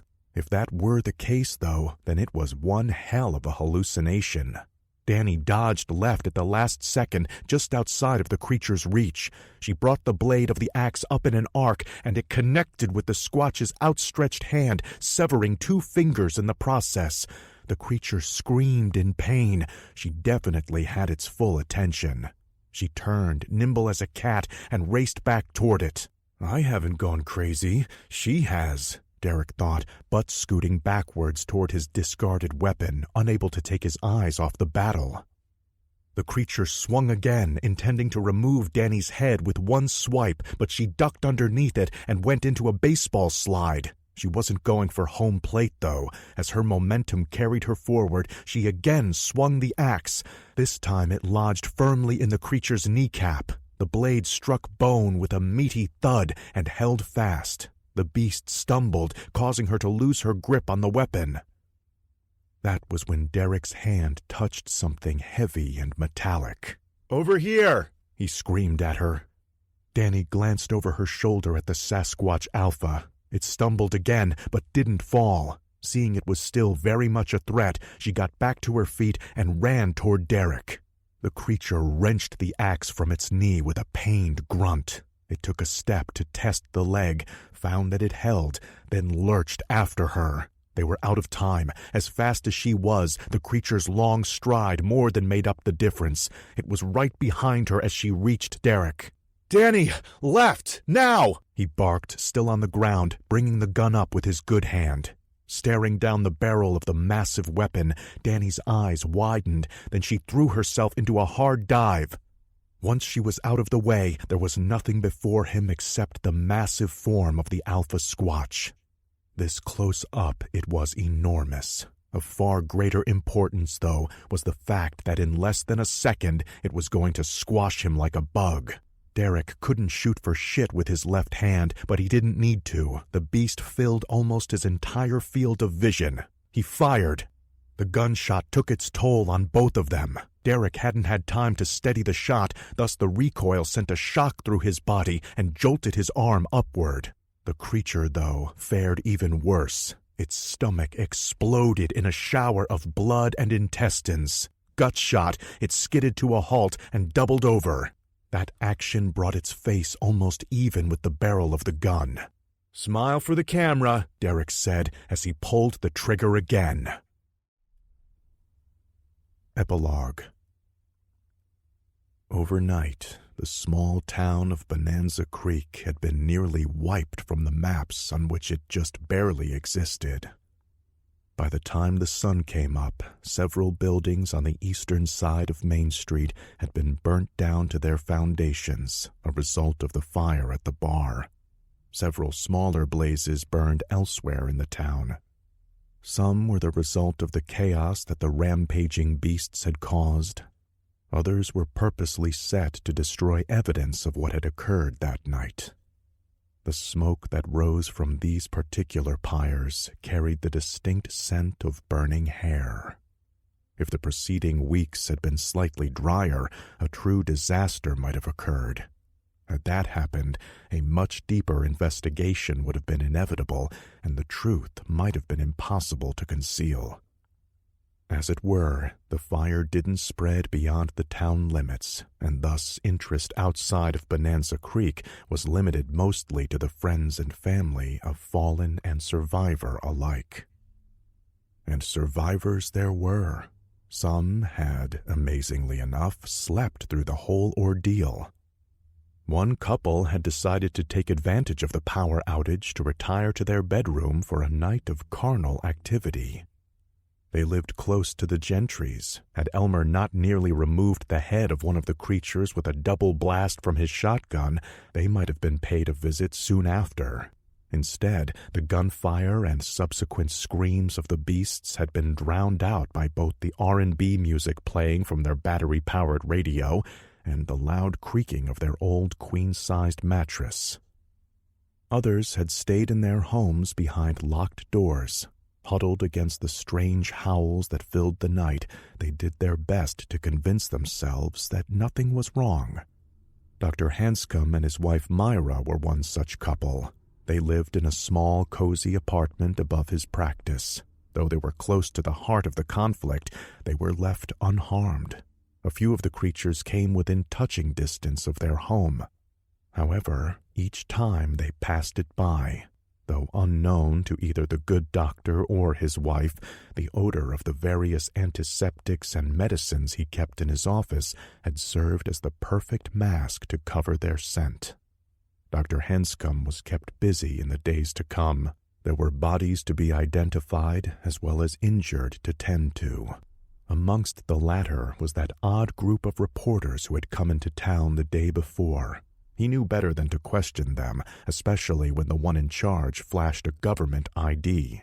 They gave him some cock-and-bull story about grizzly bears, but he didn't dispute that either. He hadn't seen what occurred, and as far as he was concerned, he was too old to go stirring up trouble for himself.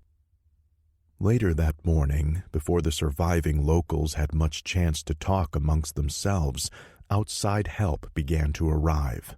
It wasn't the aid that people would have expected, though. Representatives of either the nearby Pagosa Springs Sheriff or fire departments were nowhere to be seen. Instead, strangers, many of them in unmarked vehicles, arrived in the town. Some offered medical assistance to the survivors, treating them, taking blood samples, and, in all cases, administering painful shots of rabies vaccine. Some assisted in the cleanup efforts. Others scoured the surrounding woods, carrying weaponry that even the staunchest gun lover would have considered overkill for the known fauna. When pressed as to what really happened, the locals were given vague and often contradictory information. It was bears, wolves, or a rogue biker gang on the run from the law. By the end of the day, there'd been so many different theories spread that if someone had mentioned Bigfoot, they'd have gotten a laugh and been asked if he brought his friend, the Loch Ness Monster, along. In the end, only one survivor of Bonanza Creek was absolutely sure of what had occurred. Kate Barrows was found outside of the burnt remains of her house. She was carrying on about monsters and appeared to be completely out of her mind to the point where she eventually had to be sedated. In the coming days, when her condition didn't appear to improve, she was taken to Denver, where she was put under psychiatric evaluation pending a hearing for commitment. Derek was supervising the ATF agents while they packed his gear in the SUV. One of their vehicles had been salvageable. The other two had been towed away before any curious onlookers could get a chance to snoop around them. He sighed wearily, feeling his hand throb painfully at his side. The entire mission had turned out to be a gigantic clusterfuck. He wasn't being personally blamed. The few people who knew what he really did understood there was a certain element of uncertainty when dealing with creatures unclassified by science. It didn't matter, though. He blamed himself more than enough. Mitch and Frank had been airlifted to Alamosa for medical care. They were going to be fine. However, Chuck wasn't. His death was almost certainly Derek's fault. He should have listened to Mitch and disarmed the Barrows woman when he had the chance. That wasn't even scratching the surface of all the casualties he felt weighing him down. Lots of people died who hadn't deserved it. His teammate, those kids they'd pulled out of the woods, and more folks from this poor town than he cared to think of. He glanced at the heavy cast around his hand.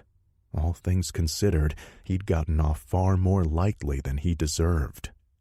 That it appeared to be over was small comfort.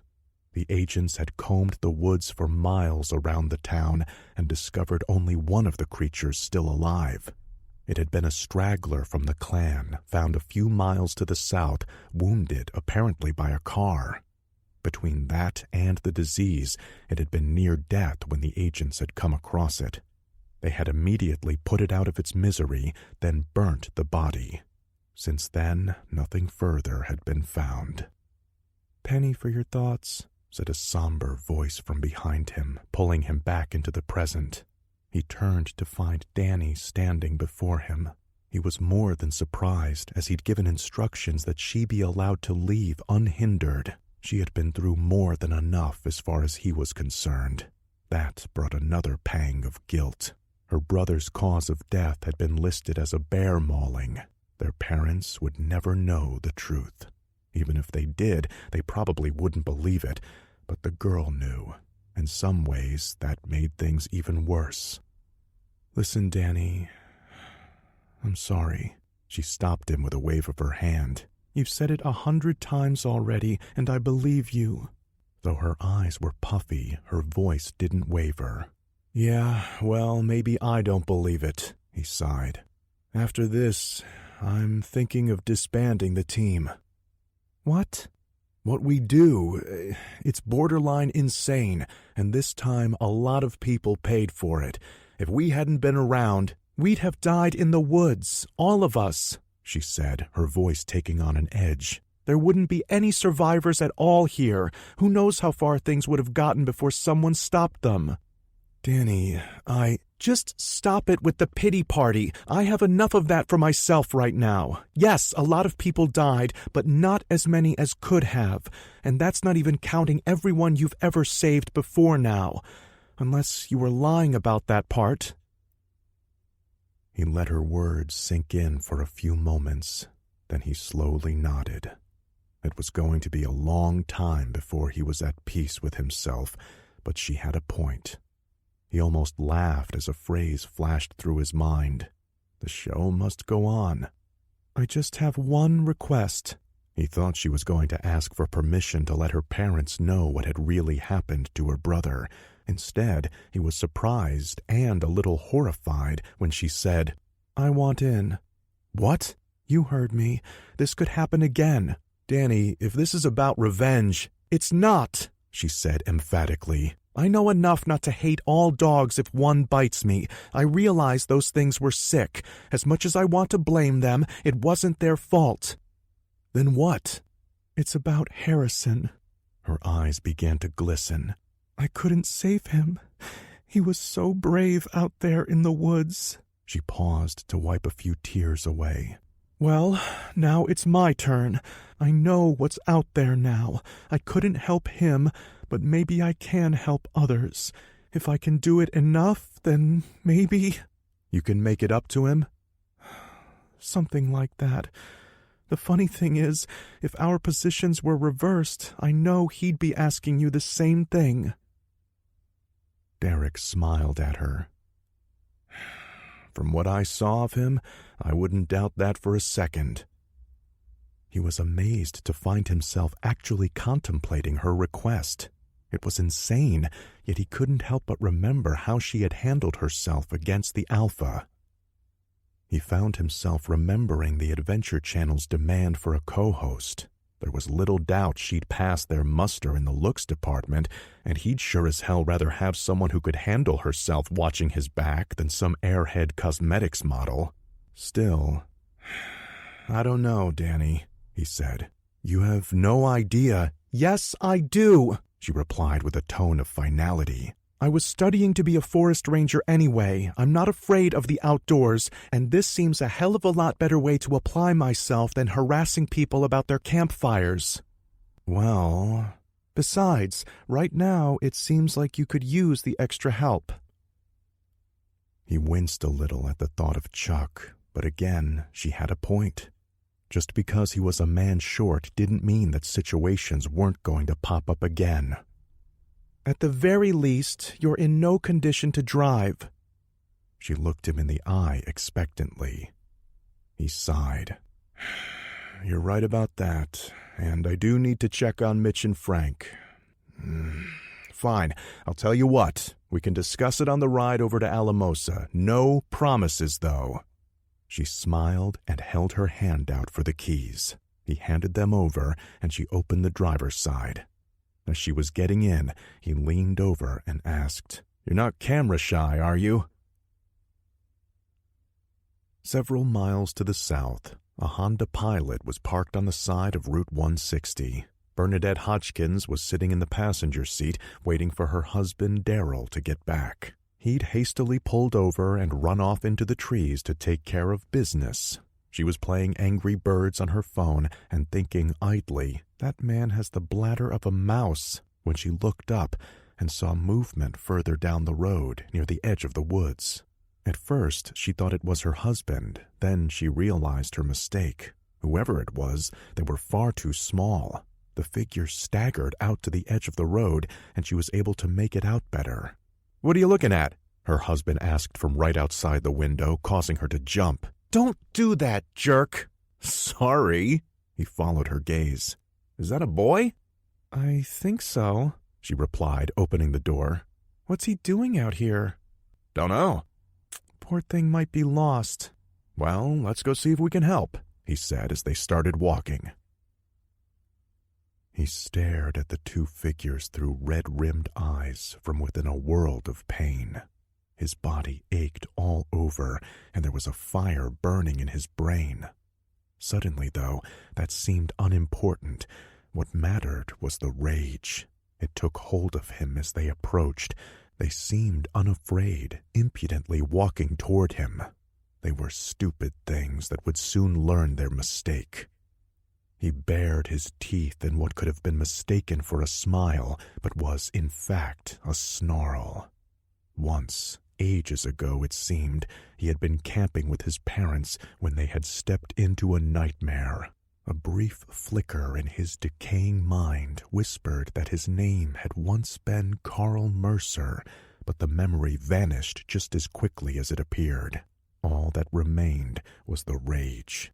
It told him to deal with the two stupid things standing before him.